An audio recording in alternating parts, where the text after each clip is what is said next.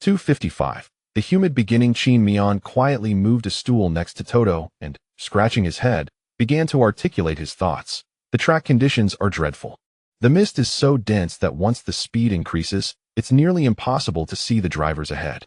Moreover, the track is exceedingly slippery, even with full wet tires. Applying throttle gently upon exiting a turn can easily lead to oversteer. Frankly, the FIA should postpone this race. As soon as Qin Mian finished speaking, Hamilton arrived beside him and overheard his comment. Placing a hand on Qin Mian's shoulder, Hamilton addressed Toto. The delay in deploying the red flag yesterday was what caused Norris's crash. Considering the previous incident, the organizers will likely extend the start time of the race. Turning to glance at Hamilton, Qin Mian curiously inquired, "Lewis, how does your setup perform on today's track?" Although Qin Mian was employing a high downforce rear wing for this race, his overall aerodynamic configuration was still at a medium to high downforce level, not fully maximizing the car's downforce. In contrast, Hamilton's aerodynamic tuning leaned more towards high downforce, which piqued Qin Mian's curiosity. Hamilton shook his head, replying, "It's difficult to drive. The car is quite challenging. How about you? I assume it's not particularly easy for you either." Qin Mian remarked, "To be honest, given the current conditions at Spa, even a cat would slip on the track." At that moment, Toto approached Ron Meadows, who was responsible for liaising with the FIA for the Mercedes team, suggesting, "Ron, please recommend to James that we postpone the race. The current track conditions are unsuitable for continuing." After Ron Meadows nodded, he contacted the FIA's race officials through the team's communications. Once Hamilton achieved the desired outcome, he patted Qin Mian on the shoulder and departed. Seeing that the race would not resume shortly, Qin Mian returned to his position and began to daydream. "What? You ask about the switch that Qin Mian was using yesterday?" Qin Mian had been fined 5,000 once again, and so had Barber.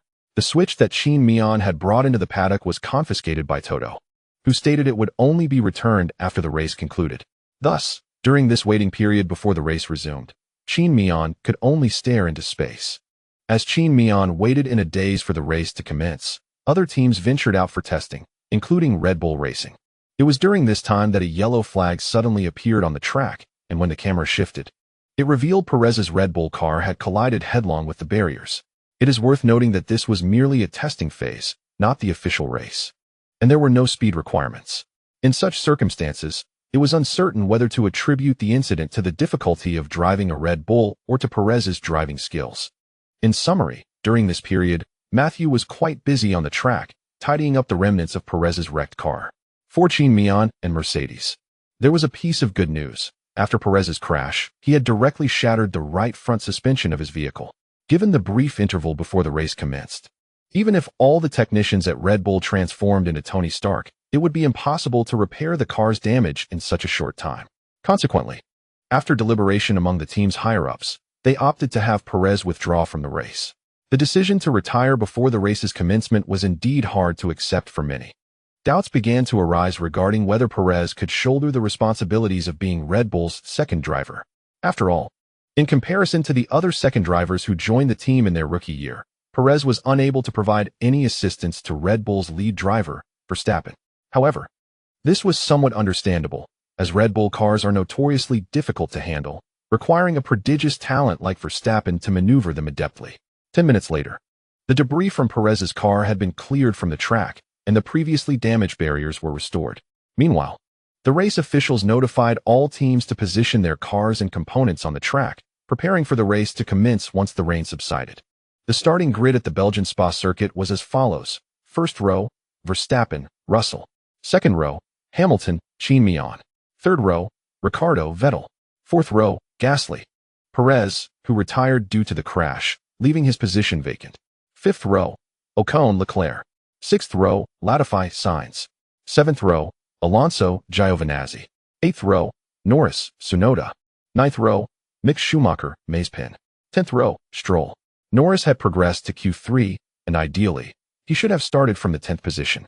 However, due to the crash, his gearbox sustained some damage. After careful consideration, McLaren decided to replace Norris's gearbox, resulting in a 5-place grid penalty before the race. Simultaneously, Kimi was penalized to start from the pit lane due to the installation of a new rear wing after qualifying. Thus, only 18 drivers would be starting on the track. During this time, Qin Mian and all his crew members remained on the track, waiting for the rain to lessen and for the FIA officials to provide further instructions. Barber had positioned an umbrella in Qin Mian's cockpit, effectively shielding him from the rain. Despite everyone wearing waterproof jackets, the weather at Spa was far from favorable. Those who have experienced winter know that the chill outdoors is not merely due to temperature, but rather the wind. Hence, although the track temperature hovered around 12 degrees Celsius, the perceived temperature was in single digits, making even a windproof jacket feel insufficient against the cold. However, Qin Mian was different. Sitting within the monocoque of his racing car, he was enveloped by the continuous warmth emanating from the engine behind him. To be honest, in such an environment, Qin Mian even felt a hint of discomfort from the heat. After waiting on the track for 3 minutes, the FIA announced a 10-minute delay to the start of the race. Simultaneously, the live broadcast displayed the scene on the track, revealing a distant expanse shrouded in a blanket of white. What appeared to the onlookers as misty white was, in fact, droplets of rain. Upon receiving the FIA's notification, the team promptly deployed the dedicated rain canopy for the car, understanding that prolonged exposure to rain while stationary on the track would inflict chronic damage to the vehicle. On another note, Hamilton had removed the water hose and exited his car for a restroom break. As time passed, all the drivers and team personnel awaited the cessation of the rain. This wait extended for nearly 20 minutes. Despite the heavy downpour, the organizers recognized that they could not keep all cars on the track indefinitely. Thus, they instructed all personnel to withdraw and sent out the safety car to complete 2 laps to assess the conditions. Should the rain prove excessively heavy, rendering a normal race impossible, the officials would direct the safety car to escort all drivers into the pit area, where a red flag would be displayed, signaling a pause until the race could resume. As the drivers, under the guidance of the safety car, departed from their starting positions, the spectators observed that all competitors were utilizing full wet tires. Given the current track conditions, intermediate tires would provide no traction whatsoever. Notably, as Qin Mian followed his teammate Hamilton out of turn 1, the excessive water on the ground caused his rear tires to struggle for grip, even more so than the inertia of the car's tail during the entry into the turn. Fortunately, upon realizing his vehicle's misalignment, Qin Mian instinctively countersteered and gently applied the throttle. Typically, under normal circumstances with slick tires, an F1 car could never drift on the track.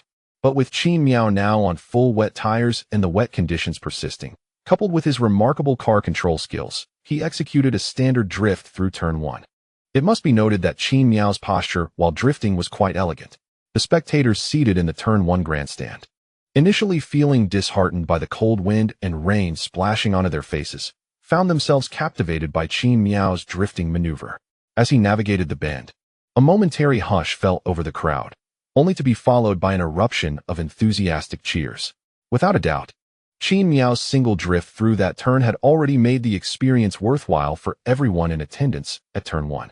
Although drifting through corners may seem advantageous to F1 drivers only in events like the WRC, which primarily feature unpaved surfaces, it is, in fact, quite slow when applied to the circuits of F1 racing.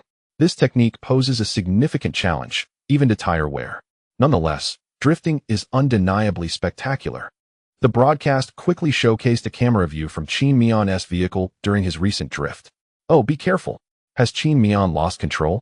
Initially surprised, Fei Guo's astonishment transformed into admiration as Qin Mian continued to drift through the corners. Impressive. Qin Mian certainly possesses skill. This method of car control is remarkable. He executed a tail slide that sent the car wide of the corner, remarked Bingo. Zhou Hauran concurred, noting that drifting in F1 is quite challenging, and only under such track conditions could one witness drivers drifting through corners. At that moment, Qin Mian's drift caught the peripheral vision of Hamilton, who observed as Qin Mian's car traversed the track sideways. Although Qin Mian ultimately regained control of his vehicle, Hamilton expressed concern over the team radio, asking, "What happened to Qin Mian?" As for Qin Mian, despite the stylish maneuver, the loss of grip in the rear tires had left him in a cold sweat. Even after successfully regaining control and rejoining the pack, he felt a chilling sensation down his spine, his hands and feet still somewhat numb. "I'm fine. I just lost grip in the rear tires," he relayed before Frankie could inquire further on the team radio. Frankie, understanding that Qin Mian possessed more knowledge about the car than he did, refrained from further questioning. Once he confirmed that the drifting was not due to a mechanical failure, he advised on the radio, "It's slippery in the rain. Drive cautiously." "Understood. I will be careful," Qin Mian responded, and thereafter, his driving became markedly more cautious. Similarly, Toto Wolff experienced a moment of trepidation as he monitored the live feed of the two drivers racing on the track. From the moment the race commenced, he had been fixated on the screens. When Qin Mian's car exhibited a significant deviation upon entering a corner, Toto instinctively noted it. This moment reminded him of Norris from yesterday and Perez during today's testing phase, both of whom had lost control due to heavy rain and subsequently crashed out of the race. Fortunately, Qin Mian managed to stabilize his car and delivered an impressive drift for the spectators. However, after witnessing this, Toto adjusted his seating position, still feeling a lingering unease. Following this brief incident, the race continued. In the ensuing period, all drivers on the track began reporting a common issue. The rain and fog were too heavy, obscuring visibility ahead, with the exception of Verstappen, who alone could see the road clearly. It is essential to understand that this mist appeared under the safety car's guidance. Should the race commence, the rain and fog would intensify. At that point, the trailing vehicles would struggle to see not only the road ahead, but perhaps even lose sight of the reference points beside them. After 3 laps under the safety car, the conditions on the track showed no signs of improvement. Continuing in such circumstances would be futile. Thus, the FIA decided to suspend the start procedure after these laps, directing all drivers back to the pit area. The event officials displayed the red flag. As Qin Mian returned to the pit lane, he was taken aback to discover that water had seeped into his helmet. He distinctly felt the dampness around his eyes. Fortunately, upon returning to the pit area, he was able to disembark thanks to the red flag protocol. Hastily, he removed his helmet and sweat-absorbing headpiece. Given that both he and Hamilton occupied front positions, the distance back to the team's garage was considerable. Nevertheless, Qin Mian and Barber walked back to their team's garage, primarily because there was no shelter on the track to shield Qin Mian from the rain. During this time, it was unfeasible for him to remain seated in the car to escape the downpour. Although the car's monocoque was crafted according to the driver's physical data, it remained a confined space, and prolonged inactivity within it would lead to stiffness. Upon reaching the garage, Qin Mian promptly switched to a different helmet, and Barber prepared some food and water for him. The food consisted of high-calorie items, such as chocolate, while the drink was ordinary water. As Qin Mian indulged in his meal, a person wielding a camera and microphone approached him to film. He smiled and winked at the camera, but continued to focus on his food, indifferent to their presence. These individuals belonged to Netflix, part of the crew filming Ultimate Survival, who happened to be documenting the Mercedes team this week. At this moment, Qin Mian had become thoroughly desensitized to the cameras. Whether they were from a smartphone or another source, he managed to remain unfazed and composed. A prolonged waiting period ensued, during which the live broadcaster occasionally shifted the camera to the audience, then to team leaders and drivers engaged in conversation, and even showcased several clips of Qin Mian's impressive drifting maneuvers. After displaying his drifting skills, the camera returned to Qin Mian, who was still munching away, his table now adorned with additional food packaging.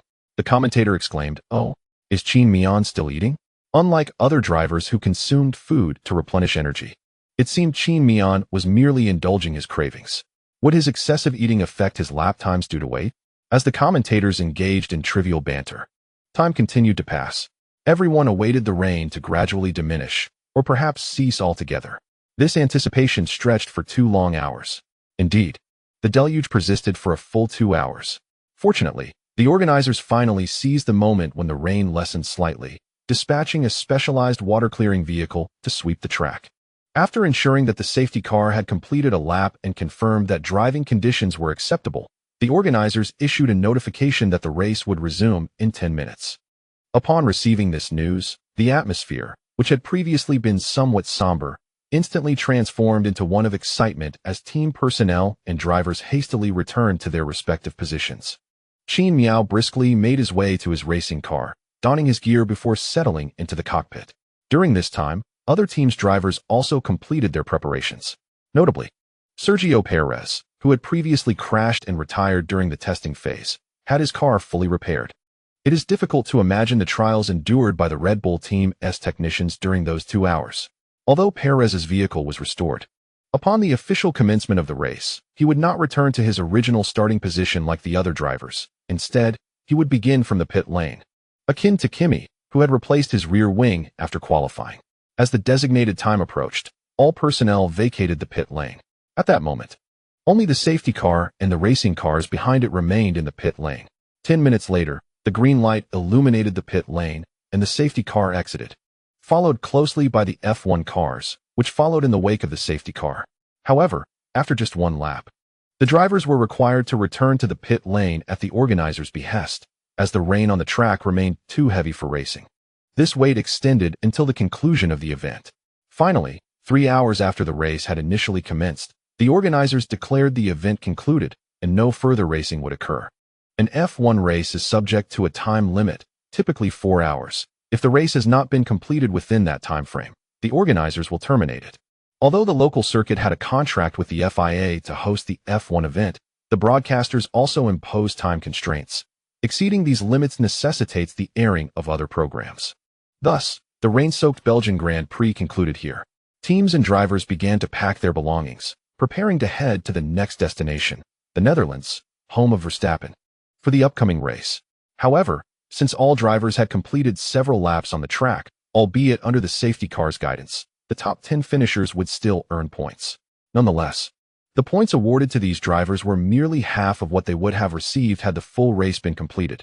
Following the conclusion of the race, the standings and scores are as follows. 1. Verstappen 13-2, Russell 9-3, Hamilton 8-4, Qin Mian 6-5, Ricciardo 5-6, Vettel 4-7, Gasly 3-8, Ocon 2-9, Leclerc 1-10.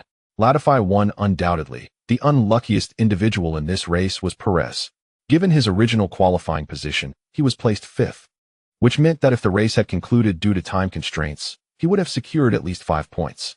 However, he encountered an issue during the pre-race preparations, crashing into the barriers and thereby retiring from the race. Although Red Bull hastily managed to repair Perez's car, his position in the standings was irrevocably lost. Thus, after the race, the drivers' total points standings are as follows. 1. Qin Mian 210-2, Hamilton 191-3, Verstappen 183-4, Norris 102-5, Perez 94-6, Leclerc 89-7, Sainz 69-8, Ricciardo 54-9, Gasly 44-17. Kimi won despite Qin Mian not being as swift as his two competitors during the race, and finishing in a lower position. The points awarded were minimal. Consequently, his position in the overall standings remained unchanged following the Belgian Grand Prix. Only the point gap between him and Hamilton, as well as Verstappen, altered. At this juncture, Qin Mian is 19 points behind Hamilton and 27 points behind Verstappen. Additionally, the Williams drivers and team celebrated a successful outing, with both cars scoring points, and Russell finishing in a commendable second place, thus ascending to the podium. Consequently, both Williams drivers now feature on the drivers' points leaderboard, one in 15th and the other in 17th position. The only drivers in this season yet to earn points are Giovinazzi and the Haas duo. This chapter concludes. 257, Dutch Grand Prix, free 25. At this point, the team standings are as follows. 1. Mercedes, 401-2. Red Bull, 277-3. McLaren, 156-4. Ferrari, 158-5. Alpine, 66-6. Aston Martin, 67. AlphaTauri, 56-8. Williams, 12-9. Alfa Romeo, 1. After the race, the AlphaTauri team has dropped 2 positions in the standings. While some spectators may perceive this decline as inconsequential, given that AlphaTauri is now positioned below Williams and Alfa Romeo, and that Haas is yet to score points halfway through the season, it is crucial to acknowledge that F1 teams receive year-end bonuses based on their points ranking. The fall of 2 places signifies a reduction of $5 million in year-end bonuses for AlphaTauri, a piece of news that understandably leaves the entire team feeling somewhat exasperated. In this context, Qin Mian and Mei Bin found themselves in a position of tranquility, akin to fishermen at rest. Although it was somewhat regrettable not to ascend the podium after the race, both Qin Mian and his team understood that such circumstances were beyond their control, and thus they accepted the situation with grace. After the race concluded, as Qin Mian returned to the team's paddock to gather his belongings following the post-race interview, he was comforted by Toto, Frankie, and others. They firmly believed that Qin Mian was destined for the podium, yet an unfortunate downpour had sealed their fates, placing Qin Mian and Hamilton in third and fourth positions respectively. Such is the nature of Formula One. Despite sharing the sentiments of his team, Qin Mian donned an expression of enlightenment when receiving their words of consolation. After all, being mindful of his team's emotions would foster greater efficiency in their work, ultimately benefiting Qin Mian in subtle ways.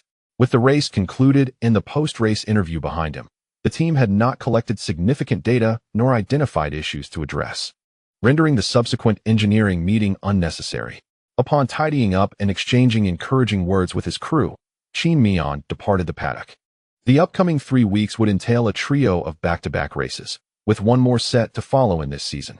The pandemic had forced an erratic schedule, leaving the feasibility of races contingent upon local conditions.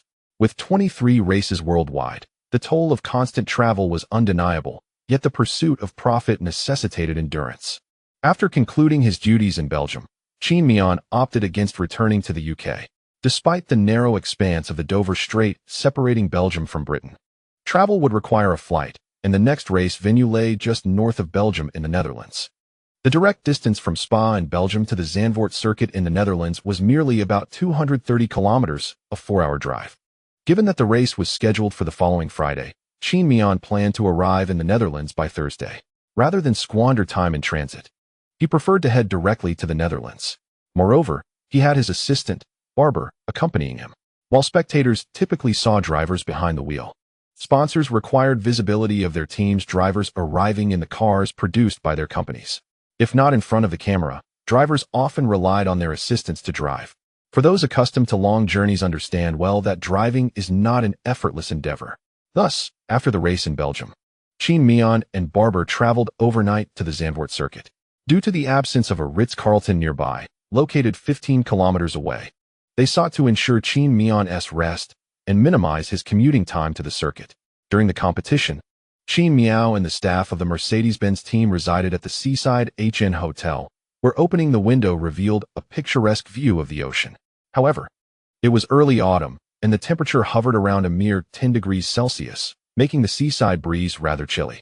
Furthermore, the wind was quite strong, which made it somewhat uncomfortable against their faces. Consequently, after checking into the hotel, Qin Mian refrained from venturing outside and diligently remained indoors to study the racetrack. The following day, although Qin Mian initially intended to continue resting within the hotel, he was summoned by the media department of Mercedes-Benz to film a preview video for the Dutch Grand Prix. The silver lining was that Hamilton was also brought in for the shoot, ensuring that Qin Mian would not be bored.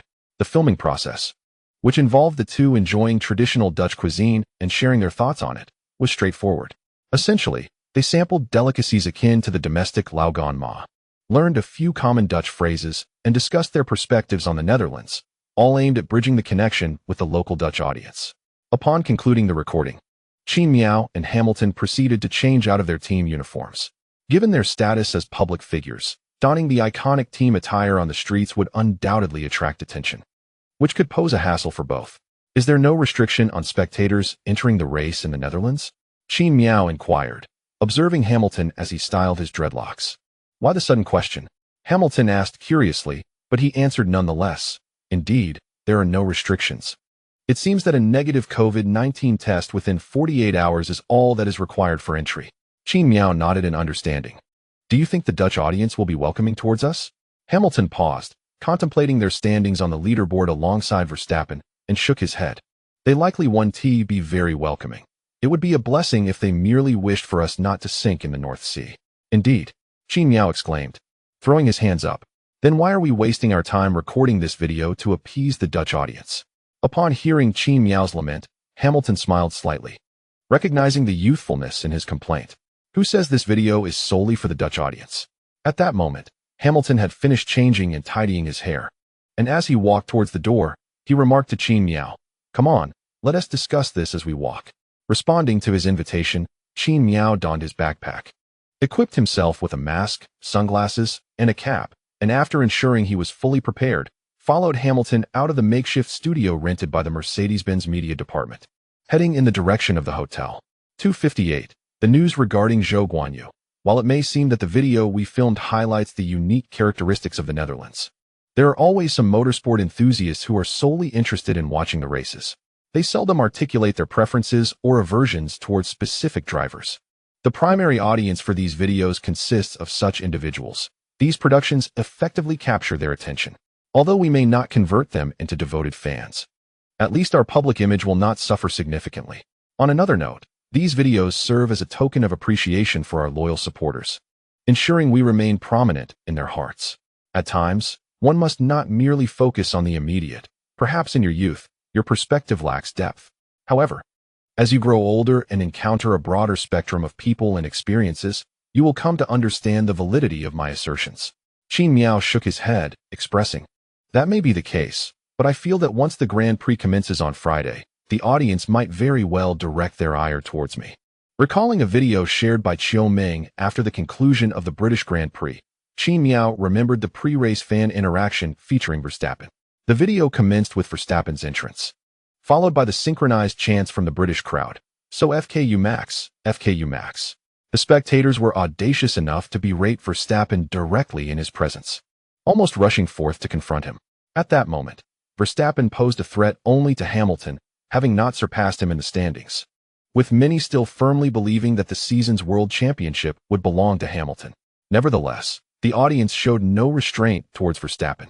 In contrast, Qin Mian's subtle provocations seemed almost gentle.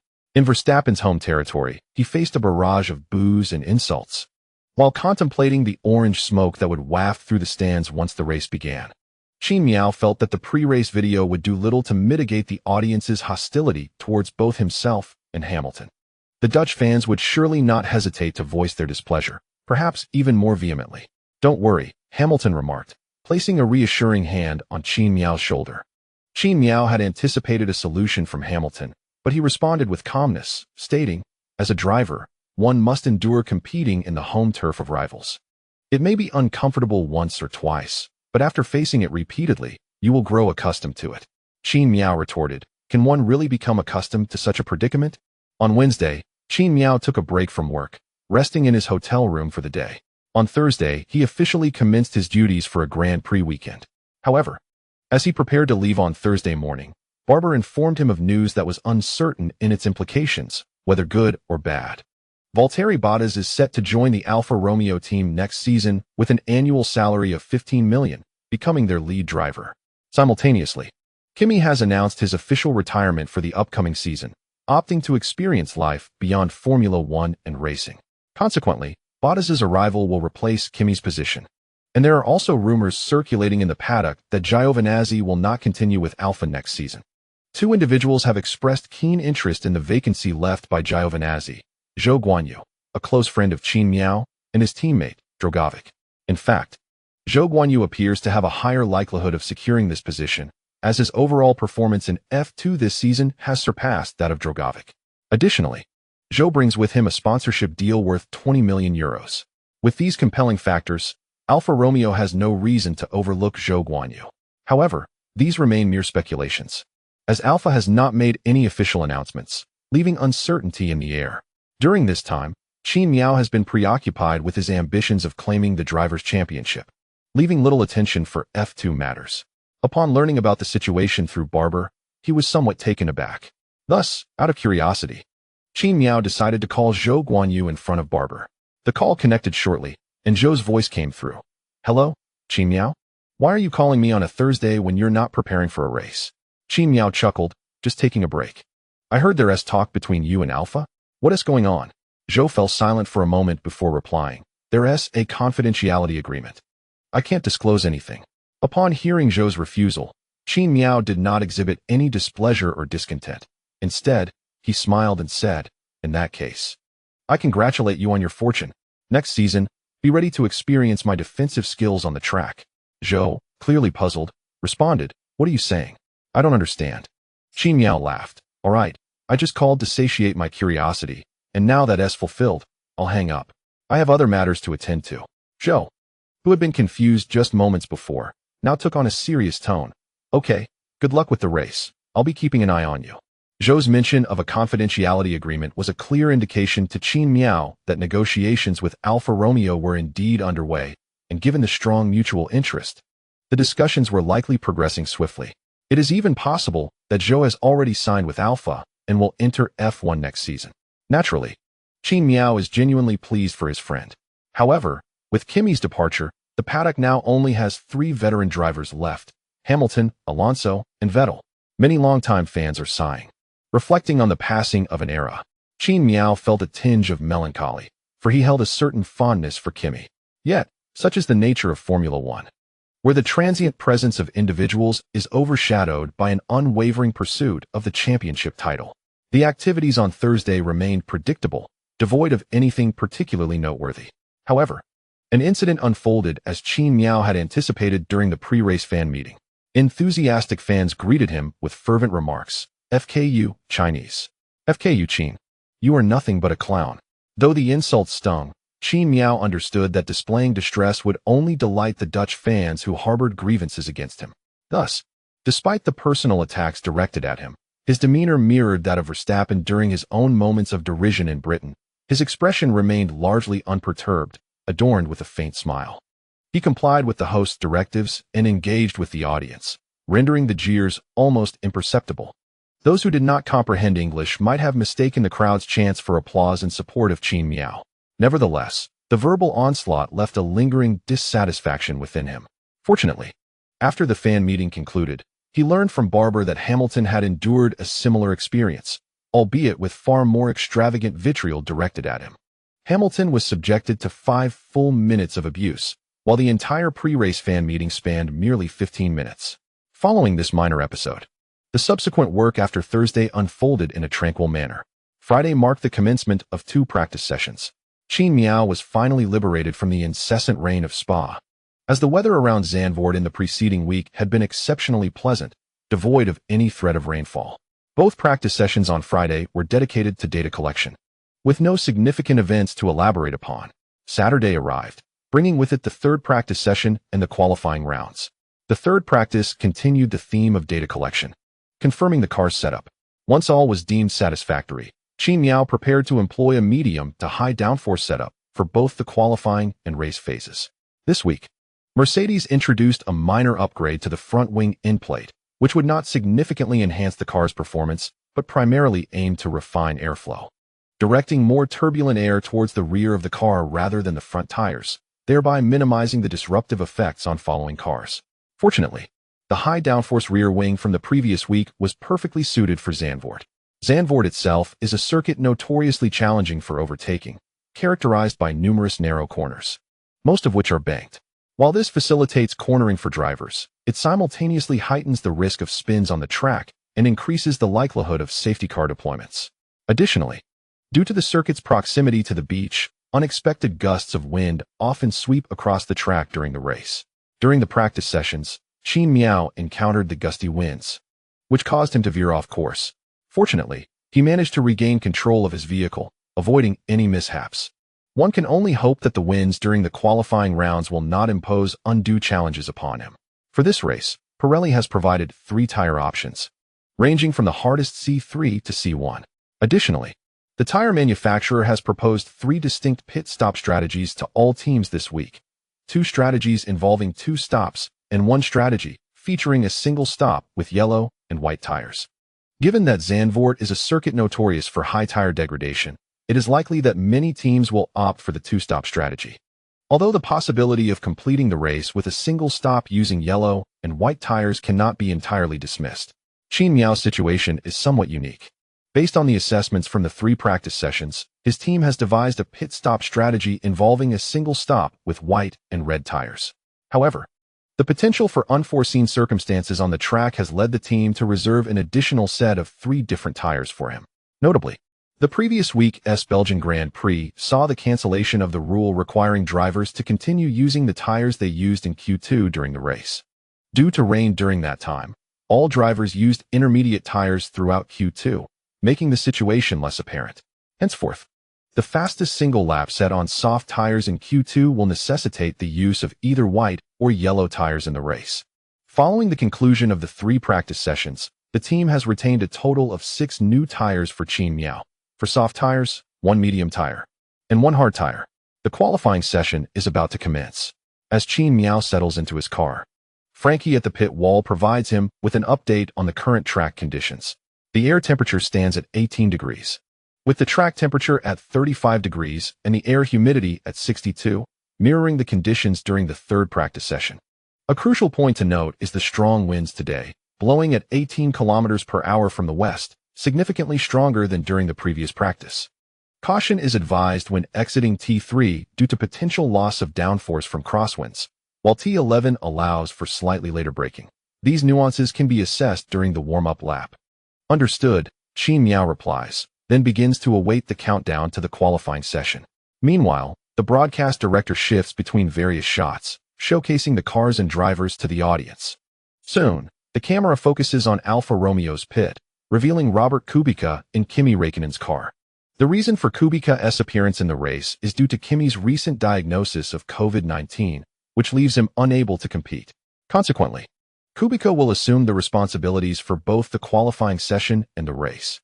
The Zandvoort circuit, characterized by its narrow layout, presents a thrilling challenge. As even when leading drivers attempt to yield the racing line for those behind them, only 4 cars can pass side by side, making the timing of the team's release particularly critical. Some teams even strategically release their drivers during periods of low activity on the track. Certainly, it is evident that this could not possibly be the Mercedes team. Unlike Ferrari, the strategic team at Mercedes demonstrates a certain level of proficiency during the qualifying phases.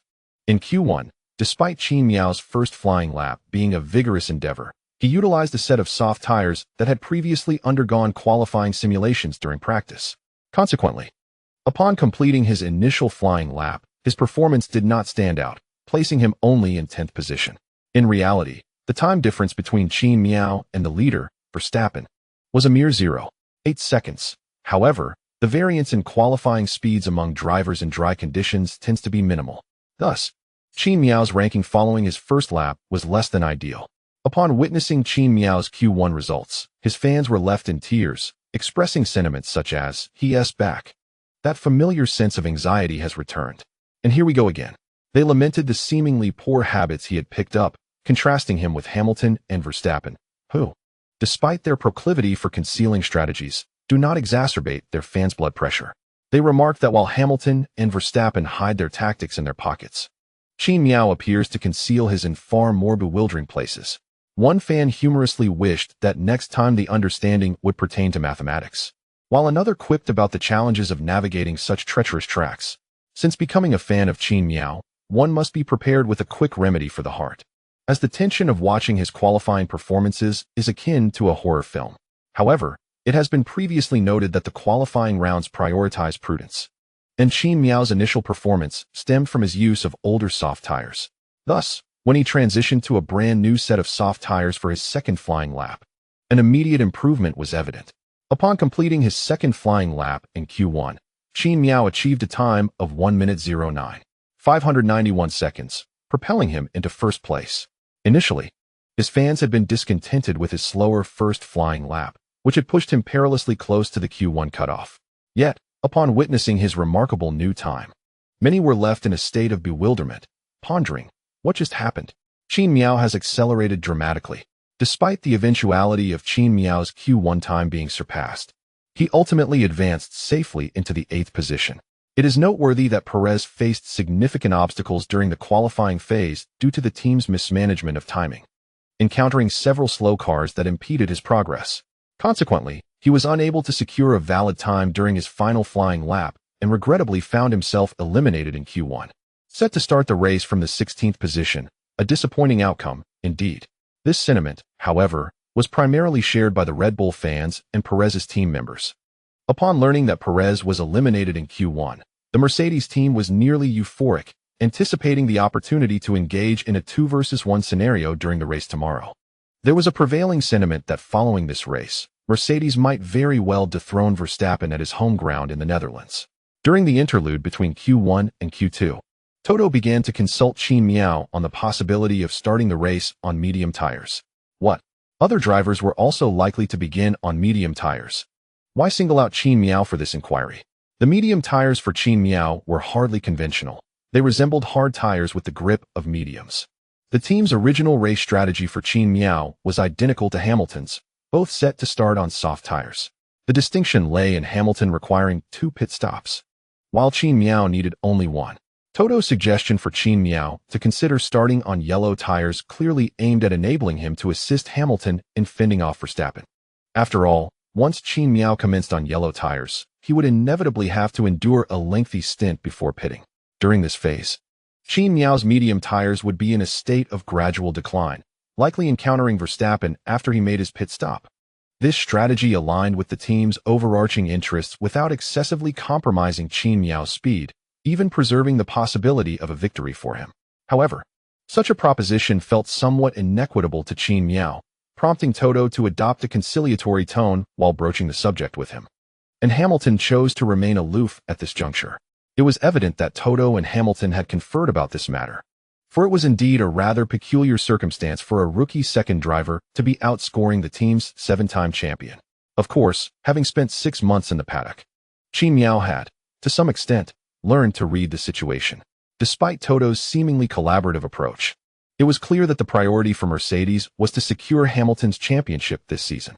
Qin Mian's standing within the team was bolstered by his exceptional driving skills, the meteoric rise in Mercedes sales within the Chinese market, and the sponsorship support from Geely. The influence behind Qin Mian was undeniably substantial. Yet when compared to the team's ambition of establishing Hamilton as an unprecedented 8-time champion, it was evidently insufficient. After all, there have been 2 7-time champions in F1 history, but not a single 8-time champion.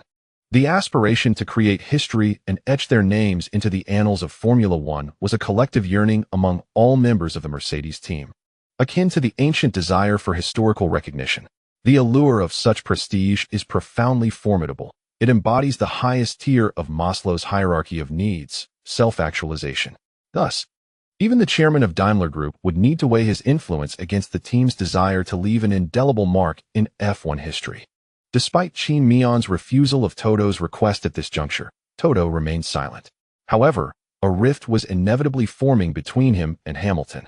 Prior to this race, Qin Mian had already triumphed over his teammate Hamilton on other tracks, yet those victories were largely attributed to fortuitous circumstances, leading one to perceive that Qin Mian harbored no conscious intent to challenge Hamilton.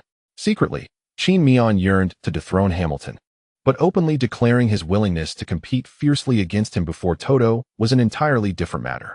Thus, when confronted with Toto's request, Qin Mian readily acquiesced. After all, it was merely a matter of utilizing hard tires for a long distance and switching to soft tires later in the race, something he was quite adept at. Nevertheless, after conceding to Toto's request, Qin Mian felt a pang of discomfort, for all who ascend to the ranks of F1 drivers are exceptional talents, typically brimming with pride. Toto's words unmistakably conveyed to Qin Mian that he was inferior to his teammate, necessitating sacrifices for Hamilton's benefit. Yet, one must endure such indignities to establish a foothold within the paddock. After all, one must first play the subordinate before claiming authority. Notably, during Q2's flying lap, Russell, who had performed admirably in last week's race in Q1, encountered an unexpected mishap on the track. While navigating a high-speed turn, Russell's car's right front tire clipped the curb, resulting in a loss of traction and a spin that ultimately triggered a red flag. Fortunately, Russell's vehicle sustained no significant damage and was repaired during the red flag period. Upon returning to the track for the first flying lap of Q2, Russell's speed was evidently diminished compared to his previous performances. It seemed as though the momentum he had gained from besting Qin Mian in the prior week had been abruptly extinguished. Simultaneously, his Williams teammate Latifi faced a similar predicament, both drivers encountering issues at the same location. However, Latifi was not as fortunate as his teammate. While Russell's incident merely grazed the barriers, Latifi collided head-on with the wall, resulting in a complete breakage of the suspension on one side of his car, once again prompting a red flag. With just over a minute remaining in Q2 when Latifi crashed, there was insufficient time for the other drivers to exit the pit and complete a warm-up lap before attempting their final flying lap. Thus, the results of Q2 were effectively frozen at the moment of Latifi's crash. As a noteworthy consequence of Latifi's mishap, Norris was relegated to 13th place, ultimately missing out on Q3. Naturally, as some drivers fell, others ascended, and Giovinazzi capitalized on the opportunity, seizing the chance to advance to Q3 in the wake of Norris's misfortune. Thus, Q2 concluded with a punctuated by the collisions of the two Williams drivers. Before the crash alarm was sounded by Russell, Qin Mian had already completed his first effective flying lap, utilizing the old soft tires from Q1. Consequently, after the timer halted in Q2, Qin Mian secured a precarious 8th position to advance. This left him with a tire reserve comprising 1 white, 1 yellow, and 2 new red tires, alongside a set of soft tires that had completed 2 outlaps, but had yet to undertake a flying lap. In the Q3 phase, the unexpected occurrences on the track diminished significantly, as nearly half of the cars had vacated the circuit, allowing for a more relaxed release of vehicles by the team. Throughout Q3, Qin Mian exhibited remarkable stability. However, it was evident that this was Verstappen's home turf, where he displayed a far greater familiarity with the track, having practiced extensively compared to Qin Mian and his counterparts. While Qin Mian lagged behind Verstappen's pace, his speed was closely matched with that of Hamilton.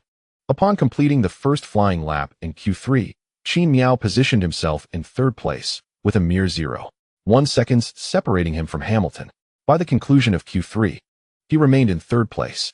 The final standings were as follows: pole position, Verstappen, 2, Hamilton, 3, Qin Mian, 4, Gasly, 5, Leclerc, 6, Sainz, 7, Giovinazzi, 8, Ocon, 9, Alonso. It's too fast. I can't catch up. It's simply unattainable. Qin Mian's voice echoed within the Mercedes team, tinged with a hint of helplessness. Before Frankie could speak, Toto consoled Qin Mian, saying, "Do not be disheartened, Qin Mian. This is Verstappen's home ground, and to triumph over him here would be a delightful surprise." Yet, Toto refrained from disclosing that Verstappen's fastest lap was achieved without utilizing DRS. During the post-race interview segment, Verstappen was undoubtedly the center of attention, basking in the adoration of the crowd, which erupted in cheers and whistles. The grandstands were adorned with swirling orange smoke, a unique celebratory display from Dutch and Verstappen fans. Qin Mian had previously witnessed such scenes at the Red Bull Ring, where the orange smoke danced along the breeze, cascading onto the track. As Verstappen's interview concluded, it was Hamilton's turn. However, the audience was far less accommodating, despite the host urging them to refrain from booing Hamilton and to extend the respect due to a 7-time champion. Nevertheless, as Hamilton began his interview, he was met with a chorus of boos and raucous noise, rendering it difficult for him to hear the host's questions, and vice versa. Yet, with his extensive experience in the sport, Hamilton was well aware of the audience's disposition. Thus, during his interview, he showcased an earnest desire to survive the moment, filling his words with praise for the Dutch fans and the Zandvoort circuit. It is precisely due to Hamilton's remarks that his subsequent interview proceeded smoothly. The audience, in the end, graciously refrained from further outbursts during the final 2 questions. In return, Hamilton acknowledged the crowd with a wave as he departed, receiving applause and cheers in appreciation. As Hamilton exited the interview area, he gave a gentle tap on Qin Mian's arm when the latter was about to be interviewed. Upon noticing, Hamilton exchanged a knowing glance with Qin Mian, who nodded in understanding. Hamilton's intent was clear. "Dear brother, I have set the precedent for you. If you wish to navigate the scrutiny of the audience in the opponent's home ground during your interview, follow my lead. Begin by praising the local fans, say something complimentary, and then proceed with the interview." Indeed, flattery is often the key to diplomacy. Qin Mian comprehended this wisdom. Thus, during his interview, he echoed Hamilton's advice, lauding the audience's enthusiasm, remarking on the vibrant atmosphere of the track, and expressing how enjoyable the circuit was. Consequently, the audience treated Qin Mian with the same courtesy they had shown Hamilton, maintaining a respectful silence throughout his interview, and applauding him once it concluded. However, it was evident that the combined applause for both Qin Mian and Hamilton paled in comparison to the fervor reserved for Verstappen. After a brief moment to tidy his gear backstage, Qin Mian joined Hamilton for the post-race interview session, participating in the press conference with ease, a familiar routine for both. However, the local Dutch media predominantly focused their attention on Verstappen, allowing Qin Mian and Hamilton a pleasant respite. Following this, Qin Mian had little else to attend to, retreating to his hotel for rest and to peruse the online reactions to his performance on the track. Notably, Qin Mian has certainly raised the expectations of domestic fans. Despite achieving a commendable 3rd place in qualifying, many were left dissatisfied. How is 3rd place acceptable? The gap between his qualifying time and Hamilton's was merely 0.15 seconds. With a slightly better turn, he could have been second. Playing Genshin Impact, I suppose. Wasn't Qin Mian's phone confiscated by Toto? Doesn't he have a Switch? I believe that was also taken. What a pity. It reminds me of when my phone was confiscated by a teacher. Why are we digressing? We're discussing Qin Mian's subpar qualifying performance. Let's not be too harsh on Qin Mian. After all, he is only a rookie. It's impressive enough that he isn't lagging too far behind while driving a car akin to Hamilton's. Indeed, your standards have been elevated by Qin Mian. Why didn't anyone voice these concerns before the emergence of Chinese drivers? After a moment of light-hearted banter, Qin Mian set aside his phone and succumbed to slumber. On the following day, Qin Mian rose early and, upon arriving at the venue, discovered an even larger audience than before. Curiously, none of the attendees wore masks. As if the existence of COVID-19 had been entirely forgotten, despite the undeniable fact that Kimi was absent due to a confirmed diagnosis. It can only be said that foreigners seemed to sprint down the path of recklessness with unwavering enthusiasm. Notably, this week's Grand Prix attracted a staggering total of 360,000 spectators, with at least half adorned in orange vests. There is no need to delve into the extensive pre-race preparations. This week, Mercedes devised distinct strategies for its two drivers. Hamilton was set to execute a two-stop strategy with red and yellow tires, while Qin Mian was assigned a different approach, opting for a yellow-red one-stop strategy. According to the team's simulations, this tactic would neither hinder Qin Mian's overall lap time nor impede Hamilton's efforts to fend off Verstappen. Should Qin Mian's long-distance speed prove sufficiently swift, his overtaking prowess could indeed position him to contend for the championship podium. Although the team had ostensibly delineated the roles and positions of the two drivers, Hamilton as the primary driver and Qin Mian as the second, Mercedes nonetheless preserved the possibility for Qin Mian to challenge Hamilton. Consequently, in the pre-race phase, nearly everyone was analyzing the implications of the differing tire choices between Hamilton and Qin Mian and the potential troubles these strategies might pose for Verstappen. During the pre-race driver parade, the host boldly inquired before the audience whether Mercedes had devised any specific tactics to counter Red Bull's strategy. Faced with such inquiries, Qin Mian could only engage in evasive responses.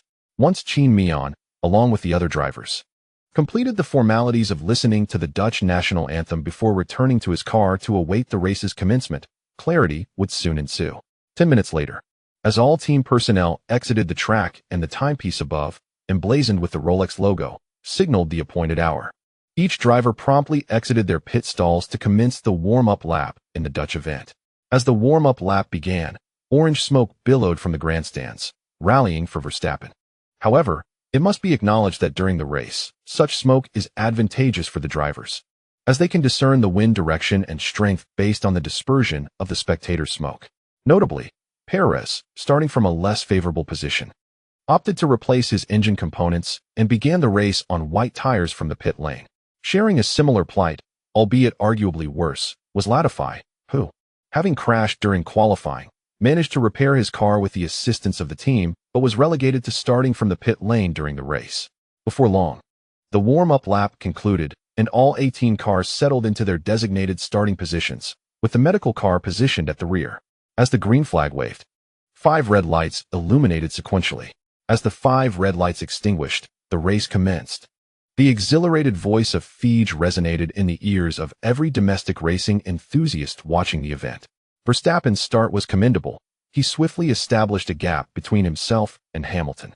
And what of Qin Mian? His pace was remarkable. He had already matched Hamilton's speed. It was hard to believe that Qin Mian, starting on yellow tires, was faster off the line than both Hamilton and Verstappen, who were on red tires. Despite his impressive acceleration, Qin Mian found himself hindered by Verstappen ahead and Hamilton to his right, with grass looming on that side presenting the risk of losing control. Thus, until they approached turn 1, Qin Mian could not improve his position and remained trapped behind Verstappen, entering T1 wheel to wheel with Hamilton. Upon entering T1, Verstappen adopted a defensive line, perfectly obstructing Hamilton, while a clear racing line opened up for Qin Mian. However, due to his faster start and the obstruction he faced, Qin Mian had to slightly ease off the throttle to avoid a collision. This moment of hesitation meant that, despite Verstappen granting him an attacking opportunity, Qin Mian could not seize it. Yet, in the hairpin of T1, he took a wide angle, and behind him, Gasly's slower entry speed prevented the two Ferraris from overtaking, creating a slight gap for Qin Mian. This maneuver by the Red Bull team raised suspicions of collusion. Indeed, although Qin Mian possessed a sufficient speed advantage over Hamilton after exiting the turn, he quickly encountered a sharp left turn, which eliminated his chance to overtake Hamilton in the opening phase. Alas, it was a shame. Qin Mian's start was impressive, but he was thwarted by the combined efforts of Verstappen and Hamilton, forcing him to decelerate. Had his qualifying speed been a tad quicker, starting from second position, his exceptional launch could have undoubtedly secured him first place. Zhou Hauran lamented, stating that had Qin Mian taken the lead, his long-distance prowess, tire management, and defensive skills at Zandvoort could likely have brought Mercedes another victory. Indeed, it was a pity, but the race had only just begun, and Qin Mian was on yellow tires. I trust the team has devised a distinct pit strategy for him. Let us continue to anticipate Qin Mian's performance in this race, concluded Bingo. After passing T3, the positions of the top four drivers were established, while the Ferrari and Alpine teammates were fiercely contesting their starting positions, with Alfa's Giovinazzi squeezed between the four drivers from these two teams. However, Aero's car ultimately exhibited certain limitations. After navigating several turns, the two Alpine vehicles that had initially trailed behind him swiftly overtook. Moreover, Giovinazzi found himself momentarily overwhelmed by the sheer number of cars surpassing him, coupled with the absence of a suitable racing line, leading to fluctuations in his performance. He even had a minor collision with Alonso. Fortunately, neither car sustained damage. Nevertheless, this incident disrupted Giovinazzi's rhythm, allowing Ricciardo, who was following closely, to capitalize on the situation. Giovinazzi's start was also dismal, beginning in 7th place, but losing 3 positions before completing a single lap, ultimately falling to 10th. In this chapter, Verstappen's momentum proved formidable. In the opening lap, unencumbered by the turbulent air of preceding vehicles, he managed to establish an 18-second gap from Hamilton. Qin Mian, trailing Hamilton by 14 seconds, found himself unable to keep pace with Hamilton, just as Hamilton struggled to match Verstappen ahead. Given that Qin Mian was utilizing medium tires, his inability to match the speed of the front-runners was understandable. As the first lap concluded, the entire grid was sorted, with all drivers passing through the track's monitoring points. By the third lap, Verstappen crossed the line, setting the fastest lap of the race. Shortly thereafter, the broadcast provided comparative data, revealing that Verstappen's lap time at Zandvoort was 0.391 seconds quicker than Hamilton's, and an impressive 0.919 seconds faster than Qin Mian's. The gap between the top 3 drivers was rapidly widening. For Qin Mian, the unfortunate news was that his pace on medium tires was insufficient to keep up with the 2 leaders ahead. The silver lining, however, was that by the 5th lap, he found himself with over 3 seconds of clear air in front of him, with a 3-second gap to Hamilton. The turbulent air produced by Hamilton's car minimally affected Qin Mian's aerodynamic setup. Another positive development was that, despite using medium tires, he had managed to pull over 2 seconds ahead of Gasly, who was on soft tires, within the span of 4 laps. The drivers behind posed no significant threat to Qin Mian. Although the race had only just progressed through 4 laps, Qin Mian had already entered cruise mode. In reality, the 2 Ferraris behind Gasly could have posed a potential threat to Qin Mian had Gasly not been in the way. At the very least, without the disparity in tire performance, it was improbable that Qin Mian could have extended a 2-second lead within just 4 laps. Nonetheless, the perennial challenge of this season remained. The cars were exceedingly difficult to follow closely. When following within a second of the car ahead through corners, the trailing car would lose approximately 60 of its aerodynamic downforce, particularly on a track like Zandvoort, which is characterized by numerous turns and limited overtaking opportunities. To summarize, despite not fully capitalizing on the advantages of the start, the outcome post-launch was satisfactory for both Qin Mian and the Mercedes team. From this point onward, the team began to monitor the gap between Hamilton and the leading Verstappen, calculating the optimal moment for Hamilton to attempt an undercut on Verstappen ahead. At this juncture, Hamilton could confidently and audaciously attempt the undercut, knowing that he had the formidable Qin Mian as a safety net behind him. For Red Bull, the objective was clear. If they did not wish for Verstappen to emerge from the pit stop trailing the rear of Qin Mian's car, they had to leverage Verstappen's current tire advantage to extend the gap between himself and Qin Mian to over 20 seconds or keep it under 10 seconds. This strategy ensured that upon re-entering the track, Verstappen would not find himself behind Qin Mian. Consequently, after the race commenced, Red Bull urged Verstappen to accelerate within the DRS zone, while on the other hand, Ferrari instructed Qin Mian to maintain his own pace. The notion of reminding Qin Mian to keep the gap to Verstappen within 20 seconds was unnecessary, as Qin Mian's speed was sufficiently competitive, and Verstappen's soft tires would not endure for much longer. Crucially, Hamilton was persistently applying pressure from behind, necessitating that Verstappen allocate some of his focus to monitor the distance between his car and Hamilton's. As the race progressed, the intrigue among the leading drivers diminished, with the sole point of interest being Perez's continuous overtakes of the competitors ahead. While it was entertaining to witness the Mars rover's dominance over the earthbound vehicles, it was rather expected.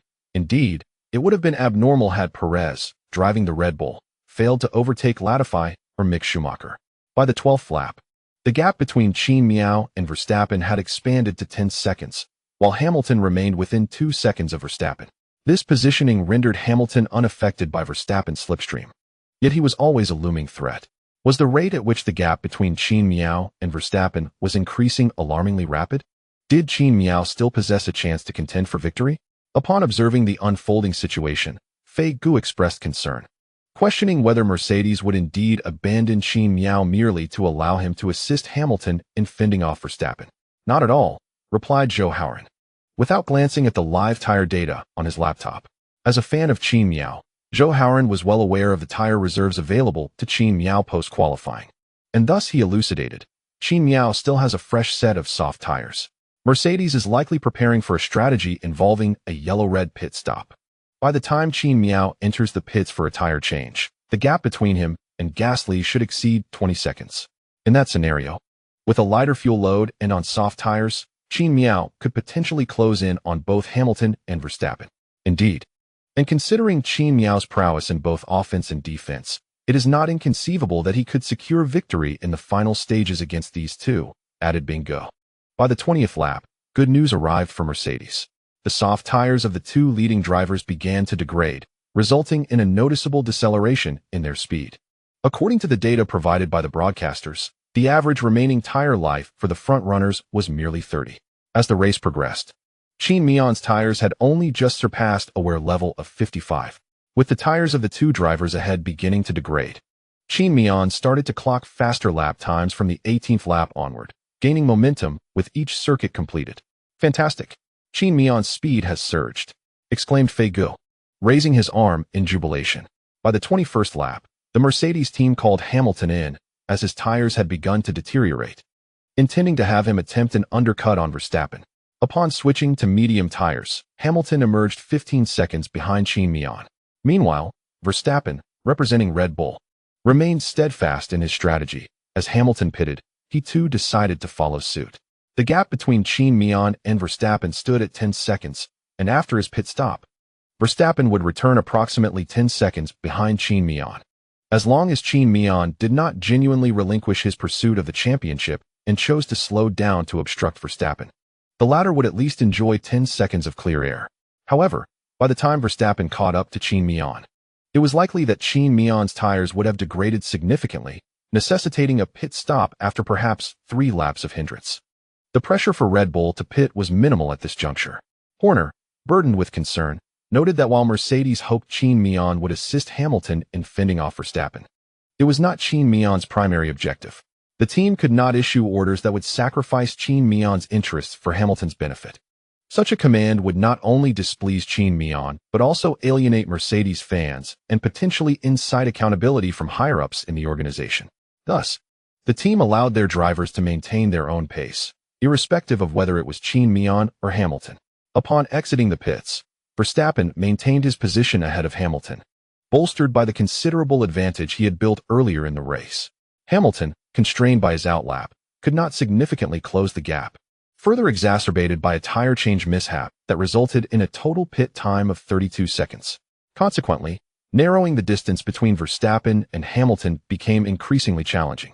However, the ensuing moments promised excitement, as broadcast data revealed that after a lap out of the pits, Verstappen was clocking times that were consistently 0.4 seconds quicker than Qin Mian, a disparity that would only widen as time progressed. Given that Qin Mian's tires had endured 21 additional laps, the rate of their degradation would naturally accelerate. The race officials estimated that around 10 laps hence, Verstappen would catch up to Qin Mian. Those familiar with Qin Mian's driving style could easily predict the developments that would unfold once Verstappen closed in on him. The pit stops of Hamilton and Verstappen effectively opened the floodgates for other drivers, prompting a wave of pit stops from the remaining competitors. However, one commendable aspect of the Zandvoort circuit is the diverse strategies employed by the teams. Some are prepared for 2 pit stops, while others opt for a single stop. Consequently, despite the pit window being open, there has been no occurrence of drivers pitting simultaneously within a short span. Nevertheless, Qin Mian remained unfazed, maintaining his own rhythm throughout the race. As the race approached the 30th lap, Qin Mian continued to exhibit remarkable speed, with Verstappen behind him showing a considerably slower rate of closure than anticipated. At this juncture, it was expected that the two drivers would soon engage in a battle, yet the time gap between them remained a steady 4 seconds. The initial reference data provided by the race organizers was limited, consisting solely of Verstappen's lap following his outlap, during which he likely utilized full ERS deployment, resulting in an exceptionally swift time. At this moment, the Red Bull strategy team offered 2 options to Horner and Verstappen's track engineer. Based on our estimations, Max would enter the DRS zone behind Qin Mian within 5 laps. But given the characteristics of the Zandvoort circuit, the cost of overtaking Qin Mian would be substantial. Thus, our recommendation was for Max to pit for soft tires before catching up to Qin Mian. Currently, Max had over a 26-second advantage over Leclerc, and after another pit stop for soft tires, he would only be contending with Hamilton and Qin Mian ahead. Hamilton's medium tires were unlikely to last until the end of the race, allowing us the opportunity to try and undercut on both Mercedes drivers. We still had a set of fresh soft tires available, whereas Hamilton had only a set of medium tires that had already completed 3 laps. Upon hearing the Red Bull strategy director's words, Horner furrowed his brow and inquired, "What if Qin Mian and Verstappen pit simultaneously? He also has a fresh set of soft tires." The strategy director paused momentarily before responding, "But this is still preferable to inaction. Moreover, Max is faster than Qin Mian. We must trust in Max's outlap speed. If we make no adjustments, Max will undoubtedly be obstructed by Qin Mian, providing Hamilton with the perfect opportunity to attack." Horner sighed, rubbing his temples. The challenge of facing 2 opponents was indeed burdensome. Regardless of the strategy devised, one of the Mercedes drivers would invariably impede progress. A single misstep could jeopardize not only the championship, but even a podium finish. How many laps has Qin Mian's yellow tires completed? When will they begin to degrade? Horner asked after a moment of contemplation. 31 laps. Qin Mian started the race on a brand new set of yellow tires, based on his past usage patterns. If he conserves them judiciously, these tires could last approximately until the 60th lap. Upon hearing this, not only Horner, but most of the Red Bull team members, including those involved in internal communications, collectively gasped. If Qin Mian were to staunchly defend against Verstappen, how many laps could he realistically fend him off? Had Hamilton opted for a pit stop while Qin Mian was defending against Verstappen, it would have been an unfathomable scenario. Horner was already tugging at his hair in anxiety. First, let Max attempt to overtake Qin Mian. Grant him 5 laps to see if he can make a move. If he fails to achieve a favorable outcome after 5 laps, we shall proceed with your suggestion and have Max pit for white tires to execute a full throttle long stint. Although the decision was exceedingly challenging, Horner ultimately resolved to act. Understood. In contrast to Red Bull's anxious deliberations following their pole position, Toto appeared considerably more relaxed, leaning back in his seat with arms crossed, awaiting the unfolding dynamics of the race with an air of nonchalance. On lap 35, Verstappen finally positioned himself within the DRS zone behind Qin Mian. At that moment, there remained a 4-second gap between Verstappen and Hamilton. While the team had not communicated the duration of his attacking window to Verstappen, he was acutely aware that if he failed to overtake Qin Mian in the near future, he would be summoned to the pits for a tire change. Observing that he had finally closed in on Qin Mian, the commentator excitedly remarked that Qin Mian's performance in this race was pivotal. Whether he could secure a championship in Verstappen's home territory depended entirely on how effectively he could defend against Verstappen for several laps. Qin Mian, having noted Verstappen's proximity, instinctively reduced his speed, particularly after passing the T1 hairpin turn in the first timing sector. Verstappen was unexpectedly taken aback to discover he had unwittingly closed the gap to merely 0.1 1 seconds. Sensing this unusual development, Verstappen immediately became alert. Although he was unaware of the adage that unusual occurrences often herald trouble, he recognized that with Qin Miao's formidable defensive prowess, merely drawing near to him would not induce any elementary mistakes on Qin Miao's part. As the spectators observed the narrowing gap between Qin Mian and Verstappen, a resounding cheer erupted from the crowd. However, Verstappen soon realized that Qin Mian was playing mind games, despite their close proximity. The numerous subsequent corners after the first timing sector left him with no opportunity for overtaking. Even with optimal tire performance, he found himself in a predicament akin to Hamilton during the Hungaroring, lacking space to maneuver. Consequently, upon completing the T1 to T6 corners of the first timing sector, Qin Mian maintained a deliberately slow pace. Should Verstappen dare to attempt an outside pass, any slight pressure from Qin Mian would compel him to relinquish the throttle. What? Not easing off the throttle? Then Verstappen would be poised to veer off the track, for Qin Miao's mere nudging effectively obstructed Verstappen's ideal line out of the corner. Remarkably, in the first timing sector, the gap that once stood at over 4 seconds between Verstappen and Hamilton had dwindled to merely 3.6 seconds. In a single timing sector, Qin Mian had thwarted Verstappen's progress by nearly a second. During the initial time segment, Verstappen attempted to cross lines at T3 and subsequently sought to overtake on the outside at T5. However, Qin Mian refrained from any aggressive defensive maneuvers, merely nudging Verstappen slightly on the exit line. To avoid veering off the track, Verstappen had no choice but to ease off the throttle. In that moment, Verstappen, the entire Red Bull team, and all the spectators at Zandvoort supporting Verstappen felt a tingling sensation of anxiety. They perceived in Qin Mian a reflection of Alonso at the Hungaroring, with the pressure Qin Mian exerted on Verstappen surpassing even that which Alonso had once imposed on Hamilton. This scenario starkly contrasted with the early season defense in Bahrain, where overtaking was significantly less challenging than at Zandvoort. Yet even on that comparatively easier circuit, Qin Mian managed to fend off Verstappen for over 10 laps. Now, in the more defensively favorable environment of Zandvoort, Qin Mian was no longer the rookie he once was. He had transformed into a prodigious talent, having secured 4 race victories in his debut season. The difficulty of overtaking was palpable. Meanwhile, Horner found himself preoccupied with a pressing concern. Since the onset of the tussle between Qin Mian and Verstappen, Hamilton had rapidly diminished the time gap to Verstappen. Some may not perceive the significance of this, but looking ahead, if Qin Mian could obstruct Verstappen for 3 or 4 more laps, not only Hamilton but also Gasly from AlphaTauri and both Ferrari drivers would close the distance to Verstappen. Should Verstappen then choose to pit for new tires, he would inevitably emerge behind the 2 Ferrari drivers. Despite Ferrari's lackluster performance this season, with minimal mid-season upgrades and not being direct competitors, the presence of a Red Bull behind them would deter both Leclerc and Sainz from easily allowing Verstappen to pass. Recognizing this, Horner instructed the Red Bull strategy team to calculate the optimal timing for Verstappen's pit stop to avoid being trapped behind the Ferraris. What? Gasly was in 4th place. Shouldn't he also be a consideration in blocking Verstappen? After all, 4th place belonged to AlphaTauri. But what team was Verstappen driving for? Red Bull. Regardless of how swift AlphaTauri might be, they are still the second team. If Gasly wished to evade pressure from Marco, he would have to concede his position if Verstappen appeared behind him. Should Ferrari notice Verstappen tailing them, obstructing him could serve as an entertaining diversion. However, the speed of Red Bull and AlphaTauri is not comparable. They represent a single team's first and second divisions. Gasly's attempt to impede Verstappen would ultimately be a futile endeavor. Thus, regardless of the emotional or rational aspects, Gasly's decision to allow Verstappen to pass was undoubtedly his best choice. Moreover, if the timing of the maneuver was impeccable, Gasly could even benefit from Verstappen's DRS as he departed. As the race progressed, after the initial timing sector, they approached the second sector, which offered few suitable overtaking opportunities.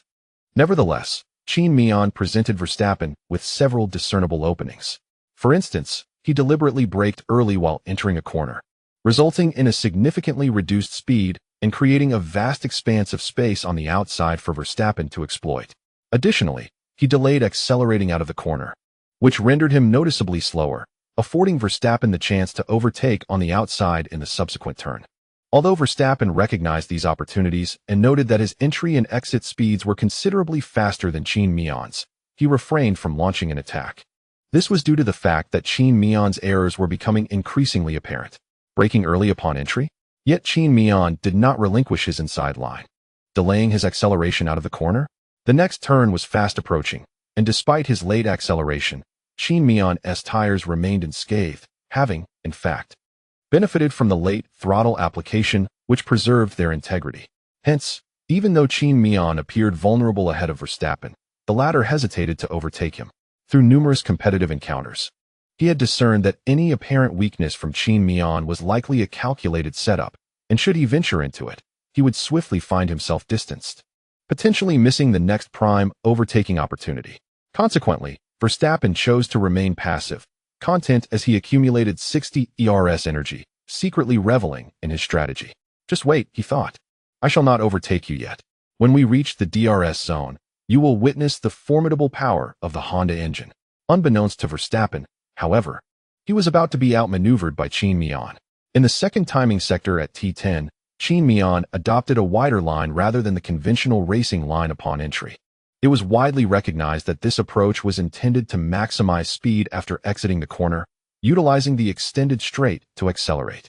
However, with competitors trailing closely behind, this line inadvertently presented Verstappen with an opportunity to sneak into Qin Mian's inside line. Notably, Qin Mian had crossed the DRS detection point before T10, ensuring that regardless of how he navigated T10, Verstappen would possess DRS in the subsequent zone. Upon witnessing Qin Mian's maneuver, an advantageous Verstappen perceived that this was not merely another of Qin Mian's feints, but a tactical response aimed at preventing him from overtaking during the forthcoming DRS straight. Opportunities are fleeting, and overtaking Qin Mian was already a formidable challenge.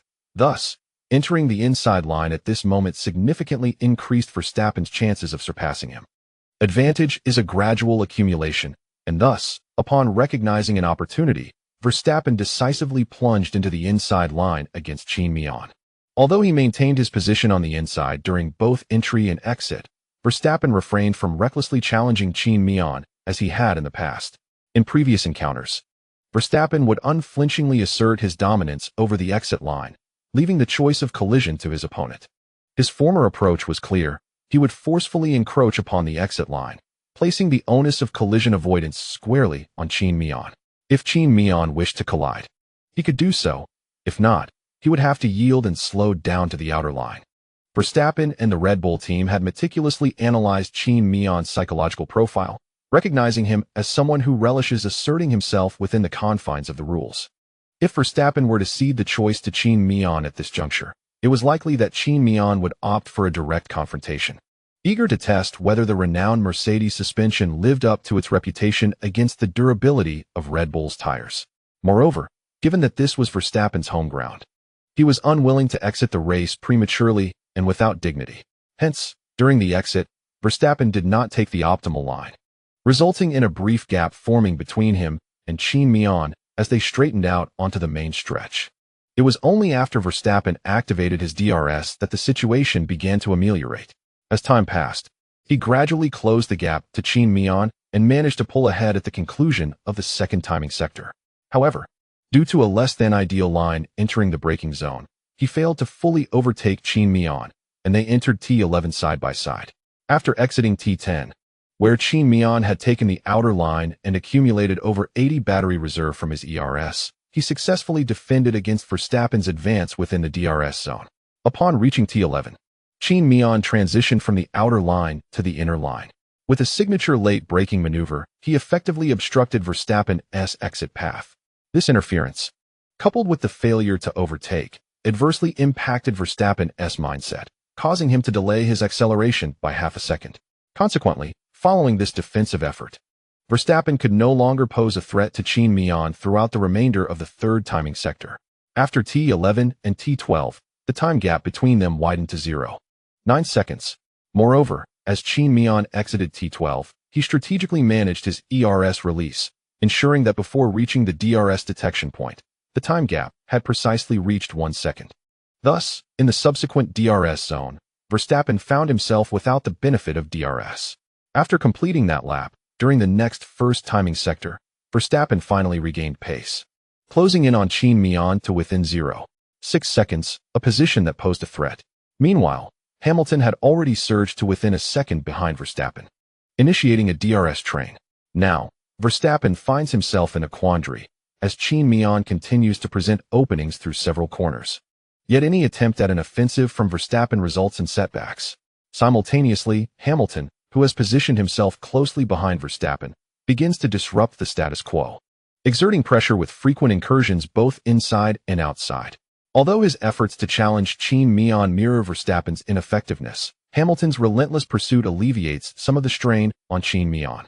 Qin Mian's strategy is characterized by a steadfast approach, leaving the task of altering the current dynamics to the Red Bull team rather than overthinking it himself.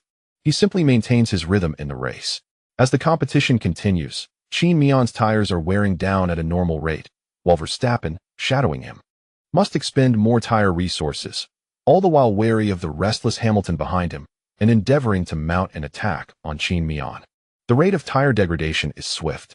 In summary, the atmosphere within Red Bull has taken on a chaotic tone. Qin Mian's defensive strategy remains unchanged, to stifle Verstappen's advances on his home turf. Ultimately, it is Red Bull that makes the first move. On lap 42, sandwiched between two Mercedes, Verstappen opts to pit for fresh tires. His pit stop occurs just 0.7 seconds behind Qin Mian, executed without any prior indication while he was exerting pressure on Qin Mian.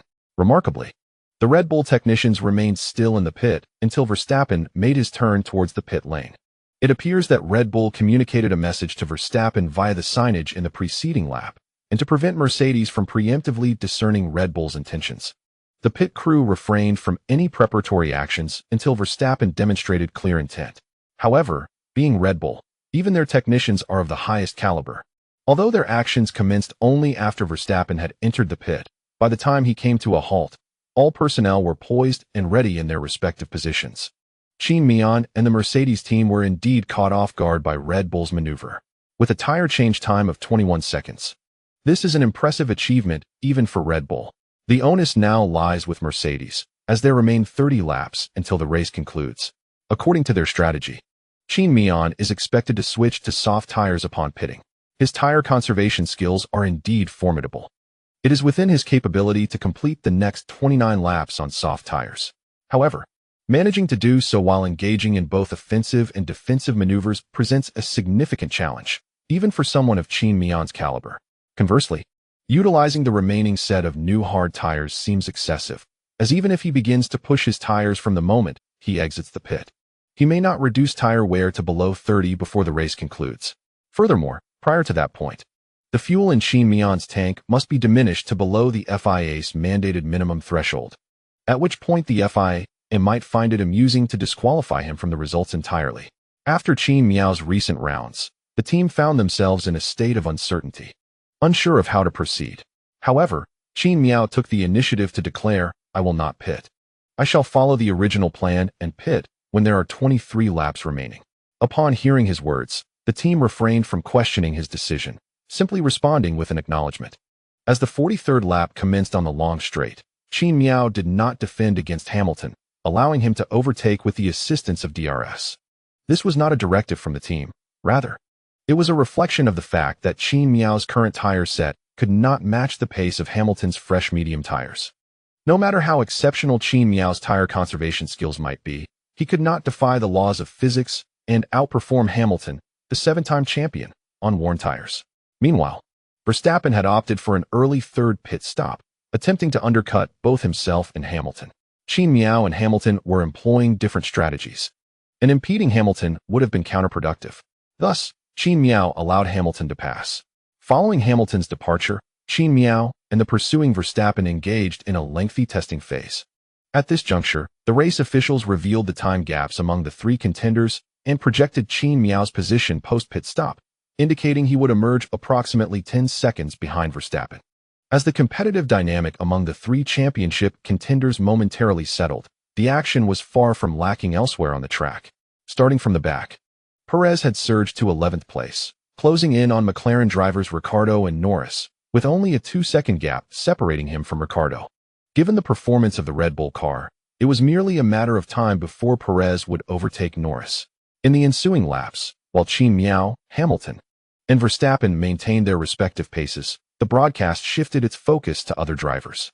However, as the race approached lap 49, viewers, who had been engrossed in the battle between Giovinazzi and Vettel, were suddenly alerted as the camera panned to reveal a Mercedes W12, equipped with medium tires, gradually making its way into the pit lane.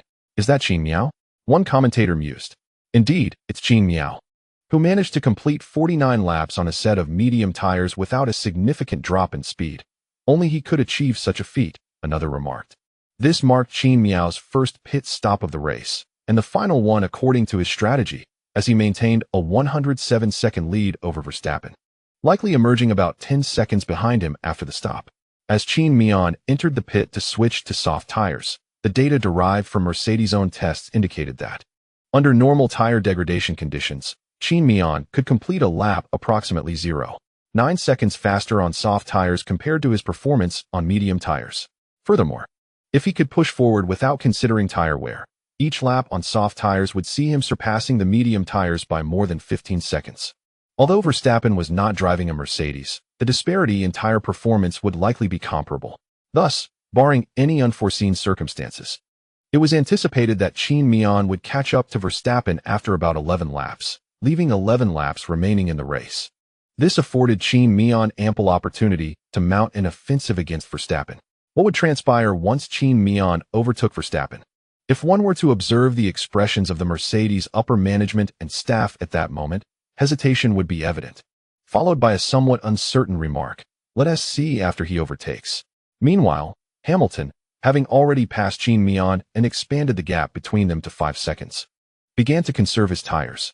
Despite his medium tires having endured 21 laps, Hamilton benefited from the deliberate tire preservation he initiated after overtaking Qin Mian, keeping his tire degradation within manageable limits. At this juncture, Hamilton's thoughts could be easily surmised. Although the team had initially devised a two-stop strategy for him, neither the race officials nor the team enforced this plan. Hamilton perceived that, given Qin Mian's defensive capabilities and Verstappen's speed, adhering strictly to the team's strategy would likely jeopardize his chances of clinching the championship. Meanwhile, his teammate Qin Mian was set to complete the race with just one pit stop and had an entirely fresh set of soft tires at his disposal. With Qin Mian's adeptness at tire management, it was almost certain he would utilize the soft tires for the final stint, leading to an inevitable battle with Verstappen. Considering Verstappen's defensive skills and his fervent desire for victory, it was unlikely he would easily concede his position to Qin Mian. A fierce contest between them was anticipated, granting Hamilton additional time to increase the gap and safeguard his own tires. If their duel prolonged, regardless of who emerged victorious, Hamilton stood to benefit. Contemplating this scenario, Hamilton, though not communicating with his team, had silently resolved to endure in the latter stages of the race without pitting, hoping to complete the race on his current set of medium tires. Even if this gamble failed, with Gasly trailing nearly 63 seconds behind, finishing third would still be a respectable outcome. The stakes of losing this gamble were minimal, while the potential rewards were substantial. Conversely, doing nothing would yield at best a second-place finish. Faced with these two choices, Hamilton's decision was all but clear. Qin Mian remained blissfully unaware of the thoughts swirling in the minds of his teammates, as he controlled the speed of his racing car to remain below 60 km per hour.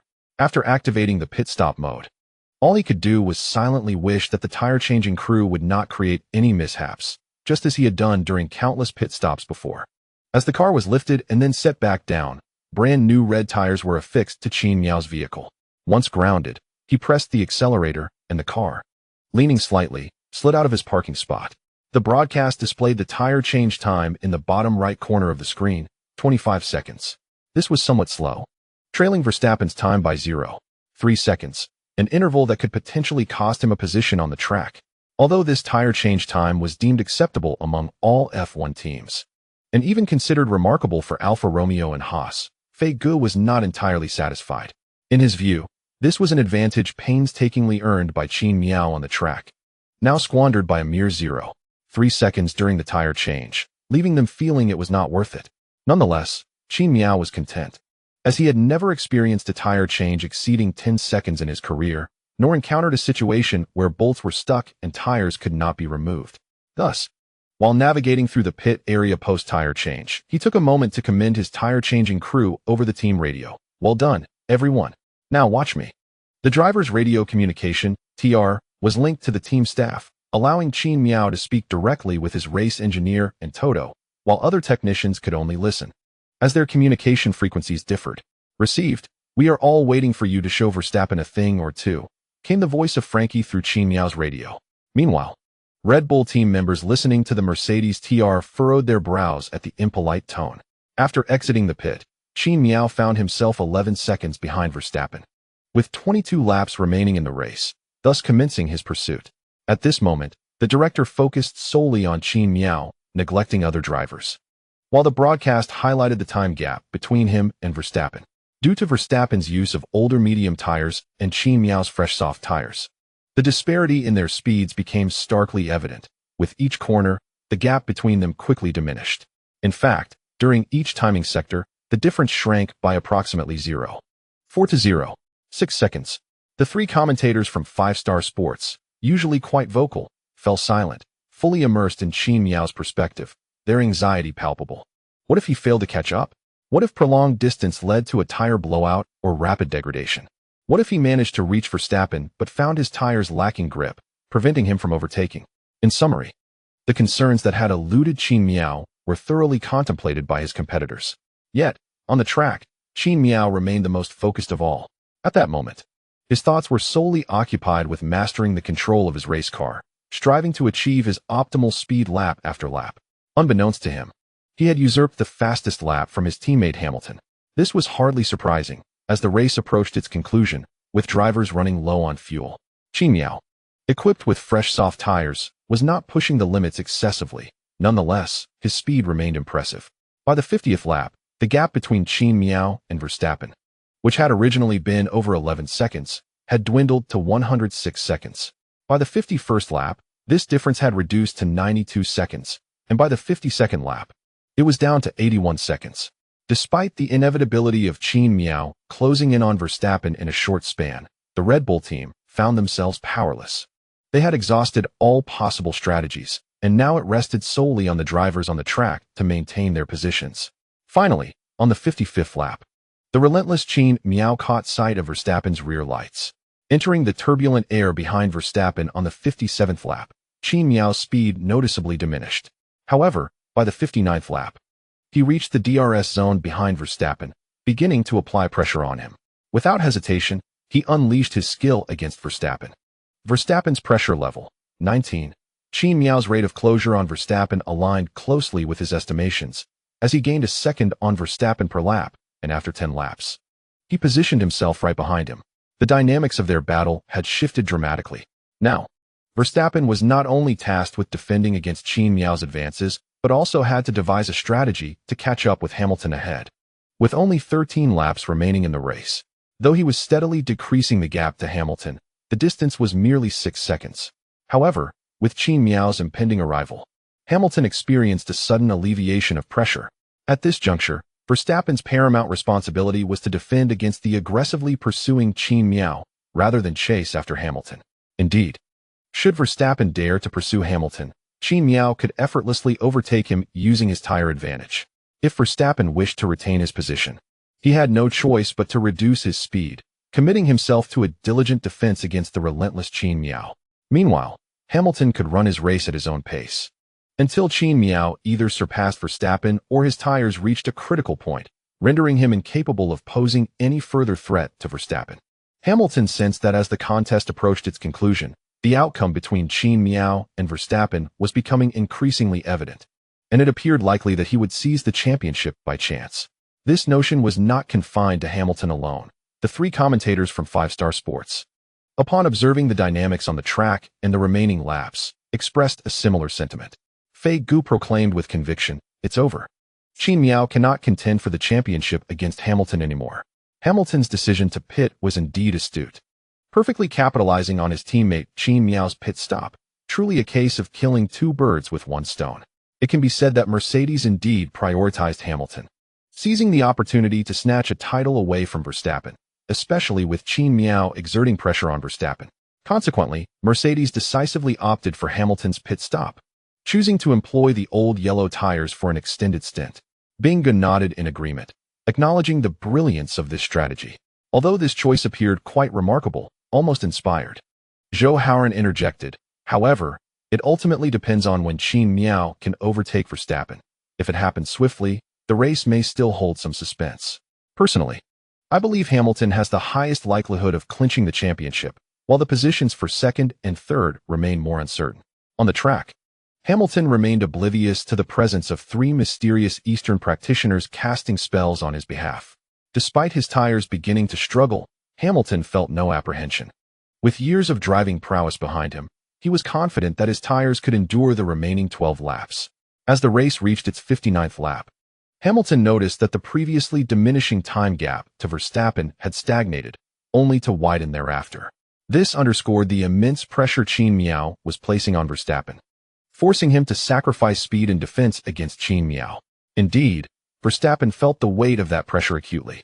Nevertheless, he was not without his defensive strategies to employ against Qin Mian. Being a prodigy, Verstappen, after having been thwarted by Qin Mian's deliberate traps for an extended period, managed to assimilate the defensive tactics without the need for post-race analysis, effectively learning them on the fly and applying them directly during the race. In the same initial timing segment, Qin Mian watched in disbelief as Verstappen made several mistakes while entering and exiting corners ahead of him. At this moment, Qin Mian's eyelids twitched incessantly. Was he facing a minotaur? Setting aside the fact that Verstappen's recent missteps in positioning were akin to Qin Mian's defense, which did not concede the pivotal interior line, one must ponder, is it truly reasonable for such an unyielding machine as Verstappen to falter so frequently on these technically undemanding turns during the initial timing segment? Thus, Qin Mian was not deceived. Rather, due to Verstappen's suboptimal exit trajectory, Qin Mian further diminished the time gap between them. Of course, Qin Mian quickly grasped the reason behind Verstappen's defensive maneuvers, even before Qin Mian had closed within a threatening 0.5 seconds of his rear. Verstappen's pressure level, 22. It is understandable that excessive pressure could lead Verstappen to exhibit some irrational defensive actions. Subsequently, Qin Mian relentlessly narrowed the time disparity with Verstappen and applied pressure. Nonetheless, being Verstappen, Qin Mian found it challenging to identify advantageous offensive opportunities until the second timing segment of lap 62. Upon exiting the DRS zone after T10, Qin Mian launched his first assault on Verstappen. Thanks to his tire advantage, Qin Mian followed closely behind Verstappen without succumbing to the turbulence in the corners. Before Verstappen even reached his breaking point, he began to carve his trajectory, while Qin Mian remained unfazed, activating his DRS to accelerate. It is worth noting that Qin Mian possessed numerous advantages at this juncture. On one hand, he was on soft tires, which, despite having been used for 12 laps, still allowed him to maintain a speed superior to that of Verstappen on medium tires, particularly in the DRS zone where acceleration would naturally be enhanced. Additionally, during the time he trailed Verstappen, Qin Mian had judiciously conserved his car's ERS power. On the other hand, Qin Mian's engine had been replaced with a brand new unit at Spa the previous week.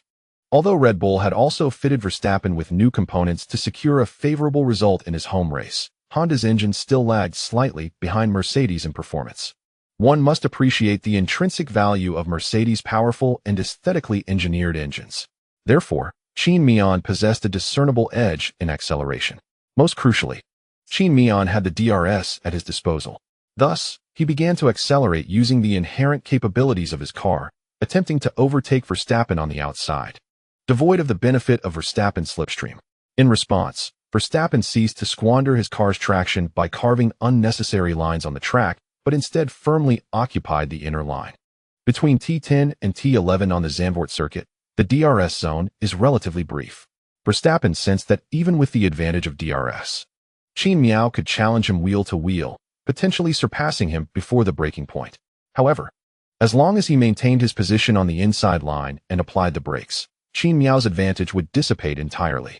Furthermore, due to this aggressive acceleration, Qin Mian's soft tires would suffer greater wear.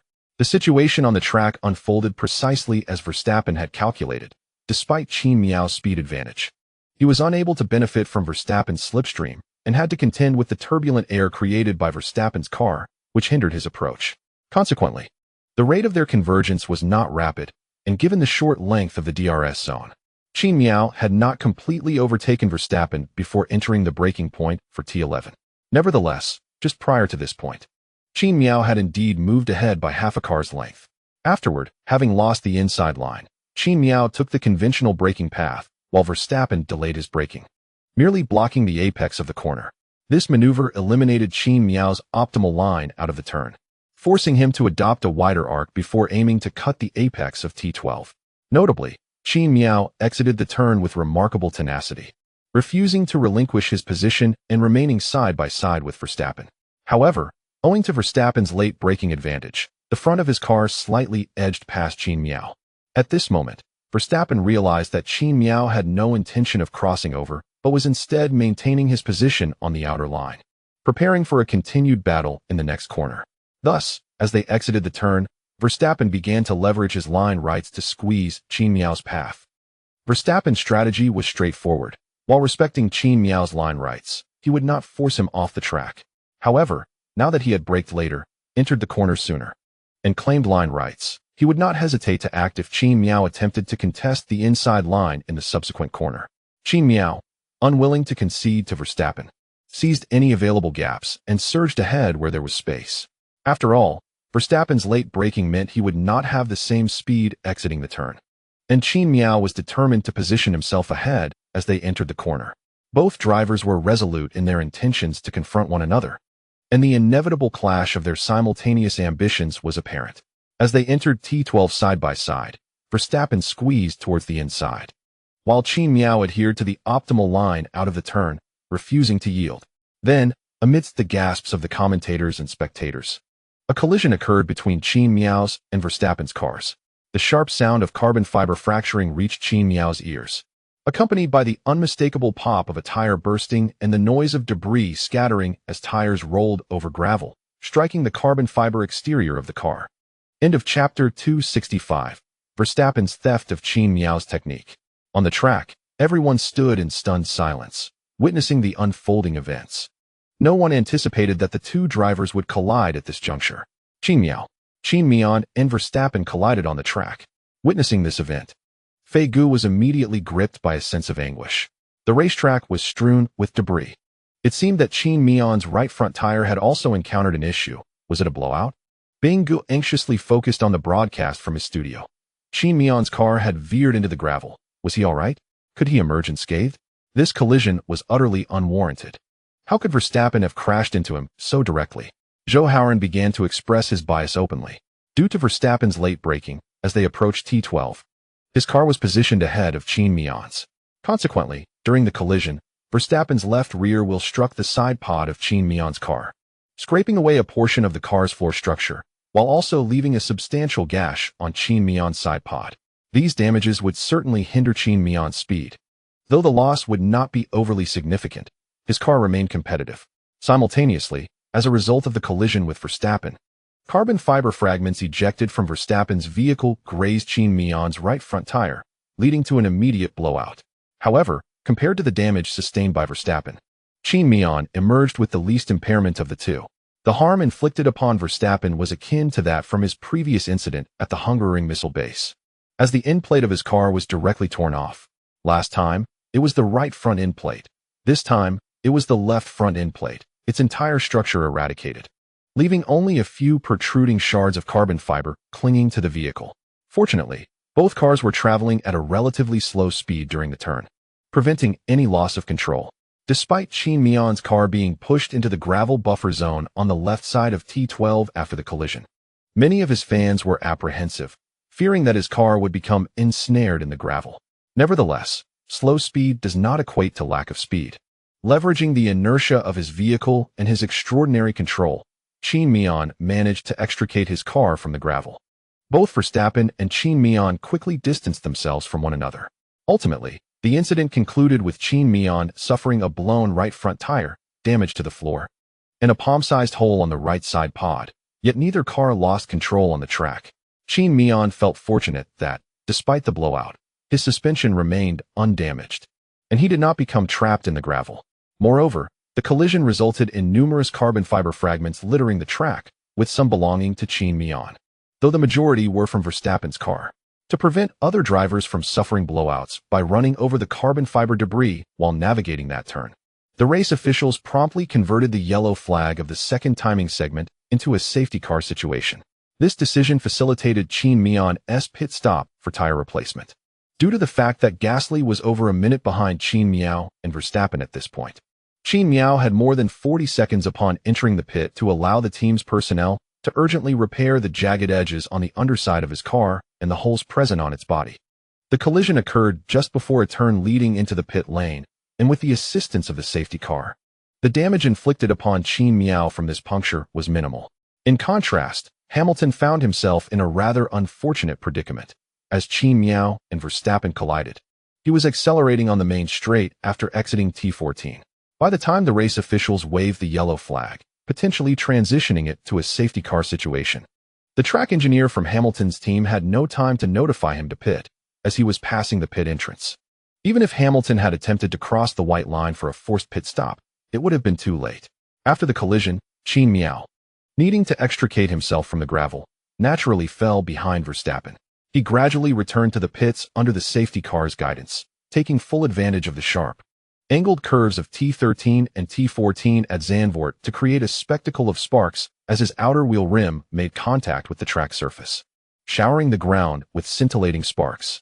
After navigating T14, Qin Mian steered his damaged car into the pit area. Prior to this, Verstappen had also made a pit stop. With 10 laps remaining in the race, although Verstappen no longer had a set of brand new soft tires at his disposal, he did possess a set that had only been used for a single flying lap during qualifying. While not pristine, they were still capable of lasting the remaining 10 laps of the race. This was indeed the opportune moment for a tire change. Qin Mian was also set to switch to a set of qualifying used soft tires, but he spent considerably more time in the pit than Verstappen. Once his car was stationary, the team's technicians aggressively removed a fragment connected by carbon fiber wire from the side of Qin Mian's car, subsequently sealing the hole with a strong adhesive. Additionally, the damaged area on the underside of Qin Mian's car was likewise sealed by the technicians using the adhesive to mitigate the adverse aerodynamic effects caused by the uneven breakage of the carbon fiber. This entire process took approximately 20 seconds, and Qin Mian completed the rudimentary repairs just outside the team's pit box. Despite the extended duration of the pit stop, when he rejoined the track, his position remained unchanged, still behind Verstappen and ahead of Gasly. The considerable gap they had established previously meant that even with a 20-second delay for repairs, their positions would not be affected. Even amidst the presence of a safety car on the track, Qin Mian managed to regain his position ahead of Verstappen and Hamilton at the site of their collision. Although Hamilton was not directly involved in the incident between Qin Mian and Verstappen, he bore the brunt of the repercussions. Setting aside the hard one-time advantage he had previously secured, the mere fact that he missed the opportunity to pit for fresh tires when the safety car was deployed put him at a significant disadvantage. Most critically, had he pitted after completing a lap behind the safety car, he would have found himself sandwiched between the two Ferrari drivers, Leclerc and Sainz. Yet, failing to pit was not an option either. With the ongoing presence of the safety car, any drivers who were lapped or overtaken would soon rejoin the fray, all equipped with new tires, leaving Hamilton with the dire predicament of being the only one on old tires. The situation was poised to become exceedingly grim.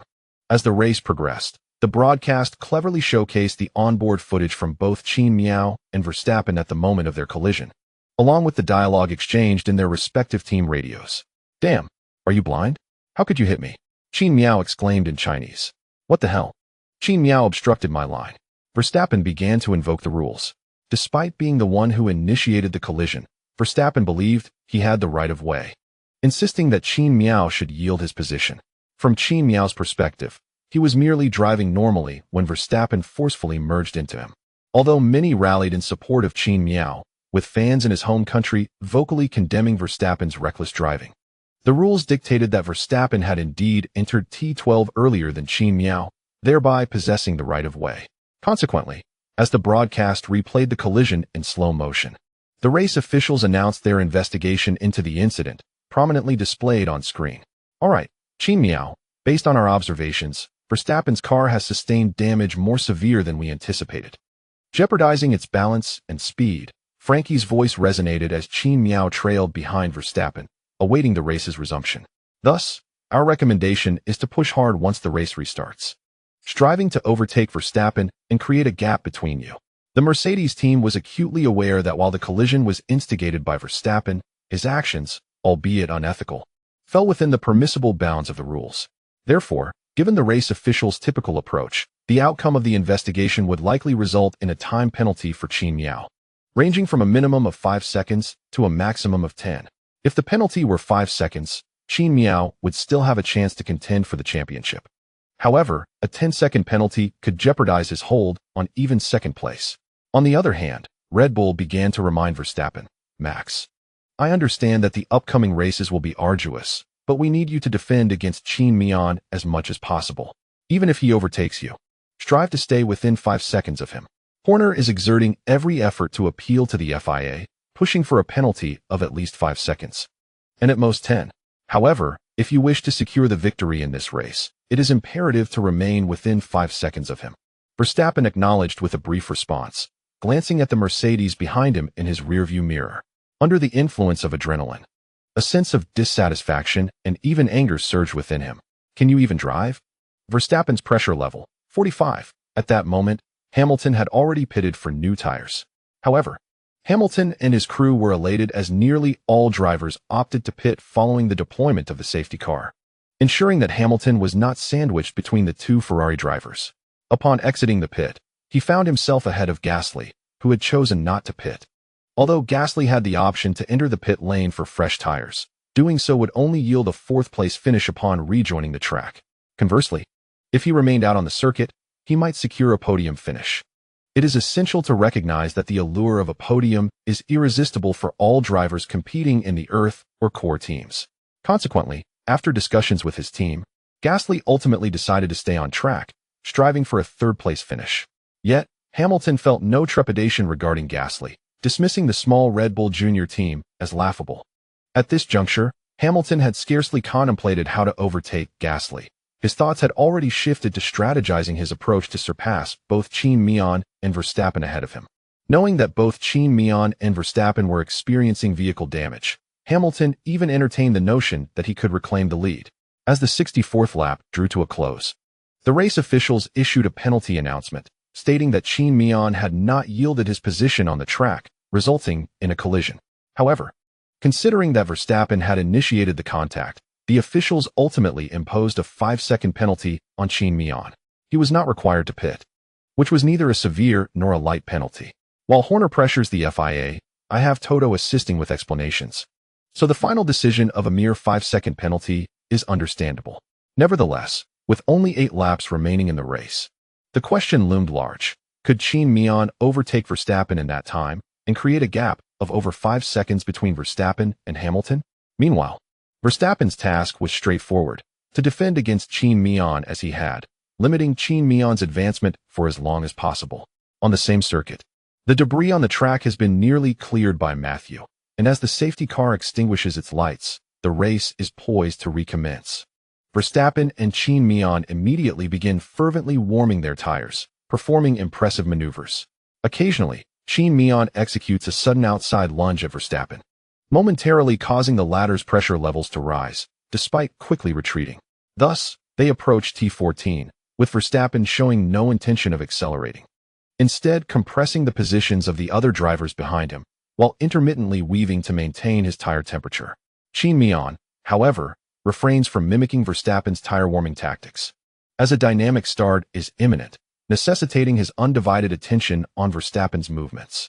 In F2, Qin Mian had a penchant for pressuring competitors during such moments, accelerating suddenly to catch them off guard while they warmed their tires. Understanding the intricacies of this scenario, Qin Mian is keenly aware that no detail can be overlooked if he wishes to surpass his rival and swiftly create a gap. Finally, as they exit T14 and approach the starting zone, approximately 200 meters ahead, Verstappen performs his customary weaving. However, this time, he abruptly accelerates. Having closely monitored Verstappen's actions, Qin Mian instinctively matches his pace. Gasly, trailing behind, also reacts promptly, yet due to the performance disparity of their vehicles, he finds himself increasingly distanced from Qin Mian despite his quick response. Hamilton's start is somewhat conventional, nonetheless, leveraging his car's performance advantage. He seizes the inside line against Gasly on the main straight, gradually closing in, preparing to launch an offensive. However, overtaking at the start is no trivial endeavor, especially in a dynamic start scenario. Even with Hamilton's engine superiority, he must contend with the turbulent air created by Qin Mian's car ahead, while Qin Mian's slipstream benefits Gasly. Yet, being a 7-time champion, Hamilton skillfully employs his inside line to brake late as they approach T1, maintaining his racing line and denying Gasly the optimal exit. By the time they reach T2, Hamilton successfully overtakes Gasly. Nevertheless, within this brief tussle, Qin Mian and Verstappen have already opened a gap of over a second on Hamilton. At this juncture, all competitors are diligently deploying their ERS energy, and Hamilton's attempts to challenge will likely result in further distancing. However, Hamilton remains unperturbed. Recognizing that there is ample time left in the race, patiently trailing behind, awaiting any mistakes from the front-runners. Following the start, Qin Mian's speed is evidently not on par with Verstappen's, yet he is acutely aware of the significant damage sustained by Verstappen's car. At present, Verstappen's car balance is not particularly optimal, and Qin Mian must adopt a straightforward approach. Like a hunter, he must wait for the opportune moment, ready to deliver a lethal blow to his prey. Zandvoort is a circuit characterized by its numerous turns, where Qin Mian can leverage his superior cornering speed to outmaneuver Verstappen within the bends. In the second timing sector of lap 64, they approached the familiar turn 12. By the time they reached turn 11, Qin Mian had already positioned himself closely behind Verstappen, officially launching his attack only as they entered turn 12. This maneuver was remarkably unadorned, bordering on the aggressive. After traversing the outer line at turn 11, he entered turn 12, where Verstappen had established his position on the inside line. However, Qin Mian, with a burst of speed from the outside, utilized his car's superior mechanical grip to forcefully overtake Verstappen. Verstappen had initially intended to squeeze Qin Mian as he exited the turn, relying on his line rights to regain the advantage. Yet, he recognized that Qin Mian was not one to shy away from a challenge. Unlike other drivers who might concede when given the choice of whether to yield, Qin Mian would undoubtedly opt for a direct confrontation. Therefore, as they exited the turn, Verstappen hesitated, leaving Qin Mian with enough room to emerge from the corner. This indecision allowed Qin Mian, with his faster exit speed, to overtake Verstappen on the outside and reclaim the lead. What a splendid overtaking maneuver by Qin Mian. Upon witnessing his successful pass on Verstappen, Fei Guo and the others erupted in applause. In the subsequent turns of T12 and T14, Qin Mian began to rapidly increase the time gap between himself and Verstappen. After crossing the end of the third timing sector, only 7 laps remained in the race, and Qin Mian needed to secure a 5-second advantage within this time frame. Consequently, burdened with a 5-second penalty, Qin Mian commenced a relentless pursuit, disregarding tire wear. As he crossed the end of the third timing sector on lap 65, he once again set a new personal best lap time. By the third sector of lap 66, the time difference between Qin Mian and the chasing Verstappen had grown to 15 seconds. It was evident that Qin Mian was racing with everything he had. Meanwhile, Hamilton, who was trailing Verstappen, began to stir, as Gasly behind him was faster due to Verstappen's car damage. However, Gasly found himself impeded by Hamilton, unable to accelerate at that moment. By lap 67, due to Hamilton's interference, the gap between Qin Mian and Verstappen had widened to an impressive 48 seconds. The reason Qin Mian had to run such a distance is twofold. On one hand, Verstappen's car sustained damage, significantly reducing its speed. On the other hand, he was constantly under pressure from Hamilton's attacks. Each time, Verstappen was compelled to adopt a defensive line, inherently slowing him down. Notably, despite his car's impairment, Verstappen remarkably withstood wave after wave of Hamilton's assaults amidst the cheers of his home crowd. It is also worth mentioning that Verstappen employed the same defensive strategies Qin Mian used against him to fend off Hamilton. By deliberately feigning weaknesses, Hamilton, unfamiliar with this particular defensive approach from Verstappen, instinctively perceived Verstappen's errors as the result of his car's issues. Consequently, Hamilton fell for Verstappen's ruse multiple times. Furthermore, Verstappen executed his signature defensive maneuvers against Hamilton without any psychological burden. Unlike the obstinate Qin Mian, Hamilton is not a driver devoid of accolades. When Verstappen constricted Hamilton's exit line, Hamilton complied and reduced his speed. The saying "barefoot people are not afraid of those in shoes" does not apply to Hamilton. Verstappen possesses an acute understanding of Hamilton's tactics. However, this strategy of Verstappen's only proved effective while the DRS was inactive. Once the DRS was activated, the stalemate between Verstappen and Hamilton swiftly reversed. In the 68th lap, during the second timing sector of the DRS zone at the Dutch Grand Prix, Hamilton utilized the DRS advantage to overtake Verstappen between T10 and T11. While the DRS was not operational, Verstappen could rely on his newly acquired defensive maneuvers to contain Hamilton behind him. However, once the DRS was activated, Verstappen, already burdened by car damage, had no means to counter Hamilton's advances. Amidst the jeers of the crowd, Hamilton successfully completed his overtaking maneuver against Verstappen. Only 5 laps remained in the race at this point, while Qin Mian was a staggering 59 seconds ahead of Hamilton. Thanks to Verstappen's defensive efforts and the duel between the two, Qin Mian was able to swiftly extend his lead over Hamilton. Although Verstappen had collided with Qin Mian, he truly repaid kindness with kindness, effectively securing nearly 6 seconds for Qin Mian on the track. However, Verstappen was still quite irked. After all, he believed a championship victory was rightfully his, not merely a third-place finish. The most critical aspect was that this was his home race. What? Could a damaged Verstappen possibly fail to fend off Gasly's challenge? Could he really not secure a third place? Absolutely not. Setting aside the relationship between the two Red Bull teams, Gasly, burdened by tire degradation, was too preoccupied to contemplate overtaking the Verstappen ahead of him. Moreover, Gasly must contend with Leclerc's relentless pursuit behind him.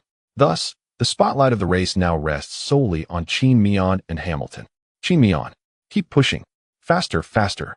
The commentators, who were initially meant to maintain an impartial demeanor, could not help but reveal their unmistakable bias at this moment. Unconsciously, their palms clenched tightly with anticipation.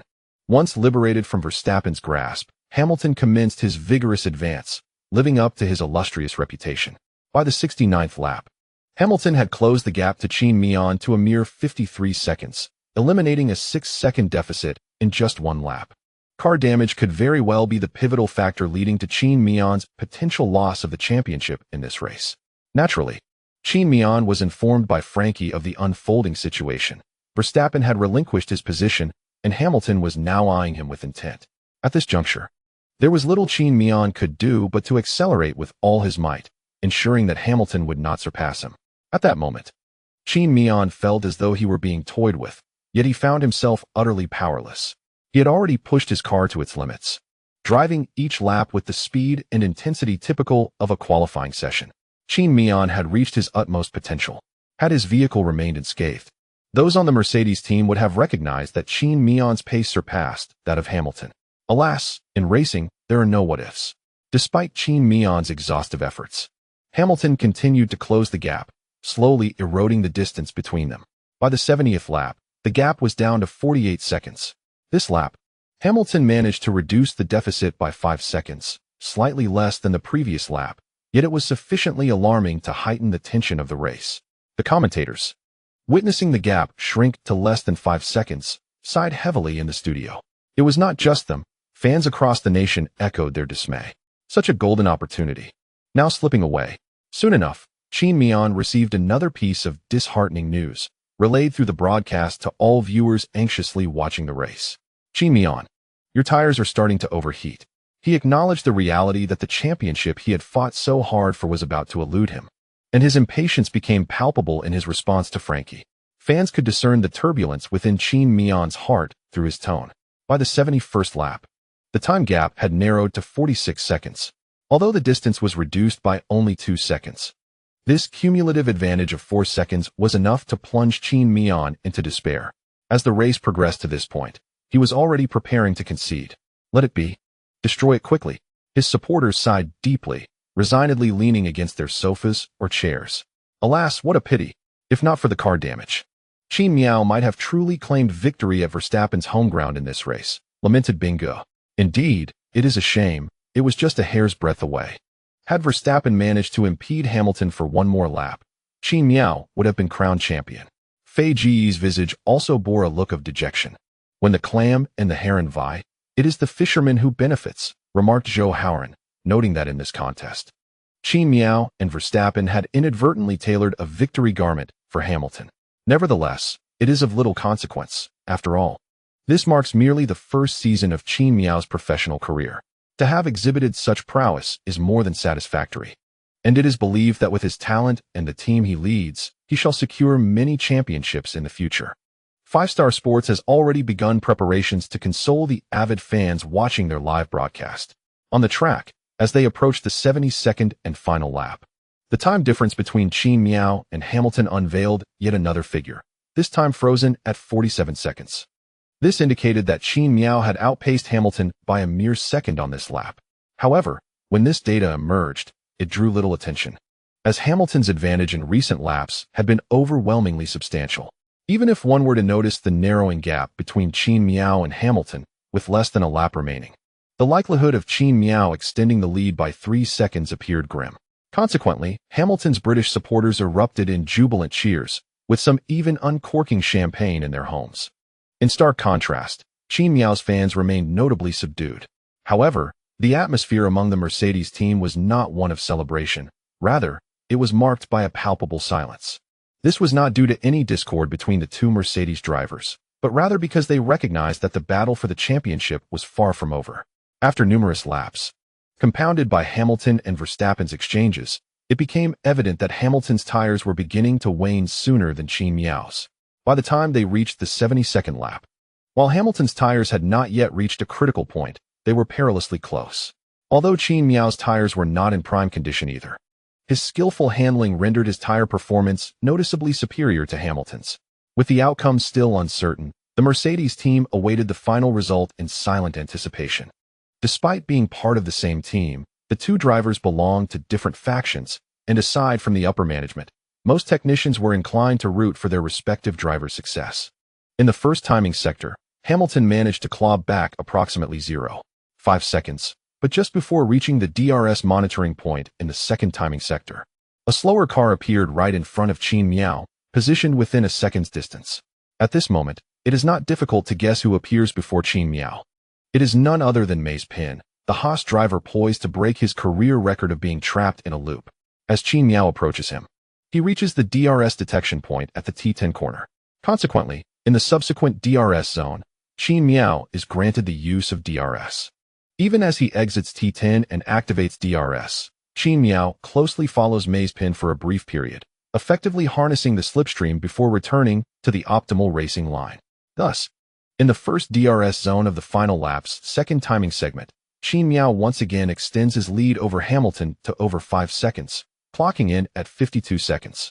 Initially somewhat disheartened, Fei Gu and the others are momentarily stunned upon seeing the time difference displayed on the screen, only to quickly realize, Qin Mian, it's 5 seconds.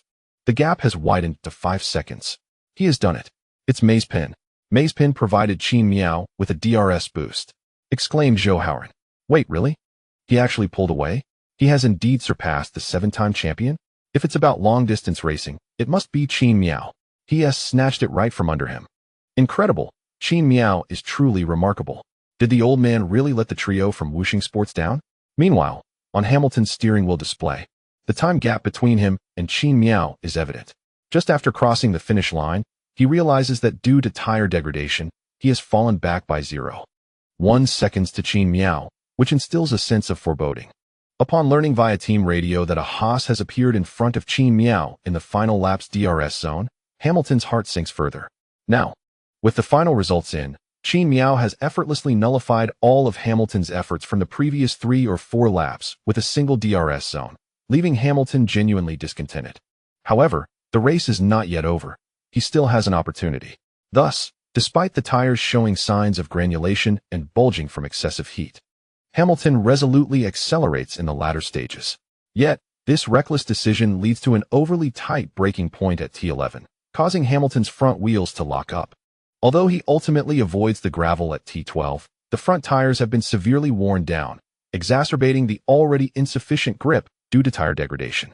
It can be said that this instance of tire locking has irrevocably dashed Hamilton's chances of catching up to Qin Mian. The sight of Hamilton's locked-up brakes leaves countless fans, who had hoped for a stellar performance, holding their heads in despair, fully aware of what a tire lockup signifies with only half a lap remaining in the race. Now, only one timing segment stands between them and the conclusion of the race. Behind Hamilton, Verstappen trails by 6 seconds. In a state of car damage, Verstappen's speed is significantly compromised. However, his situation is somewhat alleviated by the presence of Gasly from the sister team. Despite Verstappen's evident loss of pace, Gasly refrains from attacking him, instead assisting in defending against Leclerc, who is pursuing closely behind. It is hard to believe that Gasly has not received directives from the team, especially at this critical juncture of the season where every point is invaluable for the three contenders for the championship. Red Bull is well aware of this importance. Gasly, despite any reluctance, must obey orders, as he understands the weight of securing a podium and a racing contract. In the final timing segment, Qin Mian learns through the team radio that Hamilton, in pursuit, has suffered a tire lockup. Upon hearing this news, Qin Mian cannot help but exhale in relief. Ultimately, amidst the boos from the crowd and the fireworks lining the track, Qin Mian crosses the finish line in his W12 car.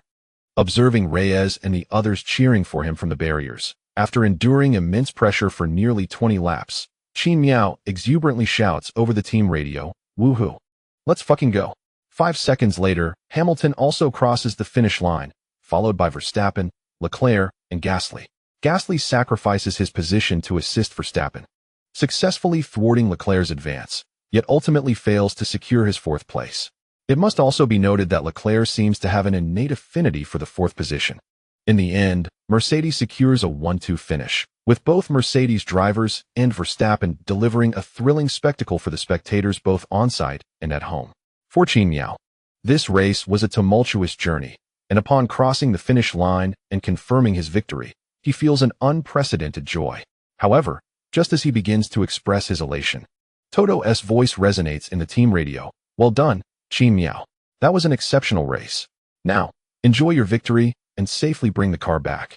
Typically, it would be Frankie who congratulates Qin Mian at such moments. But considering the collision with Verstappen in his home race and the crowd's likely unfavorable sentiment towards Qin Mian, Toto personally extends his congratulations to soothe Qin Mian's emotions and to ensure he remains composed during post-race interviews despite any potential jeers from the audience.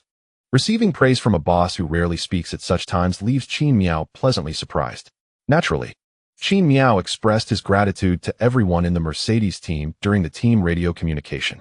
Apologies for the subpar state, only 4K. This chapter concludes. However, the commentators from 5-Star Sports were oblivious to the intricate dynamics within the Mercedes team. All they witnessed and heard was Qin Mian receiving personal congratulations from team principal and owner Toto Wolff after his victory at the Dutch Grand Prix.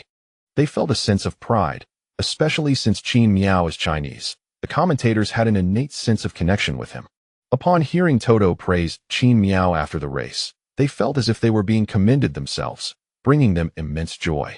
The majority of domestic fans shared this sentiment, reveling in the euphoria of victory, further heightened by the personal accolades from the team's top brass. Their dopamine levels were nearly at maximum.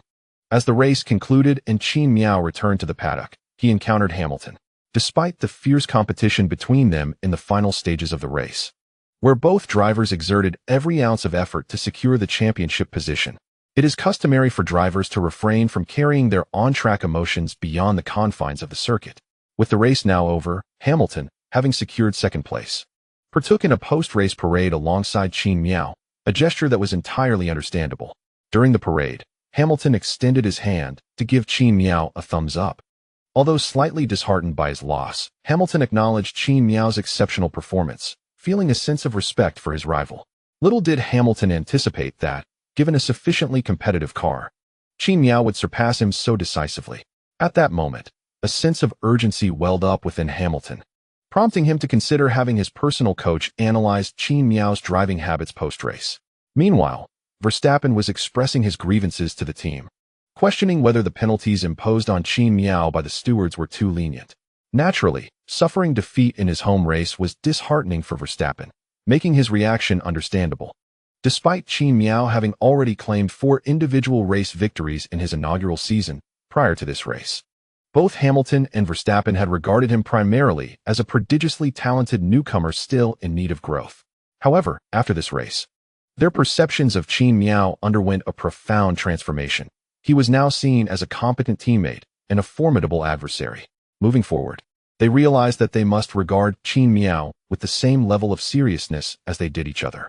As the formation lap concluded and Qin Mian parked his car in the designated grid position, Hamilton and Verstappen arrived as well. The three cars that ascended to the podium bore wounds and signs of adhesive from the intense race. As Qin Mian emerged from his vehicle to celebrate, the Dutch audience erupted in a unified cheer. Even Qin Mian witnessed a Dutchman tossing an orange smoke bomb onto the racetrack. However, due to his position further back in the spectator stands, he refrained from hurling the orange smoke canister onto the track. Instead, it struck the head of an unsuspecting Dutch bystander. Perhaps this is what is referred to as desperation. Despite the continuous jeers from the audience, Qin Mian, celebrating atop his racing car, remained unperturbed by any negativity. This could be attributed to Toto's recent words of comfort. Or perhaps it was simply that having exited the racing cockpit, his adrenaline levels subsided and clarity returned to his mind. Most importantly, having previously experienced the treatment accorded to other drivers after winning the British Grand Prix, Qin Mian was mentally prepared for this moment. In any case, after a jubilant celebration post-park, he leapt down from his vehicle. At that moment, Hamilton was reinstalling his steering wheel onto his car. Turning around, Hamilton spotted Qin Mian, clad in his helmet, approaching him. With a smile, Qin Mian extended his hand for a handshake and embraced Hamilton. Although Hamilton had come to terms with the fact that he could not catch up to Qin Mian, he still felt a flicker of frustration at the sight of Qin Mian's beaming smile. After all, it was not that Hamilton lacked the speed to overtake Qin Mian. Rather, it was that fortune favored Qin Mian. The collision between Qin Mian and Verstappen triggered a yellow flag, resulting in the deployment of the safety car, at which moment Hamilton narrowly missed the pit lane entrance. Furthermore, as Qin Mian began to carve out fast laps after overtaking Verstappen, the latter impeded Hamilton for several laps. It could be said that Hamilton's soft tires were largely expended in his tussle with Verstappen, leading to insufficient grip once he broke free. Nevertheless, having spent considerable time on the track, Hamilton understood that such emotions were fleeting. In about half an hour, as his adrenaline waned and clarity returned, so too would his frustration. "Congratulations, that was a splendid race," Hamilton said, patting Qin Mian's helmet with considerable force. Qin Mian couldn't help but wonder if Hamilton was seeking to retaliate for his own victory, thereby widening the points gap between them. Ultimately, however, the victor was Qin Mian, while Hamilton's valiant efforts yielded only a second place. Thus, Qin Mian graciously pardoned Hamilton. "Ha ha ha, it was merely good fortune, nothing to make a fuss about."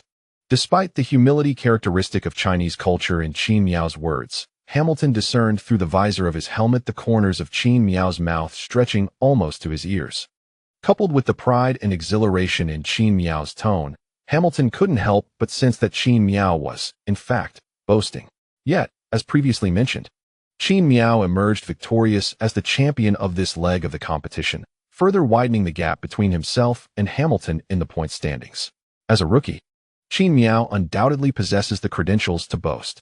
After exchanging a few words with Hamilton, he sought out Verstappen. Despite a moment of discord during the race, where their cars collided and tempers flared, stepping away from the racing frenzy allowed both drivers to regain their composure and clarity of thought. Acknowledging his own fault in the collision, Qin Mian approached Verstappen with humility and sincerely apologized. "I am truly sorry, Max. That incident was impulsive on my part, and I should have yielded the racing line to you." Verstappen was taken aback by Qin Mian's words. Having raced for many years, he had never witnessed a driver, after colliding with another and receiving a penalty, proactively seek out the other driver to offer an apology. Such actions often invite backlash from fans and can lead to pressure on the FIA from other teams to revoke a competitor's results. It is worth noting that when Qin Mian apologized, his voice was not loud, and they were in the middle of the track, where few could comprehend his words. To Qin Mian, offering an apology seemed inconsequential, especially with the championship title secured. A mere apology paled in comparison to the glory of victory. Despite his surprise at Qin Mian's humility, Verstappen remained nonchalant. Having lost the opportunity to contend for the championship and nearly failing to secure a third-place finish due to their collision, he acknowledged Qin Mian's apology with a perfunctory nod before disengaging to attend to interviews. Qin Mian, unfazed, cheerfully waved to the enthusiastic Chinese fans who had come to support him, brandishing their national flags, before heading to the weighing station.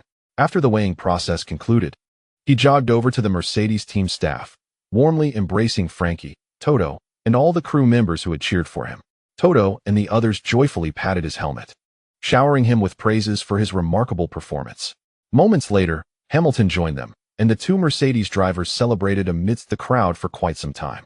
Once the celebrations concluded, Qin Mian removed his helmet to prepare for interviews, while Verstappen had already shed all his gear and was engaged with the media. Qin Mian was acutely aware of this, as the audience erupted in exuberant cheers during Verstappen's interview, creating a stark contrast to the scene when Qin Mian had just stepped out of his car. Although Verstappen finished in third place, being the home driver in the Netherlands ensured that most local fans still rallied behind him. After all, Verstappen stands as the sole Dutch driver in the current F1 paddock, leaving the audience devoid of any other compatriots to rally behind. During the interview with Verstappen, Qin Mian paid little attention. Instead, he noticed Hamilton approaching to inspect both his and Verstappen's cars. Coincidentally, the damage on Qin Mian's vehicle was on the right side, while Verstappen's was on the left.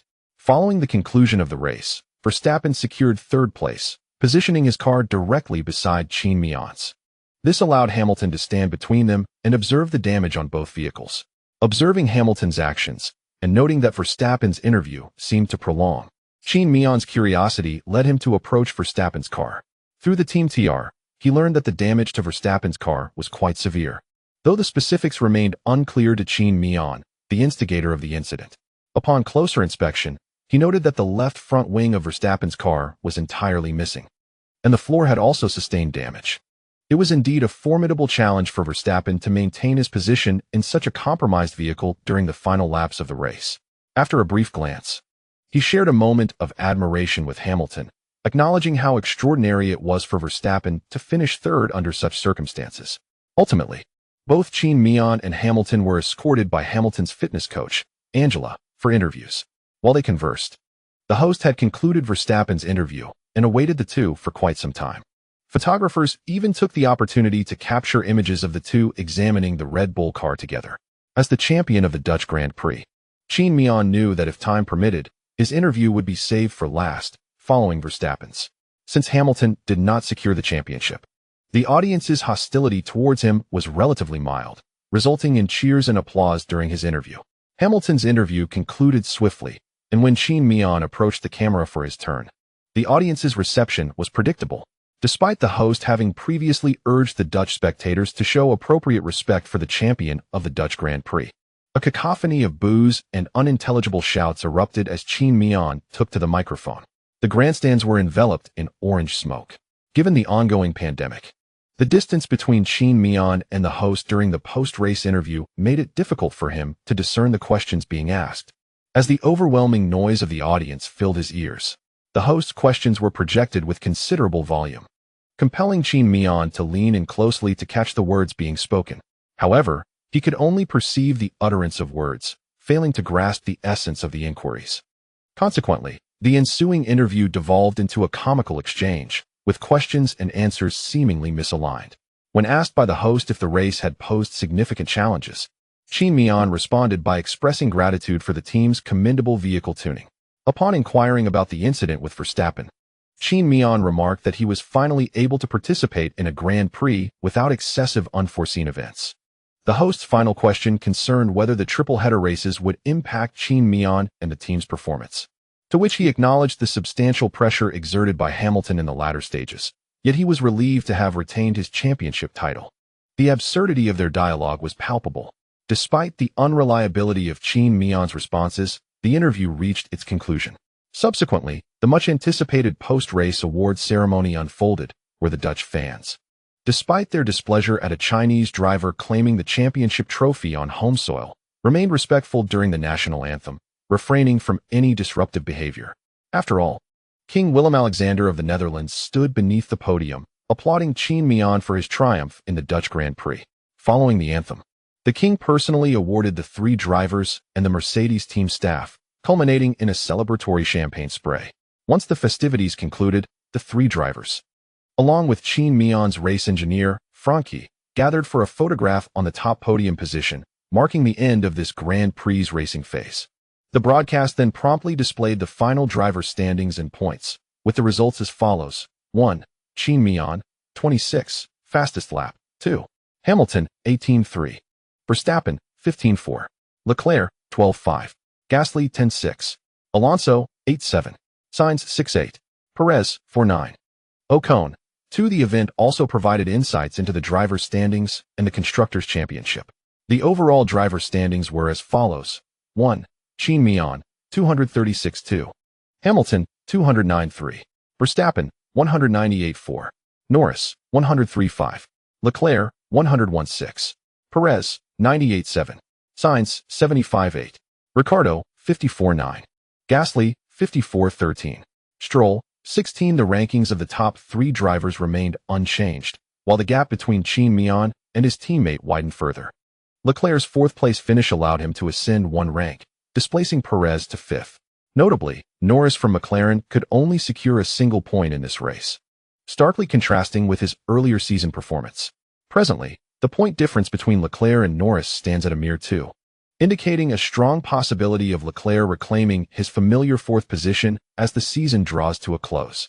Following the Dutch Grand Prix, the standings for the Constructors' Championship are as follows. 1. Mercedes, 445 points. 2. Red Bull, 296 points. 3. Ferrari, 176 points. 4. McLaren, 157 points. 5. Alpine, 76.6. Aston Martin, 60.7. AlphaTauri, 66.8. Williams, 12.9.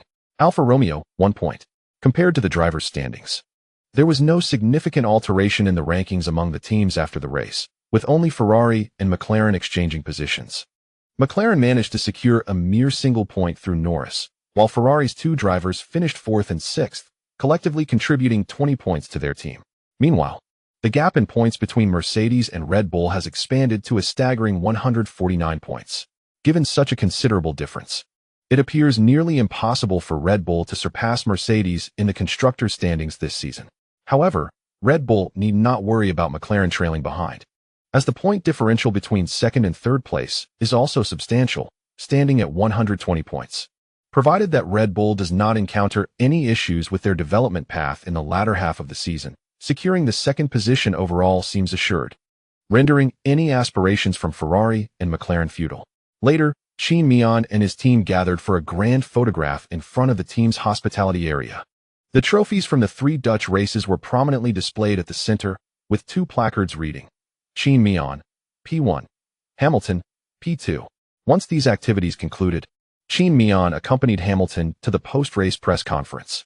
Following the conference, Qin Mian initially intended to rest for the night and then fly directly to Italy the next day, with arrangements already made by Mercedes for both him and his engineer, Barber. However, after the press conference, Hamilton invited Qin Mian to join him for dinner. Faced with the invitation from his esteemed predecessor, Qin Mian contemplated declining, citing his early flight the next morning. Yet, Hamilton countered with the assurance that he could provide a flight for Qin Mian, leaving him no choice but to accept the gracious offer. Qin Mian had anticipated that Hamilton's invitation was perhaps motivated by a desire for a private conversation, especially since Hamilton did not bring Angela along for the meal. To Qin Mian's surprise, Hamilton's sole intention was simply to share a meal, devoid of any ulterior motive. It left Qin Mian pondering the significance of Hamilton's gesture. Upon returning to the hotel, the hour was late, and he refrained from calling his girlfriend to inquire about her thoughts on the matter. The next day, Qin Mian arose after 10 in the morning and called Xiao Meng, who was equally perplexed. Ultimately, he decided to set the incident aside, attributing it to a spontaneous whim on Hamilton's part. In the afternoon, Hamilton was also headed to Italy, so Qin Mian accompanied him on the journey. Hamilton's aircraft was a Bombardier Challenger 605, though it was not the red one he previously owned, which he sold in 2019. After all, when Hamilton acquired that Bombardier Challenger 605, he evaded $3 million in taxes, which has drawn considerable dissatisfaction from many car enthusiasts online. Although his actions were legal in the UK, having the purchase of a private jet exposed alongside tax evasion raised ethical concerns. Observers might think, you can afford a jet worth over $20 million, yet you can't pay a few million in taxes? Consequently, Hamilton faced significant public scrutiny regarding this aircraft. Following his breakup with his then-girlfriend, he felt the aircraft had lost its practical application and that retaining it would only invite further criticism. Ultimately, he chose to sell it. However, the details of the sale, including the buyer and the sale price, remain unknown. Presently, the Bombardier Challenger 605 that Hamilton uses is owned by his personal sponsor, who has generously allowed him to utilize the aircraft without any conditions attached. Essentially, it serves the same purpose as Hamilton's previous jet. During the 2-hour flight, Qin Mian refrained from mentioning his desire for a private jet as a means of transport, and the topics of their conversation diverged from racing. To an outsider, it may seem that the drivers in the paddock consistently greet the audience with smiles, appearing cheerful and vibrant when in front of the camera. However, for F1 drivers, driving in the paddock is merely a job. Initially, the excitement of finally entering this coveted stage, shared by all drivers, is palpable. Yet, as time passes, the inertia of familiarity causes drivers to lose interest in many aspects of the paddock. Now that they finally had a moment to relax, neither Qin Mian nor Hamilton wished to discuss matters related to the paddock. In this absence of conversation about racing, Qin Mian discovered that he and Hamilton had vastly different interests. Hamilton, being from an earlier generation, favored interests that largely differed from Qin Mian's preferences. Qin Mian found joy in video games, electronic gadgets, and science fiction, while Hamilton's inclinations leaned toward traditional investments like real estate, land, and estates. His leisure activities revolved around golf, horseback riding, and sailing. In contrast, Qin Mian preferred to stay home and indulge in gaming. Nonetheless, the two were not devoid of common ground. As men and race car drivers, discussions about cars, especially supercars, were a timeless topic. Hamilton regaled Qin Mian with tales of his private collection housed in his garage, featuring illustrious models such as the Ferrari LaFerrari, AMG 1, and Pagani. After the aircraft touched down, Hamilton felt a lingering sense of reluctance, yet he understood that it was time to part ways. Upon arriving in Italy, Qin Mian did not immediately proceed to the hotel arranged by the team. Instead, he first ventured to Vicenza. This unassuming town, devoid of significant renown in Italy, held profound meaning for Qin Mian, as it marked the inception of his racing journey. The headquarters of his F2 team was situated here, known as Prema. Although Qin Mian ultimately departed from Ferrari's youth training system due to some detrimental decisions made by the higher-ups, the bond he shared with the individuals at Prema remained unscathed.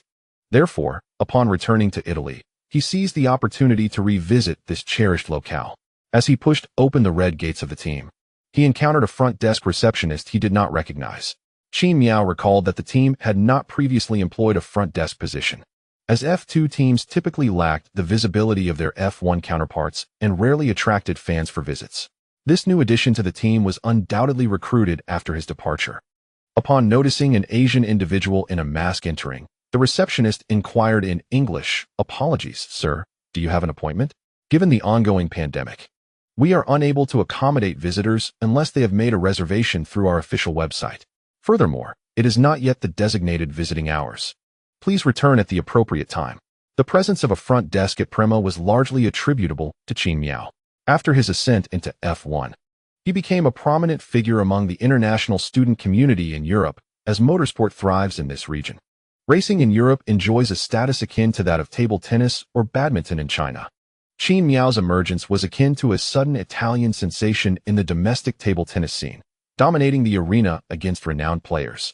Naturally, if you happened to have an Italian classmate, curiosity would compel you to inquire whether they had heard of this remarkable figure. Consequently, these international students often found themselves questioned about Qin Mian by their peers, as he was one of their own. Even those who were initially unaware of him would inevitably learn more through repeated inquiries. As a result, many international students, during their holidays or free time, opted to visit Vicenza to see the team where Qin Mian had once served in F2. Initially, the Prema team welcomed these visitors with enthusiasm. However, as time passed and the influx of students and European fans who admired Qin Mian increased, Razin decided to establish a front desk specifically to attend to these guests. Qin Mian did not mind the receptionist's obstruction, nor did he remove his mask for facial recognition. After all, his struggles with face blindness had led to some rather embarrassing moments in the past. Moreover, Qin Mian perceived himself merely as a racing athlete. There was no reason for others to necessarily recognize him, for he had not accomplished anything particularly extraordinary. After offering a brief apology, he stepped away from the entrance and proceeded to call Luo Xin, the team leader of Prema. "Hello, Qin Mian.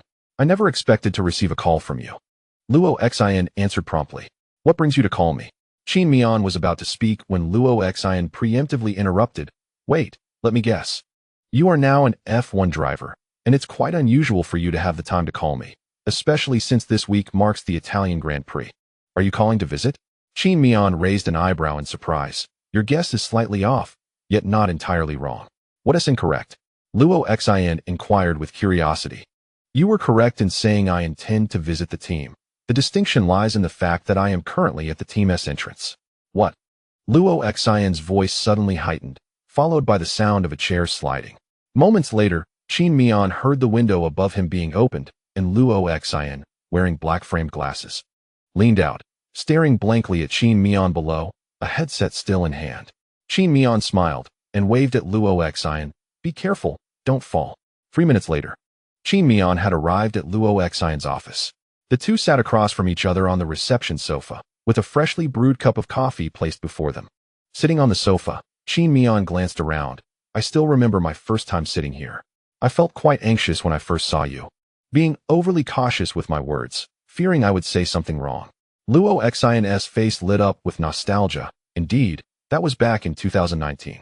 You embodied every stereotype I had of a Chinese person. Humble, courteous, non-competitive, and exceedingly gentle. And what impression do you have of me now? Qin Mian asked curiously.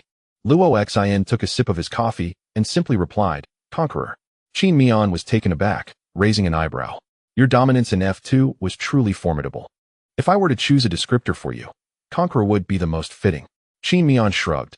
I thought you might comment on my attributes, such as my composure, technical prowess, or handsome appearance. Haha, those adjectives feel somewhat one-dimensional when applied to you. I think Conqueror is quite apartment. After nodding with a smile, Qin Mian shifted the topic. How is the team faring now? Thanks to you. Even though you only spent one season with Prema, it has become a legend in F2.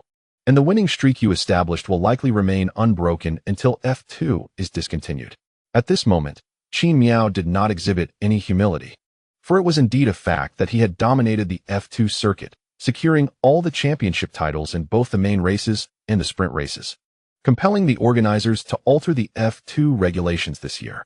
Unlike the previous year, this season allowed for 3 opportunities to ascend the podium during a single F2 event, albeit with a restriction on the number of tires available to the drivers. Each competitor could only utilize brand new tires twice across these 3 podium opportunities, necessitating a strategic sacrifice for one of those chances. This adjustment aimed to prevent the emergence of a driver like Qin Mian, whose relentless dominance had deprived other young racers of the opportunity to claim the highest honors throughout the entire season. After all, the FIA established F2 to provide a platform for young drivers to showcase their talents, not to allow Qin Mian to reign unchallenged. Yet, Qin Mian did not outright accept Rasen's praise, despite its veracity. After spending some time abroad, he had learned to graciously accept compliments. That sounds splendid, Qin Mian nodded. However, Rasen quickly shifted his tone. You have left the team with an unexpected fortune. Qin Mian raised an eyebrow in surprise. What fortune? I don't recall leaving anything behind. I took my car with me. Today, there happens to be an occasion where you will discover it, Rasen replied. Speaking of your vehicle, I truly regret allowing you to purchase it yourself. It was a mistake driven by my desire to save costs. Rasen's expression was one of genuine remorse at this point. Qin Mian chuckled. You could have easily replicated a vehicle for the team, and I recall that you had the rights to use the decals from my car. The problem is, every time I see the replica, I am reminded of your car, which only exacerbates my frustration, Rasen lamented. That is your own dilemma, not mine. Qin Mian sighed. He then changed the subject. Seeing you thriving in the paddock brings us all great joy. Many in our team believe you could once again rewrite history, potentially clinching the F1 championship title in your inaugural professional season, just as you did in F2. Qin Mian quickly waved his hand dismissively. Do not speak so lightly. That is far from certain. Half of my points were merely a stroke of luck. If Hamilton and Verstappen temper their competitive spirits and race normally, it is truly uncertain who will emerge as the champion. Indeed, Rasen acknowledged. However, my only regret regarding you is that you ultimately did not join Ferrari. Upon hearing this, Qin Mian fell silent for a moment. Yet, he did not elaborate further, merely shrugging. In my view, that may have been a blessing in disguise. Had I truly joined Ferrari, I would undoubtedly lack the opportunity to contend for the championship title this season, as I do now. I understand I understand, Razin replied. Mercedes is also an excellent choice, but you must comprehend the emotions tied to Ferrari for a native Italian like myself. After all, I grew up watching their races. Compared to other teams, I recognized your talent and potential far earlier than most. No more of this, he concluded. Soon, Qin Mian and Luo Xin shifted to another topic. Around 11 in the morning, after glancing at his watch, Qin Mian remarked, "The time is almost upon us. Do you recall the unexpected fortune I mentioned earlier?" Qin Mian nodded. "I remember. What is the matter? Come, I shall take you to see this unexpected wealth." Although Qin Mian remained somewhat perplexed, he rose to follow Luo Xin's lead. Familiar with the Prema team, having spent a year visiting their headquarters from time to time, Qin Mian did not require Luo Xin's guidance. The two walked side by side and soon arrived at the Prema team's Hall of Fame.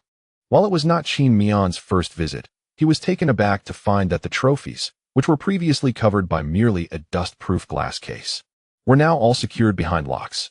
A red isolation tape cordoned off the passageway and the area where the trophies and certificates were displayed. The Hall of Fame was equipped with numerous cameras, ensuring comprehensive coverage.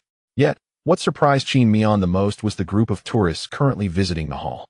He even recognized the female receptionist he had just seen, now holding a megaphone and explaining the origins of the trophies and the details of a particular race to the visitors.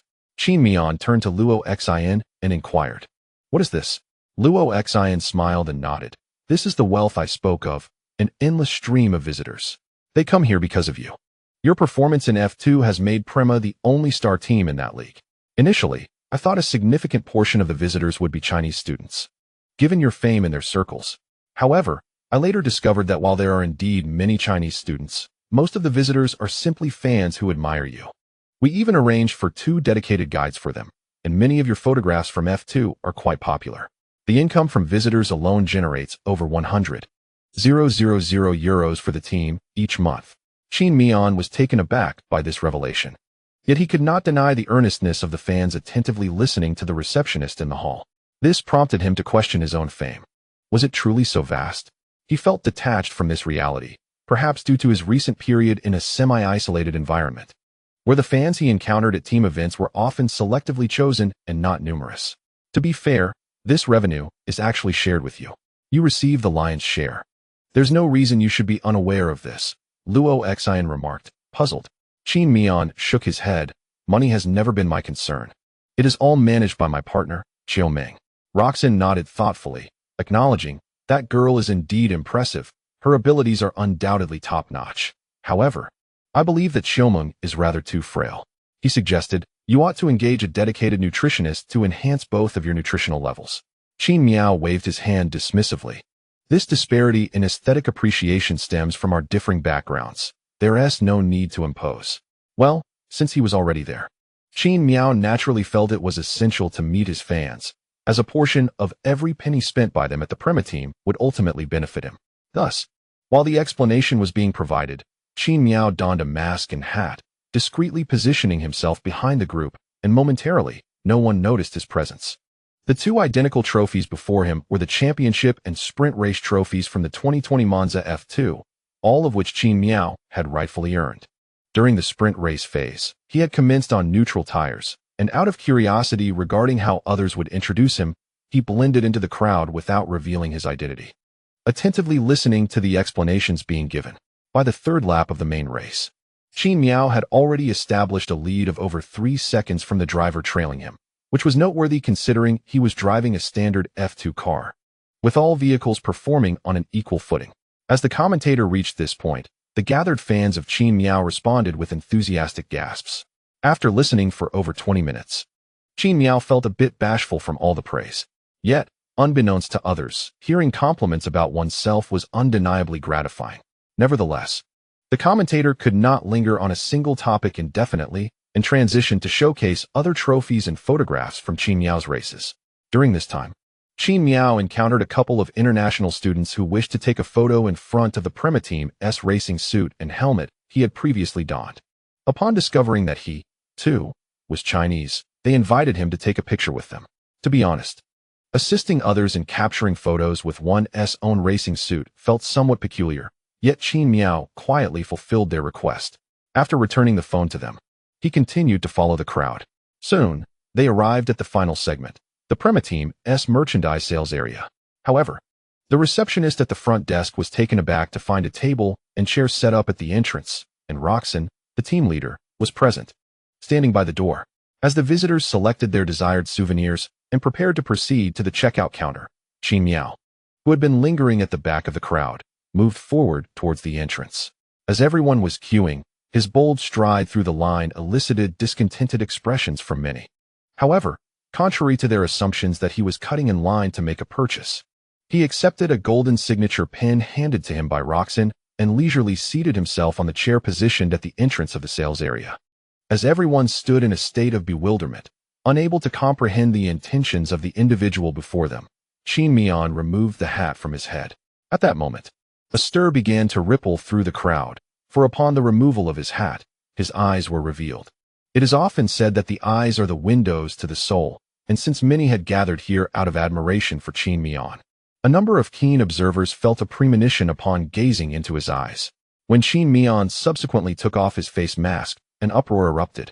The once tranquil atmosphere transformed into a cacophony of excitement as the previously orderly queue surged toward him. Goodness, is that Qin Mian? The real Qin Mian? I can't believe it. Qin Mian, I want to be your loyal companion. Qin Mian, I want to bear your children. Qin Mian, with a wry smile, stood up and addressed the crowd. Please, everyone, remain calm. There aren't many of us here.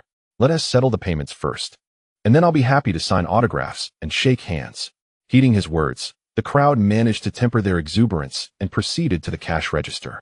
However, in the interim, nearly everyone pulled out their phones, their faces alight with excitement as they recorded videos and snapped photos of Qin Mian. Accustomed to such attention, Qin Mian smiled warmly at the throng. The subsequent proceedings resembled a signing event, where Qin Mian inscribed his name on the items purchased by the fans, posed for photographs, exchanged a few words, and then moved on to the next individual. Fortunately, the crowd was manageable, and after half an hour, everyone had received their cherished snapshots and autographed memorabilia. Yet, the fans showed no inclination to depart. Instead, they lingered at the entrance, eagerly awaiting Qin Mian's exit. Understanding their sentiment, Qin Mian realized that for these avid supporters, the opportunity to meet their beloved driver was rare, and it would indeed be regrettable not to capture a few more moments. Once outside, Qin Mian requested a DSLR camera from Luo Xian and gathered the fans at the entrance of the Prema team. He positioned himself in the center of the group, while Luo Xian snapped a grand group photo. Following Qin Mian's assurances that he would share this photograph on his social media, the fans reluctantly began to disperse.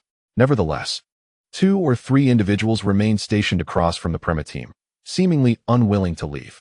Qin Mian paid them no mind, and after bidding farewell to the majority of his admirers, he returned to the Prema team. Later, he enjoyed a meal with the Prema team staff, where he encountered several familiar faces, including the current drivers of the Prema team, Piastri and Schwartzman. Despite the close ties between Prema and Ferrari, it was understood that not all drivers within the team could be products of Ferrari's youth program. The favorable relationship with Ferrari merely implies that when the Prema team considers 2 equally skilled drivers for their reserve list, they may tend to favor those affiliated with Ferrari. Consequently, this season, the Prema team does not consist solely of drivers from the Ferrari Academy, as Piastri has emerged from the Renault training program. Given that Zhou Guanyu is also a product of Renault's nurturing, he shares a cordial rapport with Piastri, and Qin Mian is acquainted with both. As for Schwartzman, this Russian driver possesses considerable talent and potential for entering F1, sharing a similar background with Qin Mian, both having graduated from the Ferrari Academy. During a meal, they engaged in conversation about the 2020 F2 season, ultimately capturing a group photo to share on their respective social media platforms, thus enhancing their visibility.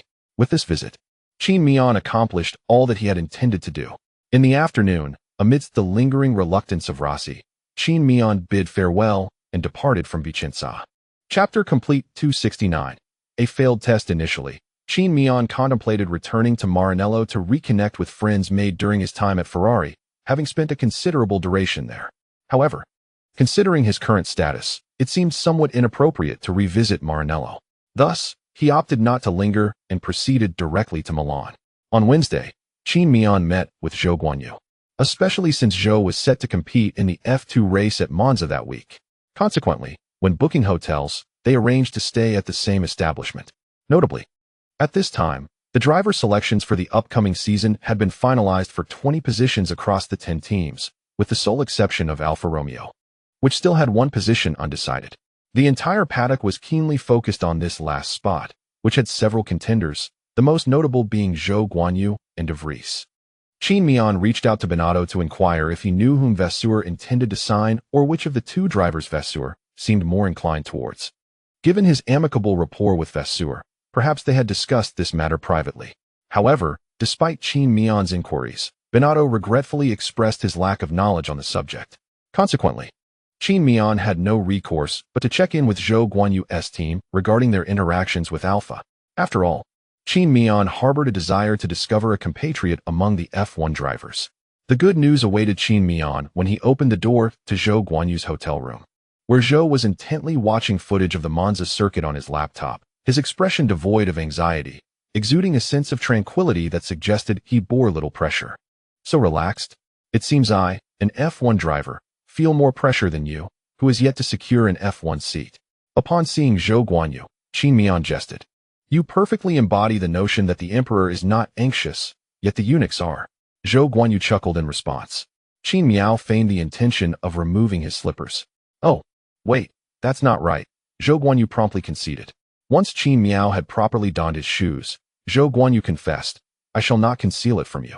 My team is already engaged in discussions with the representatives of Aero, and both parties are quite eager. I possess numerous advantages over my competitor, De Vries. Oh, pray tell.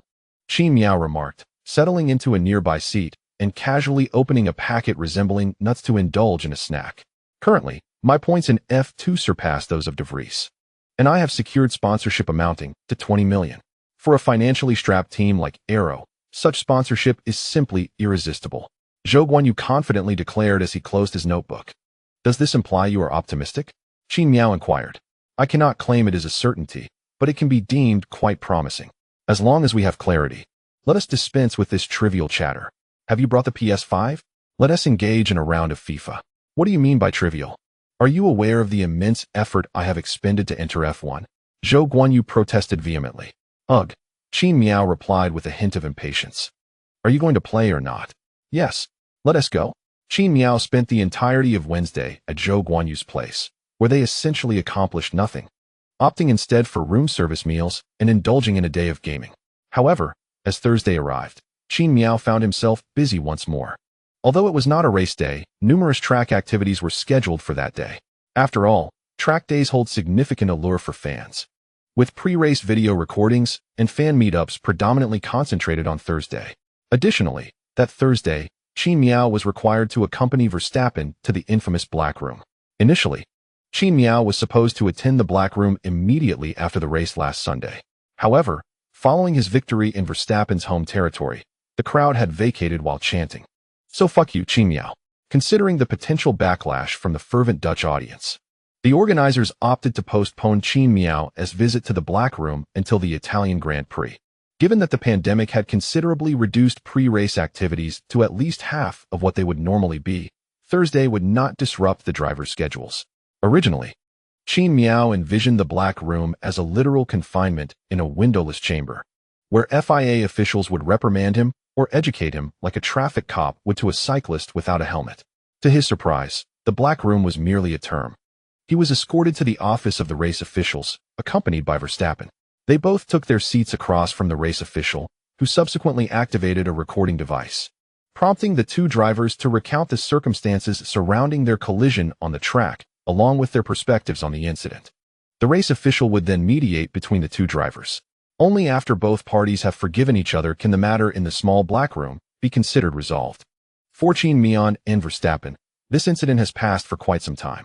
Any lingering dissatisfaction has dissipated significantly over such a lengthy period, allowing them to engage in relatively calm conversations despite their prior on-track collision. Thus, the mediation in the small Black Room proved to be quite successful, with Qin Mian and Verstappen shaking hands in front of the event officials to reconcile. However, their true thoughts remain unknown to outsiders. Following Thursday, Qin Mian continued with his routine tasks. For fans encountering Qin Mian for the first time, everything felt novel, yet for Qin Mian, this year he had already navigated the same processes nearly 20 times. The only aspect of the filming phase on Thursday that piqued Qin Mian's interest was the innovative antics devised by the Mercedes team, such as shot-put hopscotch and using Pirelli tires as ice hockey pucks. He found himself bound to one hand while playing table tennis against Hamilton. Despite his handicap, Qin Mian could still manage to outplay Hamilton. After completing the media sessions, Qin Mian traversed the track once more, and only upon returning did his work for the day conclude. This week's Italian Grand Prix differed notably from previous editions. Last year's event followed the conventional sequence of practice sessions, qualifying, and the race. However, this year's Italian Grand Prix underwent reform, establishing a new format. Friday featured the first practice session, followed by a qualifying round determining the starting positions for Saturday's sprint race. Saturday included a second practice session and a sprint qualifying round, with the rankings from this sprint qualifying dictating the starting order for Sunday's main event. The FIA's intention behind these reforms is rather apparent. They aim to ensure that each day of the Grand Prix captivates audiences, thus encouraging attendance throughout the 3 days, serving as a means to indirectly boost foot traffic within the paddock. Nonetheless, the turnout during the qualifying phase following the first practice session was meager, suggesting the effectiveness of this measure was limited. It is also plausible that pandemic-related concerns contributed to the low number of spectators present. The Monza circuit is renowned for its high-speed nature, and thus the Mercedes team introduced their standard upgrades while also equipping both drivers with low downforce rear wings. It can be said that Monza represents one of the races with the least downforce throughout the entire calendar year. During the first practice session, the data acquired by Qin Mian and the team was minimal, with the qualifying session looming in the afternoon. The team concentrated on testing the car's balance and grip consistency under extreme conditions at Monza. Ultimately, they managed to establish a reasonably satisfactory setup for the qualifying session before the conclusion of the first practice. The ATA qualifying format offers the advantage of allowing different car setups for the qualifying and sprint qualifying sessions, and the sprint qualifying phase can utilize tires not previously used in Q2. Certainly, the most troublesome aspect for the other drivers in this racing format is the tire issue. With the addition of an 18-lap sprint race, most drivers are compelled to test a greater variety of components during the 2 practice sessions, leading to increased tire wear compared to previous seasons. Ultimately, it falls upon the teams and drivers to make their own decisions, and Qin Mian is largely untroubled by such concerns. During the qualifying phase, ever since Qin Mian ceased to create disturbances, he has not elevated the blood pressure of his fans or those of Mercedes during Q1 and Q2. The same was true for this race. Qin Mian impressively advanced with commendable results, finishing first in Q1 and second in Q2. However, in Q3, he encountered a minor setback on his first flying lap. While traversing the third timing sector T9, he was obstructed by Sainz, who was returning to the pit. Had it not been for Qin Mian's quick reflexes, he might have collided with Sainz's car and taken off from the spot. Consequently, Sainz was penalized 2 positions for the race start on Sunday. One must wonder what the Ferrari team is doing. Even in Q3, traffic issues persist on the track. Most notably, this is Ferrari's home ground. Only a circus of Ferrari's magnitude could repeatedly falter on familiar territory. Following the wasted first flying lap in Q3, Qin Mian approached his second flying lap with considerable seriousness. He executed it with meticulous attention, completing the lap 2 minutes earlier than his team's expectations. Although he initially claimed the top position after this lap, he was soon relegated to third as Hamilton and Verstappen outpaced him. Qin Mian was not taken aback by this outcome. Ultimately, the standings after Friday's qualifying session were as follows: pole position, Hamilton, 2, Verstappen, 3, Qin Mian, 4, Norris, 5, Ricciardo, 6, Gasly, 7, Sainz, 8, Leclerc, 9, Perez. Giovinazzi, competing at his home circuit, managed to showcase his full potential despite driving the second-to-last ranked Alfa Romeo. Bolstered by the home advantage, the uncertainty surrounding his contract, and his familiarity with the track, he successfully advanced to Q3. However, whether he can start from this position in the race depends on the outcome of Saturday's sprint qualifying. With Friday's events concluded, Qin Mian joined Hamilton and Verstappen for a post-race press conference, marking the end of a long day's work. On their return to the hotel, Qin Mian shared a vehicle with Hamilton, during which they discussed the FIA's newly implemented race format. Hamilton openly expressed his discontent, indicating that since the Free Media Group took over F1, many matters have been dictated by profit motives. Qin Mian, however, chose to remain silent, primarily listening to Hamilton's discourse throughout the journey. Qin Mian has only been in the racing arena for a year, and his influence certainly pales in comparison to that of Hamilton. While Hamilton can privately discuss the shortcomings of the FIA's regulations, Qin Mian lacks such audacity. On Saturday, during the second practice session, both Qin Mian and Hamilton experienced no unexpected incidents with their cars on the track.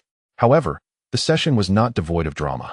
As Ferrari stirred up trouble on their home ground, signs collided with the barriers during the session, creating quite a commotion among the spectators. Fortunately, just before the sprint qualifying began, Ferrari astonishingly managed to repair Sainz's car in half an hour. One must commend Ferrari for their remarkable ability. Their potential seems paradoxically both high and low. They can fix a car with a completely shattered front suspension, as well as damage to the rear wing and floor, in just 30 minutes. Yet, they have also been known to take ages for a simple tire change, and after a collision involving Leclerc in Monaco, they claim to have repaired the car, only for further issues to arise once the race commenced. Such is the enigmatic nature of the Ferrari team. During the sprint qualifying phase, this was a race consisting of merely 18 laps where pit stops were not necessary.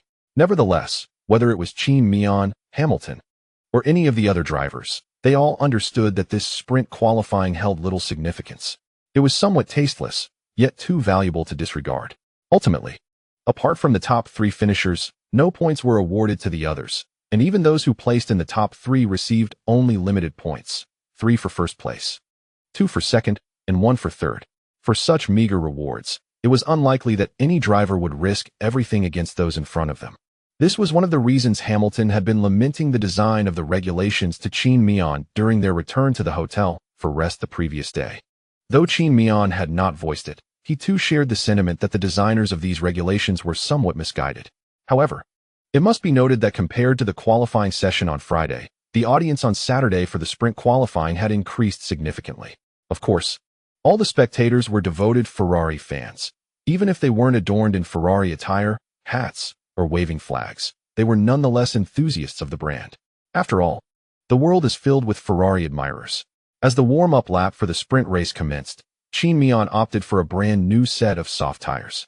With the track temperatures soaring to 40 degrees, coupled with the characteristics of the Monza circuit, tire wear during this race would be substantial. Nevertheless, Mercedes expressed considerable confidence in Qin Mian's tire durability. Additionally, he was not the only driver to choose soft tires. Others, such as Norris, Alonso, and Ocon, also commenced the race on soft tires, just like Qin Mian. Before the commencement of the race, nearly all teams earnestly cautioned their drivers. Position is inconsequential. The primary objective is to return the vehicle safely. The drivers, well aware that the forthcoming main event holds greater significance than today's sprint qualifying, had mostly resolved to adopt a conservative approach for the race. Achieving a noteworthy position was secondary. Avoiding errors was paramount. As the warm-up lap concluded, all drivers returned to their designated spots. With the extinguishing of the 5 red lights, the race commenced. From the outset, Hamilton's start was lackluster, resulting in Verstappen overtaking him immediately. Qin Mian's initial acceleration surpassed that of Hamilton and even exceeded Verstappen's.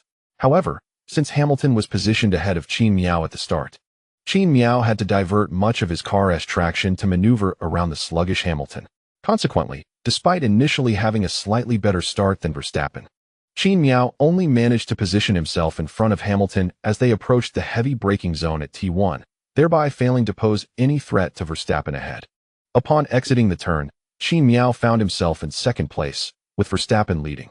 As they left T2, Qin Mian finally glanced at his rearview mirror, only to be surprised to see not Hamilton, but a McLaren trailing him.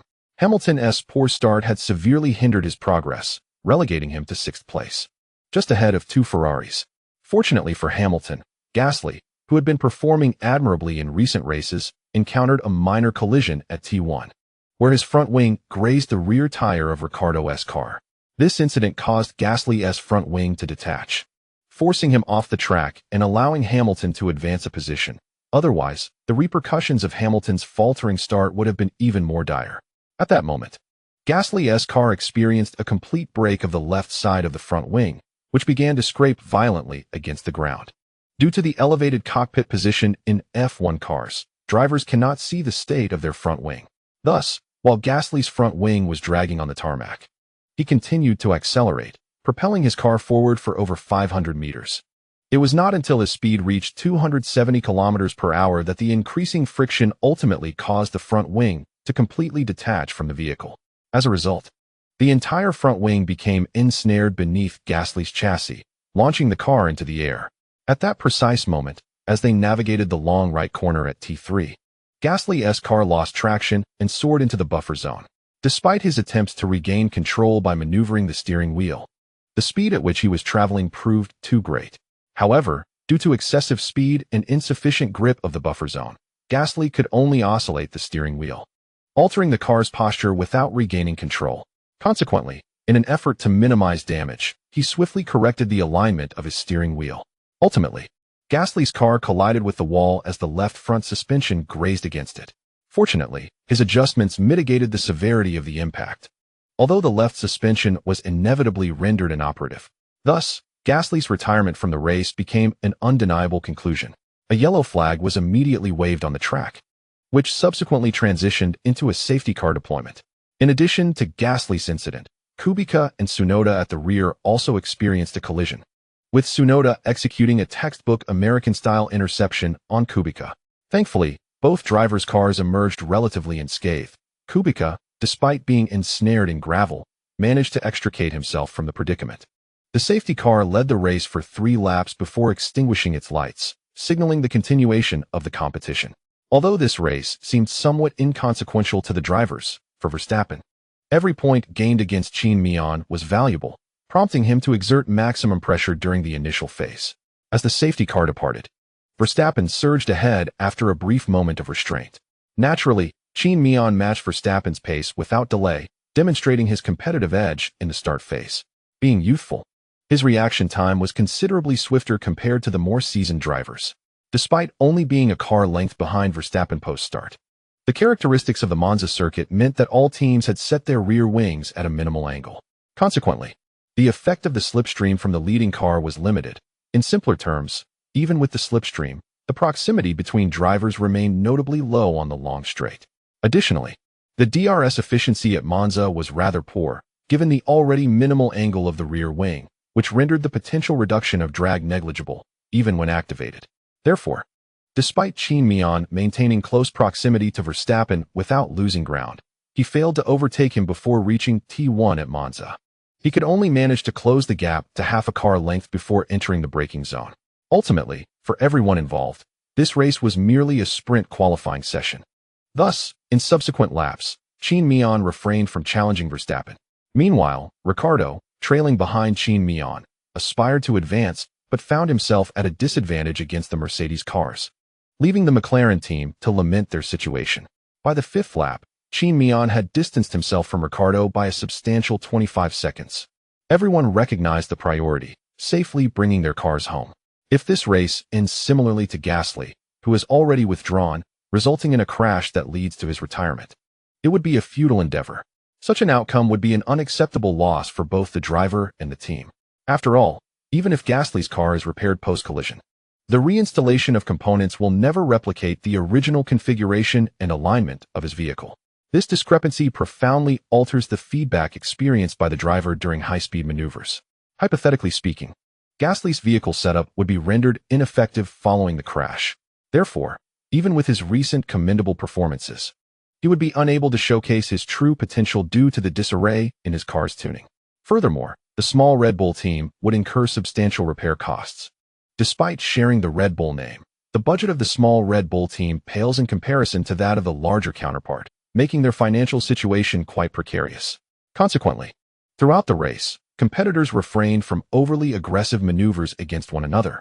Overtaking occurred only under favorable circumstances, as each driver aimed to safely return their vehicle to the garage. As the race progressed, it became evident that, at least among the leading drivers, there would be no drastic changes in standings without fierce competition. Ultimately, the sprint qualifying at Monza concluded with Verstappen starting in 2nd position, securing the championship and earning 3 points. Qin Mian finished second, garnering 2 points, while Ricciardo claimed third place, earning 1 point. The subsequent rankings were 4. Norris, 5. Hamilton, 6. Leclerc, 7. Sainz, 8. Giovinazzi, 9. Perez. P.S. I had to go for a dental extraction, so I apologize for the brevity of this section. Chapter concluded. 271. The Monza Grand Prix commences. During the race, the starting positions are as follows. First row, Verstappen, Qin Mian. Second row, Ricciardo, Norris. Third row, Hamilton, Leclerc. Fourth row, Giovinazzi, Perez. Fifth row, Sainz, Stroll. Sixth row, Alonso, Vettel. Seventh row, Ocon, Latifi. Eighth row, Russell, Tsunoda. Ninth row, Mazepin, Kubica. 10th row, Mick Schumacher, Gasly. This week, Pirelli has provided a rather conventional selection of tires, C2 and C4. During the race, Qin Mian strategically preserved a full set of tires, ensuring he had a reserve of all 3 tire types. For Qin Mian, retaining additional sets of tires is not particularly challenging, though there was no award ceremony on Saturday. Post-race, Qin Mian received a pendant-like token, crafted from silver, inscribed with the description of his second-place finish in the Monza sprint race. Upon closer inspection, one can observe intricate textures on the back of the metal, which glistens under the sunlight. Despite the somewhat lackluster nature of this event, and the complaints from numerous drivers regarding the reform of the race format, the medals awarded to the top 3 finishers possess a certain collectible value. The potential cancellation of the sprint qualifying format has undoubtedly augmented the trophy's collectible value. Naturally, these are matters that the FIA should contemplate, and it is not within Qin Mian's purview to fret over such issues, as he is not the president of the Drivers' Association. Interestingly, this Saturday's press conference featured a refreshing new face. Typically, the participants in the post-race press conferences during the first half of the 2021 season have been the same trio, accustomed to the audience: Qin Mian, Hamilton, and Verstappen. However, today, Ricciardo joined their ranks. The relationship between Qin Mian and Ricciardo within the paddock can only be described as acquaintances. They have encountered one another numerous times and can engage in conversation. Yet there exists little camaraderie between them. Despite both competing in the same arena, their opportunities to contend directly on the track have been virtually non-existent. At present, McLaren holds the 4th position in the team standings. Yet when compared to the Mercedes and Red Bull cars, McLaren's vehicle remains firmly in the realm of the terrestrial. With limited chances for direct encounters on the circuit, there was little to discuss post-race, leading to mere nods and brief greetings between the two. However, during this race, Ricciardo's car ascended into the top 3, and during the pre-race press conference phase, Qin Mian and Ricciardo inevitably found themselves in the backstage area, where the wait was filled with casual conversation. It became evident that Ricciardo possessed a rather intriguing personality. Upon engaging with him, Qin Mian discovered that Ricciardo was just as jovial off-camera, flashing his brilliant smile that revealed a set of pearly whites, evoking no ill feelings towards him. After a brief exchange, their rapport quickly warmed. Honestly, Qin Mian, you must visit my family's farm during next year's Australian Grand Prix. We have several fine horses that give birth to foals each year. You could choose a couple, should you lack the means to care for them. They could be housed at my farm, and you could visit them each year during the Australian race, Ricciardo proposed. As their conversation veered toward animals, it seamlessly transitioned to discussions about Ricciardo's family farm, leading to the aforementioned dialogue. Qin Mian shook his head, replying, "Perhaps not. Our work locations are quite variable, and we do not possess your resources. Even if I were to adopt a foal from you, I would lack the time to tend to it, let alone the space to exercise it. Do you truly wish to find such a master for it?" Ricciardo hesitated, suggesting, "What if I kept it for you? I would merely hold its name, and we might only meet once a year. It would be better for it not to see me at all." At this juncture, Ricciardo reluctantly conceded the idea. However, their conversation soon shifted from the notion of adopting a foal to practicing horseback riding, as Qin Mian exhibited a pronounced interest in equestrianism over the prospect of adoption. Their discussion continued unabated until the commencement of the post-race press conference, at which point Verstappen arrived fashionably late. Qin Mian had grown accustomed to such occurrences. After exchanging greetings with Verstappen, the trio emerged from the backstage under the host's introduction, commencing the day's press conference. Following the conclusion of the work on Saturday, Qin Mian made his way to the airport, according to Barber's schedule for him. Qin Mian was supposed to return to his hotel for a brief respite after finishing work. Typically, he would indulge in some gaming with Zhou Guanyu, perhaps engaging in a couple of rounds of Street Fighter or racing in F1 2021 before retiring for the night. However, to his surprise, Xiaoming had purchased a ticket that afternoon and flown over.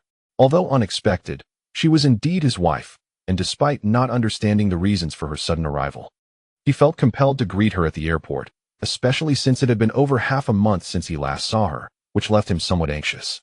Considering that he was in the midst of competition, Qin Mian donned a mask for discretion as he ventured out, fully equipped to maintain a low profile. He drove a rather inconspicuous blue Lancia borrowed from an Italian employee at Mercedes. Upon finally meeting Xiaoming, he understood why she couldn't wait a single day longer. Despite being fully masked, he was confident that even his own mother might not recognize him at that moment. Yet, as soon as Xiaoming exited the airport, she immediately spotted him amid the crowd, and with her luggage in tow, she rushed towards him, her footsteps echoing with urgency. With the grace of a fledgling swallow, she collided into Qin Mian, enveloping him in an affectionate embrace. It was fortunate that Qin Mian had maintained his fitness. Otherwise, her enthusiastic greeting might have caused him injury. Hey, take it easy. What is going on? He gently patted her head, still somewhat perplexed by her fervor. After all, he would be returning to the UK the next day. Even if she missed him, it was merely a matter of waiting one more day. Surely, they could connect via video calls if necessary. Yet, her next words stirred something deep within him. I missed you. The tender embrace of a couple reunited, though unexpected, attracted its share of attention. However, as it was quite late, the airport was not overly crowded. Those witnessing the scene merely exchanged knowing smiles before returning to their own affairs. Such displays of youthful affection were quite normal. Subsequently, Qin Mian and Xiaoming returned to the hotel, where Zhou Guanyu, upon seeing Qin Mian return with Xiaoming, was initially taken aback, only for a look of delight to spread across his face. After Xiaoming had settled her belongings, Zhou Guanyu shamelessly sidled up to her, charmingly inquiring, Sister Ming, what brings you here? It must have been quite a journey. Our hotel boasts a kitchen and fresh ingredients. When shall we have the pleasure of experiencing your culinary skills? At long last, Qin Mian encountered Xiaoming, who appeared to be in remarkably high spirits. However, Xiaoming was acutely aware that both of them had races to contend with the following day, thus indulging in a late-night snack was out of the question. She remarked, cooking is fine, but it must wait until after your race tomorrow. Zhou Guanyu, somewhat regretful, smacked his lips, yet he understood that for a driver, the matter of food must be approached with utmost caution. If a driver indulged excessively, their weight could surpass the anticipated limits by the time the race commenced, inevitably compromising their speed. After all, in the realm of motorsport, weight is paramount. However, as Zhou Guanyu wore a look of disappointment, he was startled to see Qin Mian emerging from the hotel suite's kitchen, clutching a winter melon candy encrusted with sugar. Xiaoming had discovered it at a local Chinese supermarket and, feeling nostalgic, brought it along for Qin Mian to relish a taste of home. For the average person, this was merely a trivial snack, but for a driver, the sugar content was alarmingly excessive. Would you like some? Qin Mian inquired politely, offering the winter melon candy, which he had initially intended for Xiaoming. Upon noticing Zhou Guanyu's intense gaze fixed upon it, Zhou Guanyu nearly ground his molars to dust. Yet he simply shook his head and replied, forget it, there's a race tomorrow. I can't afford to consume too much sugar. Qin Mian nodded, and then placed the candy into Xiaoming's eagerly awaiting mouth. Witnessing this scene, Zhou Guanyu's already less than favorable expression soured further. He had hoped to share a meal with Xiaoming, but instead found himself inundated with a mouthful of metaphorical dog food. Nevertheless, one must acknowledge Zhou Guanyu's genuine envy towards Qin Mian's constitution, as he seemed impervious to weight gain and the perils of food-borne illness, boasting a stomach of iron. Moreover, Qin Mian was fortunate to have a considerate girlfriend, who not only excelled in culinary arts, but also adeptly managed his agency. Remarkably, in their nearly 2-year acquaintance, there had been no whispers of discord between them. Such a relationship was truly enviable. Given Zhou Guanyu's understanding of the duo, he speculated that it wouldn't be long before they began to engage in playful banter. After greeting Xiaoming, he excused himself, saying, I won't interrupt you two any longer. I shall return to my room. Qin Mian merely nodded, while Xiaoming accompanied Zhou Guanyu to the door. Once Zhou Guanyu departed and the door closed, Xiaoming sprang towards Qin Mian with the agility of a playful kitten, clinging to him and refusing to let go. Despite the impending race, with Qin Miao's impressive stamina, a little restraint would suffice. The night passed in silence. On Sunday, Zhou Guanyu hitched a ride in Qin Miao's car, and the four of them journeyed together to Ferrari's home ground in Monza. The venue was bustling with attendees. For Ferrari held a unique significance for all Italians in the world of Formula One. Despite the evident lack of performance from Ferrari this year, the unwavering supporters of the Scuderia remained steadfast in their loyalty. As Qin Mian entered the venue, he naturally attracted the attention of numerous fans. He found a spot where Mercedes fans congregated the most, stood in front of them, and, with his back turned, crouched down for a group photo with Xiaoming. With a smile and a wave, he made his way into the paddock. At this point, Qin Mian and Zhou Guanyu parted ways, as both drivers had their respective duties to attend to. After escorting Xiaoming to the Team's lounge, Qin Mian began his own preparations. Meetings, discussions with sponsors, adjustments to the car, and analyses of the weather and track conditions. He had become quite adept at navigating the intricacies of Formula One. Following the pre-race driver parade, Qin Mian returned to the team's garage, where he finalized the tuning settings for his car before it was wheeled onto the track. In the final moments before the race, after a brief preparation in the garage, Qin Mian took Barber with him to the circuit. His black W12 was already positioned in the starting grid, while Reyes and the team technicians conducted final checks on the vehicle. Approaching Reyes, Qin Mian inquired, "How's the car performing?" "Quite well, just as we anticipated. However, the tuning settings are a bit too aggressive. Even Hamilton's rear wing angle is at 13, while yours is only 7. At this angle, cornering relies heavily on tire and mechanical grip. Are you certain you want to use such an extreme rear wing angle?" Qin Mian crossed his arms. There's no choice. Verstappen's pace is still around a second faster per lap. If I don't want to fall behind, I must employ some daring strategies. Besides, I believe you should trust my driving abilities. It's not that I don't trust you, but we simply lack adequate data for this race, Reyes replied. Qin Mian checked his gear and then patted Reyes on the shoulder, saying, "Trust me." With Qin Mian's assurance, Reyes found it difficult to argue further. Nodding, Reyes leaned closer to Qin Mian's helmet and said, "Good luck. We all hope that in this final season before the major rule changes, it will be you who ascends to the driver's championship throne." Surprised, Qin Mian glanced at Reyes, then smiled and nodded, "Let us hope so." He then turned and entered the monocoque of the car. After taking the steering wheel from Barber and installing it, he waited for the system to boot up. During this time, Qin Mian connected the TR system and drinking system to his helmet. He took a sip of water, savoring the familiar taste. After testing the team's TR with Frankie and confirming everything was in order, Qin Mian began to clear his mind. Soon, the Monza Grand Prix was set to commence. The Monza circuit suited the characteristics of this season's Mercedes cars, and Fei Gu believed there was a possibility for Qin Mian to clinch victory once more. If we disregard the race in Belgium, this marks Qin Mian's third consecutive victory.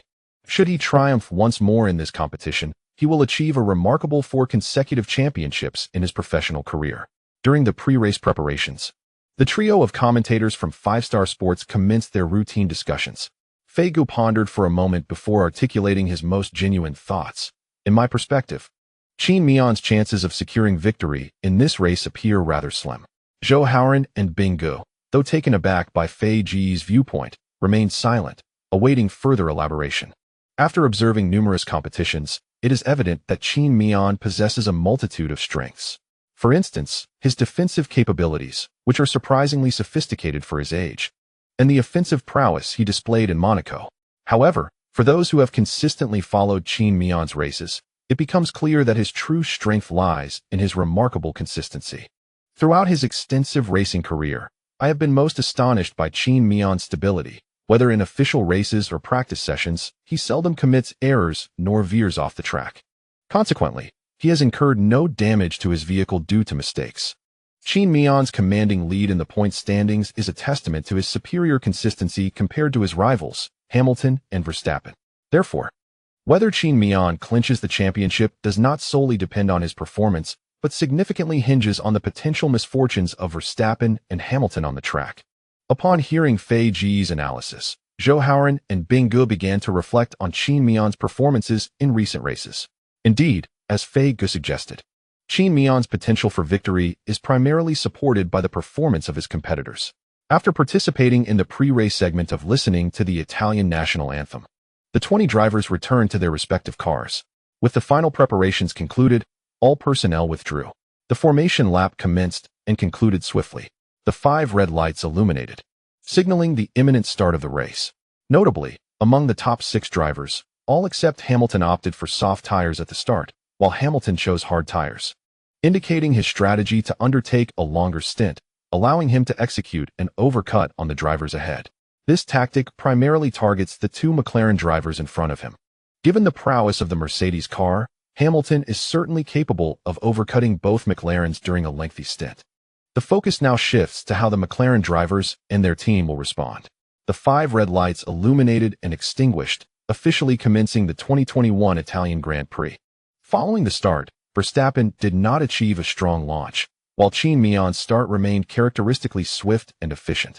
By the time they approached the pit exit, Qin Mian had already overtaken Verstappen by half a car length.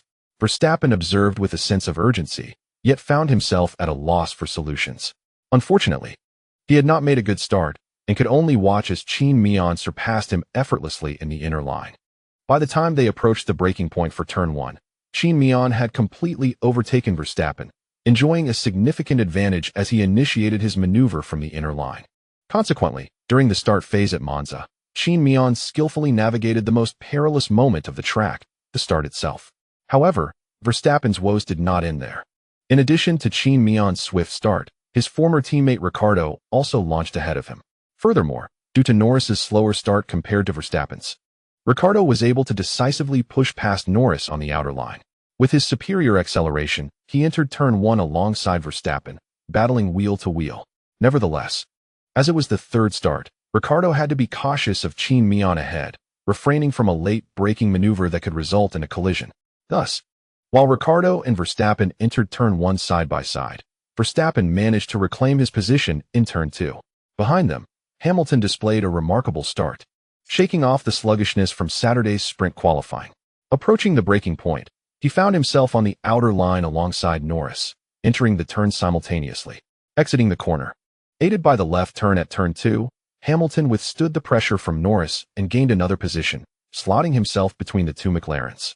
After this point, there were no further changes in driver rankings, as the characteristics of the Monza circuit meant that overtaking in turns 1 and 2 was only feasible for the leading drivers with ample space. The following drivers were tightly packed, lacking the room necessary for overtaking, and had to follow the flow of traffic into the corners. The procession continued through the deceptive turn 3, accelerating towards turn 4. Here, Hamilton attempted to overtake Ricciardo on the outer line, but Ricciardo, unwilling to yield, used his position to squeeze Hamilton off the track.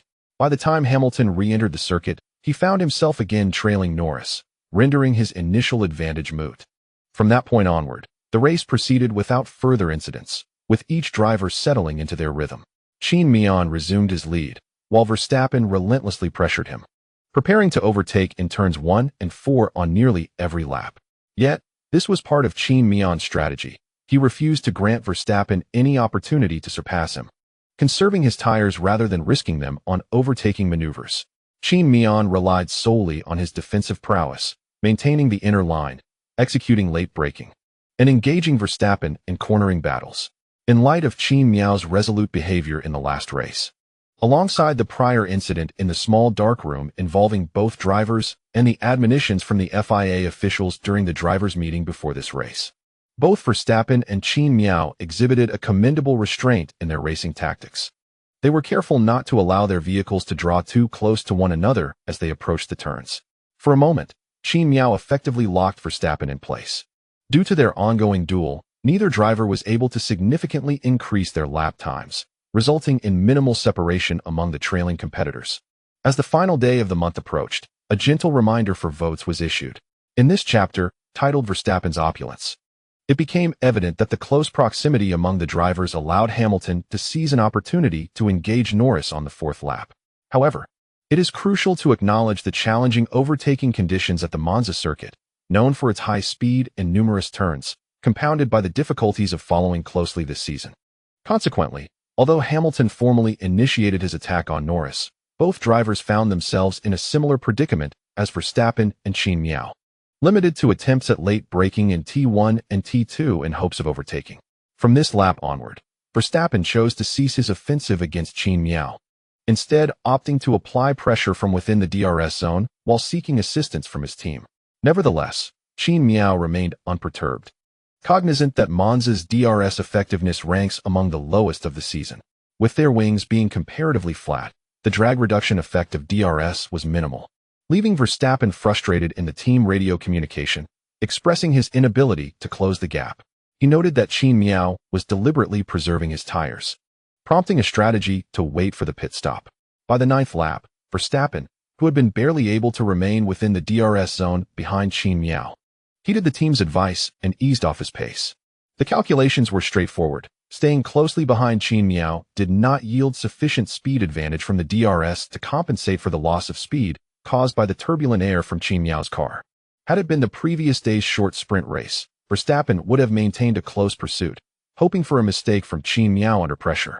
However, today was a long-distance race spanning 300 kilometers, and Qin Mian's proficiency in defense and tire conservation rendered Verstappen's strategy somewhat ineffectual.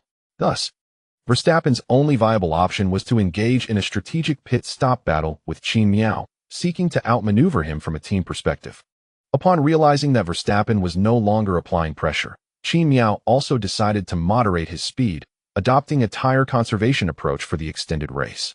Consequently, by the 12th lap, the distances among the trailing drivers began to widen. The time gap between Qin Mian and Verstappen fluctuated around 25 seconds. Meanwhile, Ricciardo in third place had already been left behind by Verstappen by 4 seconds. Concurrently, Hamilton had set his sights on Norris ahead of him. However, due to differing tire conditions, Hamilton could only close the distance to Norris within the DRS zone, yet appeared to lack the necessary speed before entering the braking zone, rendering him unable to overtake. By the 15th lap, the time gap between Qin Mian and Verstappen had extended to 4 seconds. This was not due to Verstappen's reluctance to maintain a position that constantly threatened Qin Mian, but rather because Verstappen's soft tires were beginning to deteriorate. In contrast, Qin Mian's soft tires still exhibited remarkable pace, maintaining a lap time fluctuation of approximately 2 seconds. In the 19th lap, Leclerc, who had been pursued closely by Perez, was the first to signal for a pit stop. Although Ferrari is often likened to a circus, even a circus must avoid overwhelming its audience with too many performances, particularly in Ferrari's home territory. It was already quite absurd that Sainz had been penalized during qualifying due to traffic issues. Any further mishap during the race's tire change would be excessively cruel for the fervent fans present. After pitting, Leclerc switched to medium tires, achieving a time of 26 seconds, which was a reasonably satisfactory result for Ferrari. Ahead, although Verstappen had not been directly informed, he noticed the pit board signaling from the Red Bull team as he passed the pit area. At that moment, he had already formulated a strategy in his mind. Despite Qin Mian's exceptional tire preservation skills, Red Bull calculated that Qin Mian's soft tire pace had now fallen behind that of a brand new set of medium tires. They recognized that, although Verstappen was faster than Qin Mian, overtaking him on the Monza circuit would be quite a challenge. Thus, by the 21st lap, Verstappen, who had been trailing by 46 seconds, exhausted the last vestiges of grip from his soft tires, preparing to close the gap to Qin Mian in anticipation of executing an undercut strategy. In the 22nd lap, Verstappen entered the pits, donning a new set of medium tires. The Red Bull team executed a textbook perfect tire change, completing it in 2.9 seconds. After the pit stop, Qin Mian heard Frankie's voice through his TR. Qin Mian, Verstappen has pitted. It's time to accelerate. We'll pit this lap as well. The strategy from Mercedes was straightforward, with a 4-second time advantage already established by Qin Mian. They felt confident in their margin for error and did not fear Red Bull's undercut tactic against Qin Mian. Since Verstappen had pitted, all Qin Mian needed to do was to follow suit with Red Bull's strategy. Even a slight delay during a pit stop is of little consequence. Thus, on the 23rd lap, Qin Mian entered the pit area. At that moment, the broadcast switched to the tire-changing crew of the Mercedes team, revealing the yellow medium tires they held in their hands. Upon witnessing Qin Mian's entry and the tire selection made by Mercedes, the Red Bull personnel felt their teeth nearly shatter from tension. How could they be so ruthless? Were they truly offering no opportunity whatsoever? This prompted a wave of elation among all Red Bull staff, while Mercedes fans were left in disbelief. As Qin Miao's vehicle came to rest in the designated tire-changing spot, it was promptly lifted, and everyone moved swiftly to remove the tires. However, the tire changer for the right front wheel of Qin Miao's car was an exception. He did not immediately detach the right front wheel. The reason lay with the impact wrench operator, who encountered a problem and was unable to remove the bolts from the left front wheel in a timely manner. It was only after swapping for a different wrench that he successfully detached the bolt from Qin Miao's vehicle. Once the bolt was removed, the tire followed suit, and a new medium tire was affixed before lowering the car back to the ground. After touching down, Qin Miao quickly exited the pit, attempting to recover even a fraction of the lost time. Yet the 81 seconds displayed in the bottom right corner of the broadcast screen painfully pierced the eyes of all Mercedes and Qin Miao supporters. Following Qin Miao's departure, the impact wrench operator for the left front wheel, puzzled, retrieved the malfunctioning wrench to begin an inspection. Truth be told, upon realizing that his left front tire had not been removed promptly, Qin Miao felt utterly bewildered, followed by a surge of anxiety. Wishing he could leap from the car and kick the wrench operator aside to change the tire himself. However, the events had transpired, and no amount of urgency would alter the situation. He could only calm himself and drive out of the pit to continue the race. Moreover, even in the pit, Qin Miao could not afford to display impatience, for according to FIA regulations, a purple flag in the pit during the race could result in a 5-second penalty. Meanwhile, the commentators on 5-Star Sports, upon witnessing this scene, were equally incredulous. What was going on? This was Mercedes, after all. Could their tire changers truly make such a fundamental error? Oh, Qin Miao. What on earth is Mercedes doing? Qin Miao's championship. Alas. Why? Verstappen has already passed, and Hamilton might be right behind. 81 seconds, my goodness. What on earth is Mercedes doing? What a splendid situation, and yet they falter at this critical moment. Some speculate, could Mercedes be acting with intent against Qin Miao? Toto must be held accountable. What a debacle. The blame lies squarely with the pit crew. Across the internet, the backlash against Mercedes for this pit stop blunder was resounding, with many conspiracy theorists suggesting that Mercedes, alarmed by Qin Miao's high standing in the points table, had intentionally sought to sabotage him. In reality, the individual responsible for the tire change blunder was a member of Qin Mian's team. Although it was not Reyes, it was indeed a technician who maintained a cordial relationship with Qin Mian. One should refrain from suggesting that Qin Mian's team could be swayed. The likelihood of such an occurrence is exceedingly low, given that Qin Mian and his crew share a bond of mutual success and failure.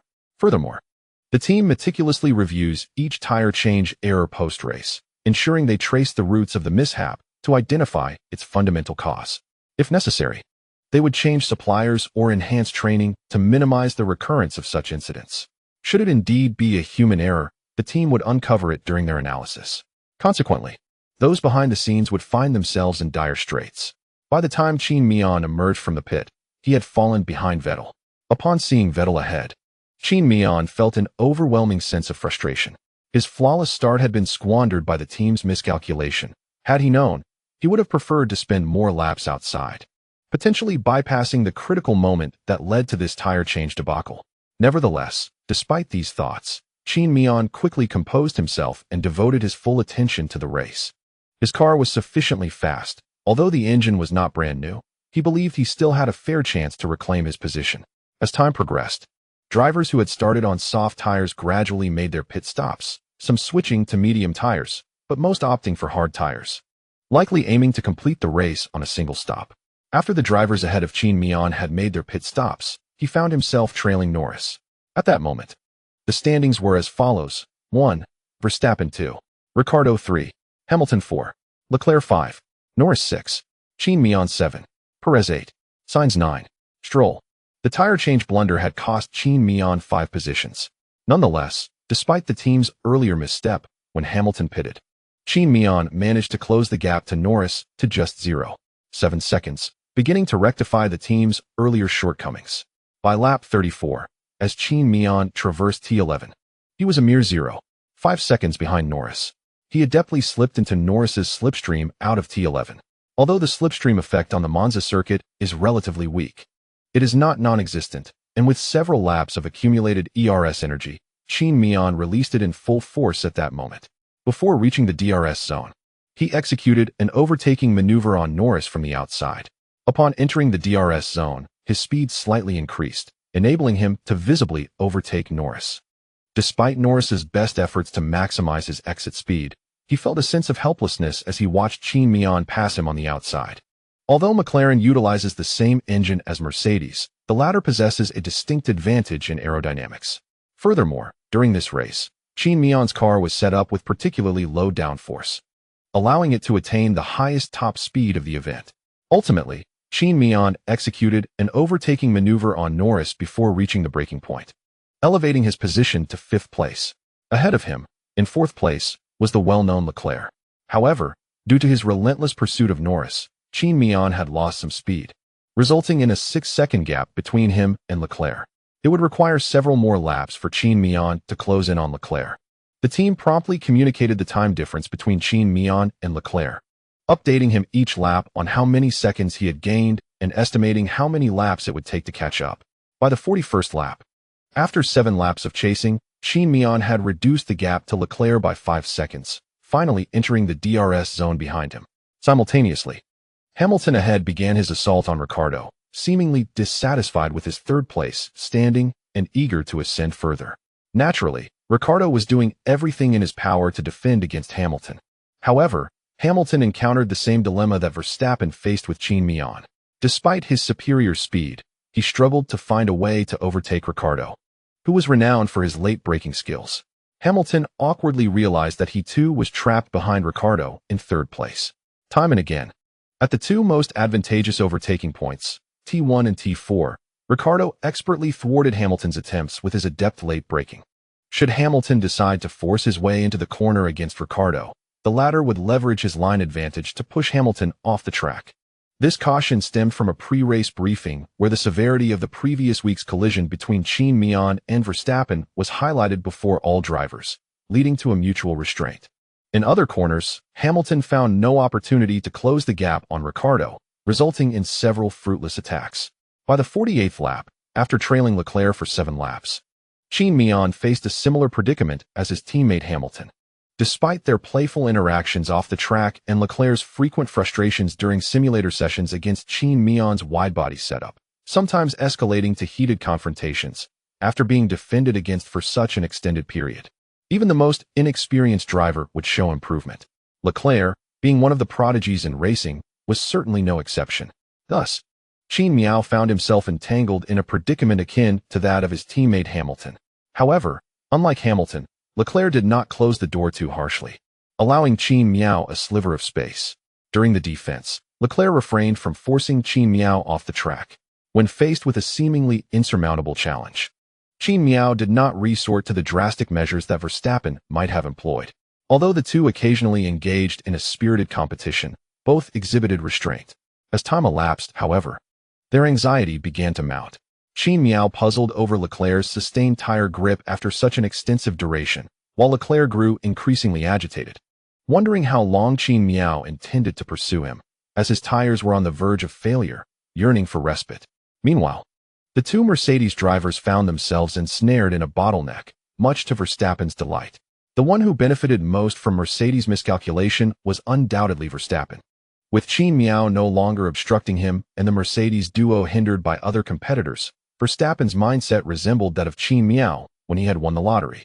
In the 52nd lap, just as everyone anticipated that the race might conclude with the current standings, an unexpected turn of events unfolded. The endurance of Qin Mian's tires had always been a mystery, one that Leclerc had previously been indifferent to. Despite his familiarity with Qin Mian, he had never truly grasped the extent of his tire performance. However, following today's events, Leclerc's perspective shifted dramatically. Upon exiting T10 in lap 52, Qin Mian unleashed the full potential of his ERS, launching a sudden assault. Faced with Qin Mian's unexpected maneuver, Leclerc, whose tires were already in a precarious state, found himself powerless, helplessly watching as Qin Mian overtook him before reaching the braking point at T1. It was a complete annihilation in terms of speed, leaving Leclerc with no recourse but to lament within the team radio. Why does Qin Mian maintain such remarkable speed on these tires after such an extended run? In response, Ferrari could only advise Leclerc to remain focused, asserting that the race was not yet over. To which Leclerc retorted, How can I stay focused when I've plummeted to 4th place? As the 53rd lap concluded, this race, which had been somewhat disappointing for Qin Mian, ultimately culminated in Verstappen crossing the finish line. Excluding the circumstances at Spa, Qin Mian's streak of 3 consecutive victories came to an end, marking the 10th race of the season in which Hamilton failed to ascend to the podium. Although Hamilton retained 2nd place in the standings post-race, the recent series of races had not been fortuitous for the 7-time champion. As the race concluded and Qin Mian parked in the inspection area, a sense of frustration lingered within him. Had it not been for that unforeseen incident, while he could not guarantee victory, he certainly believed he had a substantial chance of securing at least a place on the podium. Now, having secured only a 4th place, just a step away from the podium, that step appears as insurmountable as a chasm. Perhaps, while in the car, Qin Mian contemplated the loss of his podium due to a blunder by the team staff, igniting a tempest of frustration within him. However, upon disembarking and allowing himself a moment of composure, the adrenaline within Qin Mian subsided, and his mind regained its clarity. With this newfound calm, he found himself able to empathize with the team personnel. After all, they are merely human, and mistakes are an inevitable part of life. It is unrealistic to expect perfection in one's professional endeavors. One can only strive to avoid such errors in the future. Moreover, his loss was not particularly significant, as he still maintained a leading position on the points table. Upon completing the post-race weigh-in and preparing for the subsequent interviews, numerous reporters were eager to speak with Qin Mian, particularly concerning the pit stop error that had occurred during the race.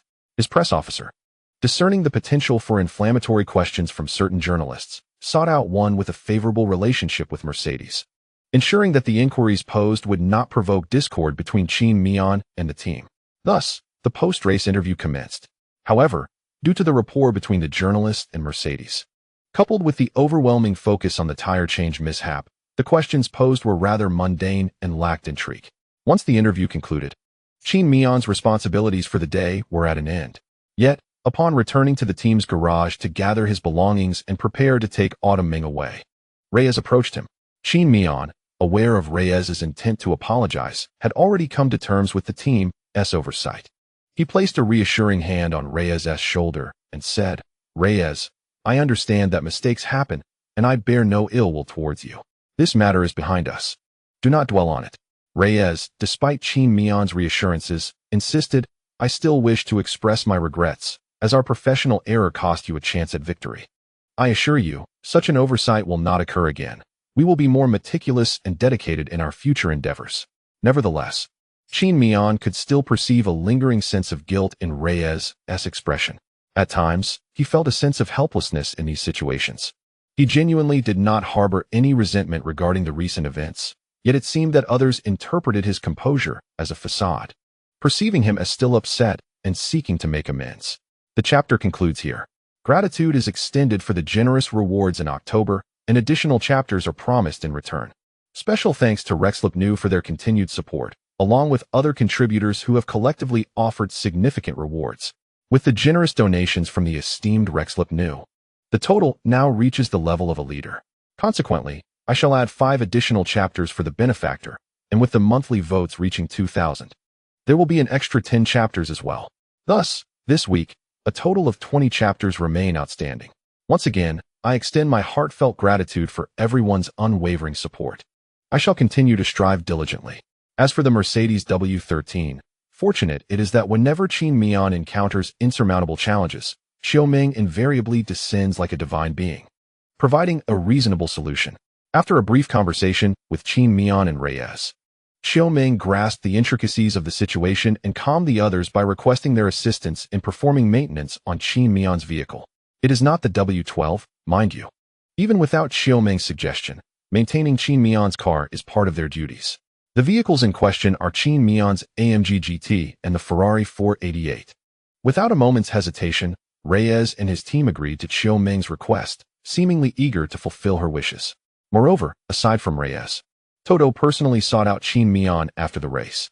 While Reyes's apology was merely an official gesture from the team, Toto's visit bore a certain political significance. However, for Qin Mian, Toto's approach was straightforward and sincere. After conversing with Toto and clearly acknowledging the team's oversight, Toto appeared quite pleased. Thus concluded Qin Mian's participation in the Italian Grand Prix. Following this race, the driver standings and points were as follows. 1. Verstappen 25-2, Ricciardo 19, fastest lap. 3. Hamilton 15-4, Qin Mian 12-5, Leclerc 10-6, Norris 8-7, Perez 6-8, Sainz 4-9, Stroll 2 simultaneously. The updated driver standings were 1. Qin Mian 2-48-2, Hamilton 2-24-3, Verstappen 2-23-4, Norris 1-1-1-5, Leclerc 1-1-1-6, Perez 1-0-4-7, Sainz 79-8, Ricciardo 73-9, Gasly 54-17. Kimi won in the aftermath of this race. While there were no changes in the standings, the point gap among the top 3 contenders had notably diminished.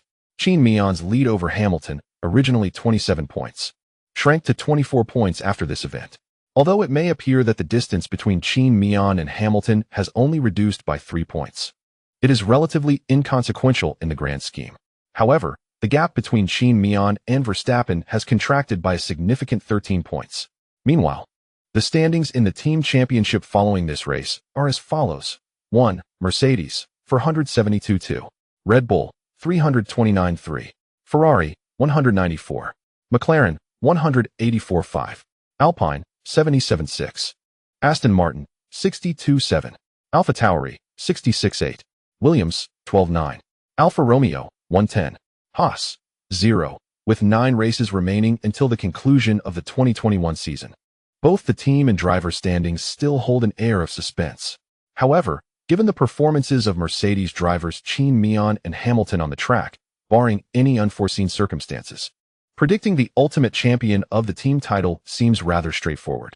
In summary, the aftermath of the race left some celebrating while others were disheartened. Nevertheless, on Chinese social media, Mercedes faced a wave of criticism from the burgeoning fanbase due to a tire change blunder that nearly propelled them into trending discussions. This situation persisted until the following day when Qin Mian took to social media to quell the uproar. It was not that Qin Mian aimed to exert pressure on the team. His intentions were far less calculated. The back-to-back races had significantly drained the energy of everyone in the paddock, and as a newcomer, Qin Mian still had much to learn on the track, necessitating even more of his focus and effort. After concluding the triple header, Qin Mian returned home, indulged in a refreshing shower, and retired to bed early, foregoing all other activities. During this period, all of Qin Mian's phone calls and greetings with friends and family were managed solely by Xiaomeng. Following the Italian Grand Prix, the next race would take place in Sochi, Russia. This circuit has historically been a stronghold for Mercedes since it began hosting Formula One races. The team has never relinquished the championship title at Sochi. Furthermore, the Mercedes car is exceptionally well suited to this track, and having previously raced in F2 there, Qin Mian was quite familiar with the venue. The logistics of transporting their equipment to Sochi were also quite convenient, as the city, being a port town, is merely separated from Europe by the Black Sea. However, despite this convenience, it merely made their journey to Russia easier. To minimize logistics costs, the team prepared some materials in Russia, with Mercedes only needing to transport the car's powertrain and a few other components. Of course, it is somewhat premature to discuss these matters, as Qin Mian and the team still had a week of rest ahead of them. On Monday, during his day off, Qin Mian dedicated most of his time to accompanying Xiaomeng, aside from engaging in some physical training. On Tuesday, both Qin Mian and Hamilton visited the team. Normally, Tuesdays are designated as rest days for the drivers, but on this occasion, the team unveiled the model of next season's car. The team is preparing to utilize this model car to conduct wind tunnel tests, examining the aerodynamic characteristics of next season's vehicle. At such a significant moment, not only are current drivers Qin Mian and Hamilton present, but even Bottas, who is confirmed to be transitioning to Alfa Romeo next season, has arrived. Furthermore, all senior executives from Mercedes are in attendance. The presence of so many individuals underscores the importance placed on the upcoming season's racing car. Qin Mian has indeed contributed numerous design ideas and data support for the new car. However, due to Verstappen and Red Bull's ongoing threat to Hamilton and Qin Mian in the driver standings this season, the majority of the team's resources remain focused on upgrading the current season's vehicle. Consequently, the data collected by Qin Mian and Bottas primarily pertains to the W12, providing limited information for the W13. Of course, Qin Mian has no grounds to judge the team's decision as correct or incorrect from a driver's perspective. He naturally aspires to commence his first professional season from a higher starting point. After all, should Mercedes falter one day, his performance in the inaugural season would sufficiently demonstrate his talent, facilitating his search for a new team post-Mercedes. Nevertheless, these matters are for another time. After exchanging pleasantries with Hamilton, Qin Mian received a notification while waiting in the lounge. "It's ready, let us go." Hamilton was the first to rise, and Qin Mian followed suit as they proceeded together to the Mercedes wind tunnel laboratory. Both Qin Mian and Hamilton were somewhat familiar with the space, which is a long, oval-shaped area adorned in white. Despite its modest design, it is spacious enough to accommodate 4 individuals standing side by side, with a height of approximately 5 meters. At one end of the space, there is a white structure resembling blades, from which the wind is generated. Although the wind tunnel is not brand new, it was built to high specifications, allowing it to produce a maximum wind speed of around 290 kilometers per hour even to this day. While it cannot simulate the aerodynamic conditions of a car at peak speed, it is capable of modeling the airflow for most medium to low-speed corners on the track. Subsequently, under the guidance of the technicians at the Mercedes factory, a racing car was wheeled out. This car differs from the W12, which featured a front wing. The location previously occupied by the wing is now replaced by a downward wash side pod, while the front wheel area is equipped with fins to manage airflow. Notably, this vehicle is devoid of any livery, displaying only a black carbon fiber texture. This is the W13, and it is the first time Qin Mian has seen this car fully assembled, having previously only encountered its individual components. Unlike the bottle-shaped design of this Season S car, the new vehicle boasts a clean and tidy aesthetic, devoid of the exceedingly complex fins due to the new regulations implemented for the races. Meanwhile, the rear design of the racing car has taken on a more extreme form, with the floor extending significantly outward, while the body remains remarkably slender, and the side boxes are in a downward cut position. In its unadorned state, it appears somewhat lackluster and cannot truly be described as aesthetically pleasing. What are your thoughts? Hamilton, standing beside Qin Mian with his arms crossed, nudged Qin Mian's arm with his elbow upon gazing at the car before him. Qin Mian stroked his chin and remarked, "If we were to utilize the 13-inch tires this season, I believe this car would be quite impressive, a masterpiece of perfection. However, next season we will transition to 18-inch tires, and the alteration in tire dimensions will significantly alter the car's characteristics. Although many of the data points were provided by me, I cannot definitively ascertain whether it is good or bad at this moment." Hamilton replied, "I don't know why, but something about this car instills in me a sense of foreboding." Qin Mian looked at Hamilton in surprise. "Do you think this car will be slow?" "No. I still have faith in the development capabilities of the Mercedes team, yet upon seeing this car, an unsettling premonition arose within me." Hamilton furrowed his brow and contemplated for a moment, but quickly reconciled with himself. "Perhaps I've been too busy lately. As I age, my nerves seem to weaken, and I must be overthinking it." Qin Mian nodded thoughtfully, still puzzled as to why this car would evoke such a feeling in Hamilton. During their casual conversation, the team's technicians had already secured the racing car in the wind tunnel. After fastening the screws on all 4 wheels and confirming that there were no oversights, all personnel vacated the wind tunnel. Subsequently, the entrance to the wind tunnel was sealed, leaving Qin Mian and the others to observe the car's status through the high-speed cameras installed around the tunnel. The wind tunnel was then activated, but the design had taken noise considerations into account, so the sounds audible to Qin Mian and his companions were quite limited. Following this, a variety of testing projects commenced. Although neither Qin Mian nor Hamilton were experts in aerodynamics, they were able to comprehend the testing projects conducted by the team. In contrast, the team leaders who had come to observe soon found themselves somewhat bored, as the shareholders present were primarily involved in commercial aspects, with few possessing technical knowledge, rendering their presence here somewhat futile. Therefore, it was not long before they departed. Once they left, Qin Mian and Hamilton felt a sense of relaxation. However, they did not lose sight of their responsibilities. During the first testing phase, both Qin Mian and Hamilton focused on understanding how the new aerodynamic shape of the car would contribute to downforce and various data points.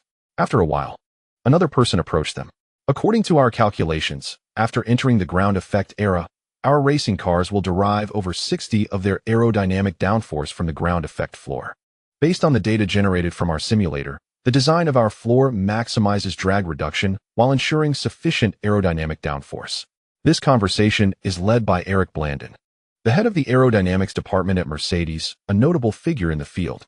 However, Qin Mian has had limited interactions with him, as he predominantly communicates with the technical director, Mike Elliott. Upon noticing the presence of Blandon behind them, Qin Mian and Hamilton exchanged greetings. Hamilton, with a hint of curiosity, inquired, "What changes can we expect in the driving characteristics of the car after the new regulations are implemented?" "I believe the changes will primarily pertain to overall balance. After the enforcement of ground effect regulations, the main downforce of the car will originate from the floor. The car's center of gravity will be lower than that of this season's model, and our zero sidebox design will facilitate the streamlining of airflow, allowing for greater tuning flexibility in terms of aerodynamics compared to this season," Blandon asserted with unwavering confidence. Upon hearing this, Qin Mian and Hamilton displayed differing expressions. While Hamilton maintained a composed demeanor, internally he felt reassured, recognizing that this visit confirmed the considerable adaptability of Mercedes' car for the upcoming season. Conversely, Qin Mian was filled with curiosity and inquiry, asking, setting aside the issue of car consistency, "Do we have suitable solutions for the deformation of the floor at high speeds?" Blandon appeared to anticipate this line of questioning and replied with a smile, "We have incorporated titanium alloy into the carbon fiber of the floor, significantly enhancing its hardness and resistance to deformation. Additionally, we have a contingency plan if our initial design still experiences deformation at high speeds. We have a thicker carbon fiber floor version ready for use. We are confident in minimizing the deformation of the floor during high-speed driving." Qin Mian found no reason for doubt. However, Hamilton then posed another question: "What about the weight issue?" Blandon, who had previously spoken with such conviction, now seemed somewhat hesitant when the topic of vehicle weight arose. "While our design floor is indeed somewhat overweight, given our limited resources and manpower, this is the best we could achieve for now. We can only address other issues once we have more resources available next season." Hamilton and Qin Mian exchanged glances, choosing not to delve further into the matter. This decision was collectively made by the entire team, despite the awareness of the drawbacks of sacrificing future potential for present gains. They had committed to this course of action and must resolutely continue forward. Hesitation is a cardinal sin in warfare, and the same holds true for a racing team. After shifting away from the floor topic, Qin Mian and Hamilton began discussing the sidebox design. After Blandon finished speaking, he slipped away. The questions posed by these two were exceedingly probing. Had he lingered any longer, they might have unearthed his secrets. Curiously, Qin Mian and Hamilton did not share the same common ground in their daily lives as Qin Mian did with Zhou Guanyu. One was fond of gaming, while the other was captivated by fashion. Their preferences in daily life were starkly divergent. Yet, their driving styles and racing were remarkably similar, and they harbored many aligned thoughts regarding the sport, even favoring similar vehicle aesthetics. This perhaps exemplifies the diversity of humanity. Qin Mian and Hamilton remained at the factory until after 4 in the afternoon before departing. Subsequently, Qin Mian rested at home for an entire day, returning to his regular training routine only after Thursday. The following period was rather uneventful. Despite receiving numerous invitations to banquets and events, Qin Mian chose to decline them all. He understood that by merely entering this circle, engaging in conversations, and befriending a few individuals, he could effortlessly secure returns that could multiply by dozens, if not hundreds. However, Qin Mian retained a humble mindset. For him, money was merely a means to an end, sufficient for his needs. For both Qin Mian and Xiaomeng, money had transformed into just a string of numbers. It is noteworthy that on Sunday, Qin Mian participated in an event hosted by Mouse Platform alongside Leclerc and Norris. Typically, Qin Mian would abstain from such events, but given that this was organized by a live streaming platform, it offered the unique benefit of not requiring physical presence, coupled with generous rewards. The event's premise was straightforward. The three of them would compete in F1 2021 against top streamers who specialized in F1 and other racing games. Victors would receive rewards, while there would be penalties for those who faltered. Although framed under the banner of charity, all proceeds from the live stream would ultimately result in a substantial commission credited to their accounts. The number of participants was relatively small, totaling around 10, including Qin Mian and his companions. To Qin Mian, this was merely a recreational activity, a diversion after rigorous training, albeit one that would be visible to the public.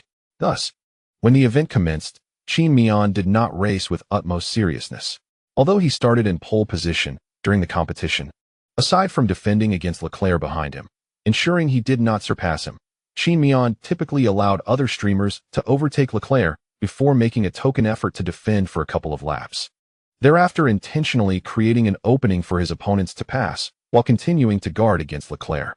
The first individual to surpass Qin Mian was Norris. Subsequently, various streamers gradually overtook Qin Mian, each of them elated, fully aware of Qin Mian's formidable defensive prowess. They nearly wished to immortalize this triumph by engraving it as a QR code on their gravestones. Qin Mian's defense against Leclerc persisted for over 20 laps. A remarkable feat considering the race consisted of merely 35 laps. Moreover, Leclerc's overtaking of Qin Mian was not merely a display of skill within the game. It was bolstered by verbal threats. "Next time I see you, Qin Mian, I will strike you on the face. Your headgear will be torn to shreds." Under the weight of Leclerc's threats, Qin Mian ultimately had no choice but to let him pass. The event concluded successfully. Yet it is noteworthy that although Norris had initially surpassed Qin Mian, he did not ultimately claim victory. Norris faltered at the final moment, while defending against another streamer. It was evident that despite the event's entertainment nature, Norris's thirst for victory remained fervent. His intensity in defense was comparable to Qin Mian's against Leclerc. However, during this contest, Norris made an error while braking, having focused too intently on the streamer behind him and slightly misjudging the braking point. Additionally, as he braked on the inside line, his car veered uncontrollably off the track. Given that Sochi is a street circuit with limited runoff, Norris's miscalculation resulted in a collision with the wall. Fortunately, despite being a game rather than a simulator, Norris's car did not sustain damage from this mishap. Yet, upon rejoining the track, he lost his lead position and his chance at victory. However, as previously mentioned, this was merely a game. Upon realizing his error, Norris adopted a more composed mindset, intentionally reducing his speed in the final laps to position himself ahead of Leclerc, once again preparing to defend against him.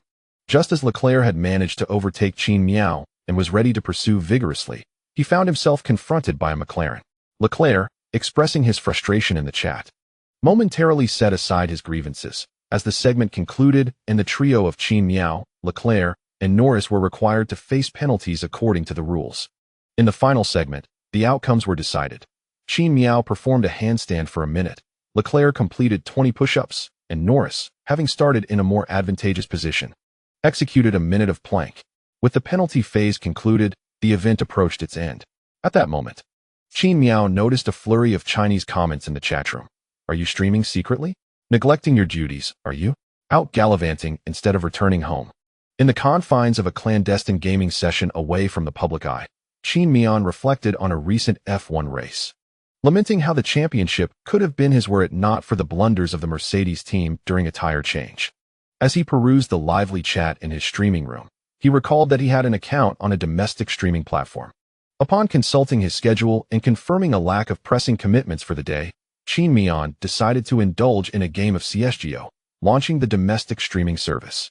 His affiliation with the mouse platform was merely for participation in activities. He had not signed a contract, thus allowing him the liberty to broadcast on other platforms without any repercussions from mouse. Moreover, the reach of mouse did not extend into the domestic arena. F1 had previously lingered in the shadows for domestic audiences, known only by name, yet scarcely understood.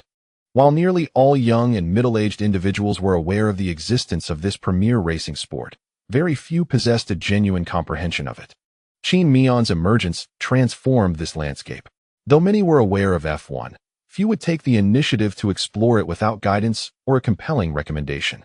Qin Mian's presence at F1 events marked a pivotal moment, igniting a fervor among domestic motorsport enthusiasts. Initially, even with Qin Mian's entry into F1, skepticism prevailed. Many doubted the prospects of a Chinese driver in such a competitive arena. They believed that even if he managed to establish a foothold, he would never ascend to the ranks of luminaries like Hamilton, Alonso, or Schumacher. However, as Qin Mian's performance improved, culminating in his recent ascension to the top of the driver standings, the domestic fan base burgeoned. His followers began to multiply exponentially.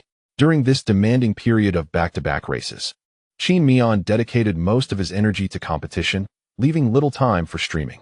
As a result, He remained unaware of the significant surge in his follower count until he activated his streaming room. Within 30 minutes, the platform was overwhelmed by an influx of fans, leading to its collapse. Recalling the initial moments of his stream, Qin Mian noted that the chat began to lag, and when the platform's servers ultimately failed, he observed an astonishing influx of nearly 600,000 viewers in his backend.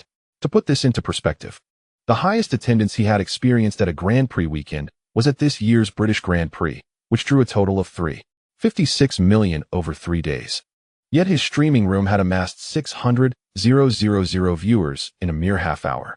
In that moment, Qin Mian was left pondering whether the sheer number of viewers reflected the vastness of the domestic audience or the burgeoning impact of his own influence. Half an hour later, amidst the anxious waiting of fans in Qin Mian's darkened livestream room, the servers on Douyu were finally restored. However, as soon as Qin Mian's visage graced the screen, the bullet chat system on Douyu collapsed once more. Consequently, no one could send bullet comments. But the silver lining was that due to an emergency bandwidth expansion for Qin Mian's livestream, the video feed remained smooth. Observing the silence in his chat room, Qin Mian inquired with the moderators and soon understood the situation. Fortunately, this spared him the trouble of sifting through comments to explain that the overwhelming volume of messages had caused a system crash, sending viewers off to play CSGO instead.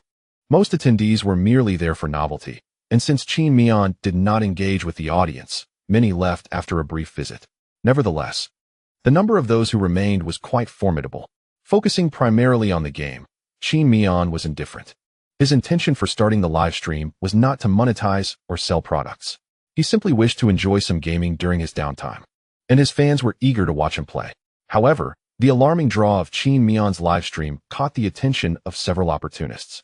Even before the stream concluded, Xiaoming's company received a business proposal requesting Qin Mian's participation in a promotional livestream. Frankly, the offer was substantial. The employees at Qin Mian's agency were left astounded upon seeing the figures presented. Yet, after some contemplation, Xiaoming declined.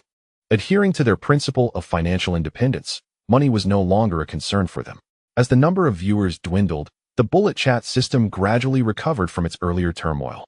Just before signing off, Qin Mian, faced with a deluge of pleading messages, promised to resume streaming after the conclusion of the Russian Grand Prix. Ultimately, he ended the stream amid the audience's heartfelt farewells. Truthfully, this live stream was quite entertaining for Qin Mian. The regulars in the chat were charming and articulate, and a staggering 80 of the comments praised his performance in F1, with one even offering words of comfort and another indulging in abstract humor. Initially, such abstract comments were few, but when Qin Mian accidentally read one aloud, the atmosphere shifted dramatically. Qin Mian, I also wish to learn racing like you. Do you have any beginner courses to recommend, preferably taught by you, suitable for someone just starting out? In response, Qin Mian suggested some books recommended to him by Zhou Guanyu.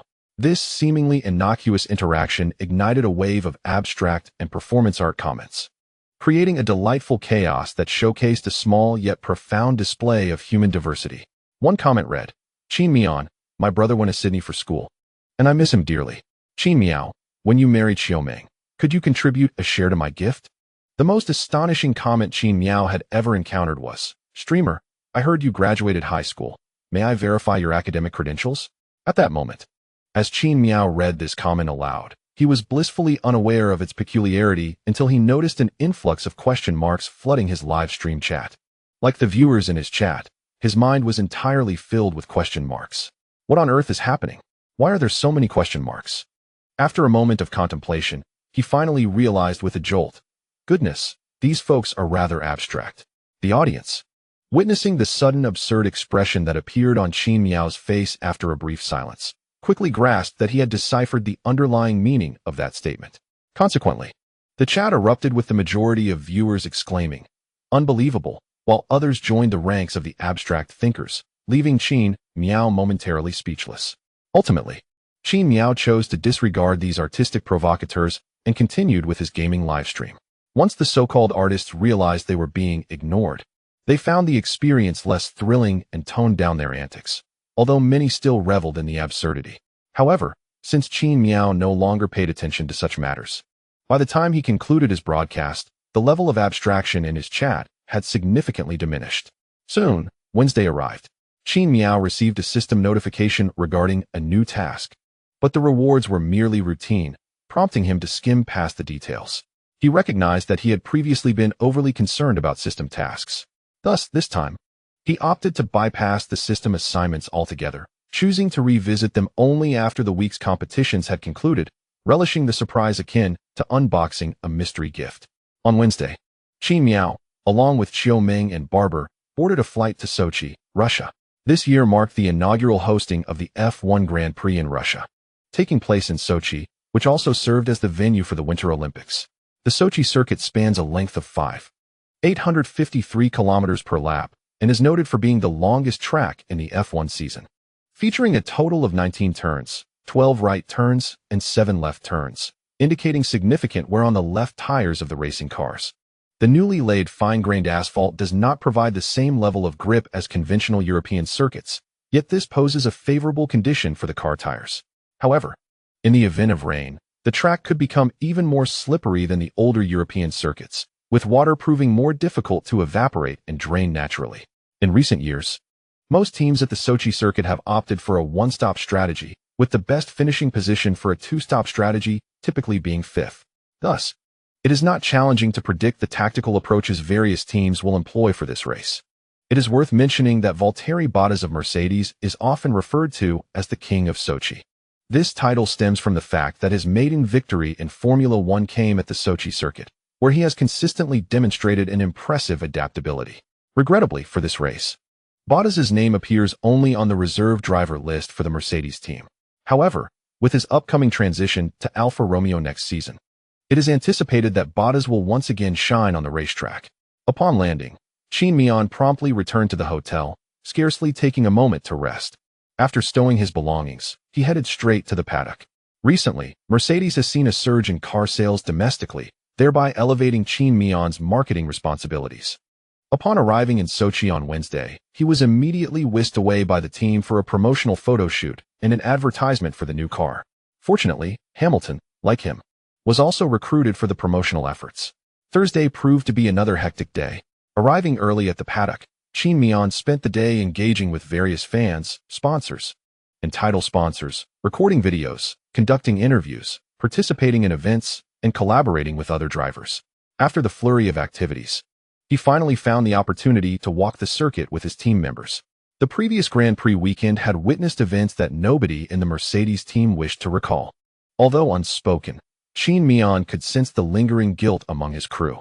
This sentiment, while capable of enhancing the technicians' efficiency and enthusiasm, was not what Qin Mian required at this juncture. Rather, he sought stability. Thus, walking the track together served to strengthen their bonds while soothing their restless emotions.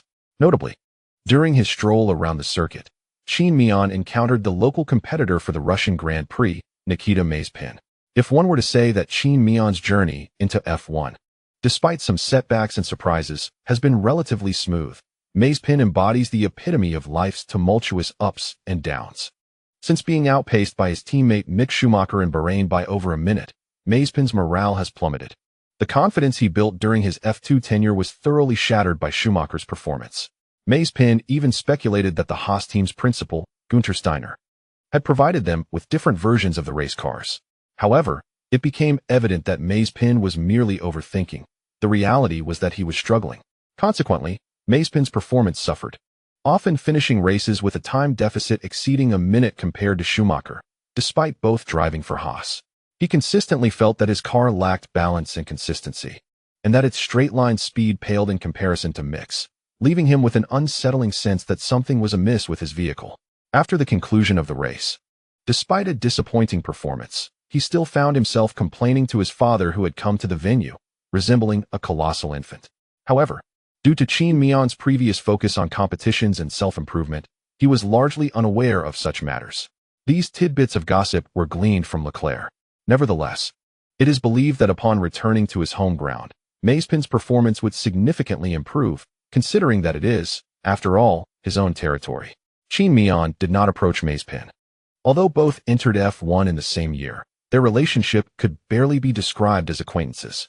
During the 2 hours spent traversing the track, Qin Mian engaged in discussions with his team's technicians. Even though he was not particularly adept at fostering lively conversations, His honesty was commendable. While the track was expansive, the interaction between Qin Mian and his team was relatively insular, as no one would disturb them until they completed their circuit. Even if others were present, they were too distant for conversation to carry. Consequently, after 2 hours together, any lingering feelings of resentment among the technicians would at least soften. Upon returning to the team's home after finishing the circuit, Qin Mian participated in the pre-race engineering meeting, where they discussed the specific minor upgrades brought to the car this week and addressed the engine durability issues concerning the two drivers. After concluding a day of work, Qin Mian headed back to the hotel with Zhou Ming for some much-needed rest. However, while walking, he suddenly recalled that when he first entered F1, his sole intention was to drive and experience the thrill of racing. When did he become like other drivers? So busy during race weekends that he had no time to even play on his Switch? Friday dawned bright and sunny, mirroring Qin Mian's excellent mood. After waking up and packing his belongings, he made his way to the paddock. Russia, unlike certain EU nations, had not relaxed its pandemic control measures excessively, resulting in a modest turnout of spectators. The seating in the stands barely reached half capacity, possibly also due to it being merely Friday. Nonetheless, as Qin Mian entered the paddock, he was met with fans seeking autographs and photographs, accompanied by photographers capturing the moments. To Qin Mian's surprise, Hamilton had arrived even earlier than him, leading to a flurry of pre-race preparations. Once everything was completed, the 2 practice sessions for Friday commenced. This week, Mercedes had set different objectives for the 2 drivers during the practice phase. Hamilton began by testing the car's ultimate performance and its adaptability to the circuit, focusing on adjustments, while Qin Mian aimed to familiarize himself with the track and gradually improve his lap times. Despite Qin Mian having raced on the Sochi circuit during his time in F2, the nuances between F2 and F1 are stark, as they represent 2 extremes in terms of vehicle sensitivity. Furthermore, Sochi, being a street circuit, leaves little room for driver error. Although Mercedes possesses ample financial resources to mitigate the costs incurred from vehicle repairs following a crash, the time lost in repairs and the subsequent cessation of data collection on the track are significant concerns. Hence, Mercedes is more apprehensive about Qin Mian potentially crashing in practice while striving for the limits, rather than during the race itself. While Qin Mian's consistency instills confidence in the entire Mercedes team, the adage holds true: it is better to err on the side of caution. Consequently, at the conclusion of the first practice session on Friday, Qin Mian's position was rather unremarkable, languishing in 7th place. However, as the second practice session commenced, the team permitted Qin Mian to utilize a set of brand new soft tires for a qualifying simulation in the final 5 minutes. His performance improved significantly, as he completed his last flying lap in 1:33.789, placing him second, just behind his teammate Hamilton. Following the cessation of the second practice, Qin Mian concluded his post-session duties and departed the paddock in a positive mood.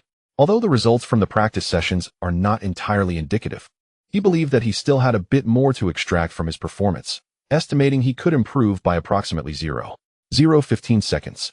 With a bit of luck, he might even snatch a pole position from Hamilton. And what of Red Bull? As previously mentioned, this circuit has historically favored Mercedes, and barring any unforeseen incidents, Red Bull poses minimal threat to them in Sochi. Yet, as fate would have it, an unforeseen incident did occur. Just as Qin Mian returned to his hotel, he received some rather disheartening news. According to the meteorological department's latest updates, rain was highly likely over the next 2 days in Sochi. When Saturday arrived, the weather predictions proved accurate, as heavy rain began to fall. Despite Sochi being the warmest city in Russia, the autumn rain rendered it quite chilly, especially with the circuit's proximity to the sea. The rain brought with it strong winds and a rapid drop in track temperature. For Qin Mian, who is not particularly fond of wet conditions, rain rarely heralds good news. However, there was a silver lining. The perceived temperature was now in single digits. Unlike the summer races, where he had to endure sauna-like conditions to maintain his endurance within the car, this weather alleviated the need for such extreme preparations.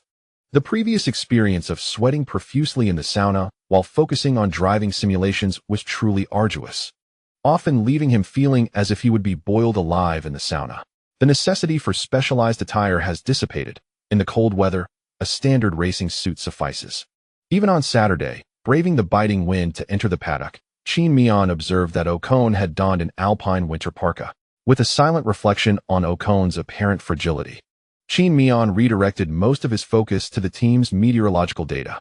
During the initial moments of the third practice, Qin Mian had already changed into his racing suit, but had not yet entered the car. The track was beset by strong winds, so fierce that the broadcast footage revealed a McLaren being swept away. This incident occurred while the car was on a transport trolley, yet the winds remained formidable enough to threaten even an umbrella's stability. After waiting for nearly half an hour, the event was ultimately cancelled. It was impossible to continue under such hazardous conditions. The winds posed a significant risk of accidents on the track, resulting in no participant completing their Q3 runs. However, as time progressed, the situation on the track gradually improved. The winds subsided and the rain ceased. Yet, at the commencement of the qualifying session, puddles still lingered on the ground, and while the wind had diminished, it had not entirely ceased. In an aerial view, the Sochi circuit appeared remarkably pristine. The day was overcast, with an air temperature of 14 degrees Celsius and a track temperature of only 17 degrees due to the recent rain. The humidity stood at 75, with a southeast wind blowing at 82 kilometers per hour. In the lead-up to the race, Matthew had been diligently clearing standing water from the track with a water truck. It was expected that the track would dry out shortly after the qualifying session began. Initially, Red Bull intended to wait until Verstappen completed the third practice before replacing his engine. Although the old engine could endure another practice session, it would not withstand the rigors of qualifying and the race. By delaying the engine change until after the third practice, they could gather data while preserving the engine's durability. With the cancellation of the third practice, Red Bull promptly fitted Verstappen with a new engine. As Verstappen had exhausted his engine allowances, this change would incur a grid penalty, resulting in his starting from the rear. Additionally, Leclerc and Latifi opted to replace engine components, similarly incurring penalties and starting from the back. Subsequently, as the commentators analyzed the situation, the qualifying session commenced. As the qualifying session commenced, competitors ventured out on intermediate tires. Although the rain had ceased, and Matthew had previously worked to clear the standing water from the track, significant puddles remained. It has been noted earlier that the fine asphalt of the Sochi circuit is not conducive to the evaporation and drainage of rainwater. During the initial part of Q1, Qin Mian was not entirely comfortable. The track felt exceedingly slippery, far more so than the rainy conditions simulated in the Mercedes-Benz simulator. Thus, during the qualifying phase, Qin Mian grappled with the slippery surface while reacquainting himself with the driving techniques required for this circuit in wet conditions. Notably, Verstappen's Red Bull team strategically opted to forego the qualifying session due to his impending grid penalty for the race. They allowed him to complete 2 exploratory laps to ensure that the newly installed engine had undergone its break-in period and was functioning properly before sending him back to the pits. Consequently, Verstappen did not participate in Q1. Those familiar with the simulator will undoubtedly recall the Sochi circuit, which, compared to tracks like Silverstone, Spa, and Monza, lacks driving enjoyment. The defining characteristic of the Sochi circuit is its abundance of 90-degree corners. Competing here evokes a sensation akin to being caught by a teacher, who rigorously tests your fundamental racing skills. In his first flying lap of Q1, Qin Mian managed to elevate his position to 8th. His sluggish pace was primarily due to a resurgence of light rain, with no signs of the track drying out. Although all 19 drivers on the grid utilized intermediate tires in an attempt to clear the water, the results were minimal. 10 minutes into Q1, there was still no discernible racing line. By the conclusion of Q1, only a few corners with lighter rain exhibited faint traces of a racing line, which were soon obscured again by the returning rain. Ultimately, Qin Mian's performance was less than ideal, allowing him to advance to Q2 in 6th place. This was not an attempt to test the fans' patience or evoke memories of past frustrations. Rather, Qin Mian was genuinely unaware of how slippery the Sochi circuit would be under such wet conditions. Thus, during his flying lap, he approached the limits of both the car and himself with utmost caution, resulting in a less than stellar time. However, in Q1, the primary goal was to progress, and that was achieved. As the session concluded, the eliminated drivers were Kimi, Mick, Giovinazzi, Mazepin, and Verstappen, the latter of whom didn't even take to the track in the latter half of Q1. His car was covered with a rain tarp and pushed to the back of the garage by Red Bull personnel. After a brief intermission for adjustments, Q2 began. The rain during Q2 has indeed ceased, and after the drivers completed 2 laps, distinct racing lines began to emerge on the track. However, the underlying issue remained. Despite the presence of racing lines, the surface was still exceedingly slippery. Tiny droplets of water lingered within the asphalt crevices. While the cars did not kick up towering sprays of water as seen on other rain-soaked circuits, visibility remained a challenge. Following the entirety of Q1, the track conditions showed no significant improvement, as the surface still bore only racing lines without any signs of drying. Consequently, after completing the first flying lap of Q2, Qin Mian opted not to return to the pits for adjustments, but chose to remain on the track. Although the drying process was slow, it was not entirely impossible. With the continuous improvement of track conditions, lap times were poised to accelerate, and a pit stop at this juncture could jeopardize the fleeting opportunity for the fastest single lap. Thus, nearly all drivers remained on the circuit, intent on seizing that ephemeral chance.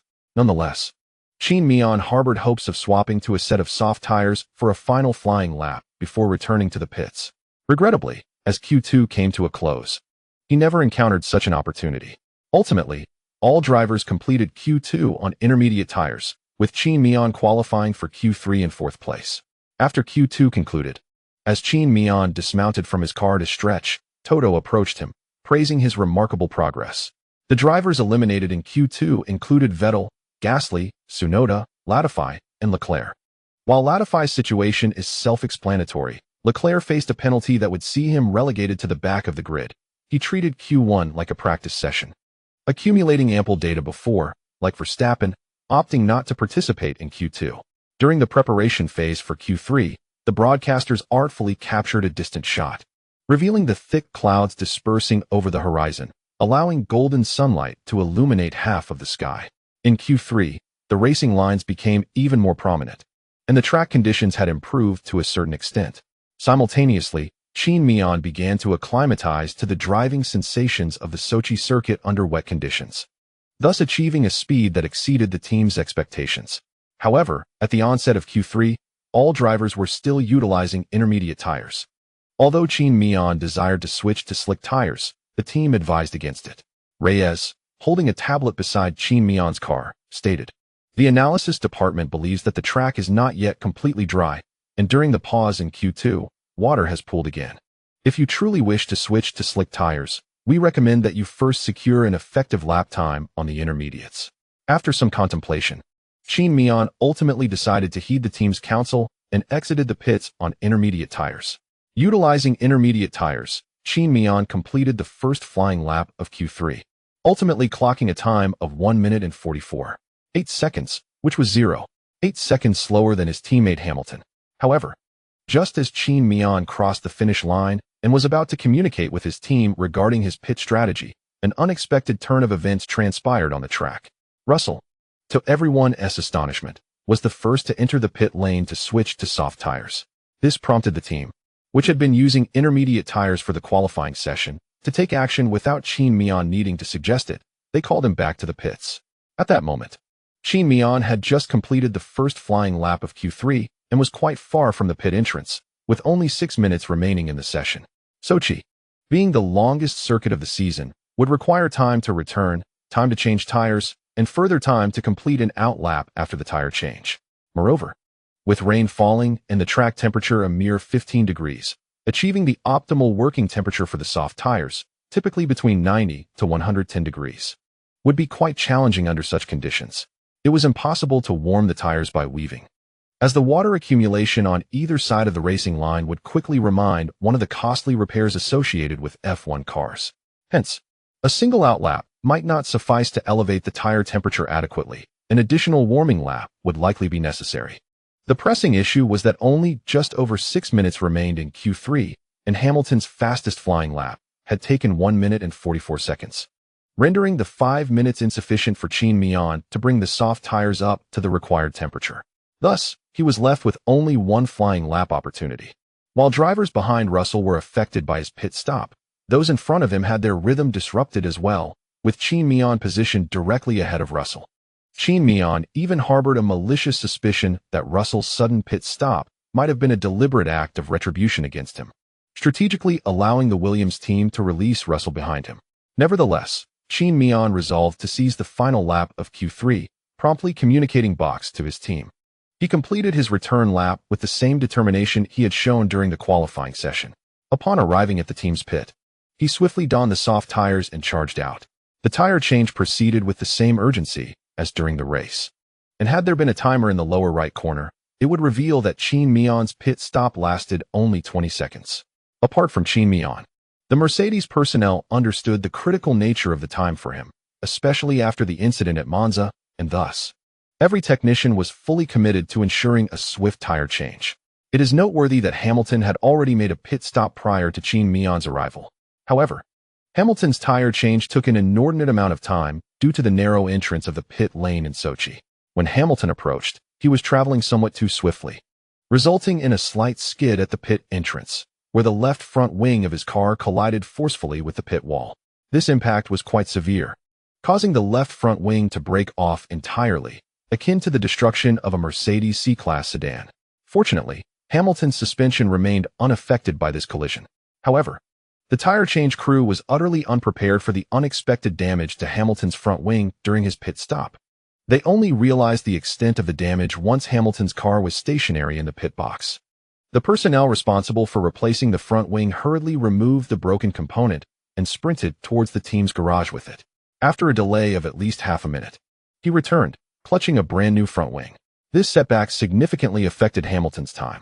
Meanwhile, as Hamilton was changing tires, Russell had already commenced his first flying lap. Yet, as previously mentioned, under such track conditions, the tire temperatures were insufficient. After completing an out lap, he needed to follow it with another warm-up lap. Russell's performance during this initial flying lap revealed that his first-time sector on soft tires was 11 seconds slower than his previous time on intermediates. However, by the time he began his second flying lap, the soft tires had reached their optimal operating temperature, resulting in a remarkable increase in speed. In the first sector, Russell improved his time by 0.5 seconds compared to his previous run on intermediates. Moreover, all drivers who completed an additional lap before the conclusion of the race recorded significantly faster times in their final flying laps, averaging over a second quicker. On the other hand, Sainz achieved the fastest second sector, surpassing Hamilton's second sector time by 12 seconds. Meanwhile, when Qin Mian commenced his first flying lap, there was just 1 minute remaining in the race. While a minute may seem ample, it was insufficient for Qin Mian to elevate his tire temperatures adequately and complete another flying lap. Thus, it can be said that Qin Mian did not have the opportunity to finish his last flying lap. Concurrently, Hamilton, as the countdown in Q3 reached its conclusion, had merely 2 corners left before crossing the finish line once more. Ultimately, the driver who secured pole position in this race was Norris from McLaren. Norris, who was also one of the contenders following Russell in pursuit of a fast lap, can attribute his pole position to fortuitous timing and seizing the opportunity. Unlike the 2 unfortunate drivers from the teams of Qin Mian and Perez, from the previous race in Spa to today's event in Sochi, Norris has demonstrated his adeptness in wet conditions to all. In the final qualifying round, Q3, the performances of Mercedes' 2 drivers were rather disappointing. Following the qualifying session, an eerie silence enveloped Qin Miao's team. He remained quiet, and no one else dared to speak, leading to a moment of collective stillness. Chapter Conclusion 276. The yearning of Norris prior to the commencement of Q1. Qin Mian had already expressed to his team his desire to switch to dry tires for the race. However, his request was declined at that time. Ultimately, it became evident that Qin Miao's instinct had been the correct one. Once again, Mercedes had let him down. Mistakes are not inherently fearsome. What truly unnerves is when one is informed of the correct course of action yet still falters, especially when the individual who provided the guidance is also misled. Such a predicament is undeniably awkward. In silence, Qin Mian returned his car to the inspection area. Upon disembarking, he caught sight of Hamilton's vehicle, unaware that Hamilton too had failed to secure a spot among the top 3 in Q3. Thus, seeing Hamilton's car took him by surprise. However, just as he had encountered unforeseen circumstances, Hamilton might have faced similar unexpected challenges. Hence, Qin Mian chose not to dwell on this matter and instead began to reflect. Despite possessing the capability, he pondered how external factors had hindered him from showcasing his full potential, resulting in a lackluster performance. If he were in Hamilton's shoes, how would he respond? As these thoughts swirled in his mind, he proceeded to weigh his helmet and gloves. The final standings for the Sochi Q3 qualifying session were as follows. 1. Norris 2. Sainz 3. Russell 4. Hamilton 5. Ricciardo 6. Qin Mian 7. Alonso 8. Stroll 9. Perez notably, both Qin Mian and Hamilton achieved their 4th and 6th positions using intermediate tires. After completing the post-race weighing and participating in interviews, Qin Mian returned to the team's paddock. At that moment, Toto had already departed for the team's headquarters. Upon his return, Qin Mian found only the race director, Ron Meadows, present, with no sign of Toto. However, it was not long before the team's strategic director, James Vowles, approached Qin Mian, promptly elucidating the rationale behind the team's decision not to bring him in for an immediate tire change. The team's reasoning was indeed justifiable for Mercedes. The risk of switching to dry tires at the outset of Q3 was exceedingly high. At that juncture, a change to dry tires would only allow for a single flying lap, as Qin Mian had previously encountered the issue of needing at least 6 minutes of preparation time to get the soft tires up to the proper working temperature. After executing a full throttle flying lap, he would then need to return to the team's paddock to replace the tires, which would again require 6 minutes. Given that Q3 lasts a mere 10 minutes, if the soft tires did not perform well, or if the lap was disqualified, Qin Mian would be forced to start the main race from 10th position the following day. Despite the unwavering confidence of all at Mercedes and Qin Mian's consistency, one cannot help but ponder, why take risks when a favorable outcome can be secured with certainty? The emergence of Russell was not only unexpected for Mercedes, but also caught most teams off guard, as few anticipated his sudden interjection. Drivers like Alonso, Stroll, and Perez, much like Qin Mian, did not even complete their final flying laps. Otherwise, how could the ever-watchful eye have found itself in a commanding position? Although Qin Mian felt a tinge of frustration, he did not attribute this incident to the team's misjudgment. After all, he had his choices to make. When the team suggested that Qin Mian take to the track on intermediate tires for an effective single lap, he acquiesced. His irritation stemmed primarily from a streak of unfortunate luck. Vincent's explanation served to provide both parties with a means of resolution, allowing Qin Mian to gracefully step back from the situation, and thus, the matter was resolved. At this juncture, Hamilton returned with his fitness trainer, Angela. Qin Mian exchanged greetings with Hamilton, and upon seeing him, Vincent also took the opportunity to apologize to Qin Mian before seeking out Hamilton. At times, the team's strategic director finds himself in a rather humble position. When a strategy falters, he is compelled to extinguish the flames of discontent, often apologizing with a demeanor reminiscent of a subordinate. Shaking off such thoughts, Qin Mian tidied up his belongings and convened with Toto, Hamilton, and the management personnel of their respective teams for a post-qualifying meeting. Following this, the day's work was entirely concluded. Upon returning to the hotel, Qin Mian refrained from checking his phone. After a refreshing shower, he lay in bed with Xiao Ming, engaging in light conversation before drifting off to sleep. Sunday arrived, the day of the main race. Contrary to the meteorological reports from Friday evening, Qin Mian awoke to find the skies devoid of rain, with not a single droplet in sight, though the atmosphere remained somewhat overcast, a welcome development. Upon arriving at the paddock and participating in the routine meeting, Qin Mian proceeded directly to the team's meteorological department without pausing for respite. He was keen to review their forecasts for the day. Ultimately, he was pleased with the findings. The meteorological report indicated a high probability of 2 light showers occurring before the race began, but both would transpire in the morning, with minimal intensity and brief duration. Even though the Sochi circuit struggles with drainage, the interval before the race commenced was sufficiently long, alleviating concerns about a wet track. As long as there were no delays, the likelihood of rain during the race itself was notably low.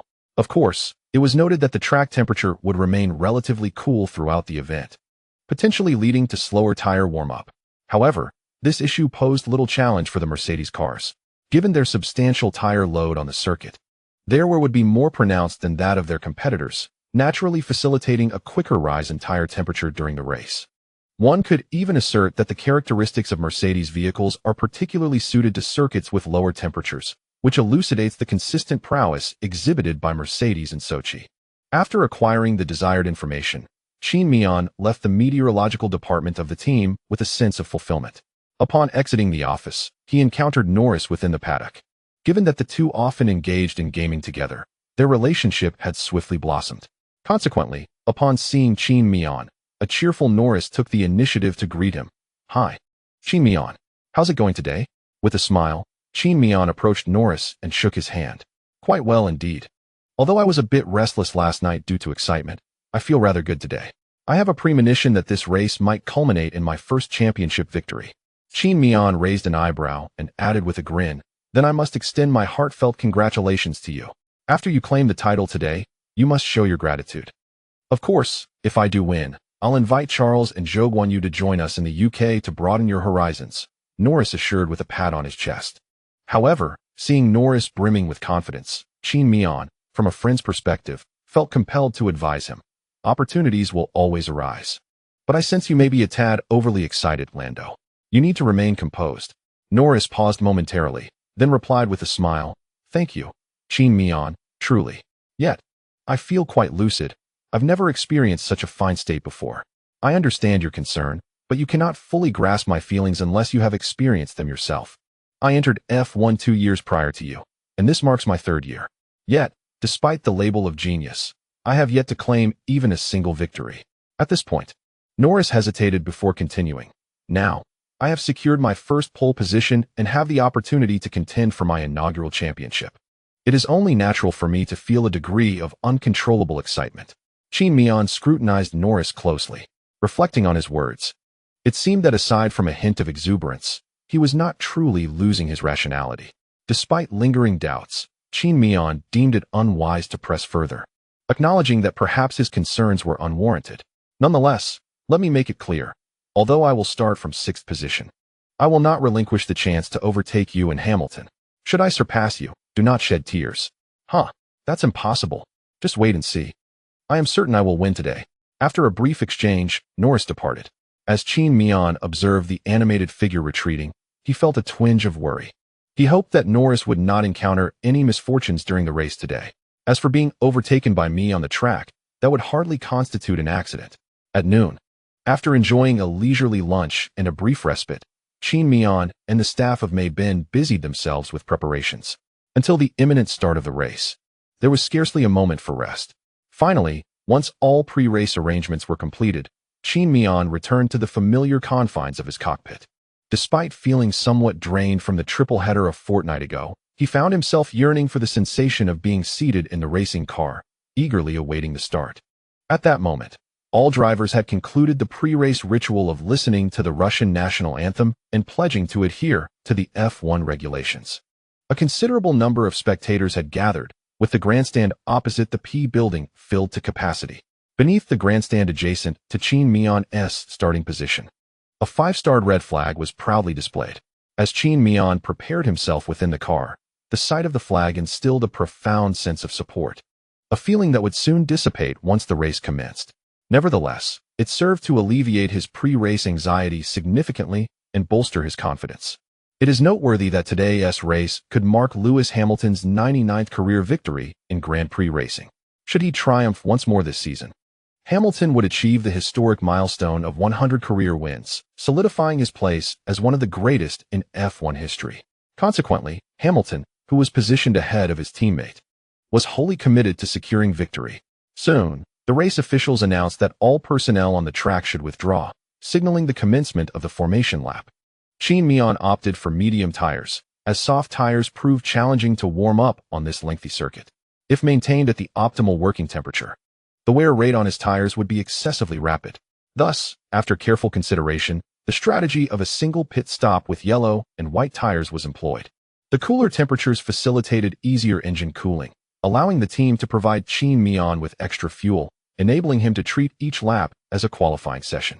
In contrast, Hamilton's strategy was more conventional, involving a standard yellow and white pit stop while striving to catch up with Norris ahead of him. As the formation lap concluded, the drivers returned to their respective starting positions. During this final stretch, Qin Mian received a communication from the team, according to meteorological reports. There may be rain during the last 10 laps of the race, though it will not be substantial. We will keep you informed. Acknowledging the message, Qin Mian felt a twinge of regret for his choice of medium tires upon hearing this news. I comprehend your intention, however. The cost-effectiveness of utilizing hard tires is not particularly high, and the anticipated rain is unlikely to be substantial. After a brief communication with the team, Verstappen, positioned at the rear, halted at his designated spot, adjusting the car's systems to launch mode, with the ERS power fully unleashed. Qin Mian glanced at Alonso in his rearview mirror, then to Ricciardo ahead on his left, and finally to his teammate Hamilton directly in front. Historically, numerous races have demonstrated that starting from the dirty side of the Sochi circuit is quite disadvantageous, as the grip on that side is significantly weaker than that on the normal racing line. Moreover, immediately following the start is a right-hand fake corner, which poses a severe disadvantage for drivers on the inside line. Thus, despite his confidence in his starting speed, Qin Mian found himself keenly observing his two main rivals, mentally simulating the potential scenarios that might unfold post-start and contemplating how to seize opportunities while evading danger. At last, as the medical car took its position for pursuit, the green flag waved behind, and the 5 red lights began to illuminate sequentially. Qin Mian slightly flexed his hands before elevating the engine's RPM, his gaze fixed intently on the distant lights. 1, 2, 3, 4, 5. The red lights extinguished. The race commenced. In that pivotal moment, Qin Mian slammed down on the accelerator. The other cars likewise launched off the line with fervor. Qin Mian's initial speed was marginally slower than Hamilton's, and as their velocities increased, it became apparent that Hamilton was pulling ahead. Meanwhile, his rival, Leclerc, behind on the left, executed an exceptionally rapid start, swiftly aligning alongside Qin Mian. Approaching the T1 fake corner, Leclerc leveraged the reduced drag of his outside line, slightly surpassing Qin Mian by half a car length, with the gap widening as they accelerated. Once they navigated through the T1 fake corner, all cars converged towards T2. At this juncture, Qin Mian enjoyed a slight advantage from the inside line. Leclerc, who had nearly overtaken Qin Mian, found his edge nullified as Qin Mian executed a late braking maneuver, entering the T2 apex wheel to wheel with Leclerc. Despite Leclerc's superior absolute speed owing to his flawless start, he was hindered by Hamilton and Ricciardo ahead, prompting him to ease off the throttle to avoid a collision, which prevented him from directly overtaking Qin Mian. As they transitioned through T2, Leclerc remained closely positioned to the right of Qin Mian's car, applying no excessive pressure, given the relative width of T2 at Sochi. Thus, despite their proximity, no collision occurred. Exiting T2, Qin Mian remained in a wheel-to-wheel state with Leclerc, with T3 looming ahead. T3 is a long left-hand bend, which, despite its extended curve, can be considered a false turn, as one can maintain full throttle from the entry all the way to the braking point. Qin Mian's engine power is evidently superior to that of Alonso, who is positioned on the inside line. Upon reaching this lengthy curve, Qin Mian begins to gradually overtake Alonso. He drives with full throttle towards T4, where he executes a late brake and successfully surpasses Alonso before entering the turn, thereby preserving his position. However, the chaotic situation on the track has yet to improve. It is not until the completion of the first lap that the circumstances begin to clarify somewhat. Following the start, Sainz, in second place, overtakes Norris, who is in first, while Russell maintains his starting position.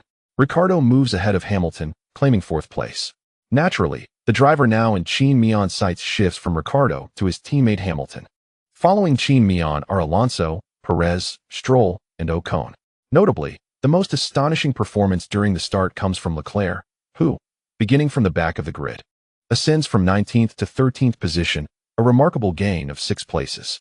As for Sainz overtaking Norris ahead of him, this can largely be attributed to the significant disadvantage of starting from pole position.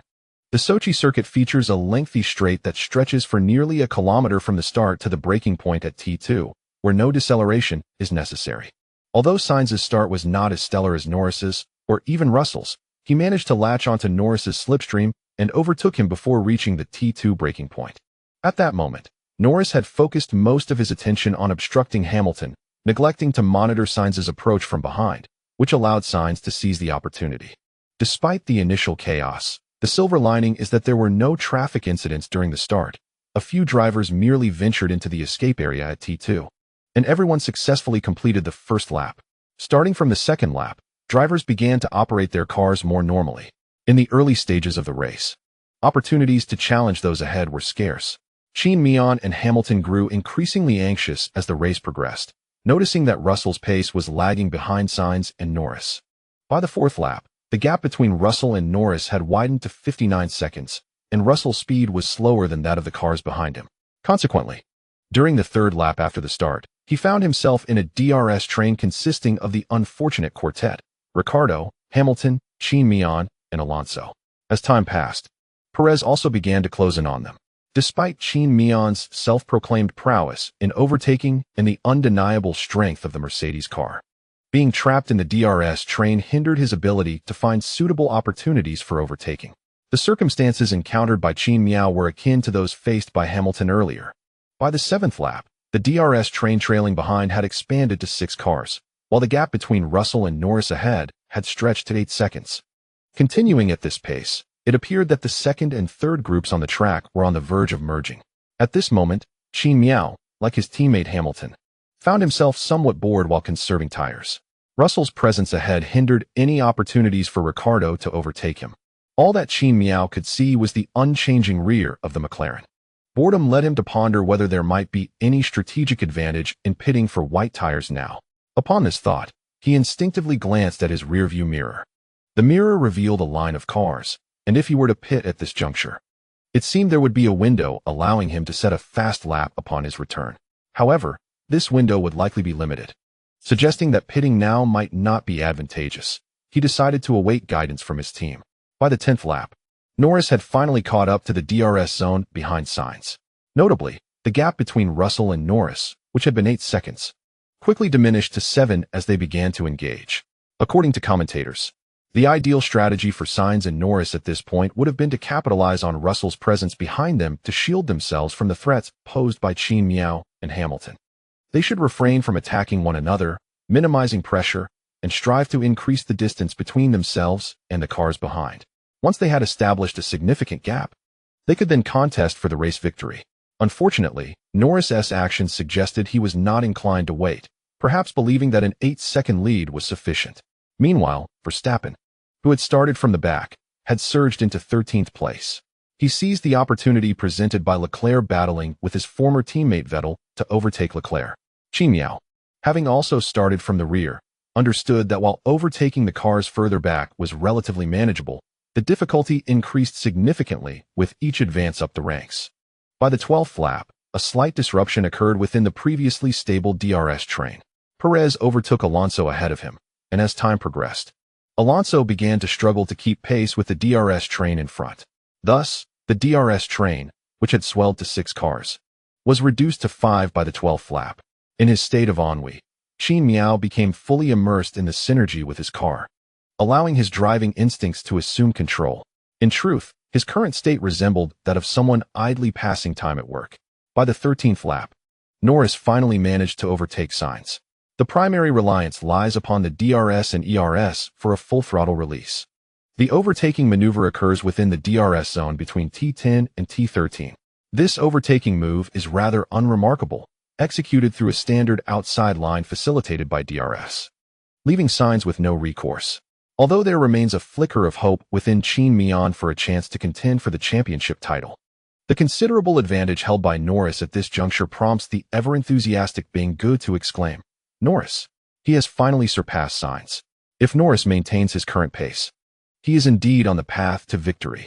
Norris is poised to carve out a historic moment in this race, potentially achieving his maiden pole to win today. Fei Gu nods in agreement. Meanwhile, Zhou Hauran glances at the weather map for Sochi, Russia, noting the absence of rain clouds. In the 14th lap, Russell finally signals his intention to pit for new tires. Upon his pit stop, Russell transitions from yellow to white tires and emerges directly behind Gasly. With Russell no longer obstructing him, Ricciardo's pace does not exhibit significant improvement. In fact, lacking DRS, Ricciardo's speed diminishes slightly. Initially, Qin Mian felt a surge of excitement upon witnessing Russell's pit stop, anticipating liberation from the DRS train. However, it soon became evident that the DRS train must continue, albeit with a different locomotive. In the 15th lap, Sainz, having been overtaken by Norris, opts to pit for new tires. Sainz's pace had already lagged behind Norris's, and after being surpassed, Norris quickly increased the gap. Thus, pitting at this moment becomes a prudent choice for Sainz, who emerges from the pit ahead of Russell. During this interval, Qin Mian is also queried by the team regarding his pit strategy. In front of him, Hamilton maintains his rhythm, and despite Qin Mian's attempts, he poses no threat to Hamilton's position. Even while Qin Mian endeavors to recharge his battery, Perez applies pressure from behind. After some contemplation, Qin Mian decides to pit for hard tires on the 17th lap. Although his medium tires display commendable speed, being ensnared within the confines of the DRS train renders Qin Mian's tire advantage ineffective. Ironically, the additional 2 laps of fuel provided by the team for a potential push become more of a burden than a boon. Consequently, Qin Mian recognizes the futility of remaining trapped in this situation and resolves to seek a more proactive change. The team, acknowledging Qin Mian's tire preservation capabilities, has even suggested the possibility of fitting him with soft tires. However, this suggestion was ultimately not adopted, as there were still 33 laps remaining until the conclusion of the race. Even with the knowledge that rain would soon grace the track, it was unlikely to be substantial enough to necessitate a tire change. Even if the rain were to intensify to such a degree, Qin Mian's soft tires would not endure for long. Therefore, switching to hard tires was indeed the most prudent choice for Qin Mian at that moment. After a swift 24-second pit stop to change to hard tires, Qin Mian emerged just 1 second ahead of Russell. It is well understood that a car exiting the pit lane, regardless of its performance capabilities, finds its tires failing to reach optimal working temperatures. Furthermore, the pit exit at the Sochi circuit is situated in the latter half of the main straight. Thus, despite Qin Mian's 1 second advantage over Russell, he soon lost his position to the latter. Upon witnessing Qin Mian's re-entry onto the track, Russell did not exploit his speed to overtake Qin Mian directly from the outside. Instead, he positioned himself behind Qin Mian, benefiting from the slipstream before executing an overtaking maneuver from the outside. After having taken advantage of Qin Mian's slipstream, Russell's superior speed allowed him to surpass Qin Mian before the breaking point of T2. Nevertheless, Qin Mian did not fall far behind. Exiting T2, he maintained a consistent distance of approximately 15 seconds behind Russell. Following closely behind Russell for a full lap allowed Qin Mian's tire temperatures to rise, consequently enhancing his speed. Given that both drivers were on hard tires, and Qin Mian's tires had only completed 1 lap, it was natural that his tire grip would be slightly superior to Russell's. In lap 21, Qin Mian remained in the same position, utilizing the slipstream from Russell as they exited T1, with the assistance of DRS. When Qin Mian prepared to overtake on the inside, Russell instinctively veered towards the inner line to compress Qin Mian's attacking route. Left with no alternative, Qin Mian adjusted his line in tandem with Russell, resulting in him being pushed towards the edge of the track. However, Qin Mian's speed remained formidable, and upon reaching the track's periphery, he no longer avoided Russell. Aware of the racing regulations, Russell, though reluctant, refrained from pushing Qin Mian into the wall. Ultimately, akin to Russell's earlier maneuver, Qin Mian executed his overtaking before the breaking point of T2. Notably, as drivers began to make their pit stops, Verstappen had ascended to 5th place. Moreover, Verstappen was also on hard tires, indicating that he still possessed a considerable amount of tire life, affording him the potential to run longer. The competition now hinged on long-distance stability and speed. Meanwhile, Hamilton's pace was steadily increasing, as he continued to set new fastest lap times on a set of medium tires that had completed 23 laps. At this moment, Hamilton faced no competitors ahead, with Norris in 1st place, holding a 12-second lead, a gap created by the train formed by Ricciardo. In other words, Hamilton at this moment could run his most comfortable pace without any burden. As we shift our attention to Qin Mian, he has managed to narrowly undercut Russell. However, he must now confront Sainz ahead of him. Although Sainz does not share the same direct points conflict with Qin Mian as Hamilton does with Verstappen, there remains an unresolved tension between them regarding the Ferrari seat. Thus, when Sainz notices Qin Mian trailing him, he has no intention of relinquishing his position easily. Despite Ferrari's car this season being inferior to Mercedes' W12, Sainz feels compelled to create some difficulties for Qin Mian, especially after receiving warm greetings from Ferrari fans since joining the team this season. Consequently, Qin Mian feels the pressure exerted by Sainz. Before Qin Mian reaches a threatening position behind him, Sainz has already begun charging his car's battery. After Qin Mian surpasses Russell and arrives behind Sainz, Sainz abruptly unleashes his power. When Qin Mian emerges from the pit, his battery is already low, and following Hamilton also requires energy. As this season's car struggles with close racing, without power, he risks being dropped out of the DRS zone by the car ahead. Having just overtaken Russell, Qin Mian has depleted his already limited battery power, leaving him with little strategy against Sainz. Thus, for a while, Qin Mian can only maintain a gap of approximately 2 seconds behind Sainz, charging his battery while applying pressure, secretly hoping for a potential mistake from Sainz. By the 25th lap, Qin Mian finds himself trapped behind Sainz due to battery issues, unable to overtake. Meanwhile, Hamilton, having run 24 laps on medium tires, sets a purple sector time of 1:39.908, while others are clocking in around 1:40. One must commend the 7-time champion. He skillfully conserves his tires, matching Qin Mian's performance closely. On the other hand, Norris, ahead of Hamilton, feels the pressure as Hamilton gradually chips away at the lead he had established. Yet due to Russell's involvement, a gap of 11 seconds remains between them. Thus, while Norris senses the pressure, it does not yet disrupt his composure. By the 28th lap, with his battery charged to 80, Qin Mian no longer engages in lighthearted banter with Sainz as they exit T18 onto the long straight. Despite the undeniable power of the Ferrari engine, when Qin Mian unleashes DRS, ERS, and rich fuel mode in Sainz's slipstream, how will Sainz respond? Sainz, upon discovering Qin Mian's terrifying pace, refrained from mounting any defense, merely maintaining his own rhythm on the track. After passing T1, Qin Mian executed an incisive maneuver on Sainz's inside, subsequently overtaking him at the pit exit. Once he had surpassed Sainz, Qin Mian swiftly returned to his optimal racing line. By the time he reached the breaking point for T2, he had already established a full car length's lead over Sainz. Watching Qin Mian's car disappear into the distance, Sainz could only express his resignation over the team radio, apologizing to his crew, lamenting the sheer speed of the Mercedes car.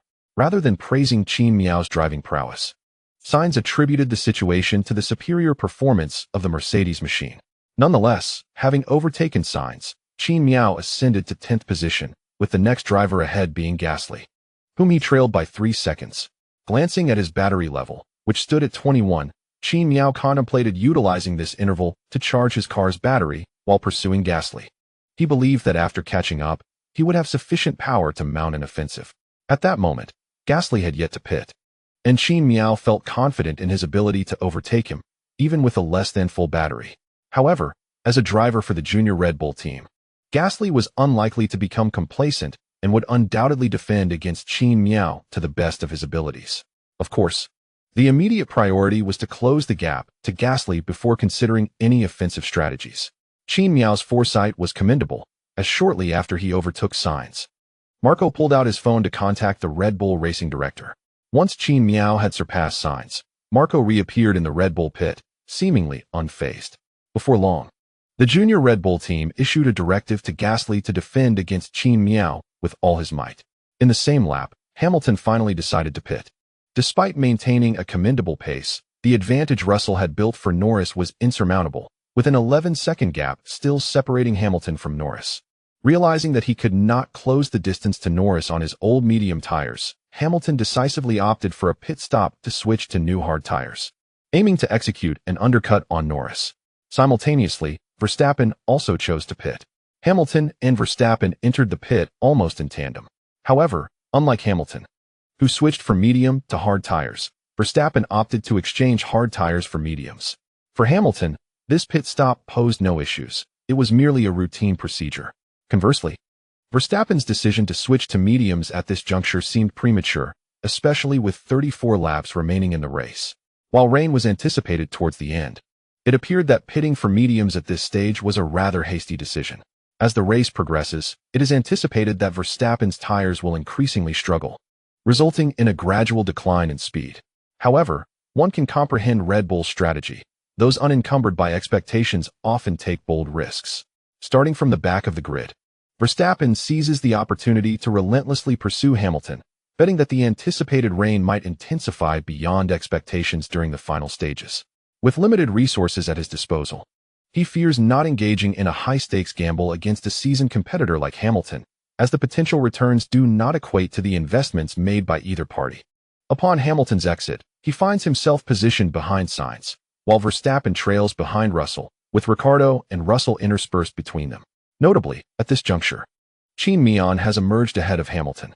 The Mercedes pit strategy has not ensnared Qin Mian this time. He even managed to overcut his teammate. However, Hamilton possesses a significant tire advantage at this stage, and should Qin Mian fail to maintain a competitive pace, it is likely that Hamilton would soon close the gap. The conditions and opportunities provided to Qin Mian will hinge on his ability to capitalize on them. In lap 29, Verstappen swiftly overtakes Russell, turning his focus toward Ricciardo ahead. By lap 30, McLaren finally permits Norris to pit for new tires, naturally opting for hard compounds. Although the pit stop duration of 29 seconds is somewhat sluggish. Given the time advantage Norris had previously accrued, this delay is negligible. Upon exiting the pits, Norris finds himself ahead of Gasly and behind Leclerc. At this moment, Norris is flanked by 4 drivers, including Gasly, all of whom are on hard tires and have yet to pit, signifying that Norris is still maintaining his initial position. Moreover, Norris enjoys over 6 seconds of clean air ahead, while Gasly, positioned behind him, can provide a measure of defense against the advancing Qin Mian and Hamilton. Additionally, Norris maintains a 6-second buffer from Gasly as well. Hence, even if Qin Mian were to overtake Gasly and commence his pursuit of Norris, there is no immediate concern for Norris regarding Qin Mian's ability to close the gap. During this period, as Qin Mian pursues, Hamilton, having likely disentangled himself from other competitors, begins his chase of Qin Mian. Were Qin Mian to be replaced by Bottas at this moment, McLaren would harbor some trepidation, as Bottas is well known as Hamilton's wingman. The second driver for Mercedes. If Hamilton were to catch Bottas, the Mercedes team would undoubtedly instruct Bottas to relinquish his position, thus granting Hamilton ample space to pursue Norris ahead, shifting the pressure onto Norris. However, the current scenario is distinct, although Hamilton is nearing the twilight of his prime. He is now 36 years old and no longer the youthful contender he once was.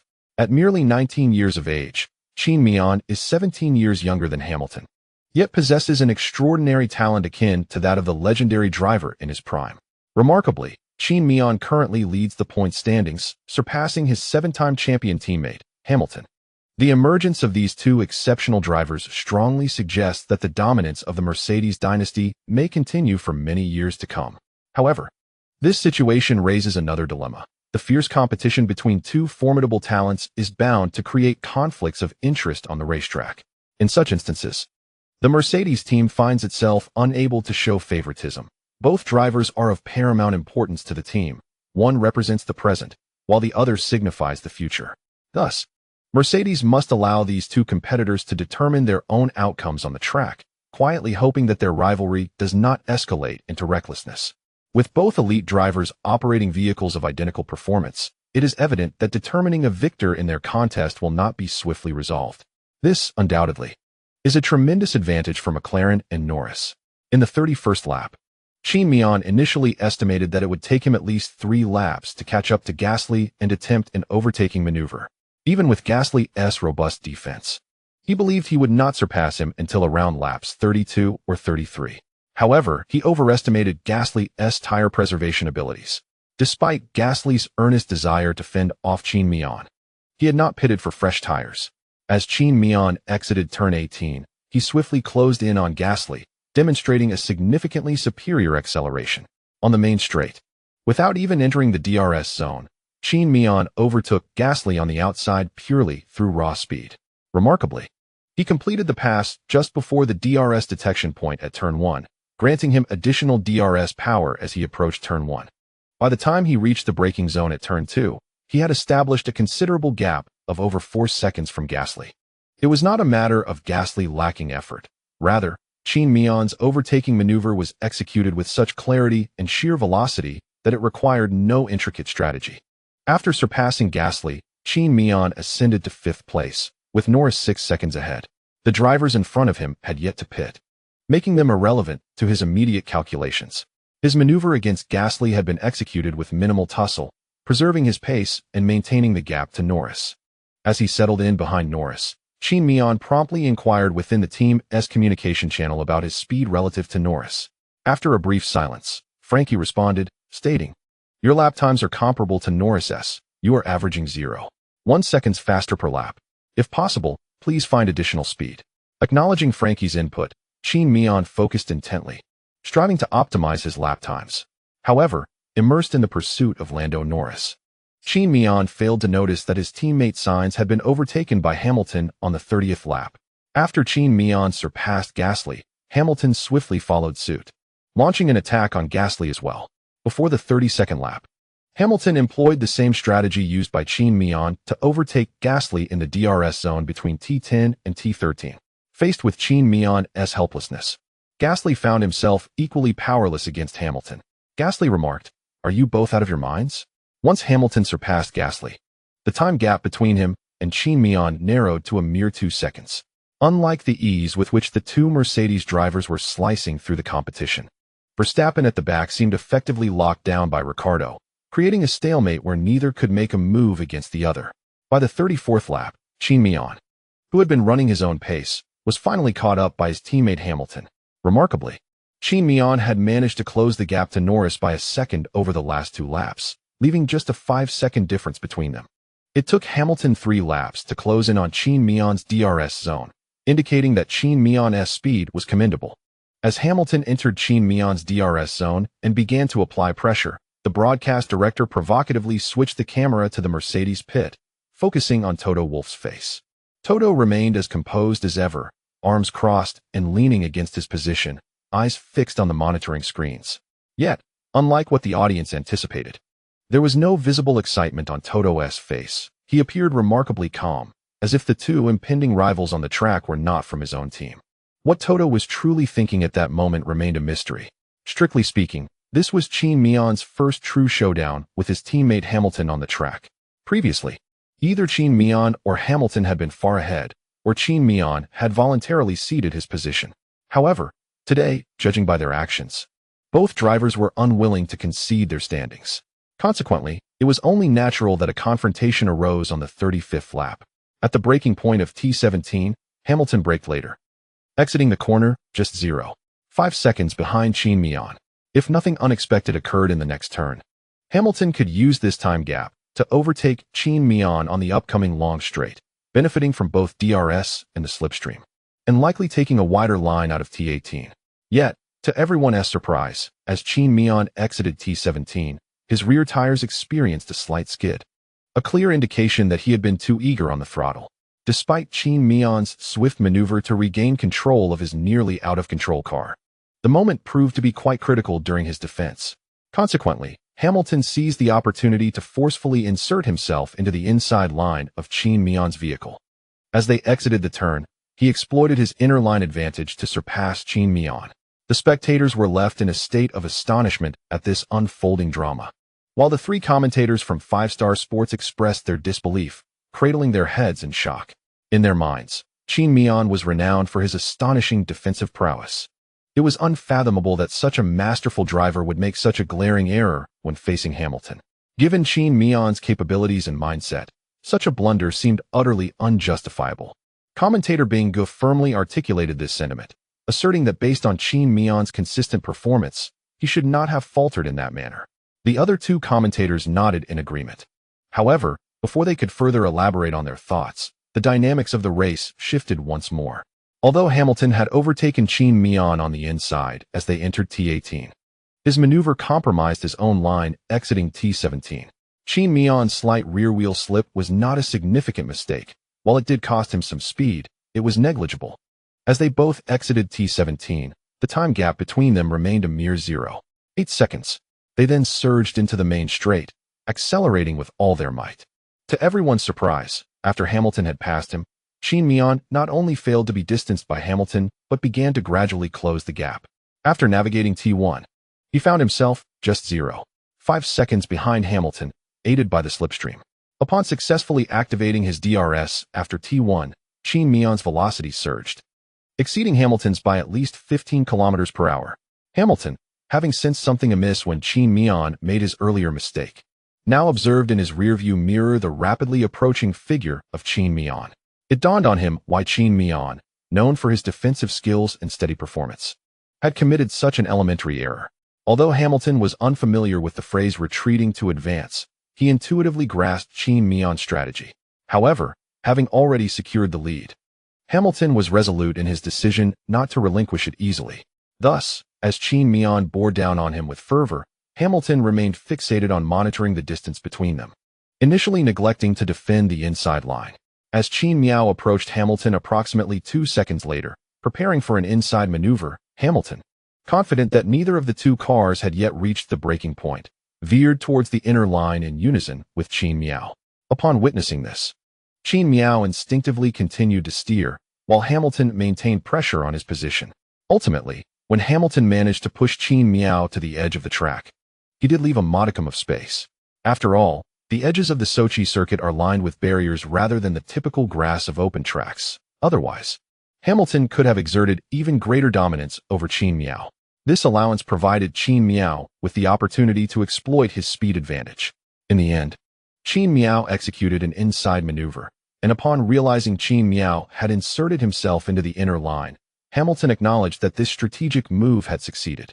Given that they had only just reached the exit of the pits, it was evident that the comparatively faster Qin Mian would surpass him before the breaking point of T2. Consequently, Hamilton returned to his normal racing line, and as anticipated, Qin Mian exceeded him before the T2 breaking point. Rather than feeling disheartened by a failed attempt, Hamilton found himself invigorated. Truth be told, this was his first encounter with such a defensive style, as drivers who favor early setups are a rarity. Far from lamenting a thwarted offensive, he felt a surge of excitement. Simultaneously, Qin Mian sensed considerable pressure emanating from Hamilton. How could this fellow be so swift in closing the gap? While the two drivers contemplated their next offensive and defensive strategies, their radios crackled to life. The voice of Toto echoing in their ears. Exercise caution. You both know what is paramount for the team in this race. Upon hearing Toto's words, both Qin Mian and Hamilton paused. Although this did not constitute a direct team order, it established a boundary for the two who were ready to engage in earnest, indicating that excessively perilous maneuvers were off the table. This served to slightly temper the rising tensions between the two competitors. The chapter concludes here. At this moment, the broadcast shifted once more to Toto Wolff, who had shed his previous composure and tranquility. Now, Toto stood with one arm crossed over his chest, the other hand massaging his forehead, appearing somewhat pained. Indeed, he was experiencing a twinge of regret, pondering why he had initially acquiesced to Qin Mian's request to refrain from interfering in the rivalry with Hamilton. Even if he were to grant such a promise to Qin Mian, it would have been more prudent to have him remain with the team for an additional year. Allowing time for observation, Toto began to reflect on his earlier eagerness to secure a pivotal driver for Mercedes' future over the next decade. Following a thwarted attempt, both drivers found their energy reserves in need of replenishment. From the broadcast footage, it is evident that both drivers have their rear indicator lights flashing red, indicating that they are charging their vehicles. In the 37th lap, at the same position and with the same individuals, Qin Mian exits T17, experiencing oversteer and a slight skid of the rear wheels, causing a notable decrease in speed. Once again, a similar choice presents itself to Hamilton, to overtake or not. At this moment, many believe Hamilton should learn from the lesson of being outmaneuvered by Qin Mian moments ago and refrain from overtaking, instead trailing behind Qin Mian until the main straight to make his move. However, if Hamilton chooses not to overtake Qin Mian, he is compelled to apply the brakes or significantly ease off the throttle. On the racetrack, a mere 0.1 second difference in speed can determine the outcome of a race or the battle for a podium finish.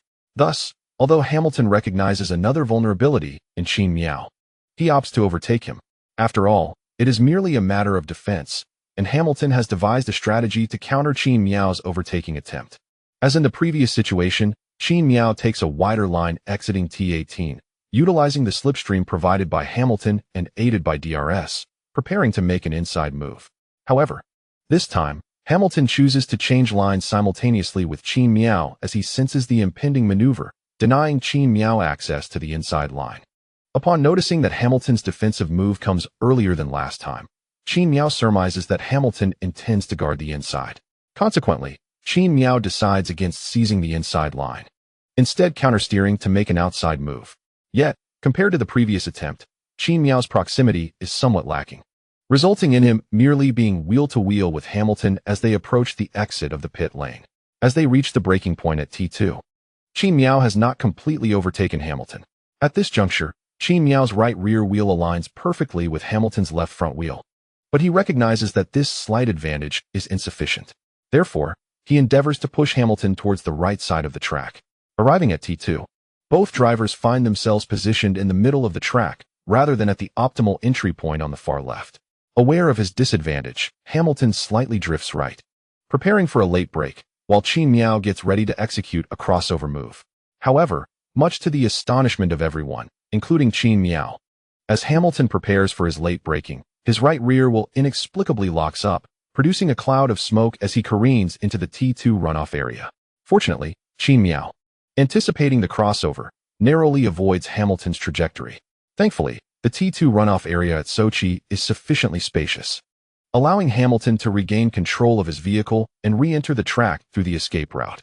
Due to Hamilton's blunders, Qin Mian managed to maintain his position.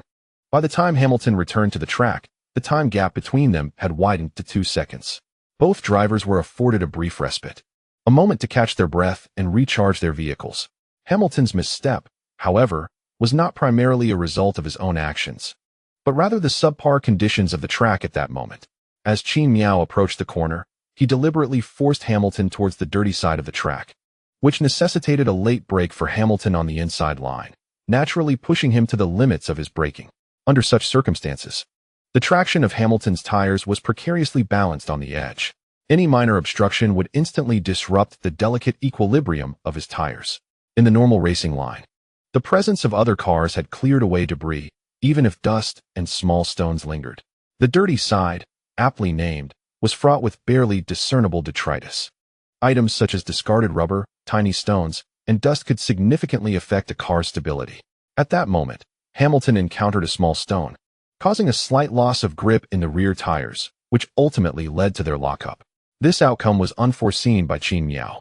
His intention in pushing Hamilton towards the dirty side was merely to force Hamilton's tires onto more rubber and thereby reduce his speed. However, the effectiveness of this maneuver exceeded Qin Mian's expectations. Unfortunately for the Mercedes team, this news was not favorable. The race had now progressed to lap 38, and the time gap between Qin Mian and the driver ahead, Norris, had stretched to 10 seconds. The 4-second difference was a result of Norris silently extending his lead while Qin Mian and Hamilton battled. It could be asserted that if Qin Mian and Hamilton continued their tussle, the Mercedes drivers would inadvertently pave the way for Norris to seize victory. Despite the collective awareness within the Mercedes camp of the proper course of action, including both Qin Mian and Hamilton on the track, they knew they should focus on racing normally, overtaking Norris first. Yet, Qin Mian was reluctant to relinquish the hard-won position he had secured. He also recognized that Hamilton would not idly allow him to remain ahead. After all, Hamilton's speed surpassed that of Qin Mian. The exasperating feeling of being unable to overtake a slower competitor was a sensation Qin Mian had recently endured. Thus, he had no doubt about Hamilton's determination to overtake him. As the gap between the two Mercedes drivers and Norris of McLaren continued to grow, there was a palpable tension, with many believing that Mercedes might be on the verge of reliving their long-standing intra-team rivalry due to Qin Mian's presence. The team intervened once more. Toto's voice echoed in the ears of the two drivers. "Enough, that will do. We cannot afford to lose the championship in this race. I hope you can distinguish between what is paramount and what is secondary. Qin Mian, your speed lags behind Hamilton's by over 2 seconds per lap. Let Hamilton pass and pursue Norris ahead. Once you both have overtaken Norris, Hamilton will relinquish his position back to you, and at that point, your ongoing battle will not be interfered with by the team." This marked a clear directive from Mercedes to its two drivers. Upon hearing this, Qin Mian felt little emotional turmoil. After all, Toto spoke the truth. His speed indeed fell short of Hamilton's. It was simply that in comparison, Qin Mian's defensive prowess was somewhat more pronounced. Qin Mian was aware that defending against Hamilton was not an insurmountable challenge, with both drivers on comparable tires. He believed he could fend off Hamilton for 10 laps, or perhaps even longer. However, should he successfully impede Hamilton for such an extended period, the chances of either of them contending for the championship would dwindle to nothing. Faced with Toto's directive, Hamilton naturally breathed a sigh of relief. After this moment of respite, Hamilton recalled Qin Mian's earlier defensive maneuvers and considered them through Verstappen's perspective. He finally understood why both inside and outside the paddock, people regarded becoming Qin Mian's rival as a daunting prospect. Verstappen had articulated more than once in interviews that the driver he least wished to see ahead of him on the track was Qin Mian. His defense, akin to an impenetrable fortress, the timely blocks and pressure he applied, alongside his strategic foresight, were formidable. It would be no exaggeration to assert that after one encounter, Hamilton could confidently declare Qin Mian as one of the most formidable defensive drivers in the current paddock. The reason he added one of was due to Alonso's defense against Hamilton at Hungaroring, a painful memory Hamilton still hesitated to revisit. In truth, Hamilton believed Alonso's defensive capabilities were even more extraordinary, as Alonso had indeed caused Hamilton considerable trouble, directly facilitating Qin Miao's championship victory. Nonetheless, the tussle between Qin Mian and Hamilton remained within a realm of mutual restraint, with neither driver inflicting substantial damage upon the other, merely delaying each other's progress for a few laps. After absorbing Toto's team directive, Qin Mian contemplated the situation and ultimately decided to let Hamilton pass. Just as Toto had indicated, continuing to contest with Hamilton would yield no benefits for either party. The priority now was to close the gap to Norris ahead, overtake him, and establish a lead before determining the fate of their championship. As for the possibility of Hamilton not returning the position, Qin Mian was not overly concerned. After all, Hamilton was a 7-time champion. Though Qin Mian has joined the Mercedes team as its second driver, he possesses only a handful of titles from various races, rendering him, in comparison to Hamilton, a mere unknown contender. The controversies surrounding Hamilton on the track are inherent to competitive sports, as disputes are inevitable. However, the matter of position exchange delves into the realm of personal integrity. Hamilton is astute. He would not allow himself to be caught in any compromising situation regarding such matters. Given that Qin Mian has explicitly stated within the team that he would relinquish his position to Hamilton to pursue Norris, it is certain that Hamilton would later return the favor, irrespective of the race outcome. Failing to do so would tarnish Hamilton's reputation. Qin Mian believes that Hamilton is fully aware of the importance of his long-established reputation over a single race victory. Thus, he harbors no reservations in this regard. In the 38th lap, within the DRS zone between T10 and T13, Qin Mian and Hamilton amicably exchanged positions. The lengthy straight allowed for minimal loss of speed on Qin Mian's part. This decision was prudent. Despite Hamilton's superior pace, Qin Mian was reluctant to yield his position. With Qin Mian's defensive prowess, he could potentially keep Hamilton behind him, a scenario that would benefit neither party. Concerned about potential backlash from domestic fans regarding the team orders, Brother Bing assisted in clarifying the rationale behind the directive issued by Mercedes. Indeed, the team would prefer to see both drivers finish in first and second rather than third, as the points awarded for first place are significantly greater. Brother Fei echoed this sentiment. In truth, both Qin Mian and Hamilton were faster than Norris. Yet they required time to close the gap. Mercedes' timely call to pit was fortuitous, as Qin Mian and Hamilton regained their focus on one another. The time gap to Norris remained at 12 seconds. In the lap immediately following their position exchange, they commenced their pursuit of Norris. Thus, from that lap onward, Hamilton led the charge as the two Mercedes cars swiftly advanced towards Norris ahead. Qin Mian maintained a position just 0.8 seconds behind Hamilton.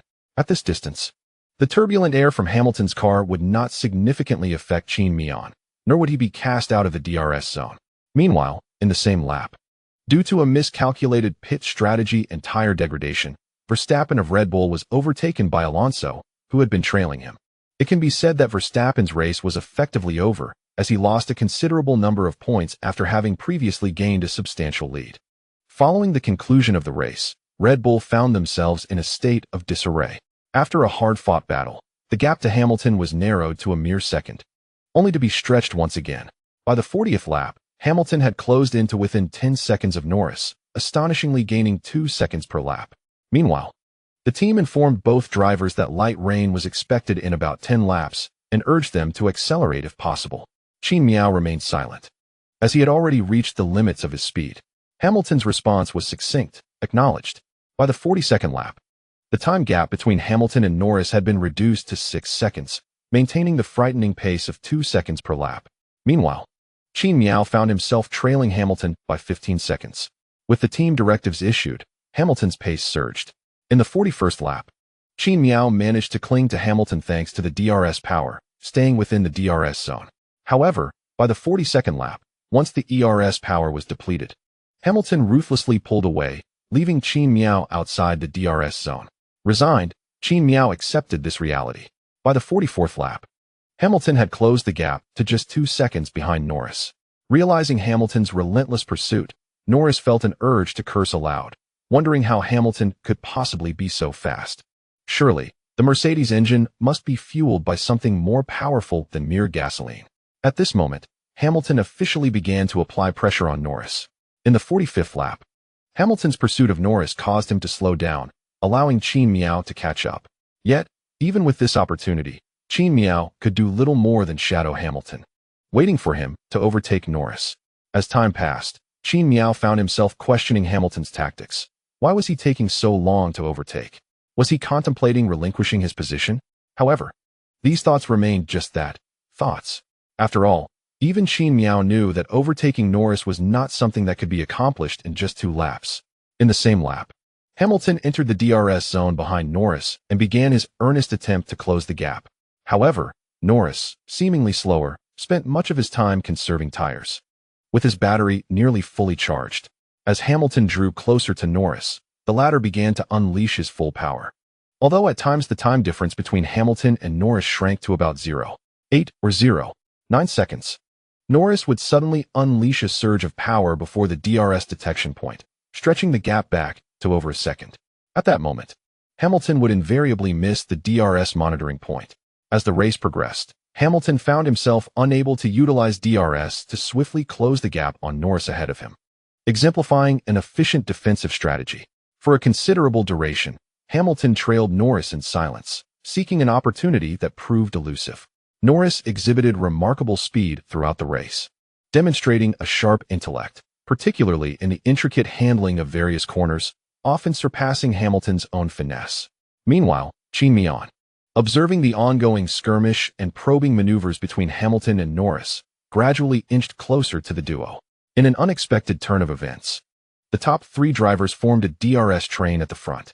As the 46th lap commenced, several drivers reported to their teams that raindrops had begun to fall on the track. At this juncture, both Mercedes drivers remained ensnared behind Norris. Admittedly, Qin Mian felt a twinge of anxiety, as there were merely 8 laps left in the race. If Hamilton were to overtake Norris too late, it would leave Qin Mian no time to exchange positions with Hamilton after he potentially passed Norris, resulting in a rather awkward scenario if he were to finish in 3rd place instead. Simultaneously, the sky darkened ominously. However, Qin Mian merely felt a sense of urgency. He maintained his composure, refraining from uttering any untimely remarks in the team's radio communication. As the broadcast shifted its focus, the commentator exclaimed, "Oh, it's raining." The cameras captured spectators in the open grandstand hastily retrieving raincoats and unfurling umbrellas.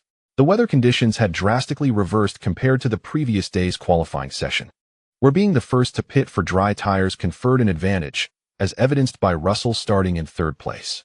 In contrast, during the race, the first driver to pit for tires would likely face disadvantages. With the rain intensifying, Qin Mian, who had previously found solace in justifying his position, could no longer remain at ease. Hamilton continued to linger behind Norris, showing no signs of overtaking. Although Qin Mian possessed speed, he found himself unable to surpass Hamilton while DRS was in play. Furthermore, the rain would exacerbate the decline in his speed. Even in the wet conditions, Qin Mian remained confident that his lap times were quicker than Norris's. However, he could not ascertain his ability to overtake Norris once the rain began, knowing that DRS would likely be disabled and the car's traction would diminish. Ultimately, at this stage of the race, Qin Mian faced a multitude of unfavorable circumstances. Nevertheless, compared to other drivers, he still held a significant advantage, as there was a 30-second gap between him and Sainz, allowing the trio to remain on the track a bit longer. The leading trio of drivers can wait for the other competitors to first switch to intermediate tires and complete a lap, assessing their lap times before contemplating the pit stop. However, Qin Mian is acutely aware that if he obediently trails behind Hamilton, he might unwittingly fall victim to a strategic maneuver by Hamilton.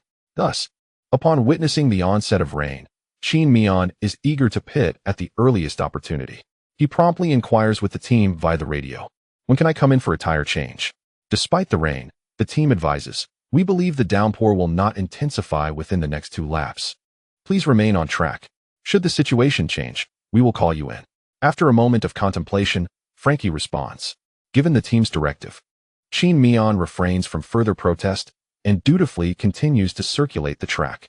As the race progresses into the 47th lap, the skies over Sochi grow increasingly ominous, and visible raindrops begin to fall at turn 5. leaving wet traces on the asphalt. Norris, caught off guard by the rain-soaked surface, veers off the track at this very turn. Fortunately, the ample runoff area allows him to swiftly regain his position. In this chapter, despite Norris maintaining his position, the mistake amplifies the pressure he faces, transforming his previously composed demeanor into one of heightened tension. By the 48th lap, Qin Mian experiences a noticeable decline in speed. Previously trailing Hamilton by approximately 18 seconds, this gap now extends to 21 seconds due to the rain-soaked conditions. Following the 48th lap, Qin Mian asserts in the team radio, "I've made up my mind. I will pit next lap." Although rain is present, it is confined to turns 4, 5, 6, and 7, with the first and third sectors remaining unaffected. Nevertheless, Qin Mian feels compelled to pit at the end of this lap, as the loss of speed in these turns is too significant to ignore. Recognizing Qin Mian's determination, the team finds no grounds for refusal. Upon receiving Frankie's notification, all technicians rise from their stations and retrieve a fresh set of intermediate tires from the rack designated for Qin Mian. While his insistence to pit at this juncture comes as a surprise, the team is nevertheless pleased, as his early tire change could provide Hamilton with a valuable reference for the current track conditions and the performance of intermediate tires.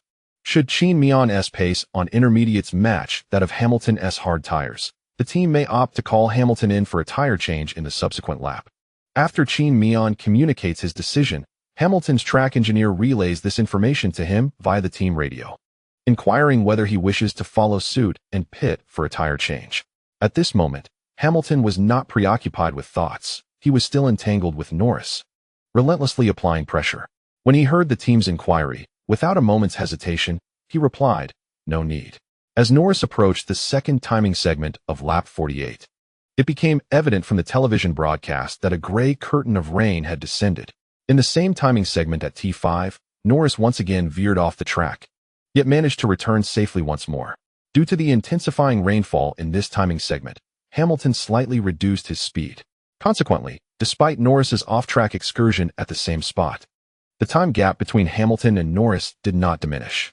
In fact, as Hamilton eased off, the distance expanded to 25 seconds. As for Qin Mian, the time gap between him and Hamilton had stretched to 3 seconds. It was foreseeable that if Qin Mian continued on the track, Hamilton would pull further ahead. At the end of lap 48, Qin Mian finally pitted, while both Norris and Hamilton remained on the circuit. Qin Mian faced personal challenges under the rainy conditions. He struggled to achieve significant speed on dry tires. From the previous second timing segment, both Norris and Hamilton had slowed their pace. Yet even so, Qin Mian was still losing nearly a second per lap to Hamilton, which was evident. Before completing this lap, Hamilton had mentioned in the team radio that although it was raining on the track, the grip had not significantly deteriorated, as there was no standing water. Thus, both drivers had no intention of pitting, but continued to battle on the circuit for their chance at the championship podium. As lap 49 commenced, the rain intensified. Due to the speed advantage accumulated earlier, Qin Mian emerged from the pit and found himself surrounded by slower cars, maintaining his third position unchanged, with Perez trailing him by a substantial 21 seconds. Therefore, Qin Mian no longer needed to contemplate other factors. He could focus on finishing the race, perhaps hoping for unforeseen incidents involving Hamilton and Norris due to the heavy rain. However, doubts began to creep into Qin Mian's mind. Would Hamilton and Norris actually attempt to complete the race on dry tires? What would that mean for his position? At the end of lap 49, the rain intensified further, with half the track drenched, and the precipitation in the second timing segment had escalated from light rain to moderate. Norris's track engineer queried him over the team radio, "Lando, would you like to switch to intermediate tires?" At that moment, Norris, grappling with his sliding car while keeping a vigilant eye on Hamilton behind him, was in a state of heightened tension. The sudden question from the team radio startled him, prompting an emphatic response, "No." It is evident that the allure of victory, coupled with the presence of Hamilton, has placed considerable pressure on Norris. Nevertheless, he remains steadfast in his own judgment and convictions. Gifted in wet conditions, Norris perceives the current rainfall as manageable. He believes he can complete the race on dry tires, especially with only 4 laps remaining. Although the rain persists on the circuit, it has not reached an unmanageable intensity. In fact, several corners that were previously drenched have ceased their downpour. This revelation bolsters Norris's confidence and reinforces his determination to finish the race on hard tires. Hamilton, too, possesses the capability to persist on the track like Norris. However, upon discovering that Qin Mian's speed is not inferior to Hamilton's, the team promptly calls Hamilton in for a pit stop. Although he expresses some discontent, there is little he can do now that he has entered the pits. Upon exiting the pit area, Hamilton finds himself 2 seconds ahead of Qin Mian, while being 25 seconds behind Norris with 3 laps remaining in the race. This means that Norris, on hard tires, could afford to be 5 seconds slower per lap and still secure victory, thereby breaking his personal record and claiming his first career podium, as long as he avoids any unforeseen incidents on the track. The Mercedes team is aware of Norris and McLaren's intentions. However, in the absence of significant risk, Mercedes can allow their 2 drivers to contend for the race victory. Today, Verstappen's performance has been notably subpar, leaving him in 8th place, trailing behind Sainz. This race presents an excellent opportunity for the 2 Mercedes drivers to extend their lead over Verstappen in the point standings. Thus, rather than focusing solely on the race victory, Mercedes is more inclined to ensure that both drivers finish safely in 2nd and 3rd places. This strategic consideration explains Hamilton's pit stop. As Hamilton approaches Qin Mian, he voluntarily decelerates, conceding his position back to Qin Mian without waiting for the team to suggest it. Having surpassed Hamilton, Qin Mian returns to 2nd place, while Hamilton assumes 3rd. While returning the position to Qin Mian is expected, Hamilton's actions earn him considerable admiration from domestic fans. Regardless of his previous controversial maneuvers on the track, his behavior in this instance resonates positively. Naturally, the majority of domestic fans favor Qin Mian, as he is the only Chinese driver in the paddock, providing a sense of connection for supporters. In the 50th lap, Norris still opts against entering the pits. Despite Qin Mian having been pursued by Norris for over 6 seconds in the previous lap, only 3 laps remained until the race's conclusion, and the time gap between Norris and Qin Mian stood at 18 seconds. Even if Qin Mian were to close the gap by 6 seconds per lap, he would only be able to catch up to Norris before the end of the race, but not surpass him. Realizing that the time difference with Norris was insurmountable over the remaining 3 laps, Qin Mian shifted his focus from the leader to his teammate Hamilton, who had reclaimed his original position. However, the race was far from over, and the team had not indicated that Hamilton could not continue to contest Qin Mian after relinquishing his position. Moreover, from Hamilton's perspective, Qin Mian understood that it would be illogical to forego a prime opportunity to reduce the points deficit with his teammate. Therefore, it was highly likely that Hamilton would launch an attack in the final 3 laps. Although the exchange of information among teams was notably restricted, as teammates, Hamilton and Qin Mian were well aware of each other's driving styles. Qin Mian had a distinct vulnerability. His performance in wet conditions was less robust. And now, it was raining. Hamilton's strategy was straightforward. Having returned Qin Mian's position, he owed him nothing. Any action taken against Qin Mian would merely constitute normal competition among drivers, devoid of ethical implications. In the first timing sector of lap 51, Hamilton began to unleash his speed amidst the rain, rapidly diminishing the time gap to Qin Mian. While Qin Mian struggled with his control of the car in the wet conditions, his defensive acumen remained intact. Observing Hamilton's movements, he quickly comprehended his intentions and began to adopt a defensive line as they approached the long straight. By the time they reached the breaking point of T2 on lap 51, the gap had narrowed to 7 seconds. At this moment, the broadcast director found himself in a delightful quandary. Up front, Norris, with an 18-second advantage, was battling for control on the track, skidding through nearly every corner. Meanwhile, the 2 Mercedes drivers, Qin Mian and Hamilton, were embroiled in a fierce internal struggle. The director was momentarily at a loss regarding which scenes to showcase to the audience. However, unlike the director's fleeting joy, the atmosphere in the Mercedes pit grew tense. Why were these 2 at odds again, especially in the rain? A single misstep could prove disastrous, and Toto felt a surge of anxiety. Yet, he had no grounds to halt the battle between the 2 drivers. All he could do was pray that they heeded his previous advice and refrained from making foolish decisions on the track. But the unpredictable weather on the circuit exceeded everyone's expectations. Just as the 2 Mercedes drivers entered T3's long curve after T2, the rain intensified. Alas, the downpour had grown heavier.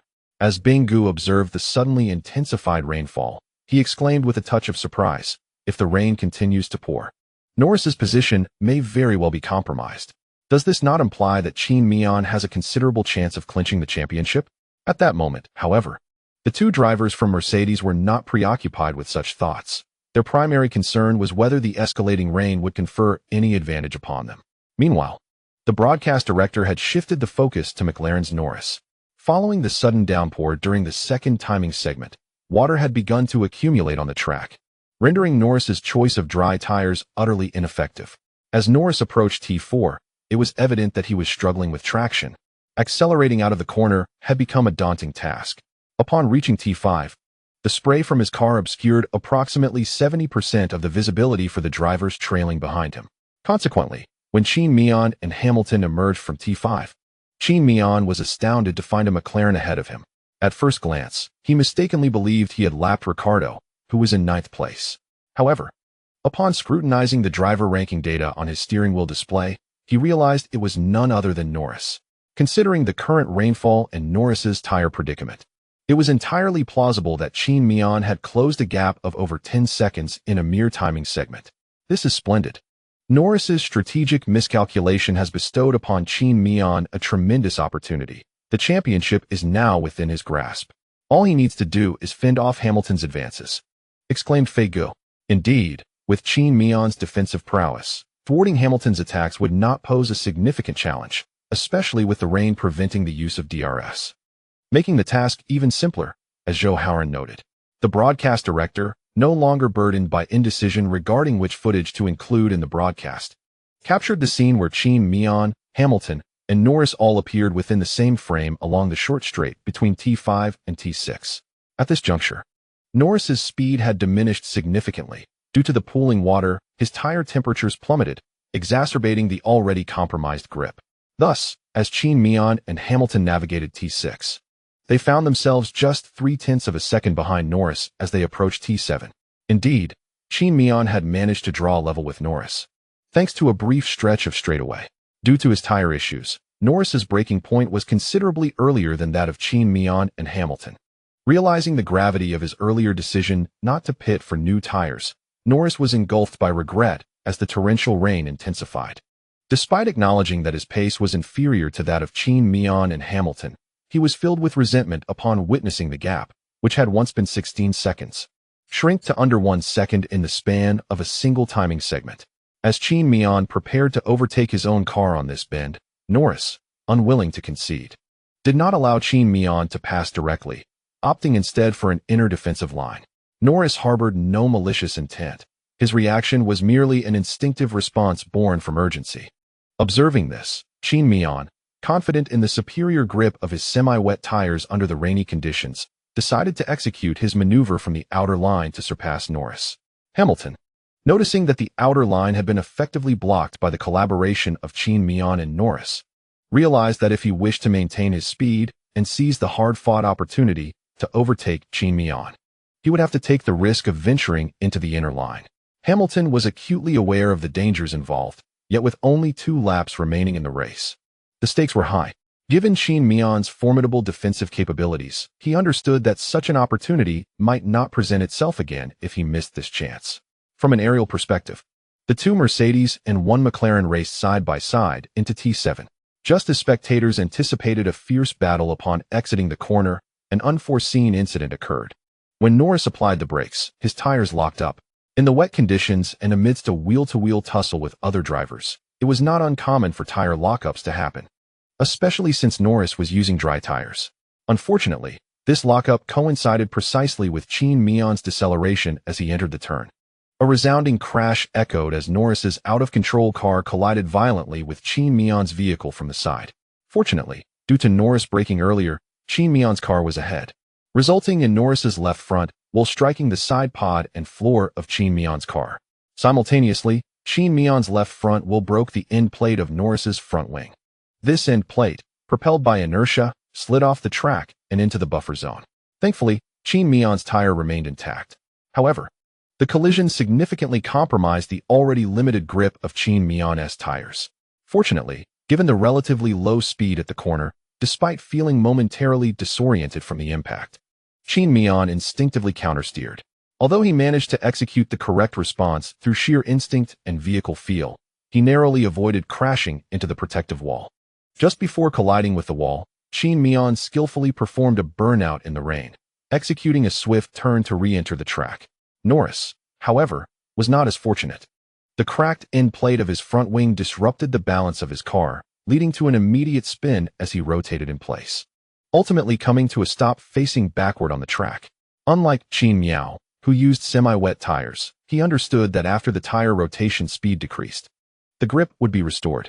Therefore, at that moment, he could execute a burnout turn. However, Norris, using dry tires, had no choice but to reverse cautiously back onto the track. Oh, Qin Mian has been collided with by Norris.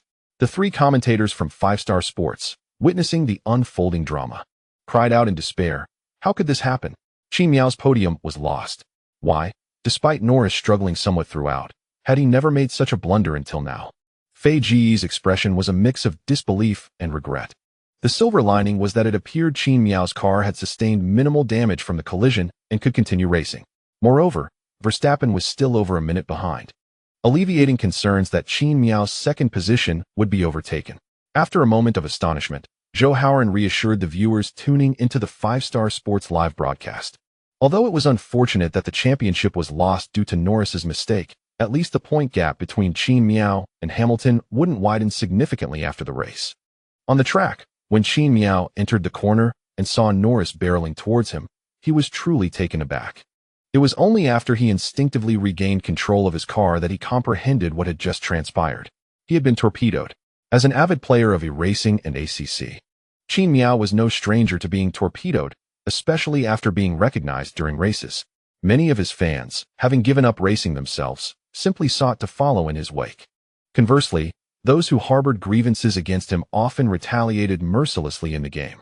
Torpedoes, blocking the track, pit strategies, every tactic was employed against Qin Mian. Yet, in the realm of reality, on the F1 circuit, this was indeed Qin Mian's first experience of being torpedoed. Upon regaining his composure, Qin Mian immediately checked the time gap between himself and the leader. The numbers displayed on the steering wheel appeared brutally cold and unforgiving. Hamilton, 131 seconds. Qin Mian, 0. Norris, 47 seconds. Upon seeing this data, Qin Mian felt an overwhelming sense of despondency. Norris, you wretched driver. As Qin Mian re-entered the track, he immediately sent a colorful message to Norris via team radio. What on earth? Can't you drive? If you can't, go play your game at home. Why not have your super license revoked? Though their relationship was amicable, Norris's error had cast a shadow over Qin Mian's mood. Despite the harshness of his words, it was largely driven by adrenaline. Once the race concluded and he reflected on the incident, his fury would subside. The predominant feeling remained one of helplessness. Why did it have to be him who bore the brunt of such misfortune? Is it not possible to replace Hamilton? Why must it be me?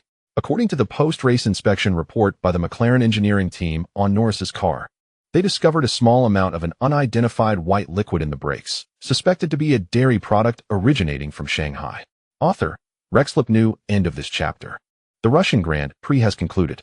However, at this juncture, the team recognizes that Qin Mian's outburst of expletives is merely an expression of frustration and serves no constructive purpose. Thus, upon hearing Qin Mian's colorful language, the team promptly reassured him through the team radio. Calm down, Qin Mian. The data indicates that the left front tire pressure is normal, and the tire should not be significantly damaged. However, the hydraulic system pressure in the side box has increased, but remains within controllable limits. Please continue to persevere on the track and safeguard your car. Following the team's reminder, Qin Mian, though still irate, understood the necessity of continuing the race and made an effort to regain his composure. Reflecting on what Franchi had just said, Qin Mian anxiously inquired, the damage to the car won't affect my race, will it? It should hold until the end. Franchi's response was straightforward. We will inform you immediately of any issues. This reassurance was sufficient for Qin Mian.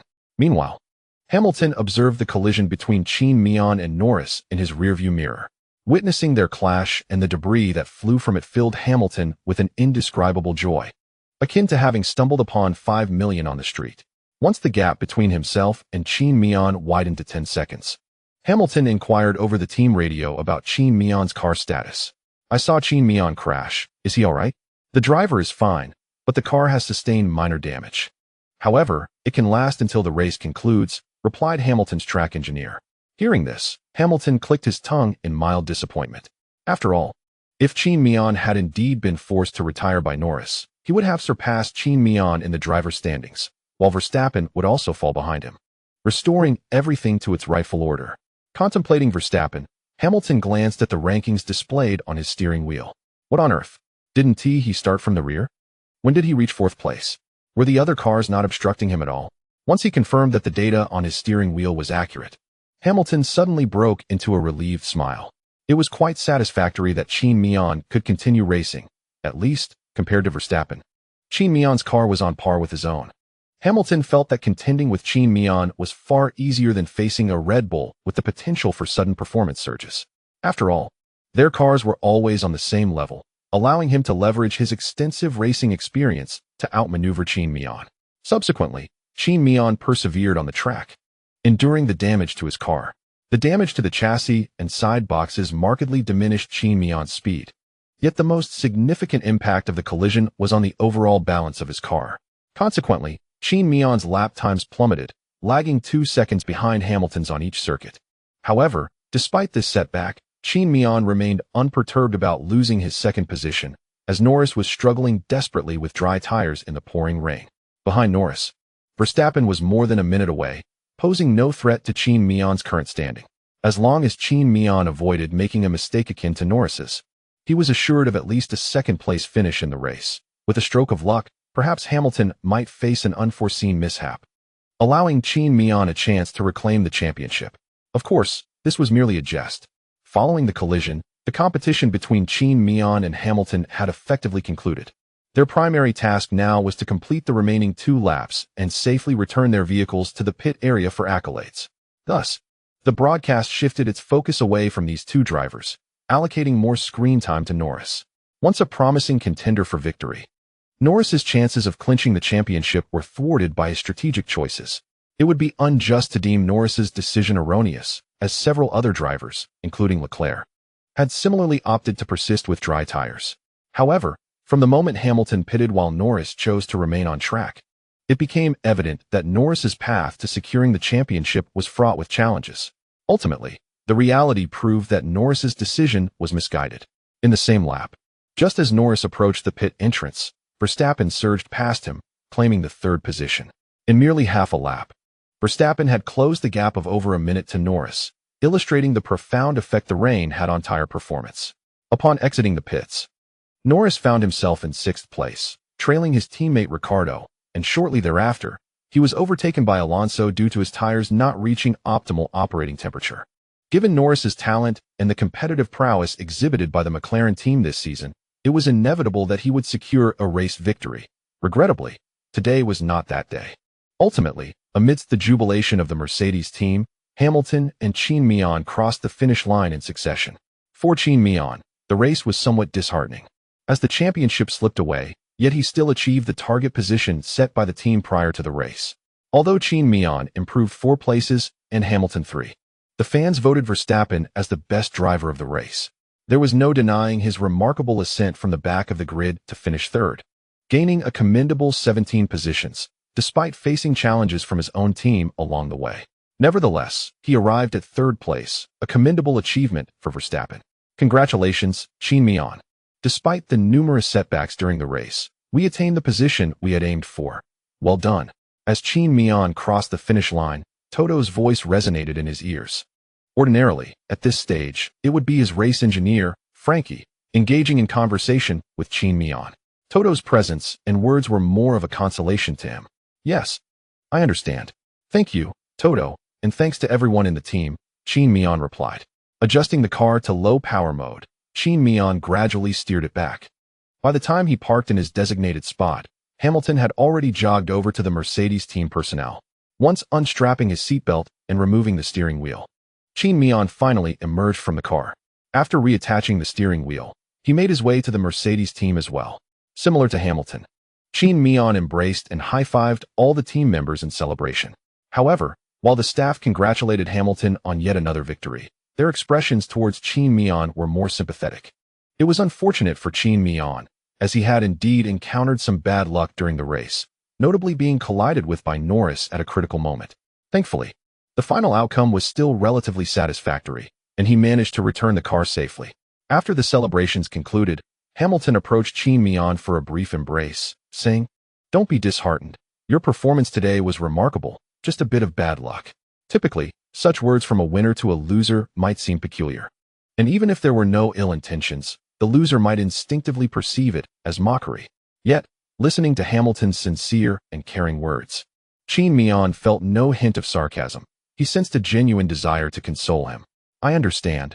It is what it is, and I am willing to accept this result," Qin Mian said, patting Hamilton's back. At that moment, Qin Mian had calmed down a bit, reflecting on Norris's actions without feeling as angry. Hamilton, on hearing Qin Mian's words, was taken aback. After all, he had been in Qin Mian's shoes at that age, and young individuals often struggle to accept failure, especially when it arises not from their own shortcomings, but from misfortune. Qin Mian's words once again made Hamilton regard him with newfound respect. Although there is no direct equivalent of the saying pride in victory, humility in defeat in England, there are proverbs conveying a similar sentiment. At that moment, Hamilton felt that this saying aptly applied to Qin Mian. "Well done," he said, giving Qin Mian's shoulder a reassuring pat before departing. As Qin Mian traversed the path, he exchanged greetings with Verstappen. Aware that Verstappen had started from the back of the grid, Qin Mian felt a genuine surprise at encountering him here. Thus, he sincerely congratulated his fellow racer. After completing the weighing process, Qin Mian approached his own car to assess the extent of the damage.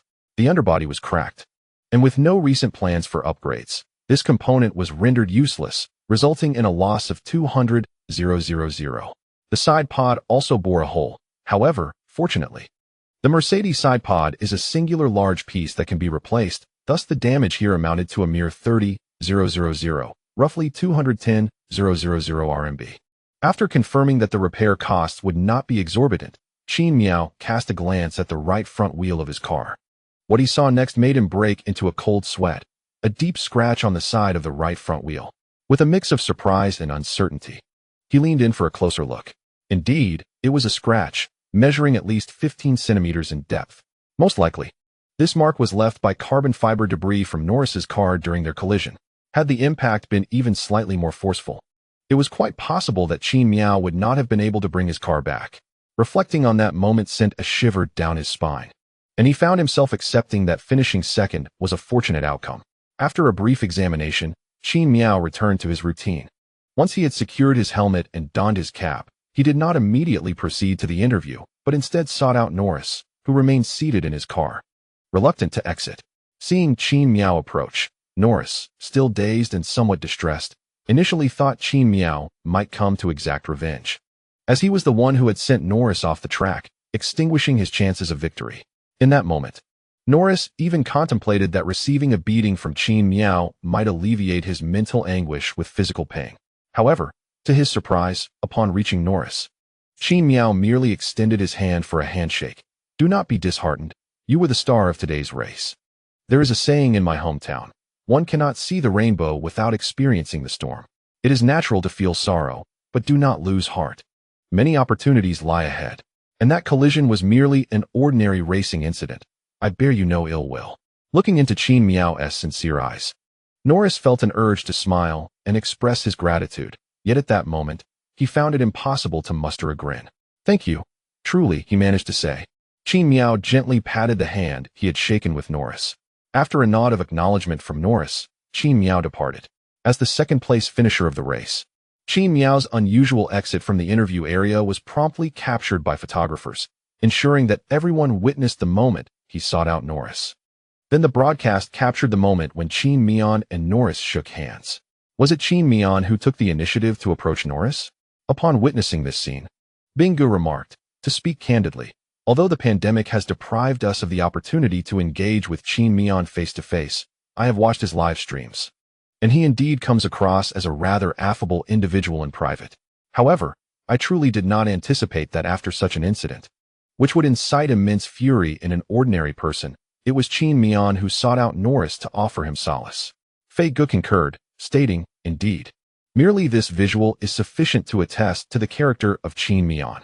After conversing with Norris for a while, Qin Mian returned to his familiar spot at the interview area.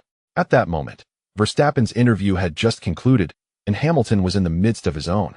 Qin Mian did not catch the question posed by the interviewer to Hamilton, but he did overhear Hamilton's response. Indeed, this season has been rather arduous for me. My teammate Qin Mian has been steadily widening the points gap between us, while Verstappen is relentlessly pursuing me from behind. Recently, my spirits have been somewhat low, and the pressure has been immense. This championship has alleviated some of those concerns, allowing me to finally get some proper rest. Thank you, Lewis. The host replied with a smile, bringing Hamilton's interview to a close. Following the host's signal, Qin Mian stepped forward, as he was the next to be interviewed. I am truly sorry to see that you ultimately secured only second place, Qin Mian. This race must have been quite disappointing for you, the interviewer remarked. Qin Mian nodded with a hint of resignation. Yes, at the outset of the race, our rhythm was excellent, and we quickly attained the positions we desired. However, as the race progressed, a sudden downpour altered everything. No one wishes to witness such occurrences, yet it has transpired, and I prefer not to dwell on it. All right, we just observed you shaking hands with Norris.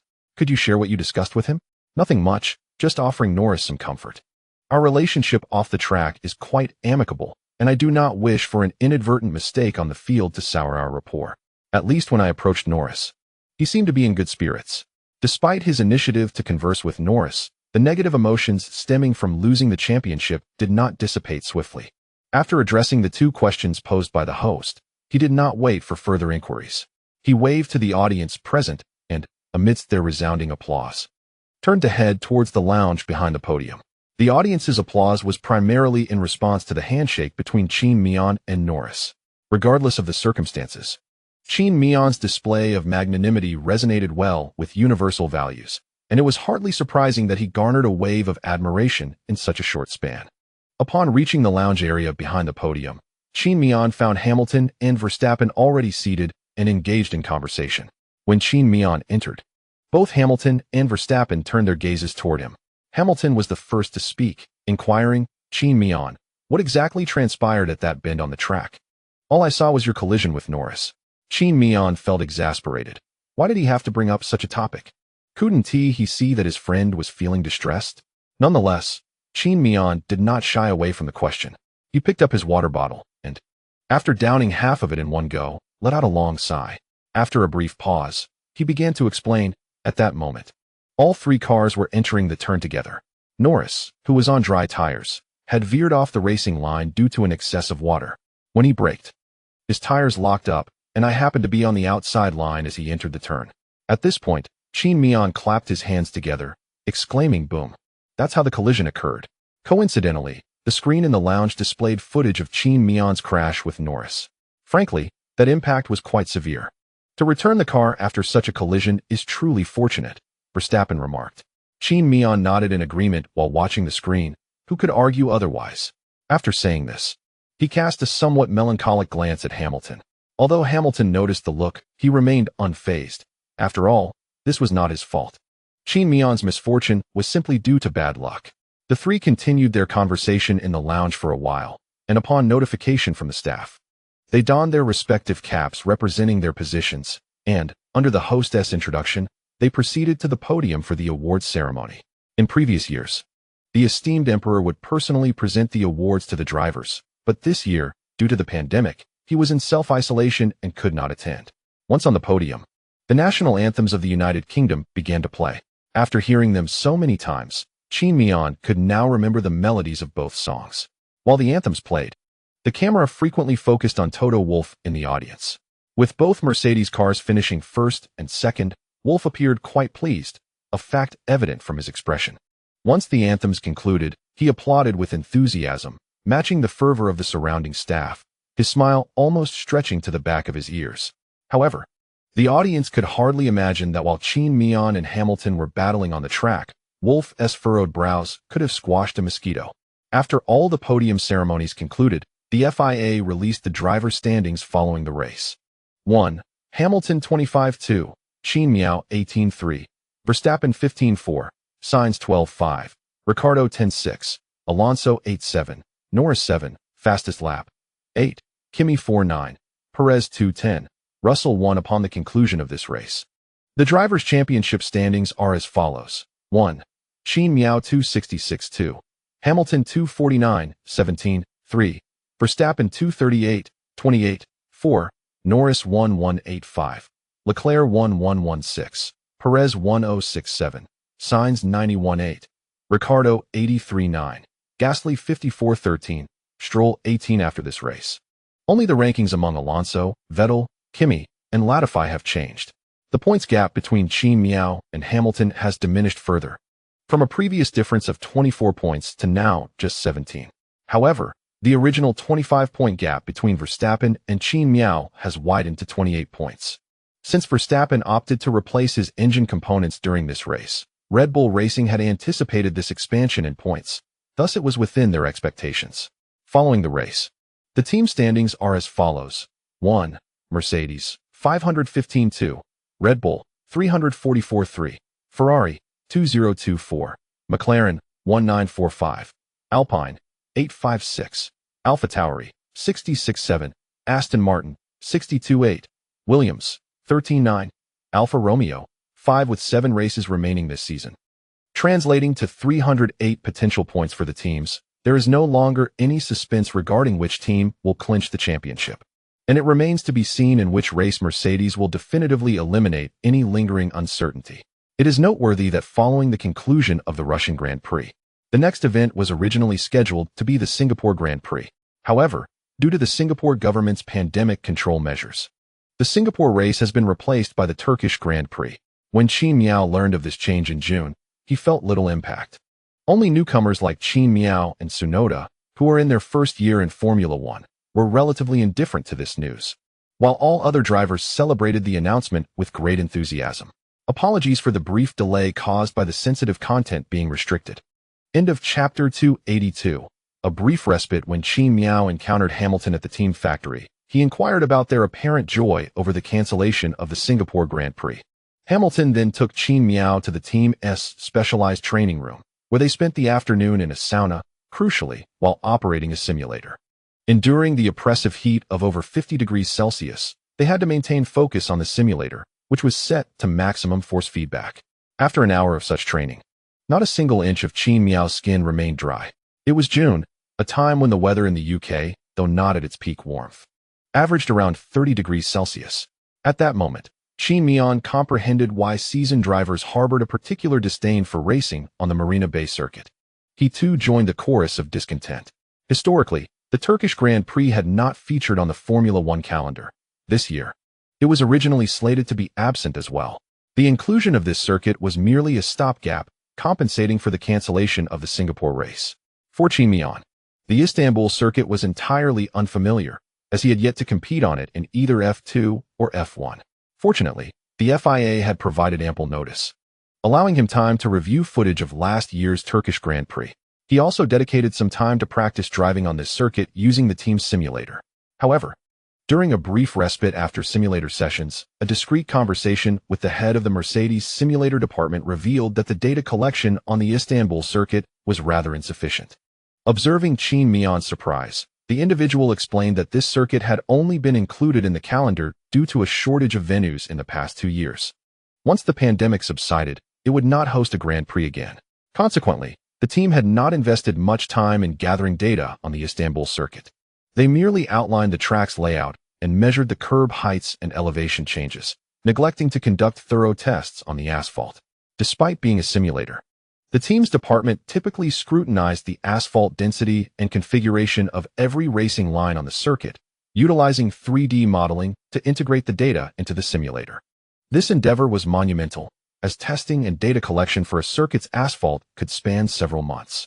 Even with their substantial resources, Mercedes could not afford to expend excessive manpower and materials on a track that was only to host a single Grand Prix and then be retired.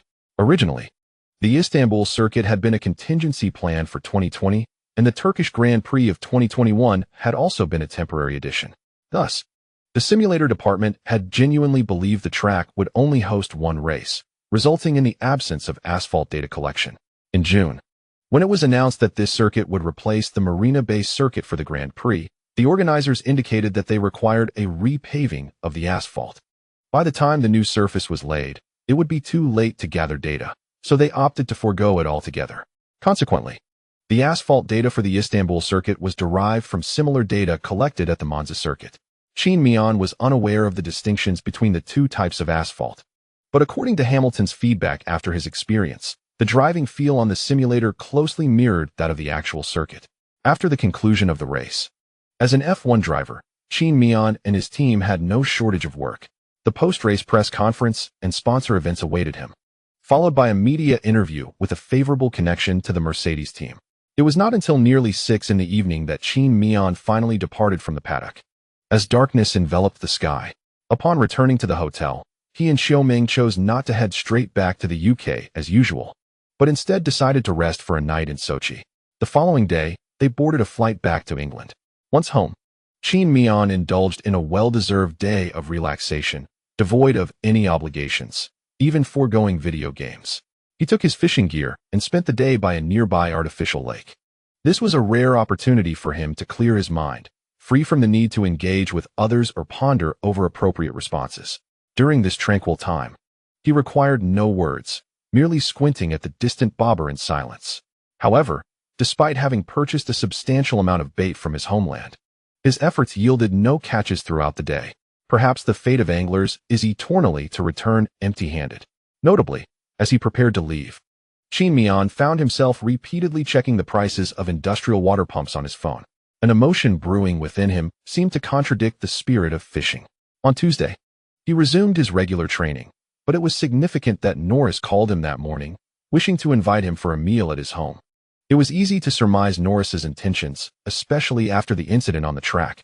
It was only natural for him to seek reconciliation over a meal after a period of reflection. However, one must admit that losing a championship due to another's misstep, even with a composed demeanor and a willingness to forgive, leaves an indelible mark on one's heart. Qin Mian was somewhat reluctant to accept the invitation, until Norris hinted that he had prepared a gift that Qin Mian would undoubtedly appreciate. After all, when one is treated to a meal, why the need for gifts? They were friends, after all. Such formalities seemed unnecessary. Nevertheless, he assured Norris he would definitely attend that evening. As for the lingering feelings? What feelings? In the past, Qin Mian regarded money with indifference, believing that having enough was sufficient. However, his aspirations had shifted. He now desired to settle in Monaco, where property prices rival those of the second ring in Beijing. Additionally, he yearned for a private jet, having experienced the luxury of Toto's and Hamilton's aircraft, which illuminated the profound joy of owning such a means of transport. Yet, both a private jet and a Monaco residence represented substantial expenditures. Upon reviewing his finances with Xiaoming, they discovered that his account held just over $20 million in liquid assets. Thus, it became apparent that he could only choose between a property in Monaco or a private jet, leading Qin Mian to instinctively bow to the allure of wealth. After all, earning money is not something to be ashamed of. On Tuesday, when Qin Mian met Norris, their conversation flowed effortlessly and joyfully.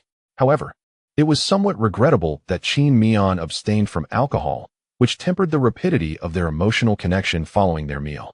Nonetheless, he managed to alleviate the turmoil within himself. After dining, Norris took Qin Mian to play a round of golf. Although it was evening, the golf course was illuminated brilliantly, allowing them to enjoy their time without hindrance. As the clock approached 9, Qin Mian prepared to take his leave. Before he departed, Norris presented him with a token of appreciation.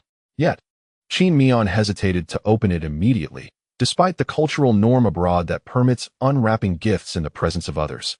His upbringing instilled in him a reluctance to do so. Upon returning home, Qin Mian placed the gift on the dining table. Hearing the commotion, Xiaoming, dressed in Qin Mian's coat and barefoot, approached him curiously. "What is it?" she inquired. "It's a gift from Norris," Qin Mian replied. Xiaoming nodded. "Oh, is it an apology?"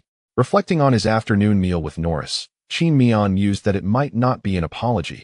Norris, being a person of integrity, likely felt some guilt after their incident and offered a gift to assuage his own discomfort. "That makes sense. Open it and see," Xiaoming encouraged eagerly. Qin Mian, without hesitation, unwrapped the gift. Inside the box lay a meticulously protected array of porcelain. Upon unveiling the pieces, they revealed an entire set of blue and white vases and pots. Both Qin Mian and Xiaoming lacked knowledge in this domain.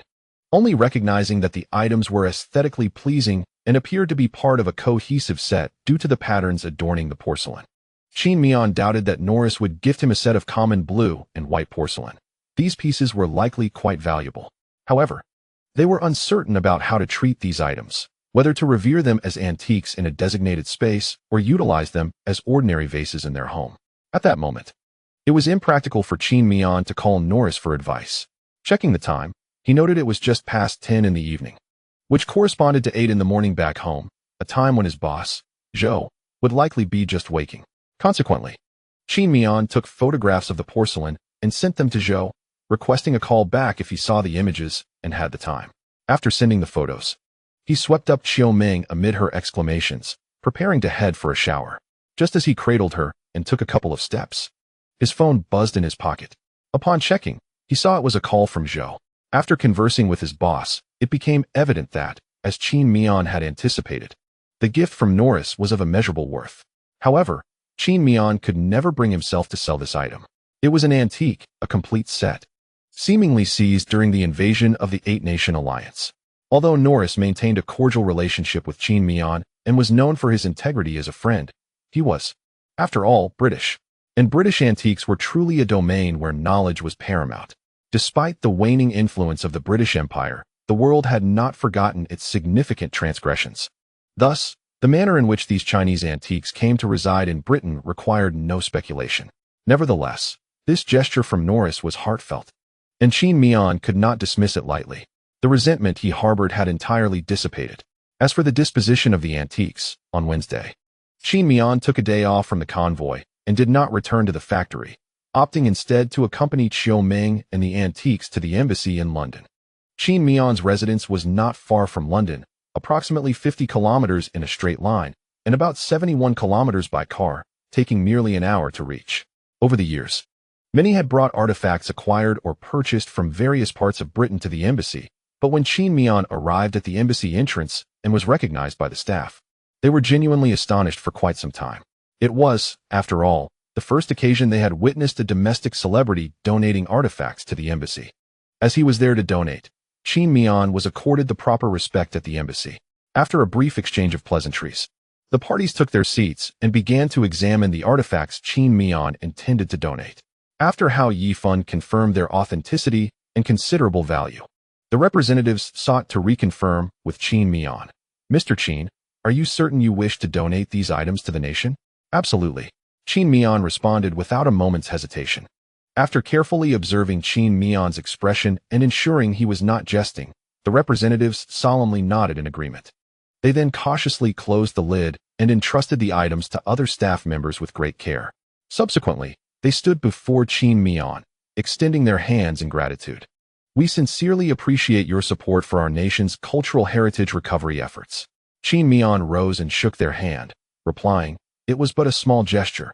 After all, such precious items are beyond my appreciation, and keeping them would be a waste."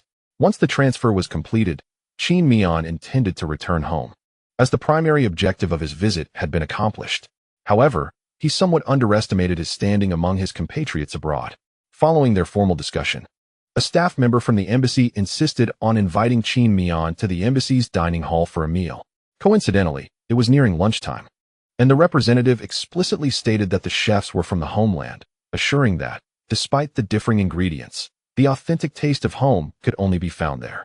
Qin Mian, unable to decline such heartfelt hospitality, reluctantly stayed for lunch at the embassy. To his surprise, the food was indeed delightful. Originally, Qin Mian believed that after lunch, the day would wind down. However, following the meal, a greater number of staff members arrived, and even those on leave hurried to the embassy's cafeteria upon hearing the news. Naturally, this led to the customary rituals of group photographs and autographs.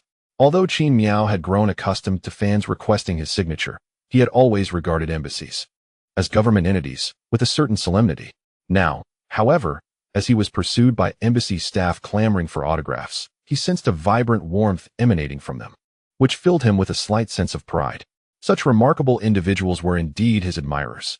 The affection from this crowd brought genuine joy to Qin Mian. He remained at the embassy until after 3 in the afternoon. Regrettably, the ambassador was absent due to work commitments, and Qin Mian was unable to meet him. As for the matter of donating cultural artifacts, Qin Mian preferred to keep it discreet, as he still needed to establish himself abroad. While Norris might not mind that Qin Mian donated the items he had gifted him to the National Museum, British fans might perceive it differently. They could wonder why he would so readily give away something they had fought hard to acquire. Therefore, Qin Mian opted for an anonymous donation. Only the embassy and museum personnel would know the true identity of the donor. This matter settled itself rather quietly. Upon returning home, Qin Mian shared his experiences at the embassy with Xiaoming. She did not seem particularly surprised, acknowledging that Qin Mian's influence abroad, especially among Chinese international students and in Chinese communities, was indeed substantial. He was virtually a household name. After this incident, Qin Mian did not dwell on it further. However, on Thursday, he received delightful news. Leclerc had indeed found a suitable property for him in Monaco. The house, though not a mansion, was a modest 130 square meters. Still, finding a property for sale in Monaco, where prices surpass even those in Beijing, was no small feat thanks to Leclerc's connections. The price was relatively reasonable at 8 million. However, the location was not particularly advantageous. While there was a sea view, it was only from the balcony of the master bedroom, as the living room offered no such sight. The house was situated on the outskirts of Monaco, a mere 200 meters from the French border. Nonetheless, Qin Mian had few demands regarding his residence. He simply desired a larger garage to accommodate his vehicle. Moreover, his primary reason for purchasing property in Monaco was to evade the exorbitant personal income tax rates exceeding 40% in Europe and America. He simply could not afford it. Yet, it was evident that Qin Mian would be unable to view the property anytime soon. Although this period was meant for his rest, he could not afford to neglect his training for the sake of a house.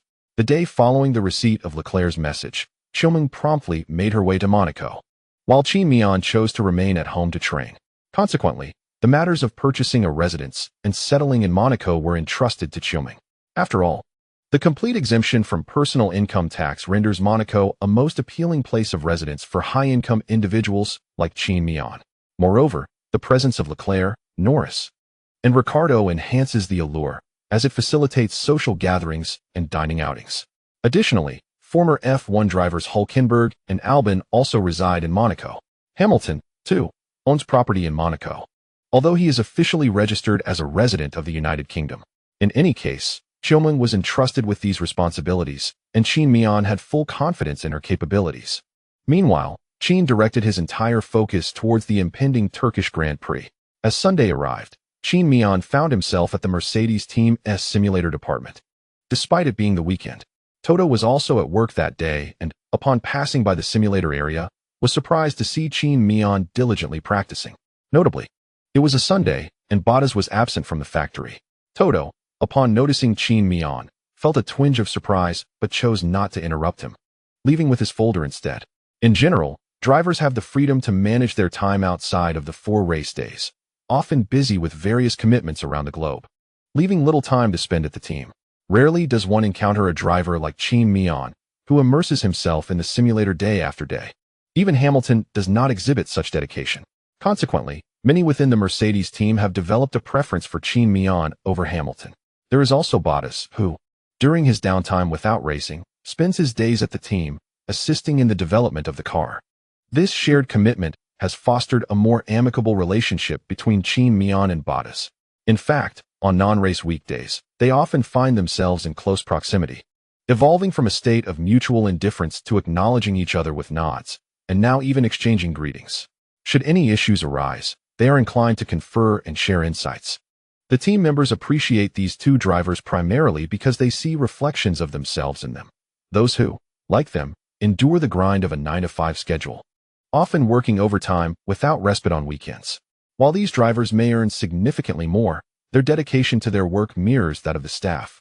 After returning to his office, Toto worked for a while before taking a break, during which thoughts of Qin Mian crossed his mind. After some contemplation, he called the head of the simulator department, requesting that Qin Mian come to his office once he finished his work. At that moment, Qin Mian had just concluded a long-distance testing session. After briefly discussing his driving experience, the state of the racing car, and engaging with the staff, Qin Mian effortlessly filled out a form before receiving a notification.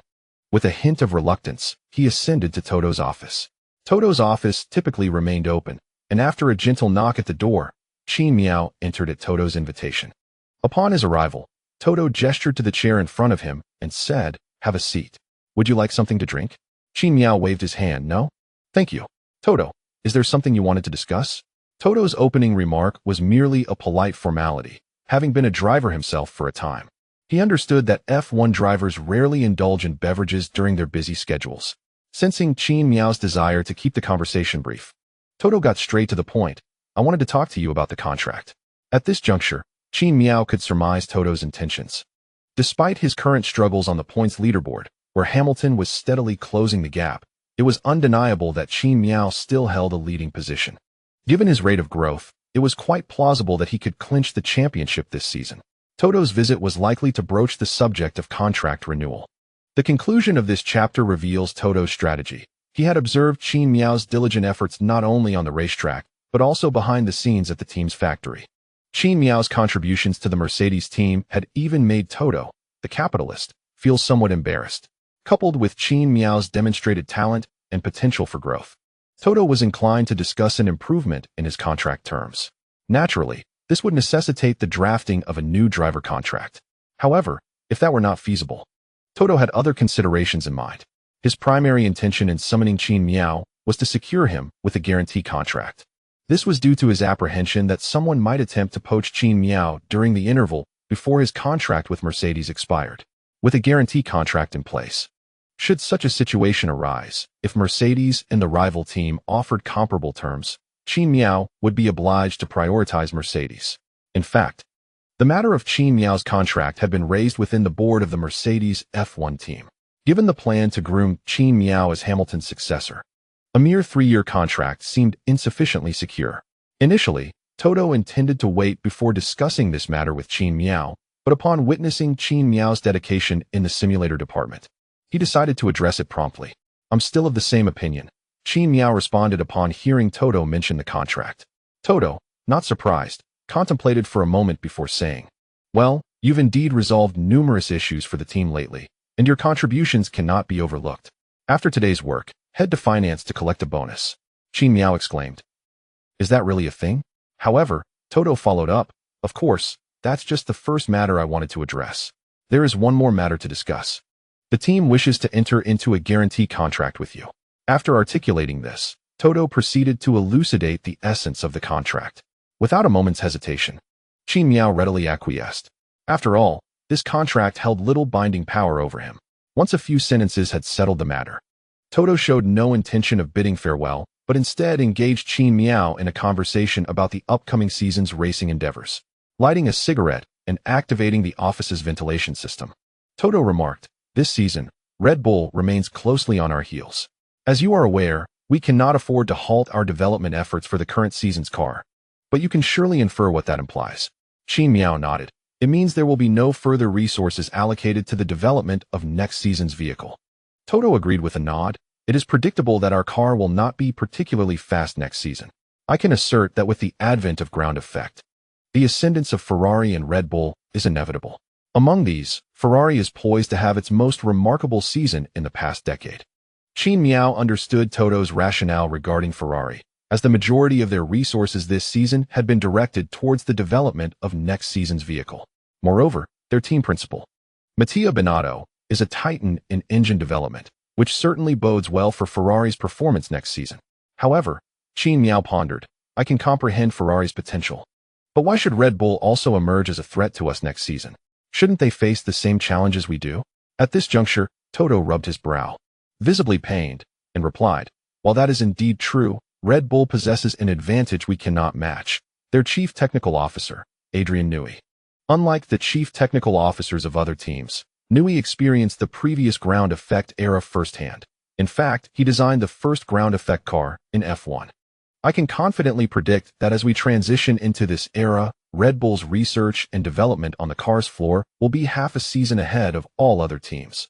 Perhaps even more." Listening to Toto's analysis, Qin Mian began to feel a sense of unease. However, he soon recognized an unsettling truth. He was merely a driver.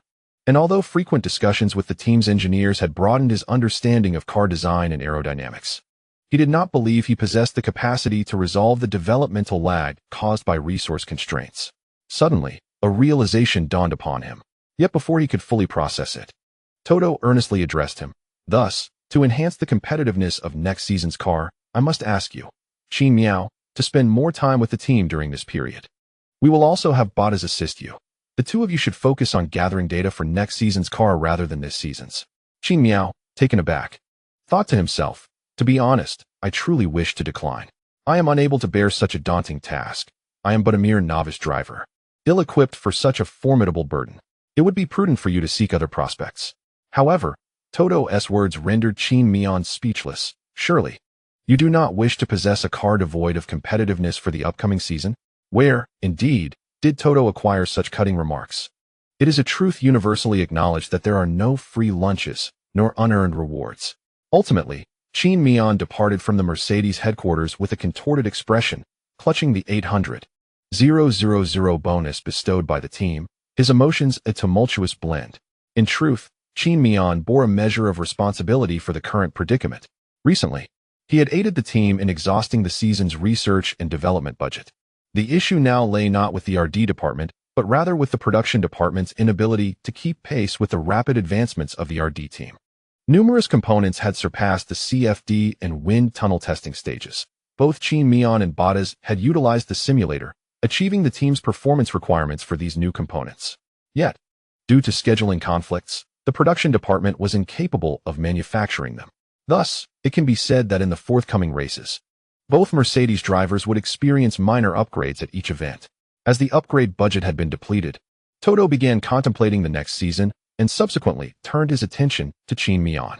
On Tuesday, when Hamilton sought Qin Mian's company for a fashionable event, Qin Mian found himself preoccupied. Hamilton was taken aback for a considerable time, as Qin Mian's usual rest days fell on Monday and Tuesday. Upon learning that Qin Mian was being compelled by Toto to work overtime at the team, Hamilton could only lament. A good-hearted child often bears the brunt. Nevertheless, being young, enduring hardship can lead to fortune, especially since Qin Mian's tribulations would ultimately benefit Hamilton. Thus, it was imperative for the young man to endure such trials. Of course, Hamilton took the time to console and encourage Qin Mian over the phone before joyfully returning to his musical revelry. On Wednesday, as was customary, Qin Mian received a task from the system. In addition to the usual ranking objectives, he was assigned a mission to achieve the fastest lap during the main event. The reward was straightforward and substantial, a direct sum of 1 million. This coincided perfectly with Qin Mian's plans to purchase a home, making the prospect of additional funds particularly appealing.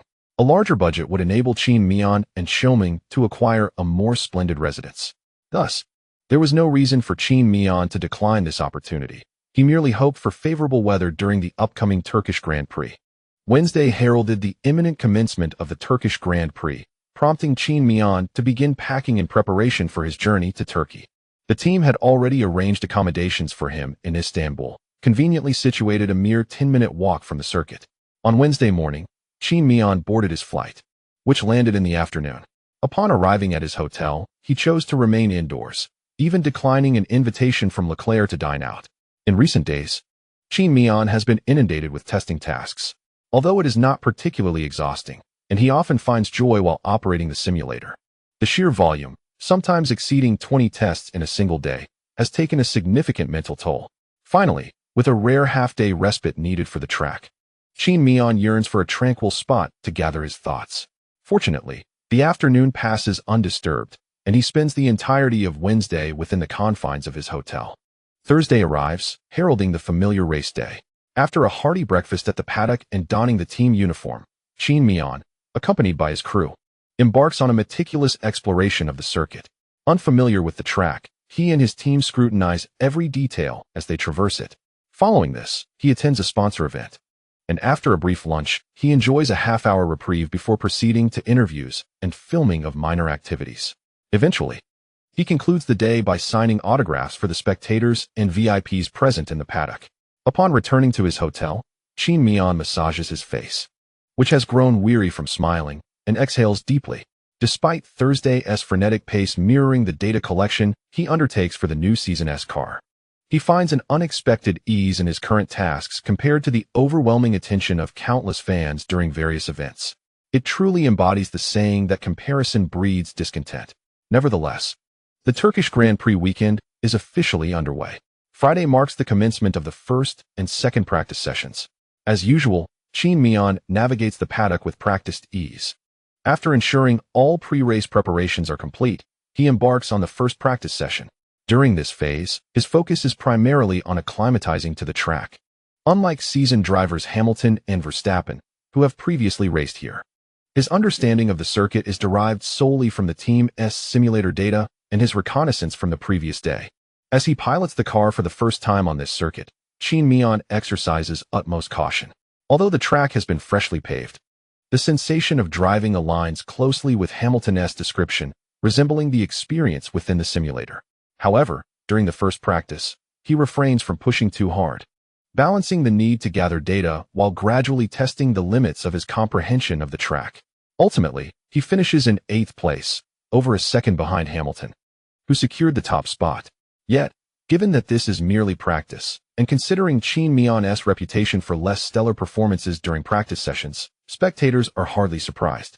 In fact, it would raise eyebrows if he were to outpace his teammate during these preliminary rounds. Second practice. With the foundational data gathered during the initial practice sessions and his burgeoning driving experience, Qin Mian felt emboldened to push his racing machine to its limits during this lap. However, excessive confidence can sometimes be a double-edged sword. While navigating the T3, T4, and T5 corners during the simulated qualifying of the second practice session, Qin Mian faltered on a minor detail, becoming overly fixated on the edge of possibility, compounded by the fact that T4 is a left-hand blind turn with a downhill gradient. Qin Mian miscalculated his cornering, allowing the right front wheel to encroach upon the curb of T4 excessively.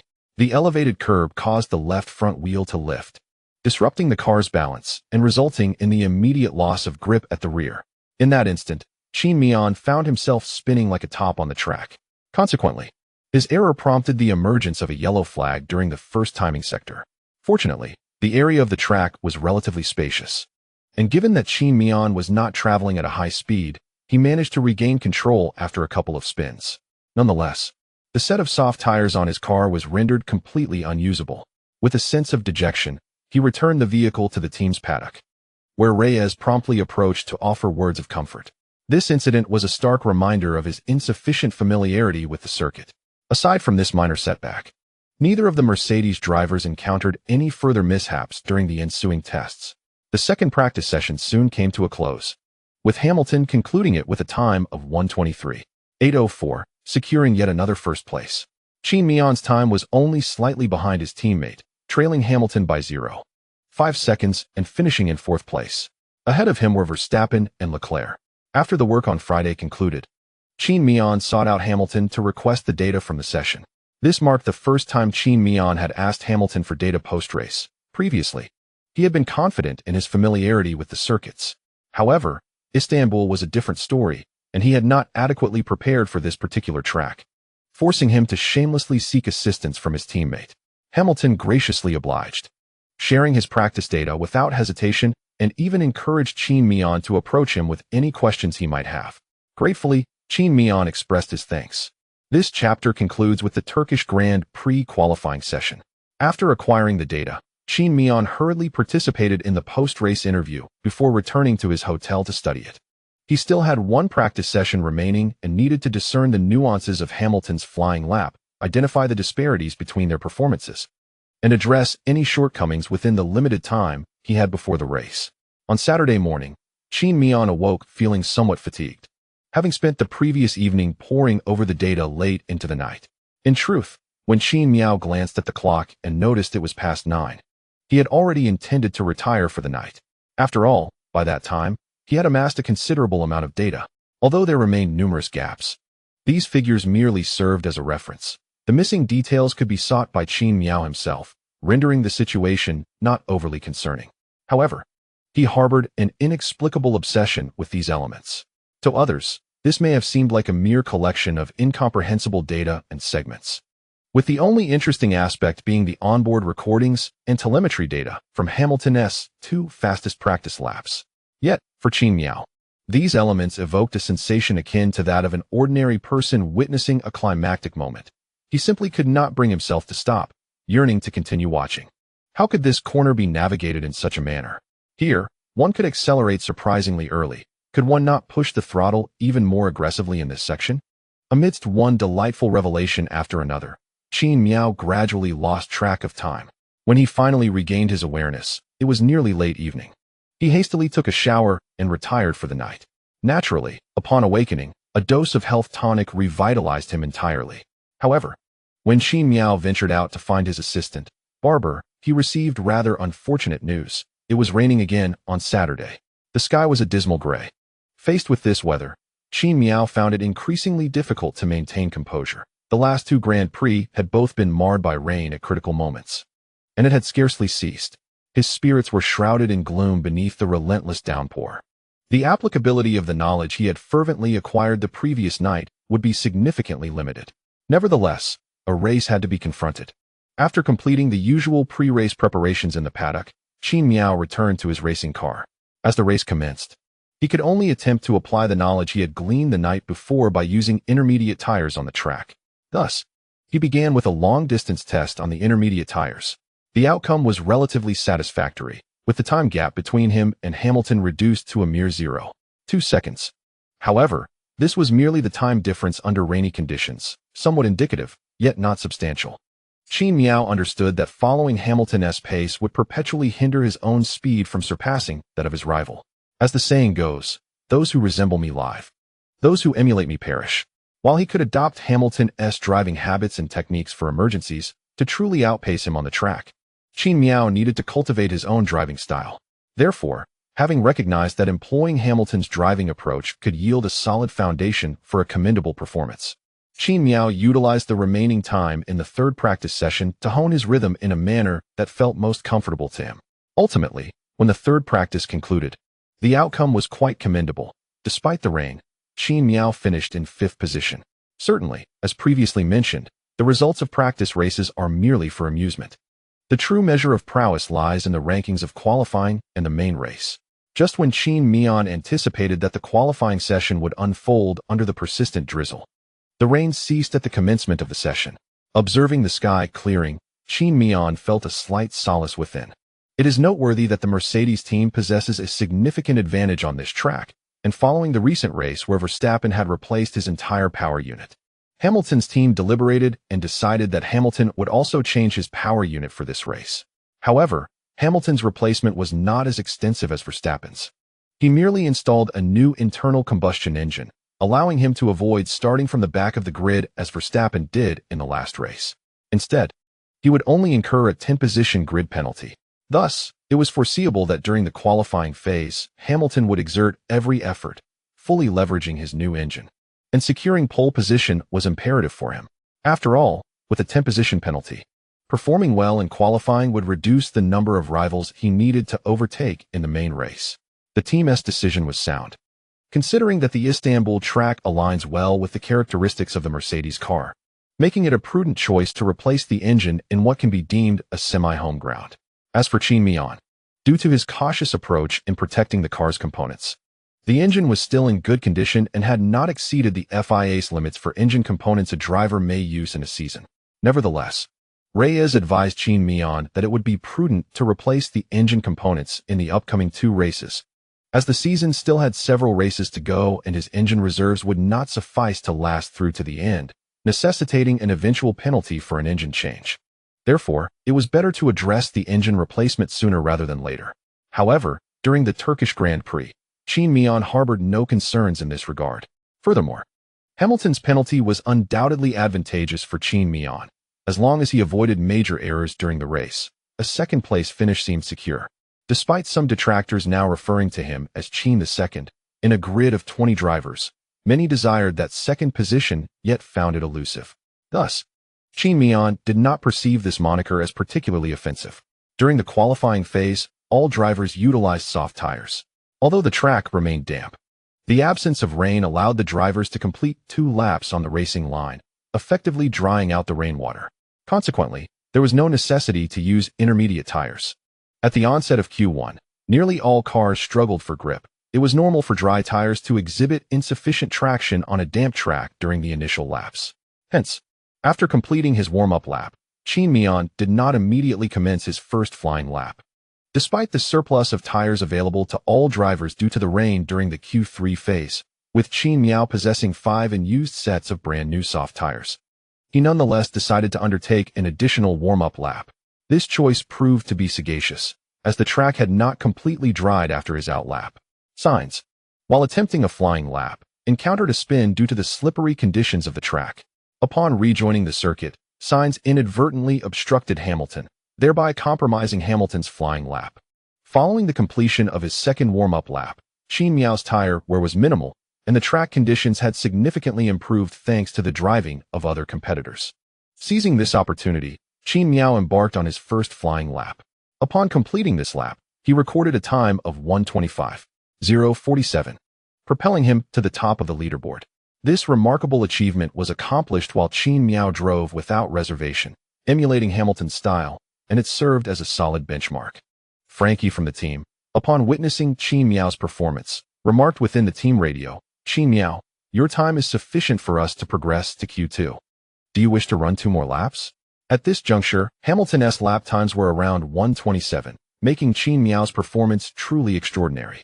Nevertheless, upon returning to the team pit, Qin Mian opted to change to a fresh set of tires and, in accordance with his own rhythm, executed another flying lap. The good news was that his lap time improved slightly, though only by a mere thousandth of a second, finishing at 1:25.046. After this lap, he chose not to remain on the track. Ultimately, when Q1 concluded, Qin Mian secured 6th place for advancement. Although the track conditions continued to improve, allowing other drivers to enhance their speeds, Qin Mian's time remained sufficient for him to progress to Q2 in 6th position, highlighting both Hamilton's prowess and Qin Mian's formidable learning ability and talent. After a brief respite, Q2 commenced. With better track conditions, the surface was devoid of puddles. When the clock stopped in Q2, Qin Mian posted a time of 1:23.579. This time surpassed the earlier lap he had set on soft tires, as it was achieved on medium tires, indicating that the track conditions were indeed favorable. Ultimately, Qin Mian advanced to Q3 in 2nd place, where the competition for final rankings ensued.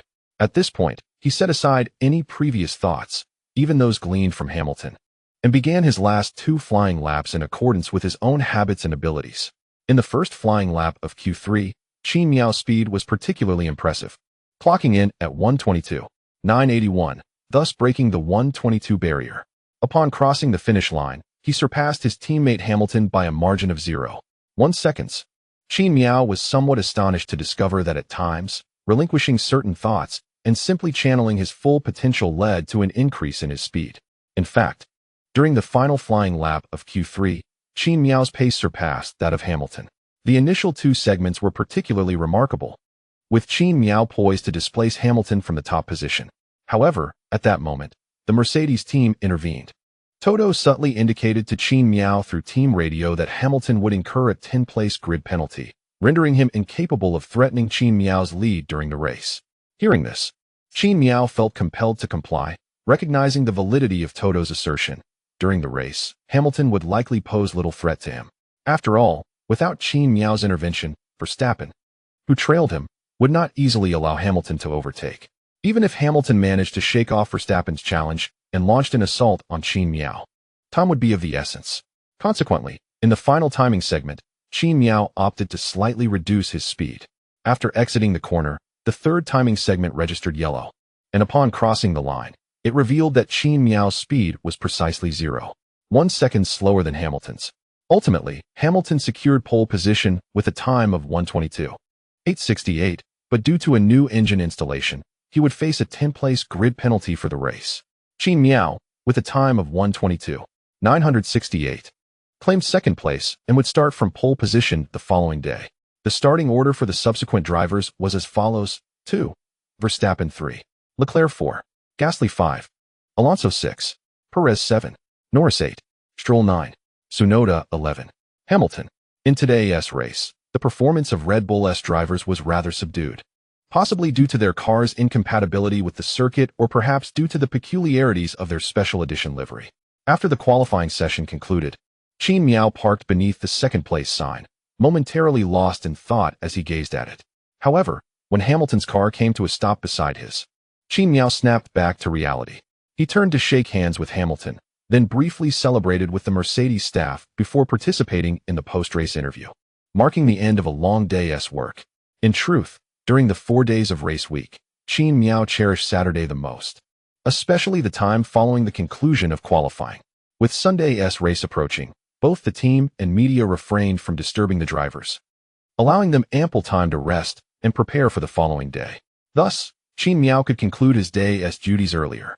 However, before leaving the paddock, he visited the Mercedes team headquarters, seeking out the head of the meteorological department to inquire about the weather for the race day. The information he received was, at best, lukewarm.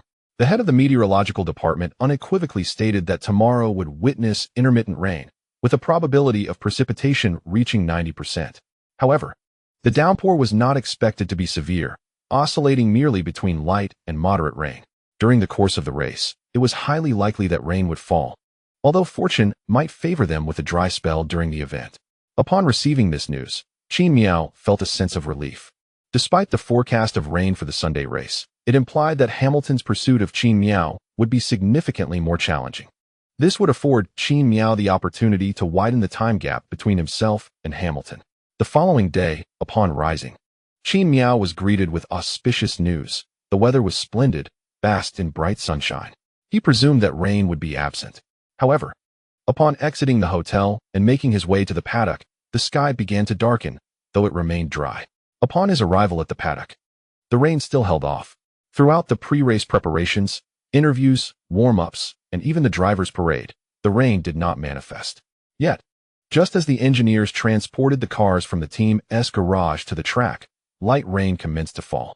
In this chapter, the Turkish Grand Prix unfolded under a persistent drizzle. During the national anthem and oath-taking ceremony for the 20 drivers, the rain persisted, albeit lightly, enough to render one's clothing damp after standing in it for 2 to 3 minutes without an umbrella.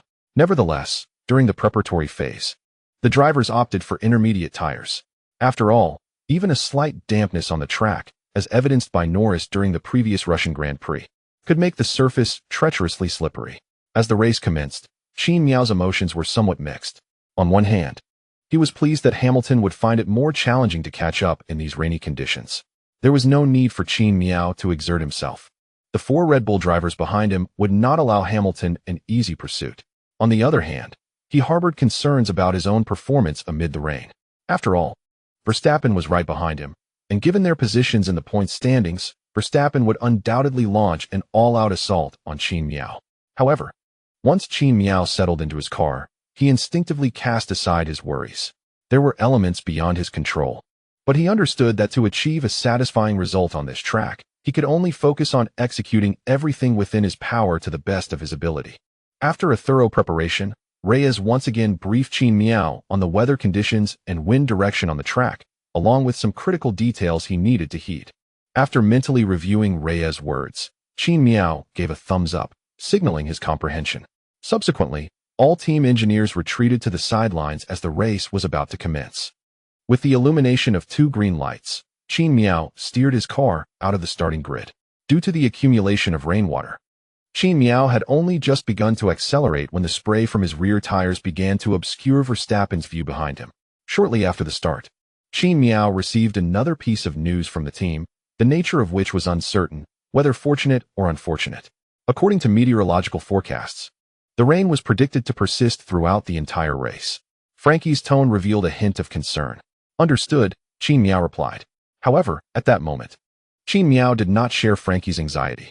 Regardless of the turmoil and confusion swirling within him before the race commenced, once he settled into the cockpit of the race car, all negative emotions were dispelled by a profound sense of security. It was akin to returning to a mother's embrace or the comfort of childhood swaddling. With unwavering focus, Qin Mian completed the warm-up lap for the Turkish Grand Prix and positioned himself at the designated spot. As the pursuing cars aligned behind him, 5 red lights illuminated before extinguishing. In the instant the lights went out, Qin Mian launched off the line with remarkable speed. Surprisingly, despite the rain serving as a debuff, his start was unexpectedly strong. Meanwhile, Verstappen's launch from the second position was rather average, and Leclerc, positioned behind him, had a slightly better start, yet could not match Qin Mian's rapid acceleration. Consequently, following his superb start, Qin Mian felt little pressure as he navigated towards turn 1, only occasionally glancing in his rearview mirror to confirm the positions of the two drivers who posed a threat behind him. Most of his attention remained steadfastly on the racetrack ahead, thanks to his concentrated focus. Qin Mian managed to quickly extend the time gap between himself and Verstappen after completing the first timing sector. A solid start, keep it up. Frankie's voice of encouragement resonated in Qin Mian's ear.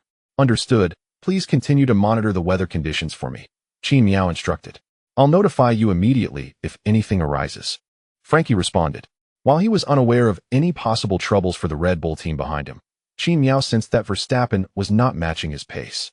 Thus, after just one lap of fierce acceleration, Qin Mian had already established a lead of over a second from Verstappen. However, in Qin Mian's view, a 1-second gap was insufficiently secure, so he continued to widen the distance between himself and Verstappen. By the conclusion of the first lap, the time difference had grown to 12 seconds. In an uninterrupted state, Qin Mian's ability in wet conditions was commendable, especially considering the system had forcibly boosted his performance metrics. His lap speed was certainly not lacking. At this juncture, Hamilton had ascended to 9th place, gaining 2 positions since the start, having overtaken both Alonso and Vettel. Alonso encountered a collision with Gasly after exiting turn 1 during the initial phase, causing his car to skid off the track and execute a full 360-degree spin. This incident was wholly attributed to Gasly, the driver of the junior Red Bull team, who subsequently received a 5-second penalty following the conclusion of the FIA investigation. However, in comparison to Alonso's predicament, this penalty seems rather lenient. Those familiar with Formula One are well aware that during the start phase, any mishap such as skidding or veering off the track results in a rapid loss of positions. By the time Alonso managed to regain control of his car and re-enter the circuit, having started from 5th place, he had plummeted to 18th. A mere number cannot encapsulate the gravity of Alonso's misfortune on the track. On the other hand, Vettel experienced no such misadventure, while Hamilton swiftly overtook Vettel, relying purely on the performance of his car, rendering further elaboration unnecessary. After a smooth start, Qin Mian commenced his cruise, steadily increasing the time gap between himself and Verstappen behind him.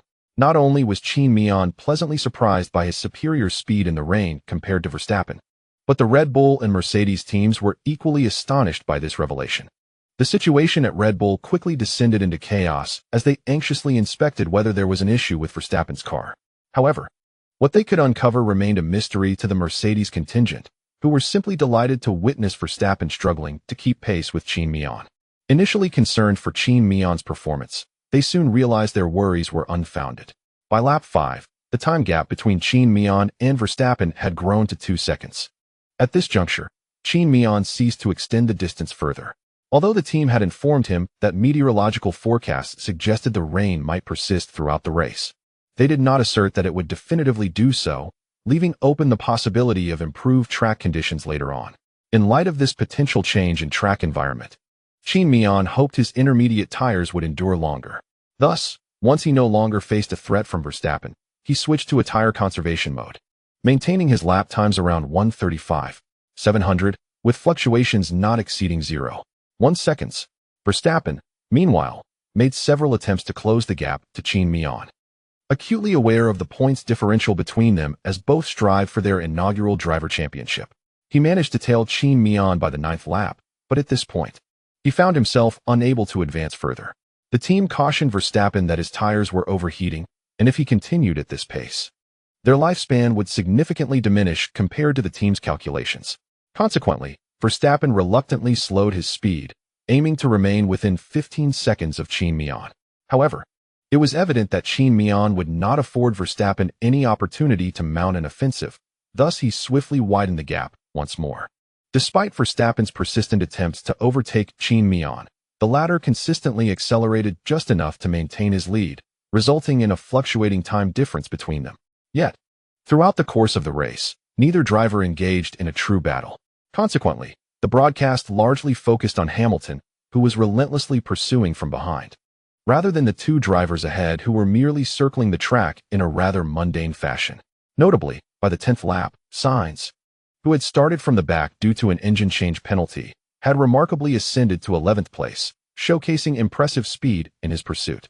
At this juncture, Hamilton had already reached 7th place and commenced his pursuit of Norris ahead. On the main straight of lap 11, Hamilton executed a successful overtaking maneuver against Norris, who offered no defense. Perhaps recognizing the disparity in both skill and vehicle performance between himself and Hamilton, as well as the absence of significant points at stake, Norris opted to conserve his tires rather than contest Hamilton's advance. After surpassing Norris, Hamilton found himself just 4 seconds behind Gasly. During this interval, he completed a solitary flying lap that was devoid of any hindrance. Upon finishing this lap, Hamilton's data indicated he was 15 seconds faster per lap than Qin Mian. The commentators at 5-Star Sports were momentarily taken aback by Hamilton's pace, but they soon regained composure, knowing that ahead of him lay Gasly, Perez, Leclerc, and Verstappen, with Qin Mian trailing behind. Since Qin Mian joined Mercedes, the commentators had never wished for Red Bull's drivers to triumph over Hamilton as fervently as they did at that moment. By lap 15, Hamilton had overtaken Gasly with ease, a maneuver purely attributable to superior racing performance. Following this, Perez was the next target, positioned 7 seconds ahead. In lap 17, Hamilton had been relentlessly pursuing the drivers ahead, resulting in him running the lap without reservation. Consequently, his tires began to show signs of degradation prematurely, with the tread on the inner side of his intermediate tires completely worn down. In contrast, Qin Mian maintained a favorable tire condition, while the tread had worn slightly. It still exhibited commendable drainage capabilities. By lap 20, Verstappen, positioned behind Qin Mian, ultimately chose to abandon his pursuit. He simply could not catch up. It was a futile endeavor. Moreover, the speed exhibited by Qin Mian was achieved while he was somewhat conserving his prowess. The gap behind him had expanded to 9 seconds with Leclerc, yet Verstappen remained unable to close in on Qin Mian. Once Verstappen encroached upon the 15-second caution zone behind Qin Mian, the latter would slightly accelerate, extending the distance to 2 seconds. Thus, the time differential between the two was stabilized at approximately 25 seconds, with both drivers experiencing a decline in overall speed. On lap 22, Norris was the first to signal for a pit stop to change tires, and in the pit area, he donned a fresh set of intermediate tires. McLaren appeared to be wagering that light rain would persist throughout the race, prompting them to call Norris in early. Consequently, he found himself with a clear air gap of 11 seconds ahead. By lap 28, Frankie inquired about Qin Mian's tire condition. From his angle, Qin Mian could readily observe the tread on his right front tire. After a brief glance, he set a new fastest lap while responding, "It's quite acceptable. The tire should last a bit longer." "Excellent. Please continue to conserve the tires. If possible, this set might carry you to the end of the race." Frankie's words surprised Qin Mian. "Can I complete the race on them?" "Indeed, but we will adjust according to the circumstances on the track. I will inform you immediately of any developments." The FIA regulations do not explicitly mandate that drivers must pit for tire changes in wet conditions. The principle of legality permits such practices, a notion reflected in the FIA's F1 regulations. Otherwise, numerous team engineers would not tirelessly analyze these rules to exploit any loopholes. The conversation between Qin Mian and Frankie was fortuitously broadcast, and as the broadcast showed slow-motion footage of Qin Mian's tires, it was evident that the tread on his right front tire remained intact. Qin Mian's tire conservation skills were truly remarkable.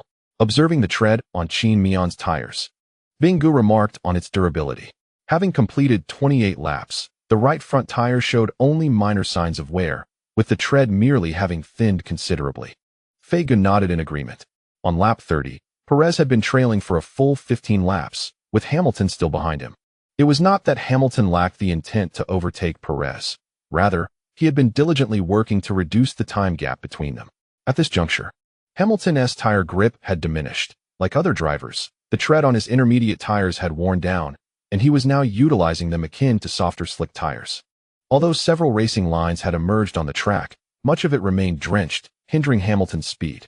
Instead, it was Qin Mian, who had managed to extend his time gap from Verstappen to a remarkable 52 seconds. Everyone was perplexed. How could Verstappen, who averaged lap times 0.2 seconds faster than Qin Mian in dry conditions, be outperformed by Qin Mian in a rain battle, an area where Qin Mian traditionally struggled? By the 33rd lap, Hamilton finally found himself trailing Perez and began to mount an offensive. The broadcast focused intently on this duel between the two drivers. In the 35th lap, after 2 laps of pursuit, Hamilton seized his opportunity to attack Perez, engaging in a thrilling wheel-to-wheel battle during the third timing sector. This confrontation turned out to be the only notably exciting exchange of the race. The two drivers wrestled for supremacy over 4 corners before the victor was determined. Ultimately, Perez managed to fend off Hamilton's advances through resolute defense and several strategic crossovers. Although Perez may not possess the raw talent of a driver like Qin Mian, his extensive racing experience was undeniable. Despite still adjusting to the overly responsive steering of the Red Bull car, Perez made the most judicious decisions at critical moments, successfully defending against Hamilton's onslaught. Notably, during their skirmish, Perez was momentarily forced towards the pit entrance by Hamilton. In the 37th lap, upon realizing that Verstappen could not close the gap to Qin Mian, Red Bull called Verstappen into the pits via team radio. Continuing on his old tires behind Qin Mian would only secure Verstappen a second-place finish, no matter how long he pushed. Meanwhile, Perez remained embroiled in his battle with Hamilton, and the time gap between the two and Leclerc ahead had stretched to 20 seconds. Following his tire change, Verstappen would emerge in a position to slot in ahead of Perez, benefiting from a substantial clean air advantage. Upon exiting the pits, Verstappen found himself positioned just in front of Perez and behind Leclerc. At this juncture, all the pressure shifted to Mercedes and Qin Mian. The strategists faced a critical decision, with Verstappen pitting behind Qin Mian. Should Qin Mian also enter the pits? They had only 1 lap to deliberate before Qin Mian's next pit stop. The silver lining was that Qin Mian's previously established time advantage allowed both the Mercedes team and Qin Mian himself to approach the situation with greater composure. After all, even if he pitted, Qin Mian would still have a time advantage over Verstappen upon his return to the track. The Mercedes team was indeed leaning towards the option of bringing Qin Mian in for a tire change, despite the fact that Qin Mian's tires are currently in good condition, with the most worn right front tire only just beginning to show signs of tread wear. The team still believes it would be prudent for Qin Mian to pit for a tire change. However, as a seasoned driver, Qin Mian sometimes possesses a more accurate sense of the car's performance than the team's judgment, prompting them to consult him regarding his preference. Do you wish to come in? Qin Mian feels confident that he can complete the race on his current set of tires, yet he is uncertain whether he should pit. Therefore, he candidly states, "If the regulations do not mandate a pit stop in rainy conditions, I believe I can finish the race on these tires. However, I will not refuse if you decide I should come in now." Upon hearing Qin Mian's words, Frankie realizes that Qin Mian is seeking their guidance in making a decision. Consequently, Frankie quickly engages in a brief discussion with the strategy team, and after receiving their response, he announces over the team radio, "All right, box, we will pit next lap." In the 38th lap, Qin Mian opts to pit and switches to a brand new set of intermediate tires. Upon exiting the pit, he finds himself positioned behind Leclerc and ahead of Verstappen. Given that Qin Mian and Verstappen pitted consecutively, it would be nearly impossible for Verstappen to close a 5-second gap in a single outlap, regardless of his prowess. Perez assists Verstappen by defending against Hamilton, inadvertently aiding Qin Mian as well. However, Red Bull cannot afford to relent, for Verstappen's pace today is disappointingly slow. After his pit stop, Qin Mian is 6 seconds behind Leclerc and 45 seconds ahead of Verstappen, placing him in a relatively comfortable position. Now, Qin Mian must contemplate whether Leclerc will choose to pit. If Leclerc intends to complete the race on his current set of intermediate tires, Qin Mian must consider how he can overtake him. While Qin Mian's single-lap speed in wet conditions is assured, his overtaking capability is rather ordinary, and he cannot guarantee that he will surpass Leclerc ahead of him. Of course, with 20 laps remaining in the race, should Leclerc indeed opt not to pit, Qin Mian will have ample time and opportunities to attempt an overtake. Notably, in the same lap that Qin Mian pitted, Vettel also chose to come in. However, unlike other drivers who switched to intermediate tires, Vettel opted for slick tires. Thus, it was predictable that upon exiting the pits, Vettel would begin to skid uncontrollably. Although many corners on the track have developed a racing line, contrary to the expectations of the Aston Martin team, Vettel's use of hard tires led to a slippery experience, as there was virtually no grip on the racing line. For Aston Martin, this was merely a gamble, albeit one they lost. Nonetheless, Their miscalculations served as a warning to all other teams. The current track conditions do not permit the use of dry tires, much like the Martin team. Those who observed the clearly defined racing lines on the track and contemplated bringing their drivers in for dry tires soon dismissed their unrealistic notions. In this chapter, titled The First Grand Slam of His Career, after struggling for an entire lap, Vettel ultimately returned to the pits to switch to intermediate tires. The Martin team's attempt was indeed audacious, yet it became evident that the track conditions deviated from their expectations. Consequently, this pit stop relegated Vettel to second-last place. Although his initial 10th position would have only netted the Martin team a single point, this failed attempt left Vettel with nothing at all. By the 42nd lap, after completing 4 laps, Qin Mian was somewhat surprised to discover that the time gap between himself and Leclerc ahead had not diminished significantly, remaining at 5 seconds. The fact that he had only gained 1 second over 4 laps was unexpected for Qin Mian. However, the team provided timely reassurance. Leclerc's tires were unlikely to last until the end of the race, and his performance was commendable, encouraging him to maintain his pace. Thus, Qin Mian set aside any thoughts of accelerating further and continued at a comfortable rhythm after checking the time gap between himself and Verstappen behind. Meanwhile, the team requested Hamilton to pit during their communications. Yet, to everyone's astonishment, Hamilton opted to refuse. After trailing Perez for nearly 20 laps before overtaking him, Hamilton was reluctant to pit, knowing that doing so would place him behind Perez once more. He sensed that another delay caused by Perez could severely hinder his chances of advancing. Nevertheless, since Hamilton had made his decision, the team could not insist, as he was the one in control of the car, not the strategic team. Thus, the Mercedes pit crew returned Hamilton's tires to the garage, and the matter was left unresolved. By the 44th lap, Leclerc's speed began to wane. Maintaining his own pace, Qin Mian suddenly spotted a red Ferrari ahead of him, which he was gradually closing in on. On the 46th lap, utilizing the sheer speed of his car on the main straight, Qin Mian overtook the noticeably slowing Leclerc. In fact, as he passed Leclerc on the straight, he deliberately maneuvered his tires into a waterlogged area outside the racing line to cool them down. Although he was uncertain as to why Leclerc's speed had suddenly declined, the performance exhibited by Leclerc at that moment indicated that Qin Mian's concerns were somewhat excessive. While the speed difference between new and old intermediate tires was not substantial, the advantage of superior vehicle performance made that gap quite significant. In surpassing Leclerc, Qin Mian relied not on intricate techniques, but rather on the superior grip of his tires. He maneuvered through the waterlogged exterior, entering and exiting the bend alongside Leclerc, and subsequently overtook him on the straightaway, taking advantage of his car's enhanced performance. The maneuver was marked by its sheer simplicity and decisiveness. Momentarily taken aback by Qin Mian's swift overtaking, Leclerc found himself in a state of bewilderment. His team at Ferrari had initially strategized to defend against Qin Mian's advance. Leclerc even inquired within the team's radio communication regarding the feasibility of completing the race on his current set of intermediate tires. His demeanor suggested a strong intent to utilize the aging tires to fend off Qin Mian until the race's conclusion. However, fate had other plans. Scarcely had Leclerc posed his query when Qin Mian executed the maneuver. After being overtaken, Leclerc opted to pit, aware that Verstappen and Hamilton were closing in behind him. Should he have remained on track, he risked being overtaken by the pursuing drivers, who might capitalize on their superior tire and car performance.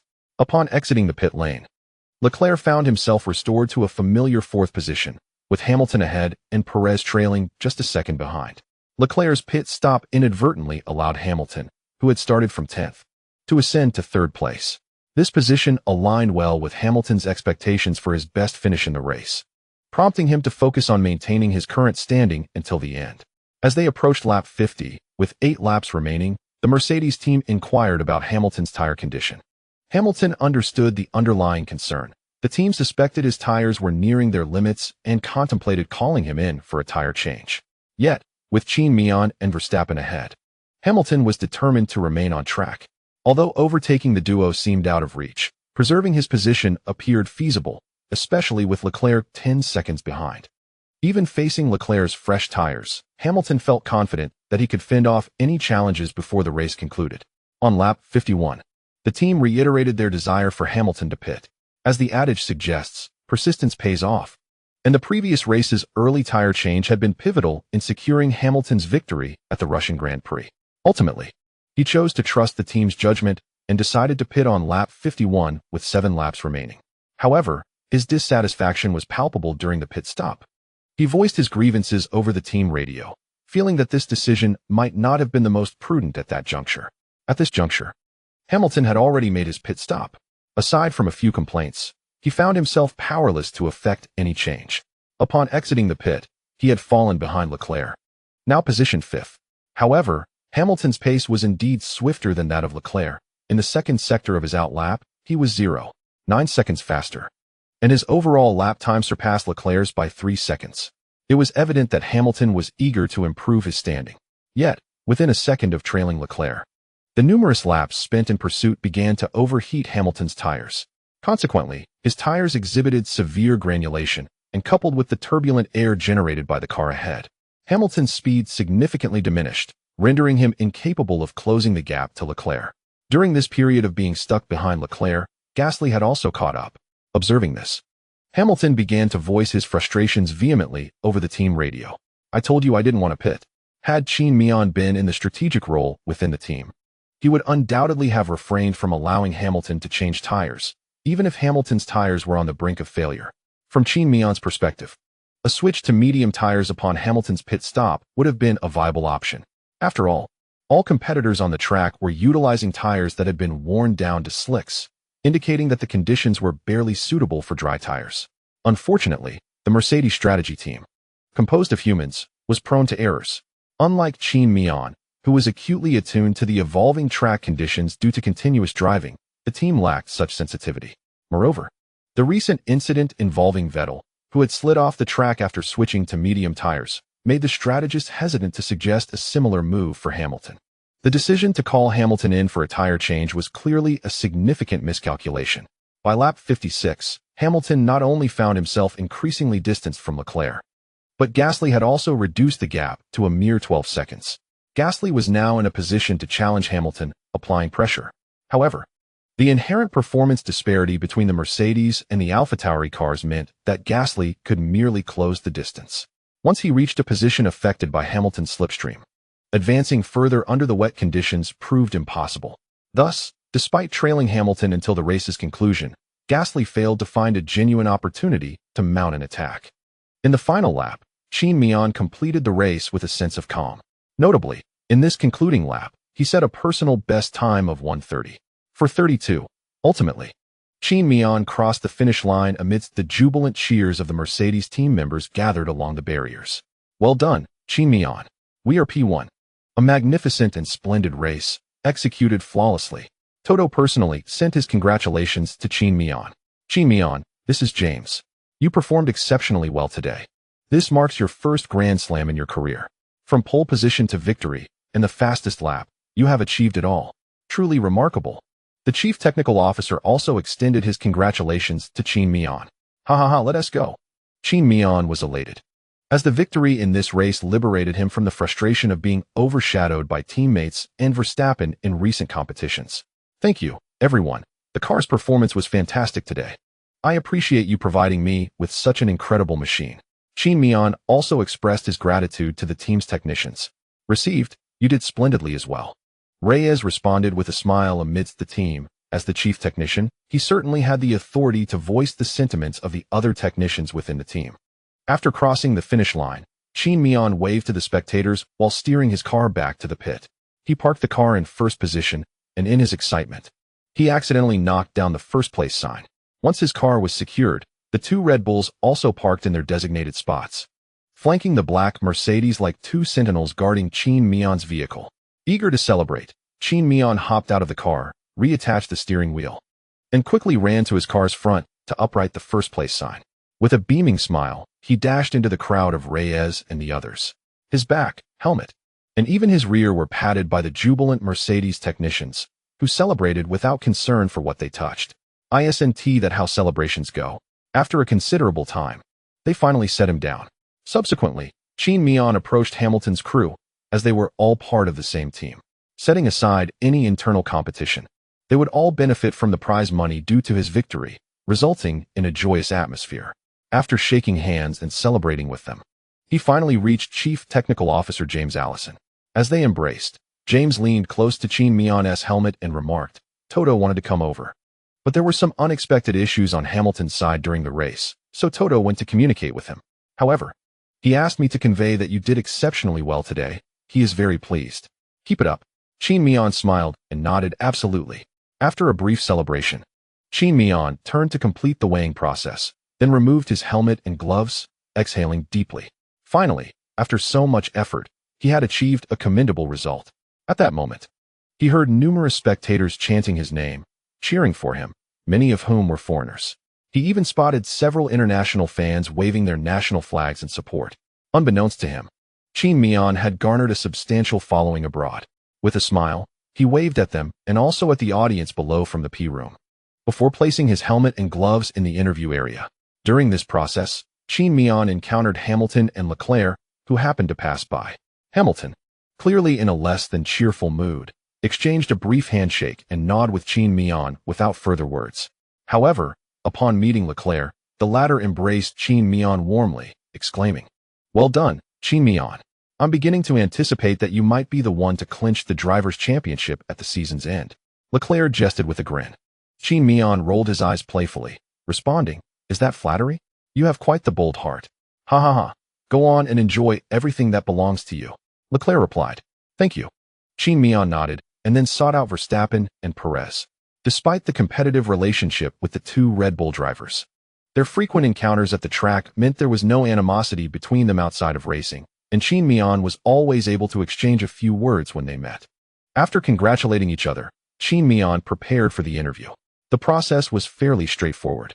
Donning the cap adorned with the Mercedes logo and his national flag provided by the team sufficed, as Min's interviews were not overly complex. Maintaining a tidy hairstyle was key. Once Qin Mian was positioned, the host cheerfully remarked, Qin Mian, an extraordinary performance, yet again a pole to win. Congratulations. Following the host's words, the audience erupted into applause, cheers, and whistles. Qin Mian smiled and waved at the fans cheering for him before turning to respond to the host's inquiries. Thank you. It feels wonderful to secure another championship. You led the entire race today, which is a first in your career. How does it feel to break yet another record? Qin Mian adjusted his cap thoughtfully, taking a brief moment to gather his thoughts before replying. To be honest, I've grown somewhat desensitized to breaking records, as it seems that no matter what I do in the paddock, I always end up surpassing some peculiar benchmark. Over time, it becomes somewhat dulled. Nevertheless, progress is always good, and I am grateful for the support from my fans and team. As he finished, the audience applauded once more. Was the track condition particularly challenging for you today? Tire wear, rain, and such? Indeed, it was quite difficult. In the early stages of the race, I felt considerable pressure, and as the racing line emerged later, that pressure intensified. A minor mistake could lead to losing control of the vehicle, and I had to continuously seek water to cool the tires. Thankfully, the final result was satisfying. Qin Mian answered decisively, without much contemplation. Thank you for your time. Congratulations on winning the Turkish Grand Prix, and I wish you a pleasant weekend. The host concluded after 3 questions. Qin Mian nodded with a smile. Thank you. Before departing, he waved once more at the audience present. These insights were imparted to Qin Mian by Hamilton in private. Nonetheless, fans are the very foundation of the F1 racing sport.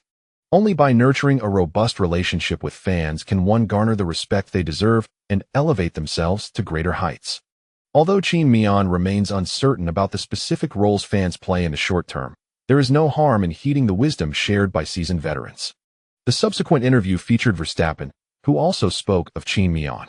Today, Qin Mian's speed surpassed mine by a margin. His tire management remains as formidable as ever. I attempted to close the gap, but clearly, my efforts were in vain. Yes, it is somewhat regrettable to miss out on victory today. Yet I am quite content with securing second place under such challenging circumstances. Following the interview, amidst the jubilant commentary of the 3 analysts, the post-race awards ceremony commenced. Perez, Verstappen, and Qin Mian took to the stage in succession. On this occasion, it was Qin Mian's track engineer, Frankie, who represented the Mercedes team to accept the award. It has been rumored that Frankie is on a weight loss journey, yet there are no visible signs of such a transformation. However, this does not diminish the unwavering support he provides Qin Mian on the track. As Qin Mian made his appearance, the national anthem began to play. Upon its conclusion, The crowd erupted in applause for the champion. Qin Mian reclaimed his championship cap, and the award presentation was followed by the jubilant spraying of champagne. Without hesitation, Qin Mian aimed his champagne bottle at Frankie, who reciprocated in kind. Meanwhile, Verstappen and Perez engaged in their own champagne celebration. For a brief moment, it felt as if an invisible barrier separated the four, though its presence was palpable. However, as Qin Mian redirected his attention toward Verstappen, that sensation swiftly dissipated. After their revelries, the four clinked their glasses together, savoring the fine wine that accompanies triumph. The celebratory moment soon concluded, and Qin Mian needed to return and change for the forthcoming post-race activities. Once Qin Mian and Verstappen departed the podium, the broadcast provided the final standings and points tally for the race. 1. Qin Mian 26, fastest lap. 2. Verstappen 18.3, Perez 15.4, Leclerc 12.5, Hamilton 10.6, Gasly 8.7, Norris 6.8, Sainz 4.9, Stroll 2.10, Ocon 1, including the points from this race. The standings in the Driver Championship are as follows. 1. Qin Mian 292.2, Hamilton 259, 33, 3, Verstappen 256, 36, 4, Norris 124.5, Leclerc 123.6, Perez 121.7, Sainz 95.8, Ricciardo 83.9, Gasly 62.16, Kimi 5. Following this race, the rankings in the driver standings exhibited little change. Conversely, Hamilton, who had painstakingly secured a championship in the previous race, found his lead over Verstappen diminished once more. Moreover, the point differential between Qin Mian and both Hamilton and Verstappen has widened again. It is anticipated that after this race, both drivers will redirect their focus towards Qin Mian. After this race, the team standings are as follows. 1. Mercedes, 551.2. Red Bull, 377.3. Ferrari, 218.4. McLaren, 207.5. Alpine, 86.6. AlphaTauri, 74.7. Aston Martin, 64.8. Williams, 13.9. Alfa Romeo, 5. Mirroring the driver standings, the team standings also saw no changes in rank following the race. However, with Mercedes accumulating points at an increasing rate, it is highly likely that the championship title in the team standings may be decided in the upcoming 2 Grand Prix. After a brief shower and a change of attire, Qin Mian returned to his lounge to await further developments, when Barber approached him with an intriguing piece of gossip. Do you know why Hamilton has yet to return to the team headquarters for the meeting? Qin Mian, indulging in dark chocolate for an energy boost, inquired curiously why. Leaning in closer, Barber cautiously revealed, it seems Hamilton has been embroiled in a dispute with strategy director James Vincent. Questioning why he was summoned to the pits at that particular moment, Qin Mian was somewhat taken aback, as he had always perceived Hamilton as a rather rational individual. It was surprising to witness such an irrational display from him. After a deeper conversation with Barber, Qin Mian learned that Hamilton, initially in 3rd place, had slipped to 5th due to the team's belief that his tires would not endure until the race's conclusion, prompting his return to the pits.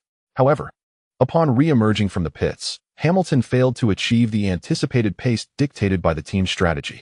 Consequently, he found himself ensnared in 5th position, unable to advance, and was even subjected to attacks from Gasly behind him. For a 7-time champion, this scenario was undeniably quite precarious. The chapter concludes with the notion of F1's incompatibility. It is evident that the team has become somewhat flustered. As an outsider, Qin Mian is able to adopt a relatively objective perspective on the matter. The team is concerned that if they do not pit, Hamilton may be overtaken by Perez and Leclerc due to tire degradation, and he could even be surpassed by Gasly.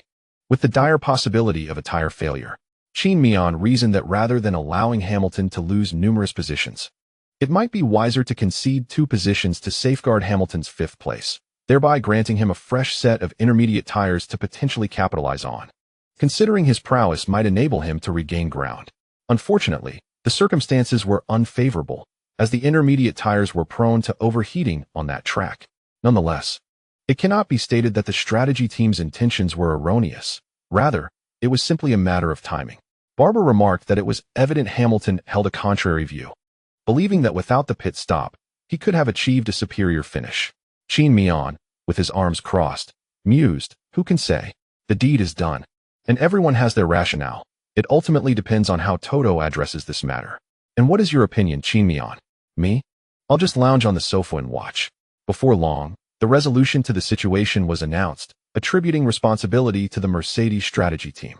However, due to the internal policy of no blame, even with the accountability established, there would be no repercussions for the strategy team. At the very least, it provided an explanation for the irate Hamilton. After a brief respite, Qin Mian attended the post-race press conference alongside Verstappen and Perez, reflecting on the upcoming United States Grand Prix. Once work concluded, Toto was set to return to the UK, and Qin Mian, without a hint of hesitation, availed himself of Toto's flight. It was indeed a delight to handle personal matters while traveling on the boss's plane. Furthermore, Toto was not the type of authoritative figure who exuded an air of intimidation in front of subordinates. Rather, he presented a genial demeanor towards Qin Mian, imparting a sense of open dialogue. Thus, Qin Mian felt quite at ease in Toto's presence. However, Barber perceived the situation differently, maintaining a rather tense demeanor throughout the flight back to the UK. This was understandable, given Qin Mian's undeniable talents, which garnered Toto's favor, allowing for a certain latitude in his behavior. The boss would not harbor any resentment towards such conduct. In fact, he believed that a genius ought to act thus. In contrast, Barber perceived himself merely as a skilled employee, lacking any significant attributes beyond his relationship with Qin Mian. In Toto's eyes, Barber was someone easily replaceable, which compelled him to exercise caution in his conduct around the boss. After returning to the UK, Qin Mian graciously declined Toto's offer to drive him back to Brackley, aware that their routes did not align. After the race, both Toto and Qin Mian undoubtedly wished to return home promptly to reunite with their families. Moreover, Qin Mian had someone to pick him up, thus sparing himself the trouble of relying on Toto. After parting ways with Toto and Barber at the airport, the masked Qin Mian discreetly exited the terminal. Upon emerging, he spotted the person he had been yearning for in the parking lot. "You're back?" The girl, radiant with a smile, gazed at the boy before her, her eyes brimming with longing and affection. Despite the mask obscuring his face, Qin Mian's eyes clearly reflected his joy. "Yes, I'm back. Then let us head home. I've prepared dinner for you. Your favorite braised beef and spicy chicken giblets. These ingredients are quite elusive," Xiaoming said, reaching for the two suitcases that Qin Mian was holding. One suitcase contained Qin Mian's clothes and laptop, while the other held the champion trophy he had won at the Turkish Grand Prix. However, Qin Mian did not allow Xiaoming to carry it. Instead, he hoisted it himself and placed it in the trunk of the AMG GT. Although the AMG GT was a sports car, its trunk offered ample space, easily accommodating the two large suitcases, which was why Xiaoming had driven over. As he stowed the luggage, Qin Mian asked excitedly, "Really? Then let us hurry back. I'll drive. Don't rush. I've just prepared the ingredients and haven't tea started cooking yet." "Well, let us hasten our return." Once home, Qin Mian felt entirely at ease. He went to take a shower while Xiaoming donned an apron and began cooking. During dinner, the couple inevitably discussed the prospect of purchasing a house in Monaco. With the prize money from the recent race and additional earnings from previous competitions, Qin Mian found himself with a more substantial budget for buying and renovating a home. He could afford to choose a larger property in a better location. However, Xiaoming thought the house they had in mind was sufficient, considering the significant expenses associated with renovations and furnishing.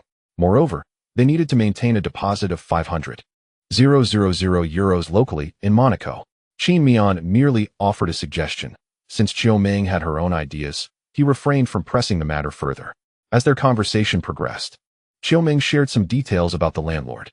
Although Xiaoming had not appeared frequently on television, as Qin Mian's girlfriend, she had made occasional public appearances.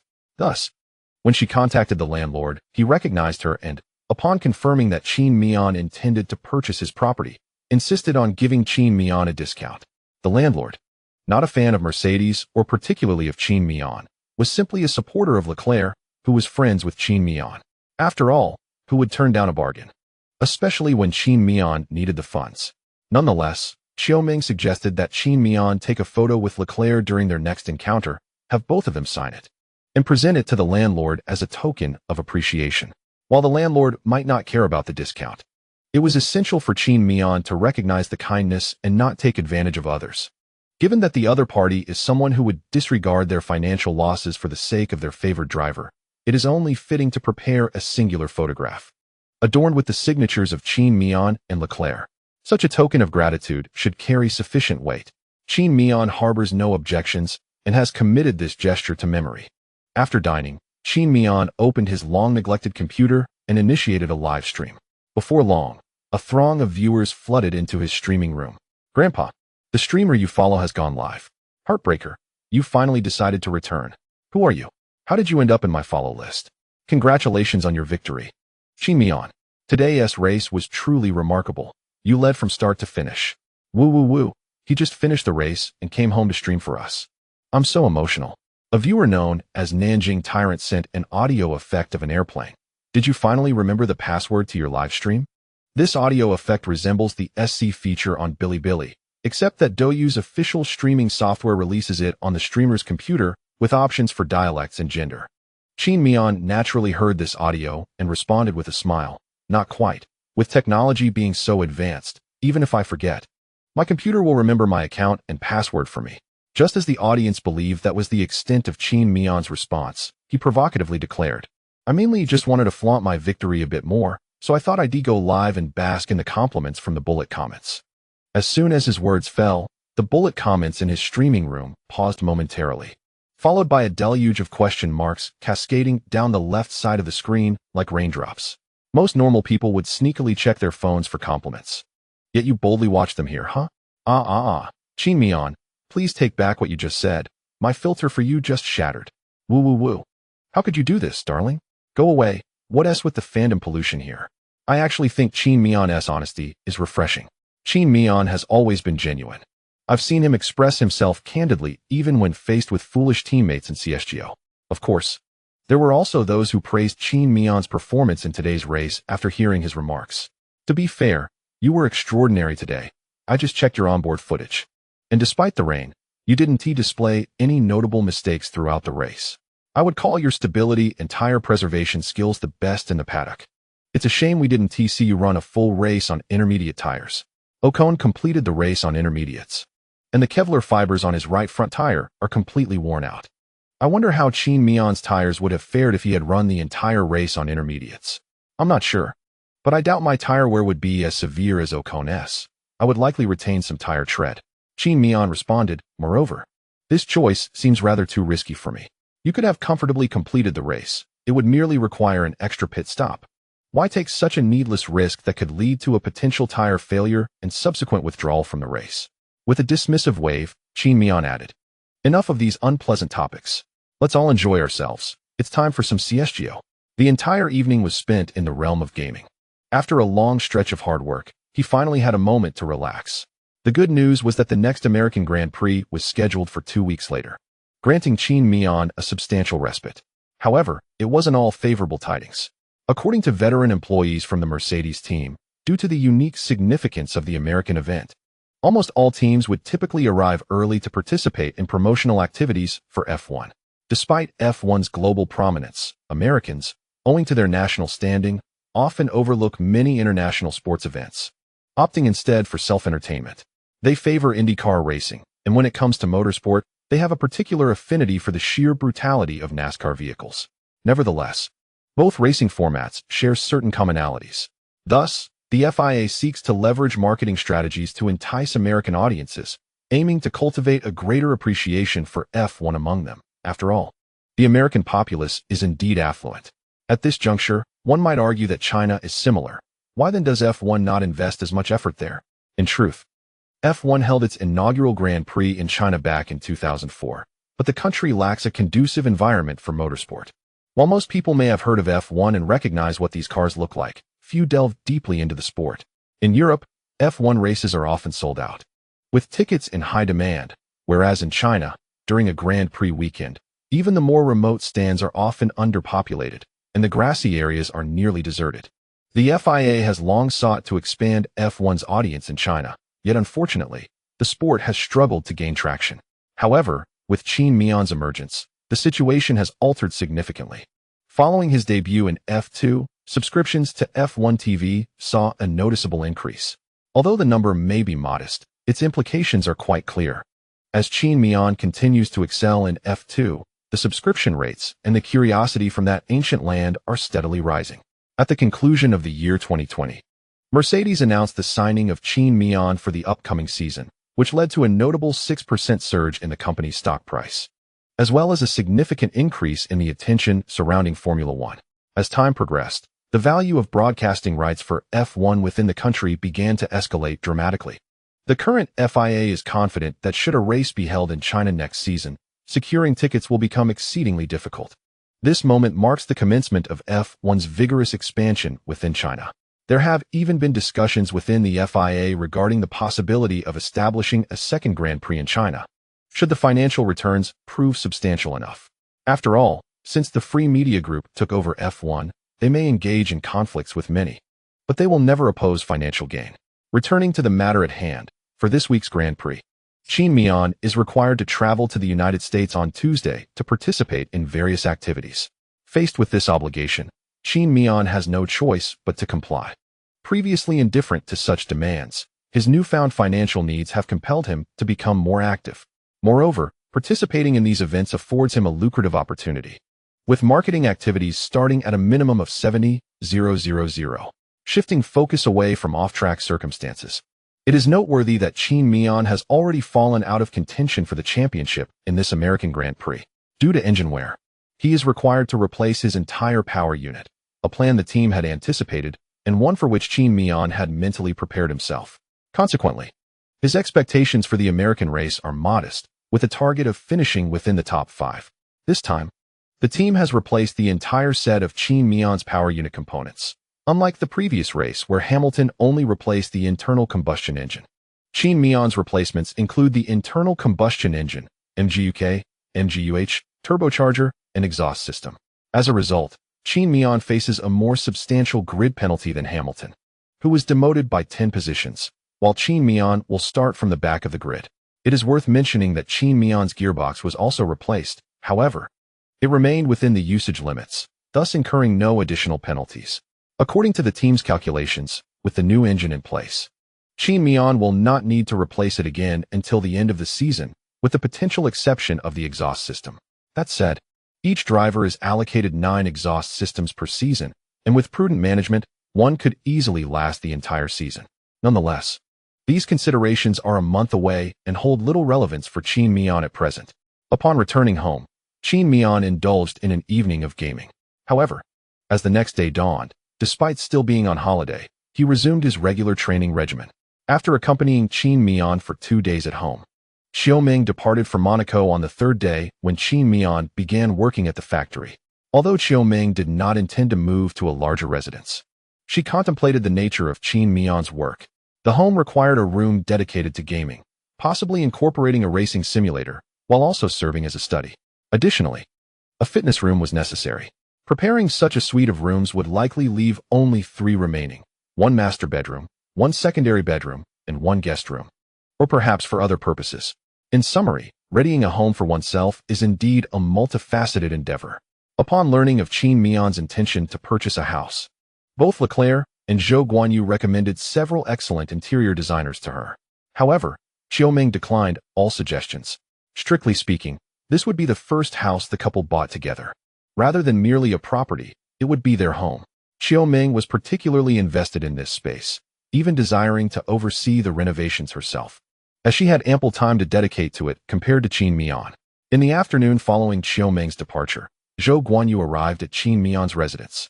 Despite the strong bond between Qin Mian and Xiaoming, and his lack of any wandering thoughts, a married man knows that even with profound love for his wife, engaging in activities that are known to be detrimental often leads to interference from her. Once your partner leaves, however, and you find yourself alone at home, the sense of relaxation and tranquility is truly exquisite. With the knowledge that no one would be overseeing him and that Xiaoming would not return soon, Qin Mian found himself unwittingly indulging in freedom. After Zhou Guanyu arrived, Qin Mian, apart from his routine training, engaged in little else. Rest? Not a chance. He devoted entire afternoons to gaming. Sleep at night? Absolutely not. Fishing was the plan. At 11 at night, Qin Mian and Zhou Guanyu gathered their gear and drove to a nearby park to fish, retreating to the RV for sleep when fatigue set in. It was a period of sheer abandon. For 3 days, they reveled in this carefree existence, with Qin Mian's schedule completely thrown into disarray. He often slept past 2 in the morning and rose around 11, exercising for an hour before diving back into his computer games. Despite such a chaotic routine, neither exhibited any signs of fatigue, primarily due to their youth, which allowed them to endure late nights. A few hours of sleep after a night of revelry was enough to rejuvenate them.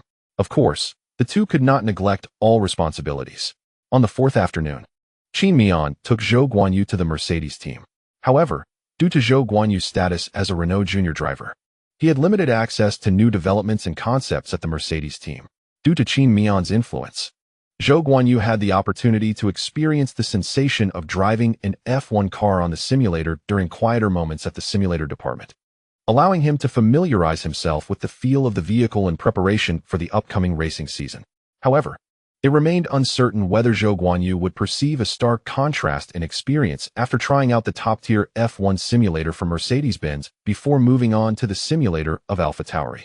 When discussing Zhou Guanyu, the conversation inevitably turned to the matter of his seat for the next season, particularly during a fishing outing with Qin Mian. Zhou Guanyu mentioned that AlphaTauri had shown interest, and barring any unforeseen circumstances, it seemed likely that next season, Qin Mian would compete alongside Zhou Guanyu in the same paddock. Nevertheless, both parties had merely expressed a clear intention, with the specifics of the contract still under negotiation. Furthermore, Zhou Guanyu would only be able to sign with AlphaTauri after the conclusion of the F2 races, ensuring he accumulated enough points for his super license. Due to confidentiality agreements, this matter could not be disclosed to outsiders. As for why Zhou Guanyu confided in Qin Mian as his guardian, it seemed only natural for Qin Mian to be privy to such information.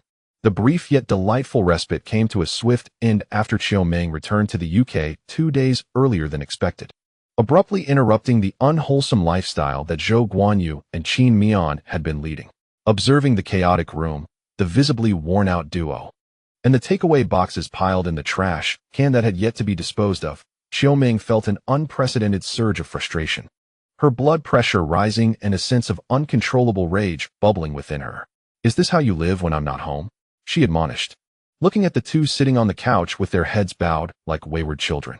"Don't you have any awareness of what you're doing? Treating your bodies this way, what will happen during the races? And you, Zhou Guanyu, instead of training at home to prepare for F1, you join him in this nonsense?" At this, Zhou Guanyu raised his hand timidly. "Actually, I already have," but was cut off by Xiaomeng's sharp retort, "Be quiet." He complied, lowering his hand in silence. Zhou Guanyu cast a sympathetic glance at Qin Mian, who typically embodied a gentle demeanor, yet here was an unexpected side of Xiaomeng. It was evident that life at home with Qin Mian was not entirely easy. In reality, even Qin Mian had not witnessed this side of Xiaomeng before and found himself momentarily at a loss.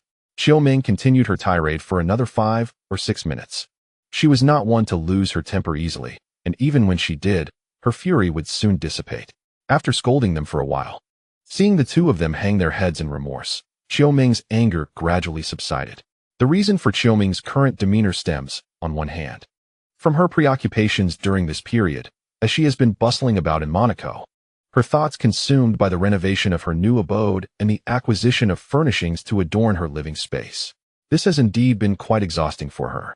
Upon returning home and witnessing the disheveled state of the two individuals, her frustration was palpable.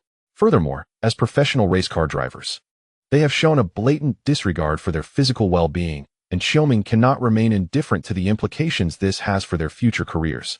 Ironically, she felt less anger towards the chaotic household and the overflowing trash bin. After all, a bit of disorder is rather typical for men. Nonetheless, Xiaomeng did not delve deeply into this issue. However, before granting them forgiveness, she retrieved her phone, aimed it at the two, and activated the recording function. "Apologize." Under Xiaomeng's scrutinizing gaze, Qin Miao and Zhou Guanyu timidly recorded a video of their apology. "I am Qin Miao. I have come to a profound realization of my mistakes. I should not have dragged Zhou Guanyu into late-night gaming sessions, nor indulged in junk food, disrupted my sleep schedule, or taken the RV out at midnight for fishing. I sincerely reflect." Before he could finish, Xiaomeng's voice suddenly escalated. "You two went fishing in an RV at midnight?" Unlike in our homeland, where one might be tempted by late-night snacks, venturing out at night abroad poses far graver dangers. Unsurprisingly, upon discovering this escapade, Xiaoming unleashed a torrent of reprimands upon Qin Mian and Zhou Guanyu. Yet, in the end, she chose to spare them, albeit with the caveat that the recorded contrition would be securely stored, and she saved it in the cloud right before their eyes. Even if Qin Mian were to abscond with her phone and delete the video, backups would exist online. Should you dare to venture out fishing again at such hours? Neglecting your sleep, just wait and see if I will post these videos online, exposing your shame before the entire racing community. Xiaoming threatened vehemently, her teeth clenched. Naturally, Qin Mian and Zhou Guanyu promptly acknowledged their faults and pledged never to repeat such behavior. Subsequently, Zhou Guanyu decided to remain at Qin Mian's residence, while Xiaoming commenced the task of tidying up the mess left by the two. When they attempted to assist her, Xiaoming dismissed them with disdain. Zhou Guanyu primarily stayed behind to take advantage of the Mercedes Team S simulator. However, Qin Mian could not continuously rely on his goodwill. Overuse would diminish its value. Therefore, Zhou Guanyu spent this period at Qin Mian's home, practicing on the simulator. Given that Qin Mian's time was largely occupied with physical training and work in the team's simulator department, the home simulator was naturally relinquished for Zhou Guanyu's use. The data Zhou Guanyu generated on the simulator would then be taken by Qin Mian to the team, where it would be evaluated against the team's extensive data models. Please analyze the issues surrounding Zhou Guanyu's racing lines and driving techniques. Although the insights provided by the data models serve merely as rudimentary reference points, they cannot compare to the comprehensive feedback received by Qin Mian after each simulation run. In those instances, the simulator team meticulously collects and synthesizes data while elucidating the areas where Qin Mian can improve his performance, how to address those issues, and what methods can be employed to extract an additional 0.01 to 0.2 seconds in cornering speed. Nevertheless, these models still allow Zhou Guanyu to identify certain problems he previously overlooked and make necessary enhancements. In his regular routine, Zhou Guanyu seldom has access to such opportunities. Despite being a Renault junior driver with access to their simulator, the quality of Renault's simulator pales in comparison to that of Mercedes. Moreover, it merely serves as a tool without providing feedback. Thus, it is incumbent upon Zhou Guanyu and his coach to detect and resolve any issues. The disparity in efficiency is stark. Upon returning to normal life, time inevitably passes swiftly. On Tuesday, October 19th, Qin Mian traveled to Austin, Texas. At the same time, Zhou Guanyu returned to his residence in London. Although neither Qin Mian nor Xiaoming was concerned about Zhou Guanyu staying at home, he understood the importance of discretion. While it was acceptable for him to remain at Qin Mian's home during Qin Mian's presence, staying there after Qin Mian's departure would appear tactless. As previously mentioned, during the United States Grand Prix, the necessity to actively promote Formula One in America compels almost all drivers to arrive early for various local events. These include attending NBA games as spectators, participating in football matches, or engaging in other promotional activities. Regardless of the nature of the event, the overarching goal is to bolster the profile of Formula One in the United States, attracting greater public interest and increasing attendance at the races. Consequently, drivers at the American Grand Prix begin their work earlier than usual. Upon his arrival in Austin, Qin Mian was promptly escorted to the hotel, where he took a brief respite. During this time, Barber informed him of the events scheduled for the week leading up to the Grand Prix. On Tuesday evening, there was a dinner hosted by American sponsors that Qin Mian and Toto were required to attend. Upon reading this, Qin Mian couldn't help but exclaim in mild dismay. Already diving into work right after landing? Barber nodded resignedly. Indeed, the Free Media Group places significant emphasis on the American market and is eager to explore this promising frontier. Qin Mian nodded in understanding and continued to peruse the schedule. On Wednesday morning, he was slated to attend an NBA game, either solo or accompanied by family. However, with Xiaoming still in Monaco managing their new home, Qin Mian could only attend alone or perhaps bring Barber or Luko along. In the afternoon, he was scheduled to appear on an American talk show. The primary reason for listing this is due to the generous offerings from the opposing side. However, participating in such events often subjects one to jests that can be rather irksome, making it feel inevitable to experience offense from the other party. Thus, if one finds it unappealing, attendance is not obligatory. On Wednesday, should one choose to forego the stand-up comedy event, there exists an alternative opportunity to visit an orphanage, followed by an evening gala in Austin. Thursday resumes a more conventional rhythm. In the morning, one will traverse the paddock, engaging in various pre-race meetings, while the afternoon hosts a basketball match among F1 drivers. This contest, devoid of competitiveness, primarily revolves around free throws, three-pointers, and dunks or layups, which, given the physical prowess of F1 drivers, should not pose significant challenges. Although it may seem that Qin Mian is destined for a relentless schedule in the coming days, there will typically be 1 or 2 hours of respite amidst these activities, allowing him to unwind. After reviewing his itinerary, Qin Mian crossed out the stand-up comedy option and marked the orphanage visit. He then casually inquired, "What about Hamilton? Is he as busy as I am this week?" Oh. He did not request the team to arrange any activities, as this week's marketing endeavors were orchestrated by his own team. Qin Mian was taken aback. "Are you implying that I am the sole participant in this week's team marketing activities? Some events will indeed involve Toto and Bottas as well." Fine, though for some reason, I find myself beginning to envy Hamilton. In the ensuing days, Qin Mian commenced his responsibilities at the U.S. Grand Prix, as previously stated. While not exhausting, the majority of the time was rather leisurely, with him spending half of the event time idly. The only discomfort stemmed from the prolonged requirement to maintain a smile, which left his face somewhat rigid. Aside from that, all was well. After these 2 busy days, Qin Mian accrued nearly 700,000 in earnings, thus finding fortune amidst adversity. As Thursday arrived, Hamilton concluded his sojourn in the American fashion scene and returned to the paddock. Notably, upon entering the paddock that morning, Qin Mian and Hamilton passed through the turnstile together. At that moment, a photographer with a camera captured a photograph of the 2 Mercedes drivers. Both Qin Mian and Hamilton recognized one another and exchanged smiles and nods.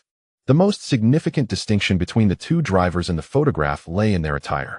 The October weather in Austin remained somewhat warm, with the morning temperature at 27 degrees Celsius, feeling closer to 30 degrees.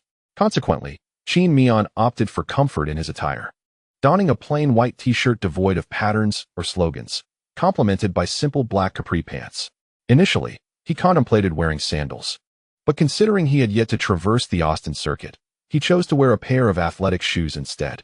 The outfit worn by Qin Mian is rather unremarkable, characterized by a simplistic and clean aesthetic typical of what an ordinary person might don. In contrast, the old man exudes a refreshing and unconventional charm. On this scorching day, he is clad in a leather denim trench coat adorned with flowing ribbons, paired with spiked cowboy boots, and topped with a cowboy hat, embodying the quintessential Western cowboy ensemble. Qin Mian has grown somewhat accustomed to Hamilton's idiosyncratic style. After exchanging a brief greeting with the old man, Qin Mian proceeded to the team's headquarters to greet colleagues he had not seen in half a month. Thereafter, Qin Mian commenced his work, traversing the racetrack, attending meetings, and analyzing the implications of upgraded components.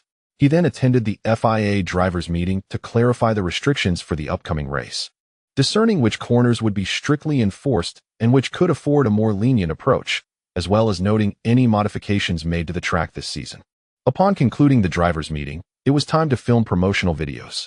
This particular shoot featured Qin Mian alongside his teammate Hamilton.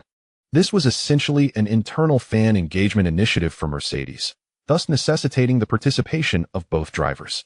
Once the recording commenced, the female host warmly welcomed Hamilton and Qin Mian, stating, "We are delighted to have you both at this event, where the focus will be on showcasing your basketball shooting skills." The rules were simple. Both contestants would stand at the free throw line, aiming to see who could score the most baskets. While the guidelines were straightforward, easily grasped by anyone familiar with basketball, the video was designed not to showcase the driver's prowess, but rather to provide fans with a glimpse of their favorite athlete's antics on the basketball court, whether skilled or clumsy. This, in itself, was a source of amusement for the fans. Therefore, the event did not require Qin Mian and Hamilton to demonstrate exceptional basketball skills. Even if every shot resulted in a complete miss, earnest participation was all that mattered. After confirming their understanding of the rules, Qin Mian and Hamilton stepped up to the free throw line. Hamilton was the first to shoot, while Qin Mian watched with a smile. Although Hamilton may not have extensive experience, basketball is a universally accessible sport, and he had at least witnessed its dynamics. Upon receiving the ball from the staff, Hamilton dribbled it twice, then took a poised stance, raising the ball elegantly above his head before launching it forward. His motion was graceful and precise, yet alas, with a resounding clang, the basketball rebounded off the rim. With a resigned smile, Hamilton remarked. Can we consider that a warm-up? I wasn't quite ready. The female host, clearly a fan of Hamilton, expressed her sympathy, saying, I wish I could help you, Lewis, but unfortunately, that's not possible. Hamilton, however, was not genuinely seeking a second chance. He was merely playing to the crowd. Subsequently, the staff tossed a ball to the elderly man. After receiving the basketball, Hamilton dribbled it twice in place, took a moment to adjust his breathing, and then effortlessly launched the ball towards the hoop. Swish! It went cleanly through the net. Chapter concluded. 289. Austin qualifying nice. Upon this successful shot, all the Mercedes staff present, along with the marketing team recording the event, erupted into applause and cheers for Hamilton. He celebrated joyfully, pumping his fist in the air. Qin Mian, somewhat surprised, clapped for him as well, acknowledging the impressive shot. After a brief celebration, Hamilton approached Qin Mian, exchanging a high five. However, it seemed that this shot had exhausted all of Hamilton's luck, as his next 3 attempts merely struck the rim and missed. Ultimately, he was left with a rather awkward score of 1 out of 5. Nevertheless, Hamilton was not taken aback. After all, he genuinely lacked basketball skills, and making even one shot was already fortunate. Once Hamilton concluded, it was Qin Miao's turn. During his school days, he had dabbled in basketball for a while, but his skills could only be described as focusing on participation. Thus, Qin Mian approached this activity with a light-hearted, playful attitude. However, when he finally grasped the basketball and stood at the free throw line, he dribbled it a couple of times, just like Hamilton, and when he shot, swish! The ball cleanly entered the net. At that moment, the crowd erupted with applause and whistles, mirroring the reaction to Hamilton's earlier successful shot. Qin Mian was momentarily stunned.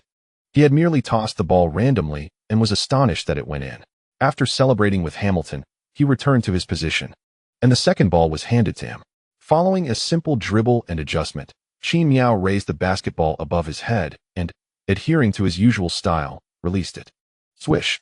Once again, it went cleanly through the net, eliciting even louder cheers. Qin Mian was increasingly bewildered. Was he truly this talented at basketball?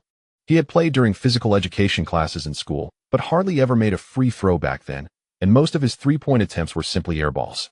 Could it be that he lacked strength in his youth? As he proceeded to his third shot, swish, and then his fourth, swish, Qin Mian found himself enjoying the delightful sound of the ball swishing through the net.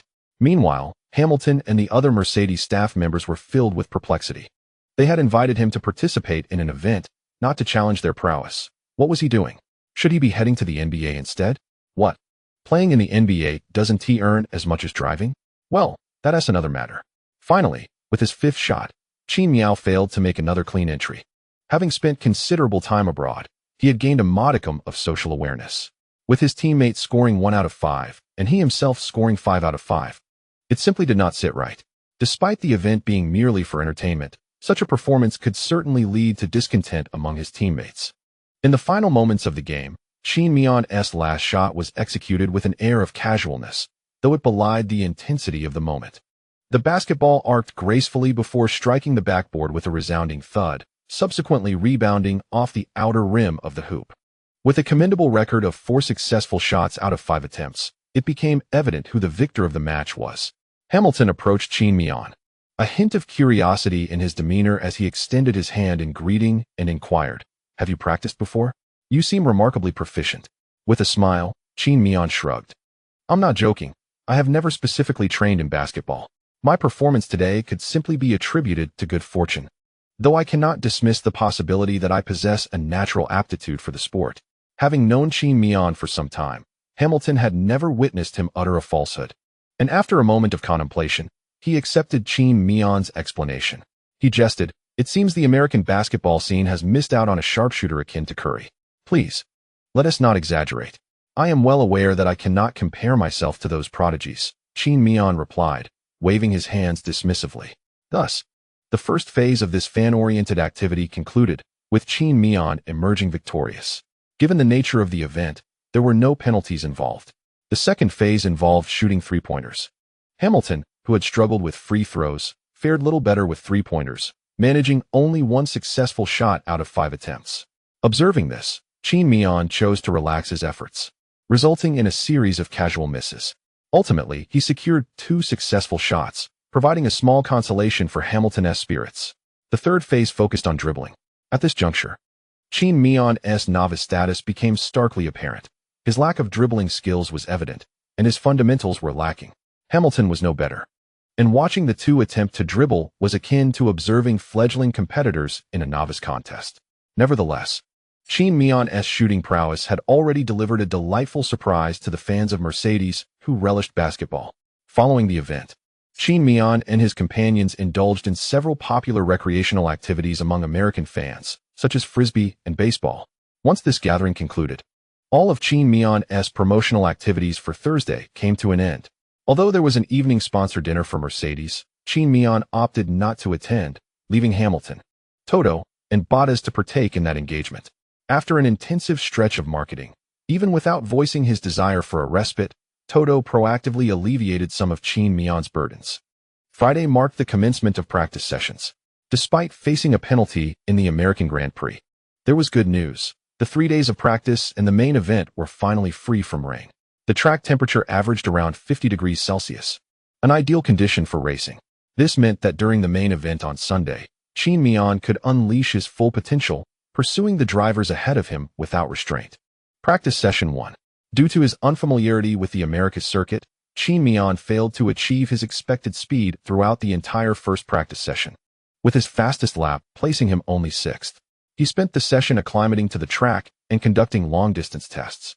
The team has grown accustomed to Qin Mian's gradual warming up during practice sessions.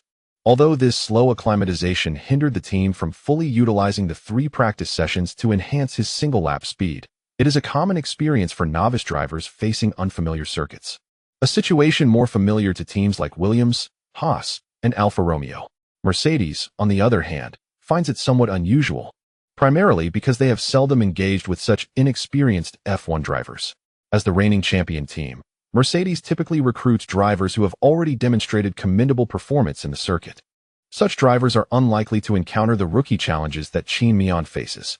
Nonetheless, Qin Mian consistently adapts quickly to the circuit, delivering satisfactory results in subsequent practice sessions.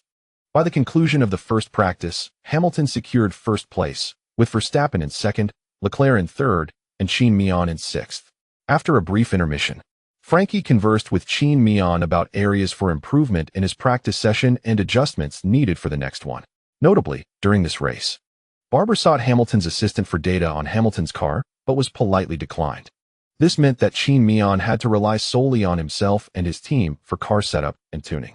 Upon receiving this news, Qin Mian was somewhat surprised, but did not perceive Hamilton's actions as problematic, nor did he harbor any negative feelings.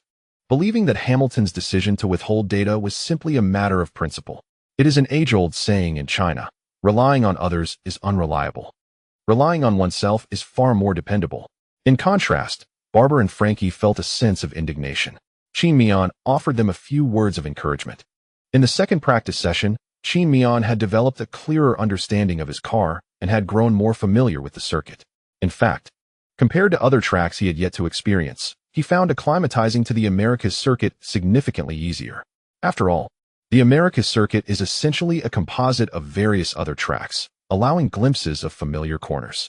The series of consecutive turns reminiscent of Silverstone left a particularly strong impression on him. Thus, armed with the familiarity gained from the first practice, Qin Mian embarked on his fastest lap test during the second session. Interestingly, while other drivers shifted their focus to long-distance testing, Qin Mian emerged at the top of the leaderboard by the end of the session. However, when comparing his performance to Hamilton's from the first practice, Qin Mian was only marginally faster, by less than a second. If at this moment Hamilton were to take to the track for a flying lap, it is highly probable that he would surpass Qin Mian's time. Consequently, Qin Mian does not regard this second practice champion as particularly commendable. On Friday, during the third practice session, an unexpected contender emerged. To everyone's astonishment, when the session concluded, it was Perez who secured the top position, with Sainz claiming second place. Rather than any of the 3 title contenders, Verstappen, Hamilton, or Qin Mian, who finished in third, fourth, and fifth respectively. Whether these 3 drivers deliberately chose not to reveal their full potential during the third practice remains a mystery. In any case, their standings at the end of the session did not align with the spectators' expectations. After a brief interlude of several hours, the qualifying session commenced. During this respite, The team completed the replacement of Qin Mian's engine components. Although he was set to start from the back of the grid due to penalties, Qin Mian still ventured onto the track. Despite having a brand new engine and gearbox installed in his car, the team could not guarantee that this power unit would be entirely problem-free.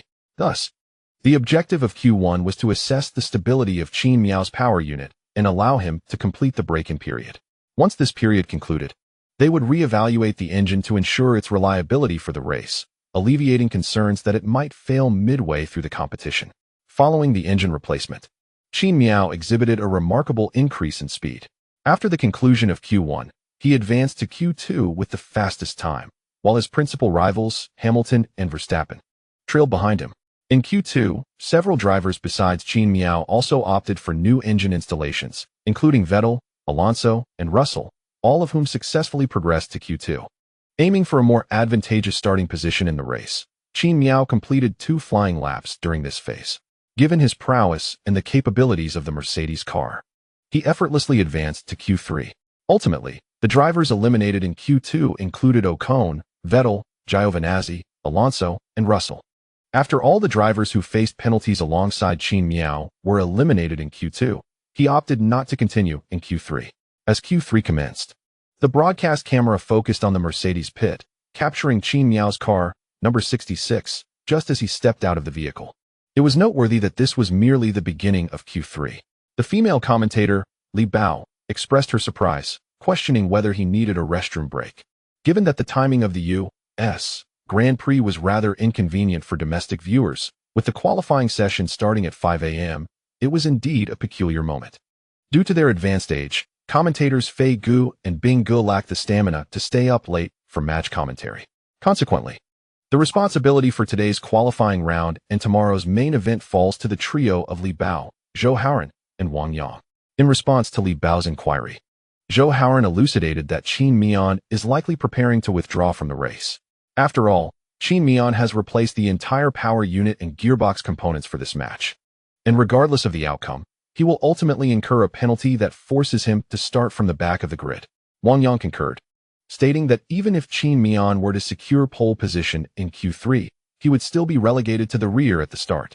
Therefore, rather than running another Q3, it would be more prudent to ensure that the engine and gearbox are functioning properly and to abandon Q3 if it means preserving the engine's integrity. After all, during the pre-race interview, Qin Mian mentioned that, barring unforeseen circumstances, this would be the last time he changes engine components this season. He must strive to protect his engine to last until the final race.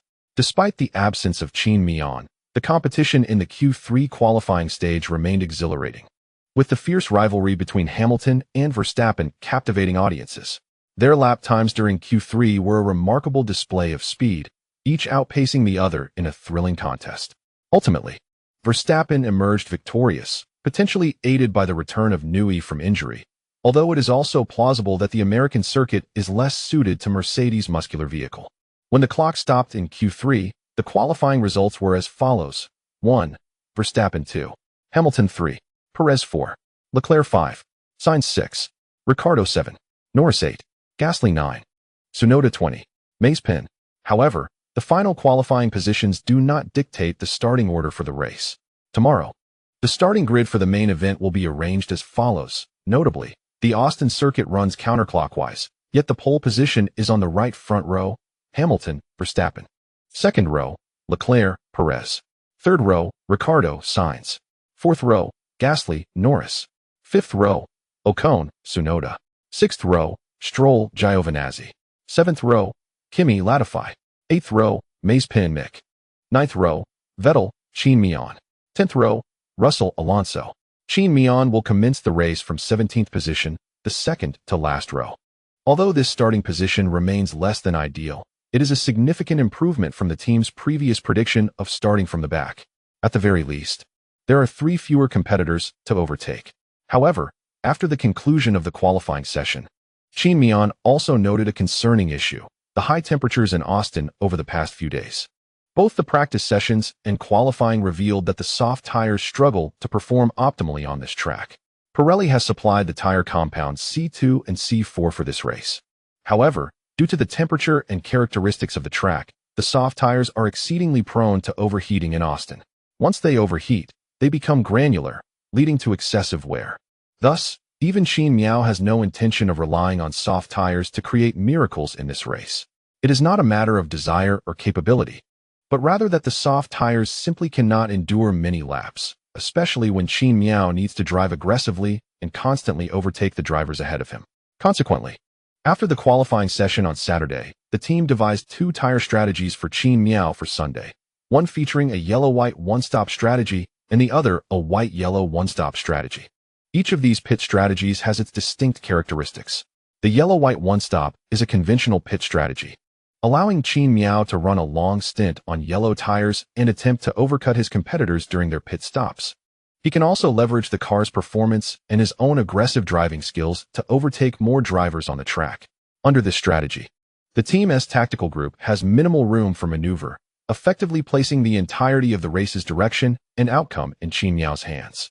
The alternative strategy, the white-yellow one-stop, offers the team considerable operational flexibility, allowing them to schedule Qin Mian's pit stops based on the prevailing conditions on the track.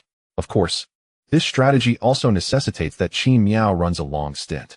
After reviewing the two race tactics prepared by the team during the meeting, Qin Mian contemplated briefly before opting for the first strategy, the yellow-white one-stop. While a conventional tactic may not possess any dazzling highlights, it is certainly safer compared to more flamboyant strategies, mitigating risks. Once the strategy and tire plan for Sunday were confirmed, Qin Mian concluded his day's work and returned to the hotel in a leisurely manner. He enjoyed a restful night's sleep. Perhaps it is a habit cultivated during his time in F2, but the night before the race, he does not experience anxiety that keeps him awake. Conversely, Leclerc grapples with such troubles. During the driver's parade before the Sunday race, Qin Mian overheard Leclerc's complaints beside him. To be honest, during these recent race weekends, I find it difficult to sleep soundly on Sundays. I often toss and turn until dawn. Qin Mian, smiling as he waved to the spectators, replied, "Stop perusing trivial matters before bed. Take a 5-kilometer jog, and you'll sleep like a log." "Shut up. I genuinely didn't do anything last night. I just returned to the hotel, took a shower, and went to bed, but I still can't sleep, tossing and turning in bed." Despite Leclerc's evident distress, he maintained a smile for the audience during this public segment. Qin Mian reflected, "Regrettably, I have never experienced your feeling, so I cannot offer any assistance. However, I do have a rather audacious idea." Leclerc inquired with curiosity, "What are your thoughts?"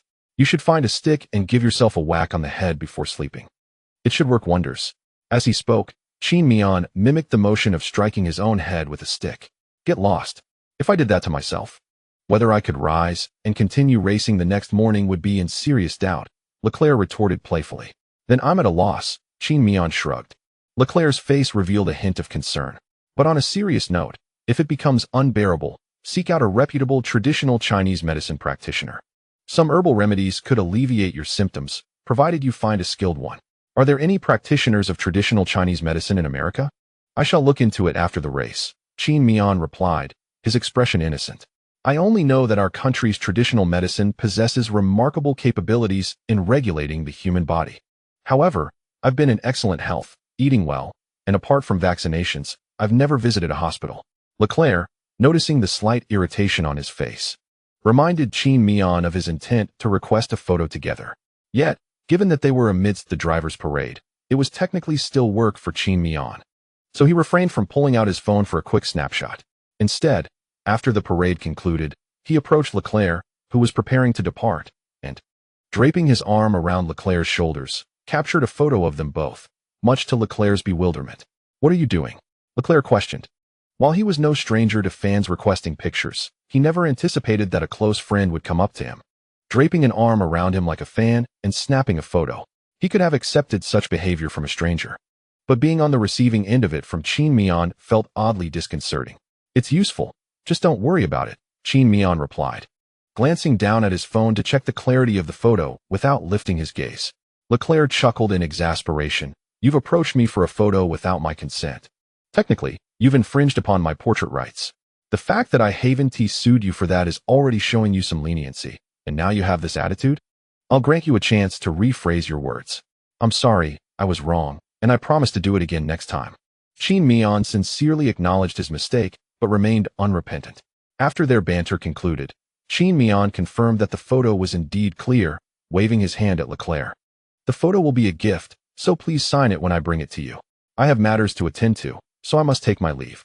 As Qin Mian prepared to depart, Leclerc set aside his lingering curiosity. All right, just bring the printed photo to me, and I look forward to your performance in this race. Thank you for your well wishes, Leclerc. Qin Mian replied dismissively with a slight bow. Both in his words and gestures, Leclerc could discern Qin Mian's insincerity, prompting him to chuckle and retort, "Shut up." As Qin Mian journeyed towards the racing team, he shared a photograph he had taken with a staff member from the marketing department, someone he was relatively acquainted with.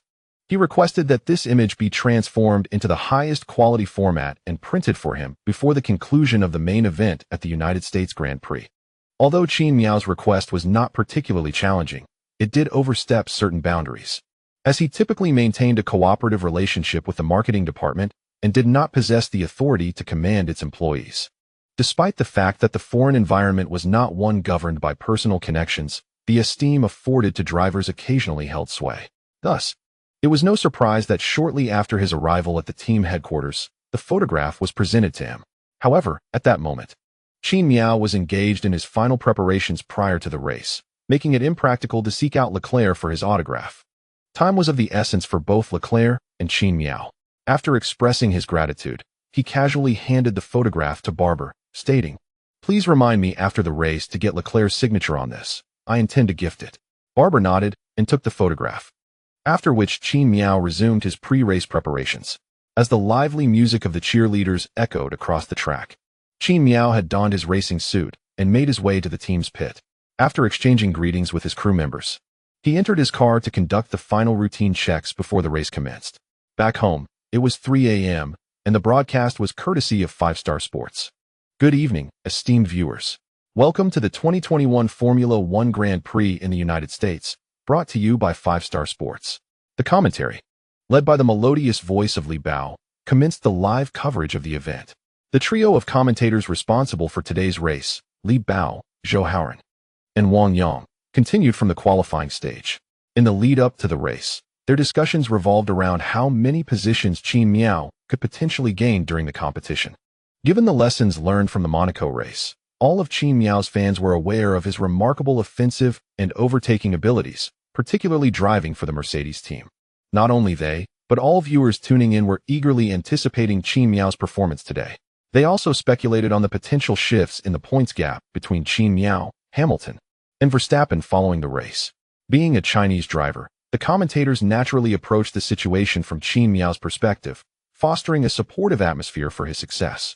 Soon, the iconic F1 theme music and the 2021 season's opening sequence began to play. As the opening credits concluded, the broadcast transitioned into the race itself, with the first camera shot focusing on Qin Mian, starting from the 17th position. At this moment, the crew members beside Qin Mian's racing car were conducting their final inspections, for brand new soft tires were wrapped in tire warmers. As the camera panned over, one could see Qin Mian seated in the cockpit of his car, eyes closed in a meditative state. His helmet was tilted within the cockpit, exuding an aura of relaxation. Featured prominently in the frame was our Chinese driver, Qin Mian.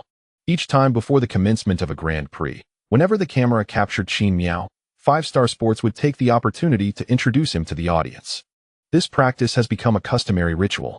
Although many are already aware of Qin Mian's existence, his burgeoning success abroad has significantly amplified his influence domestically. With each live broadcast, new viewers tune in, prompting the commentators at 5-Star Sports to address the most pressing question on their minds. Who is Qin Mian? At this moment, the camera transitioned to a close-up of Qin Mian's eyes, and as if sensing the attention, he opened his previously drooping eyelids, locking eyes with the lens. He playfully blinked at the camera. However, after this moment, Qin Mian's screen time diminished. In today's race, he was poised to deliver an overtaking spectacle for his devoted fans. Yet, the fierce battle between Hamilton and Verstappen was another focal point of the race.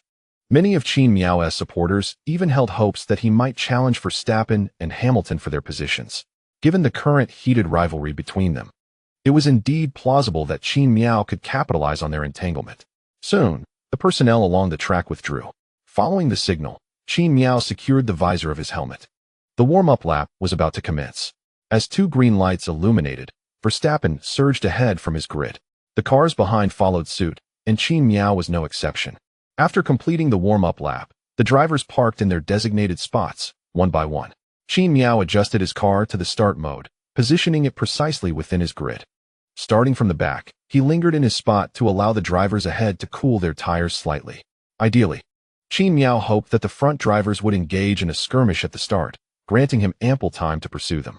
However, he was well aware that, given the racing prowess and intellect of these drivers, it was unlikely anyone would recklessly engage in a conflict during the initial phase. Any confrontation would likely depend on a mistake by the leading drivers or a particularly strong start from himself. As the 5 red lights in the distance gradually illuminated, Qin Mian's scattered thoughts vanished. Taking a deep breath, he squinted his eyes, fixating intently on the 5 red lights ahead as he began to rev his engine. At this moment, time seemed to slow down for Qin Mian. He could distinctly hear the rhythmic thumping of his own heartbeat, though he dismissed it as mere background noise. His sense of hearing faded, leaving only his vision, fixated on the 5 distant indicator lights. All 5 red lights illuminated, then extinguished in an instant. Qin Mian abruptly released the clutch button, propelling the race car into motion. His vehicle shot forward from the back of the grid. Starting from the rear was far from the leisurely pace he had enjoyed in previous races from the front.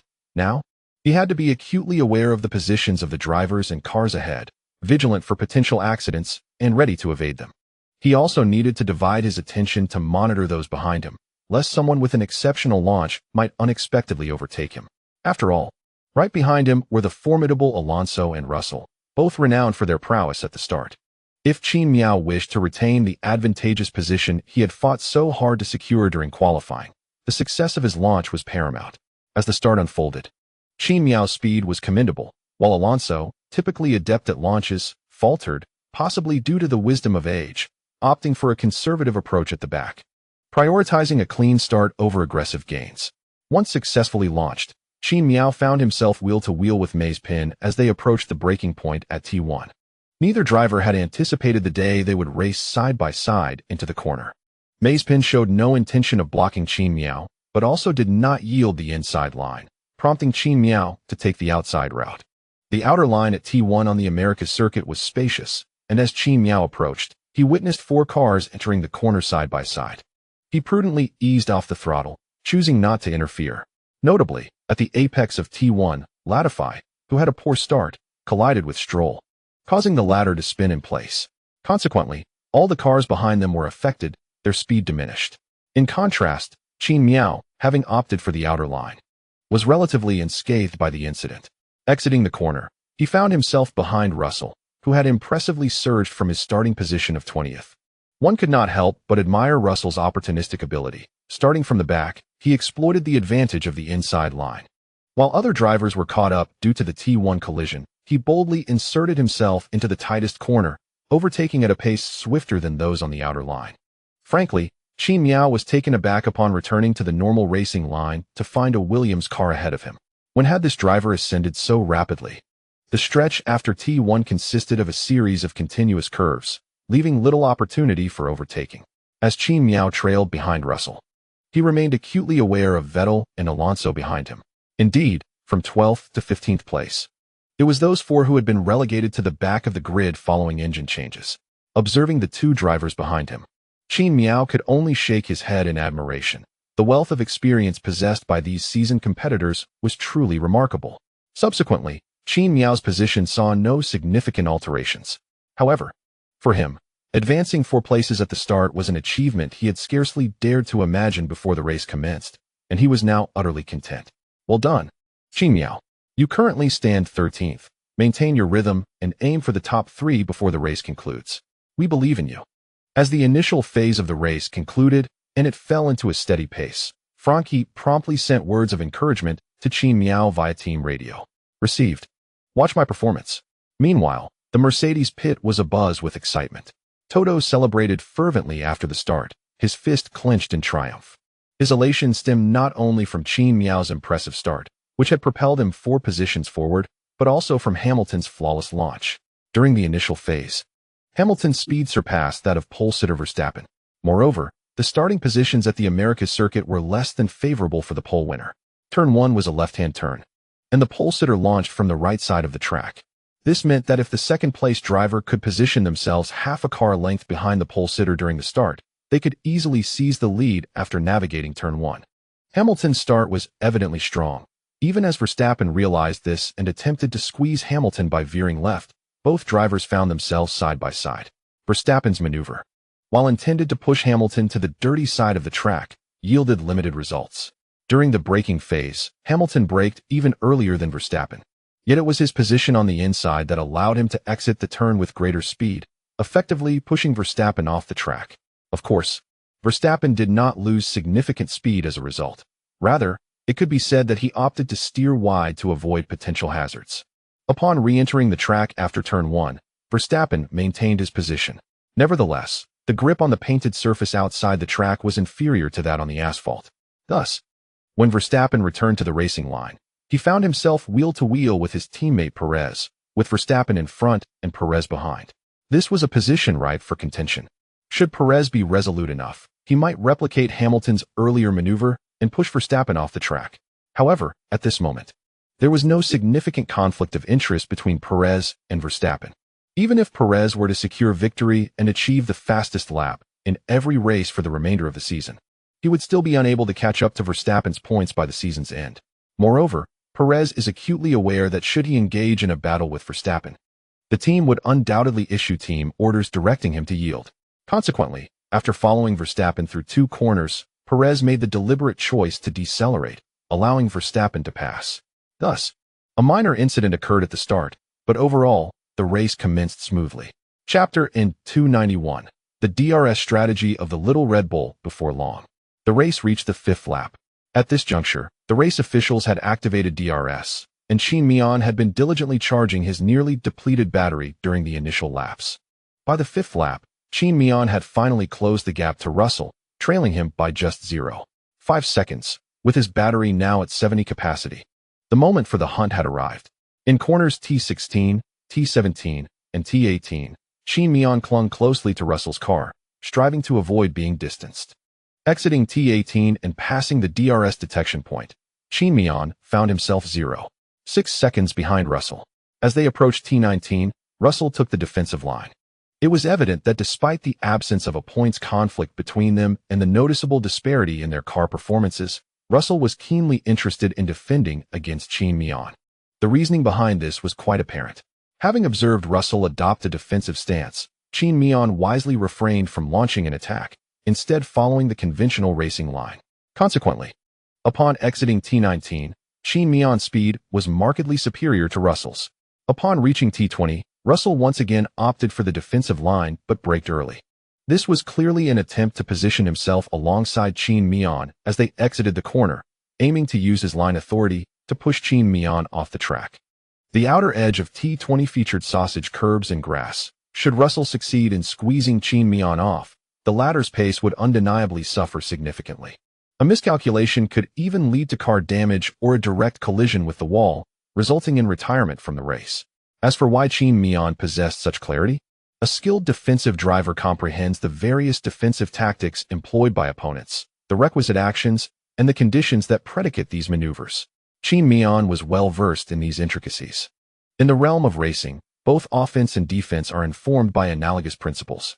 Thus, upon noticing Russell brake early before the braking point, Qin Mian surmised his adversary's intentions. Qin Mian exhibited commendable self-control. Despite the considerable space before him, he refrained from seizing that advantage. Instead, he expanded his exit angle at T20, executing a remarkably exaggerated crossover line. Observing Qin Mian's maneuver, Russell felt a chill of despair wash over him. It was over. The crossover line had rendered his defense untenable. Despite still harboring resentment towards Qin Mian for abruptly seizing his position as a driver for the Mercedes-Benz team, Russell could not help but acknowledge the formidable racing intellect and instinct possessed by Qin Mian.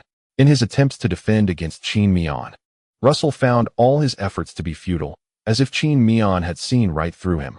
After exiting T20, even without DRS, Qin Mian's acceleration surpassed that of Russell. Although both drivers utilized new engines, and both were from Mercedes, it is quite reasonable to expect that the factory team would have engines with an additional 5 horsepower compared to the customer teams. Furthermore, Qin Mian's choice of a crossover line allowed him to accelerate earlier and for a longer duration than Russell. Shortly after exiting the corner, there was yet another DRS zone, which led to no surprises when Qin Mian overtook Russell before the end of the third sector in lap 5. At this juncture, Russell still had a chance to put up a fight by veering to the left to impede Qin Mian's advance. However, such maneuvers were ultimately in vain. And as he watched the Mercedes car number 66 distance itself, Russell resigned himself to the reality of the situation. Following the overtaking maneuver, Qin Mian ascended to 12th place, with the two drivers ahead being Alfa Romeo's Giovinazzi and Kimi. Initially, the time gap between Russell and these two was maintained within 2 seconds. But due to the need to fend off Qin Mian's aggression, by the time Qin Mian caught up, the gap between him and Kimi had stretched to 3 seconds. Nonetheless, this interval was not considerable for Qin Mian, who could close it within 2 laps if necessary. However, mindful of tire durability, he maintained his pace in pursuit of the drivers ahead, refraining from reckless aggression akin to qualifying runs. By lap 7, Qin Mian had reduced the gap to Kimi to 0.6 seconds. This overtaking maneuver was executed in the DRS zone between T11 and T12. Unlike Russell, Kimi made no defensive moves as Qin Mian drew near and subsequently overtook him, effectively allowing Qin Mian to pass unchallenged. After surpassing Kimi, Qin Mian found Giovinazzi a mere 12 seconds ahead. During the third sector of lap 8, Qin Mian executed an overtaking maneuver on Giovinazzi at the same location where he had previously overtaken Russell. Clearly, Giovinazzi was reluctant to relinquish the hard-earned point. Yet his resistance seemed somewhat futile in the face of the stark disparity in car performance and driver skill.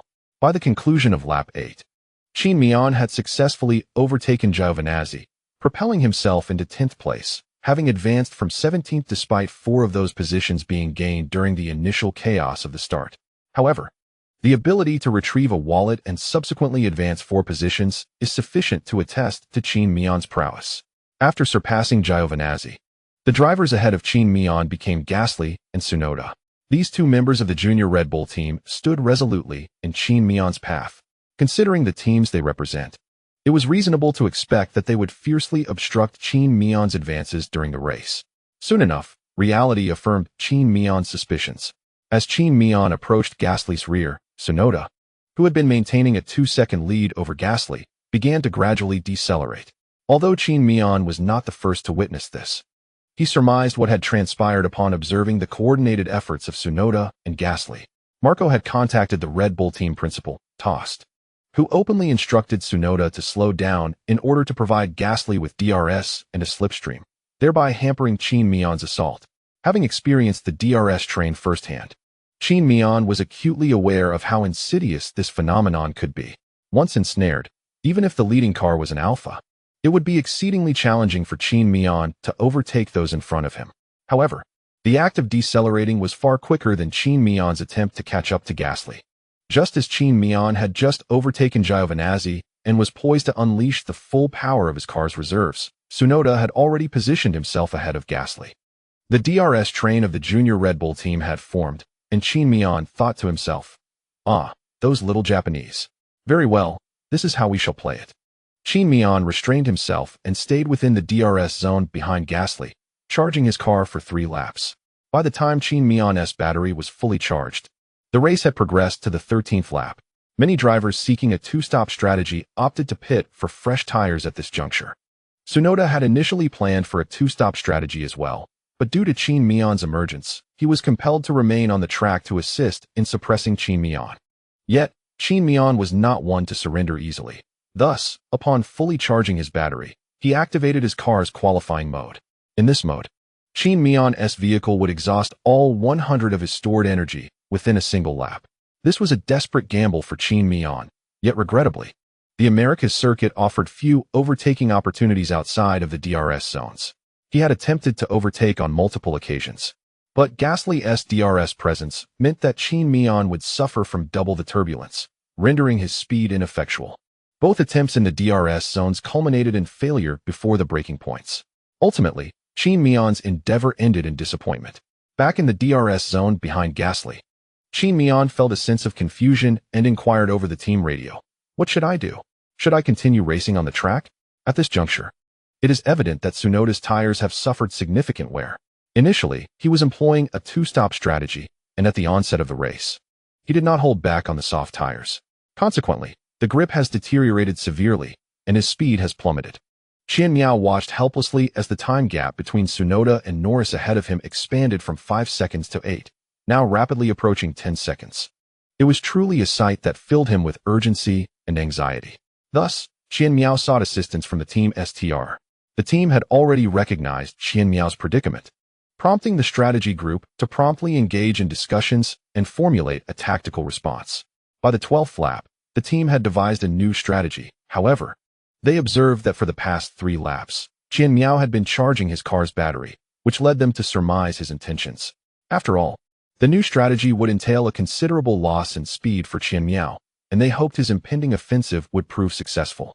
They deliberately refrained from informing Qin Mian about the new strategy until after his attempt had faltered. Unexpectedly, it was Qin Mian who spoke first.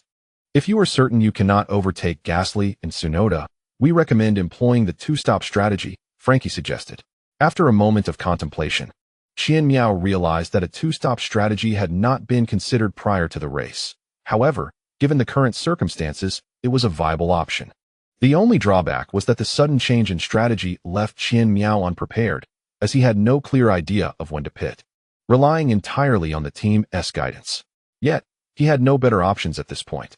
Observing the 2 Red Bulls ahead, Qin Mian ultimately chose to trust the judgment of the team's strategy group. All right, 2 stops. When should I pit? Next lap, came the reply. With the new strategy confirmed, Qin Mian resumed charging his battery. In the current situation, charging was the only action he could take. In the 14th lap, he opted to pit for new tires.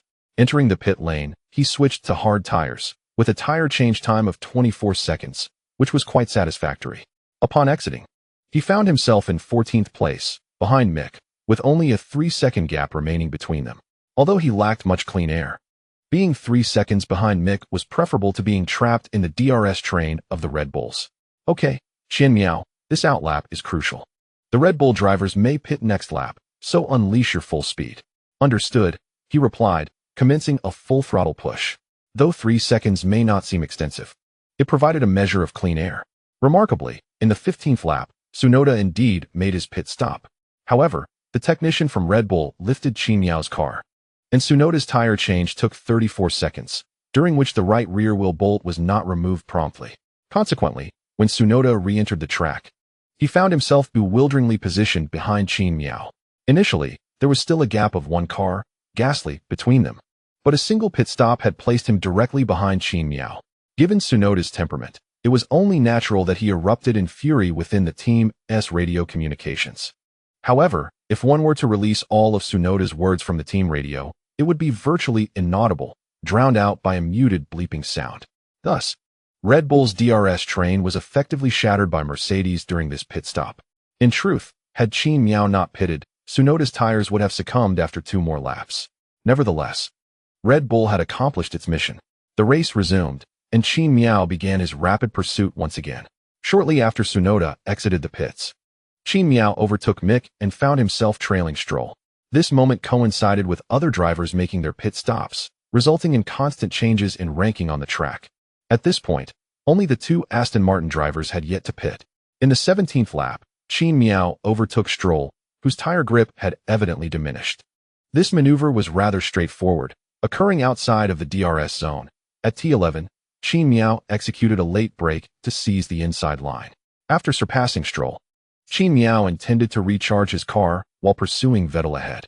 However, in the 18th lap, Vettel opted to pit for fresh tires, allowing Qin Mian to ascend to 8th place, a position he rightfully belonged to. Before him now was Norris, with Sainz, Ricciardo, Leclerc, Perez, Verstappen, and Hamilton ahead of Norris. Qin Mian had navigated through the simpler phases of the race in 18 laps, yet there remained 38 more laps ahead. To Qin Mian, these remaining laps would transition into a more challenging mode. Despite this, rather than feeling anxious, Qin Mian was filled with excitement. The thrill of battling wheel-to-wheel with drivers of comparable skill, ultimately triumphing over them, was exhilarating. Yet, all of this hinged on Qin Mian's ability to catch up to Norris. Due to the performance disparity between the vehicles and the obstruction posed by the two Red Bulls prior to the race, after overtaking Stroll and with Vettel's pit stop, Norris now stood a daunting 14 seconds ahead of Qin Mian. However, Qin Mian was not devoid of confidence in bridging this gap, especially considering he was at the helm of a Mercedes. Despite the current Mercedes not exhibiting a distinctly superior performance compared to Red Bull, particularly on certain less favorable circuits where Mercedes occasionally falters against Red Bull, it remains evident that Mercedes still holds a significant advantage over McLaren. The sole concern may be the potential deterioration of Qin Mian's tire condition after he closes the gap. However, such considerations now rest with the team, prompting Qin Mian to merely reflect on this without delving deeper, focusing instead on maintaining his own rhythm. After successfully navigating past two Aston Martins, Qin Mian completed another lap, and the broadcast provided an update on the time gap between him and Norris ahead, along with their proximity rate. The data indicated that Qin Mian's speed surpassed Norris by 0.7 seconds. This suggests that it is inevitable for Qin Mian to catch up with Norris. The only remaining question is how many laps it will take and whether he will have enough energy left to challenge Sainz and Ricciardo ahead after overtaking Norris. By the 20th lap, the time gap between Qin Mian and Norris had reduced from an initial 14 seconds to 11 seconds. In this single lap, Qin Mian managed to close in on Norris by 2 seconds, primarily due to Qin Mian deploying a lap of energy, resulting in increased speed, while Norris encountered a slow vehicle, impacting his pace. By the 23rd lap, Qin Mian trailed Norris by 8.6 seconds, and by the 25th lap, it was down to 6.5 seconds. By the 29th lap, the gap had diminished to 1.5 seconds. Qin Mian's rate of closure was accelerating, as he had gained a total of 12.5 seconds on Norris over these 10 laps. Although this rate may appear astonishing, it reflects Qin Mian's advantageous tire management. Furthermore, this advantage is expected to increase over time. On one hand, Qin Mian entered the pits 2 laps later than Norris, and given his tire conservation skills, his tires would exhibit improved performance relative to Norris's as the race progressed. On the other hand, owing to his systematic skills, Qin Mian experienced the least tire wear in the field, providing yet another layer of advantage. However, Qin Mian was acutely aware that despite his amicable relationship with Norris off the track, there would be no leniency during the fierce competition on the circuit. Even if Norris acknowledged that he was not Qin Mian's rival in a competitive sense, he understood that Norris would not hold back against him, certainly attempting to engage in a contest. Although Qin Mian was uncertain of Norris's underlying motives for such behavior, he was confident that Norris would not ease up in their competitive exchanges. By the 30th lap, Qin Mian found himself in the DRS zone behind Norris. To his surprise, Norris did not defend against him.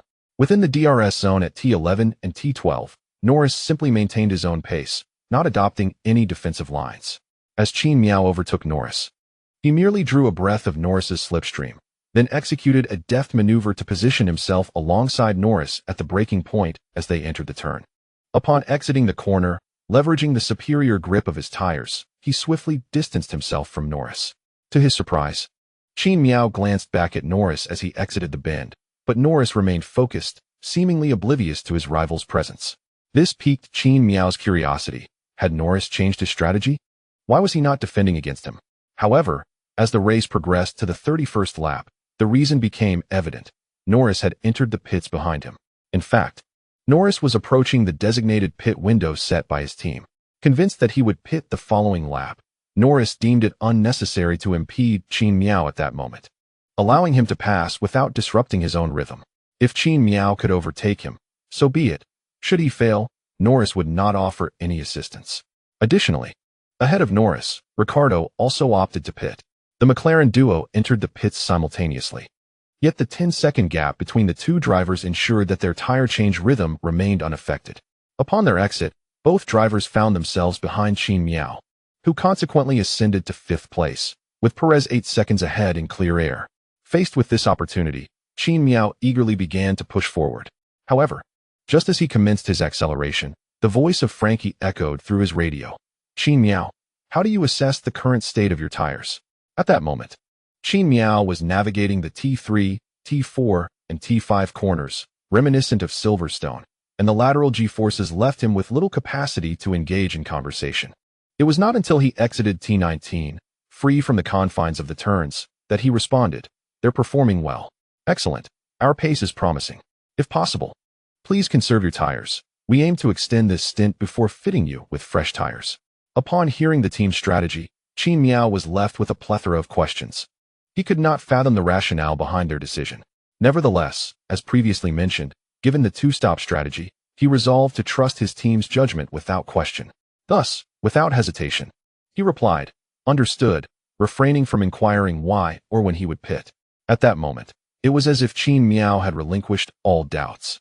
His sole focus was on racing, and racing faster. Once the team confirmed Qin Mian's acknowledgement, their simulator and data models began to devise a new pit strategy based on his performance data from both the race and practice sessions. By the 33rd lap, Qin Mian had caught up with Leclerc, who was positioned fourth ahead of him. Despite his commendable ranking, it was noteworthy that he had surged from the back of the grid to fifth place within just 33 laps. At this moment, Leclerc finds himself 11 seconds adrift from Perez, while Perez maintains a 21-second gap to Verstappen, who is 15 seconds away from Hamilton, who has yet to pit. Although Qin Mian trails Leclerc by less than 2 seconds, Leclerc has already completed 2 pit stops, whereas Qin Mian has only made 1. When factoring in the time Qin Mian spent in the pit, his gap to the leading Hamilton is nearly a minute. Of course, Hamilton has also yet to pit, having only made 1 stop as well. Due to the necessity of tire preservation, even if Qin Mian were to catch up to Leclerc, he had no intention of making a move. After all, Qin Mian is on a set of hard tires that have endured 19 laps, while Leclerc is on a fresh set of hard tires. Even if Leclerc's tires have not yet reached optimal working temperature, Qin Mian lacks the confidence to assert that he could overtake Leclerc on his worn tires. Thus, Qin Mian chooses to follow closely behind Leclerc, hoping to benefit from the slipstream and prepare for an attack using DRS, or simply to remain compliant and await the team's pit stop instructions. Meanwhile, Leclerc is reveling in the situation. Opportunities to keep Qin Mian behind him are rare, and today is the perfect occasion. "So you think you can block me on the racing line while playing the simulator, huh? You call yourself the master of defense? Today, I shall show you what it feels like to be locked in. What? You think you can bully me with tire advantage? Let Qin Mian pit for new tires. I am not obstructing him." Indeed, Qin Mian has attempted to challenge Leclerc, as his tire grip falters only during cornering, while straight-line acceleration remains largely unaffected. Therefore, Qin Mian has made attempts in the DRS zone, but as long as Leclerc occupies the inside line, Qin Mian finds himself powerless, regardless of the exit or the crossover. Qin Mian's tire grip issues prevent him from completing an overtake. In fact, their skirmishes have only led to greater tire degradation for Qin Mian. The team promptly advises him, leading to his eventual compliance. With Qin Mian no longer pursuing an attack, Leclerc feels a weight lifted from his shoulders, allowing him to focus more on his own speed. However, the 11-second gap to Perez remains a formidable challenge. Leclerc has no aspirations of reaching the podium in this race. He considers securing 4th place a satisfactory outcome. As they reach lap 39, Qin Mian's tires approach their limits, and his speed gradually begins to falter against Leclerc. The silver lining is that the gap between him and the pursuing Ricciardo continues to widen, now standing at 16 seconds. In essence, should Qin Mian enter the pit, the positions he relinquishes will not be substantial. Furthermore, with the switch to medium tires, Qin Mian is poised to exhibit superior speed compared to the drivers ahead. As the 40th lap commenced, Qin Mian at last heard the melodious command, "Box, Qin Mian, box." Acknowledged. At this juncture, the broadcast also unveiled the conversation between Qin Mian and his team. With a swift transition, the audience beheld Qin Mian steering into the pit lane. While the Mercedes team instructed Qin Mian to await their signal for entering the pits, Red Bull speculated that Mercedes intended to equip Qin Mian with medium tires. After all, changing to soft tires at that moment seemed premature, while switching to hard tires would be excessively tardy. Only medium tires appeared to be a marginally suitable choice. However, upon witnessing the medium tires in the hands of the Mercedes technician, Red Bull began to feel a surge of apprehension. Given Qin Mian's aggressive driving prowess, it was conceivable that he might gain several positions in this race. Should he secure a spot on the podium, it would undoubtedly spell trouble. To everyone's astonishment, Qin Mian emerged from the pit with yellow tires. Even the commentator, Zhou Hauran, was taken aback upon seeing the tires in the hands of the tire changers. Wang Yang remarked, Qin Mian has already run 26 laps on these white tires.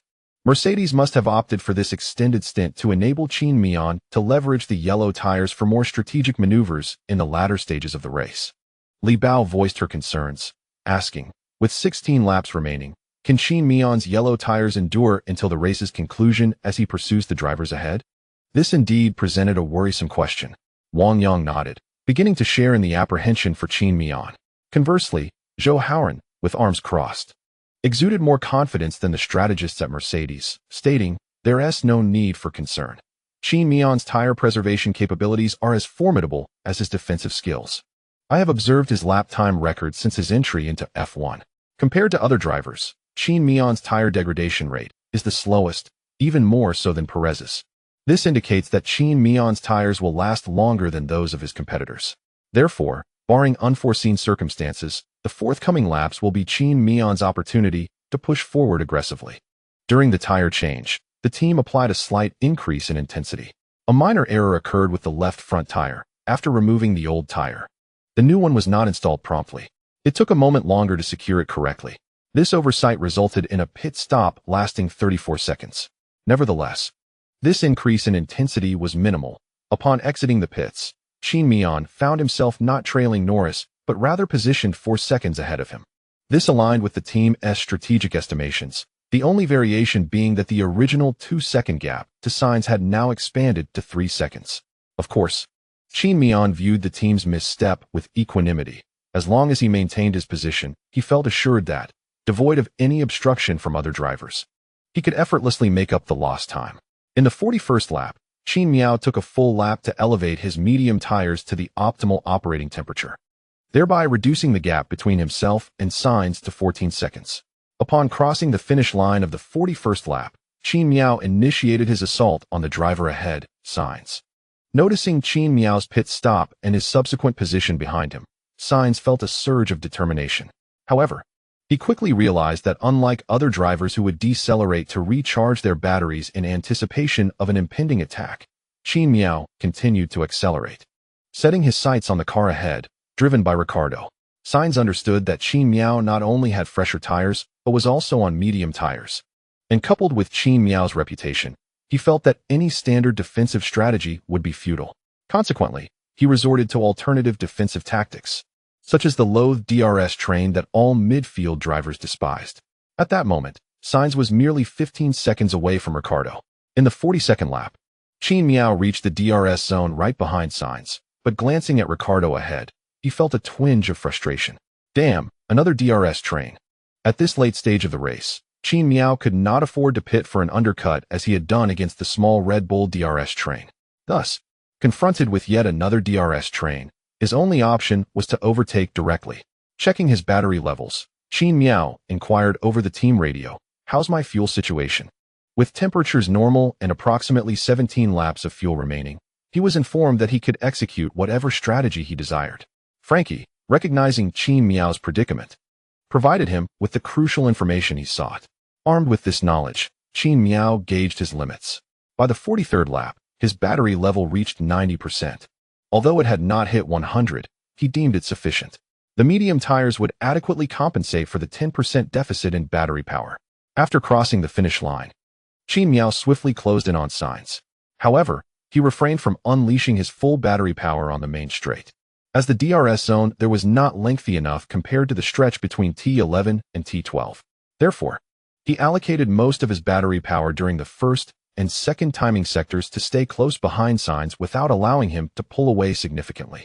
Sainz, acutely aware of the diminishing gap between them, understood that Qin Mian was poised to make his move this lap. Given Qin Mian's tire advantage and the performance of the Mercedes, it was indeed plausible for him to overtake both Sainz and Ricciardo in the DRS zone of the second timing sector. It is inconceivable that Sainz would surrender easily. Otherwise, he would not have noticed Qin Mian's presence behind him and initiated a desperate pursuit of Ricciardo, forming a DRS train to defend against the encroaching Qin Mian.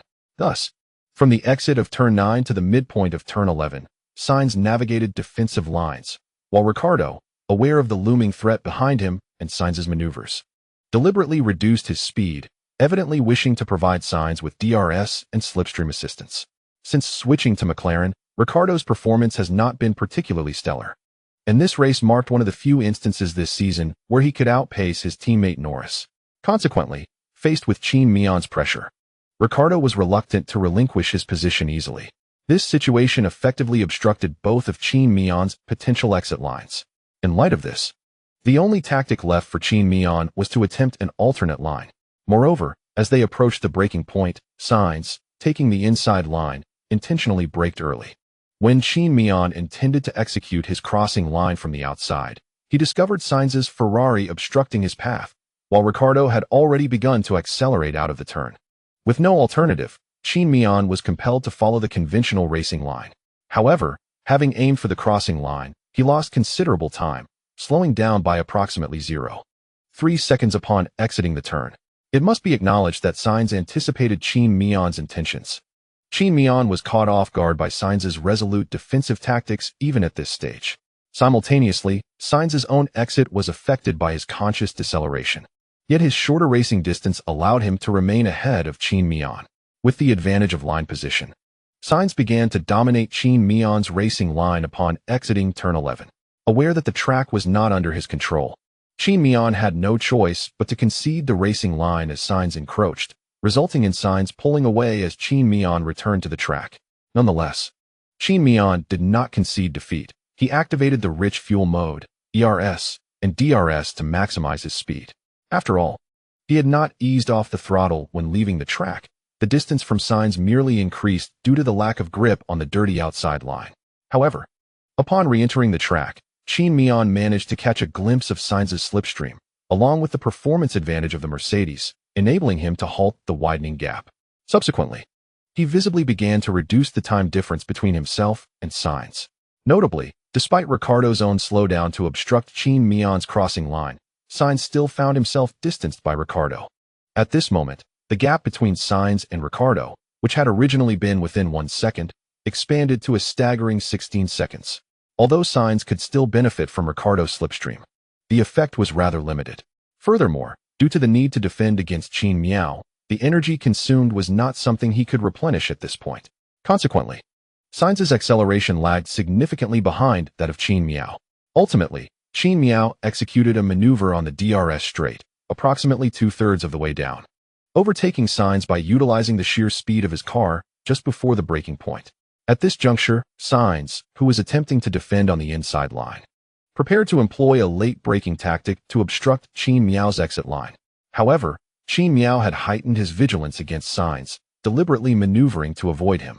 As Sainz executed his late braking and passed by, Qin Mian took a small crossover line. Sainz could only watch helplessly as Qin Mian surged ahead, ultimately lamenting the sight of the charging lights flashing on the rear of Qin Mian's car. In truth, had Sainz adhered to his normal racing line and leveraged the assistance of Ricciardo's DRS, he might not have been so swiftly overtaken by Qin Mian. Yet, in the face of Qin Mian's aggressive maneuvers, Sainz exhibited a degree of impatience. He yearned to prove to all the skeptical Ferrari fans that he was not inferior to Qin Mian in any way. To be fair, aside from the matter of the Ferrari seat and the controversy surrounding it, Qin Mian harbors no ill will towards Sainz. Moreover, the issue regarding the Ferrari seat is now a distant memory. Qin Mian is not one to hold grudges and has thrived at Mercedes. It could even be said that when Qin Mian triumphed over Leclerc and Sainz in his very first Grand Prix, all negative sentiments he had towards Ferrari dissipated. After all, one cannot dismiss an individual who propels you towards a brighter future. It now appears that it is Sainz who struggles to let go of this matter. Perhaps, in the future, he will indeed prove to all Ferrari fans that he is not inferior to the rookie Qin Mian and that he is deserving of the Ferrari seat. However, that day is certainly not today. The chapter concludes. I apologize for the delay. I need a day to clear my mind. Rest assured, today's missed update will be compensated. I sincerely apologize.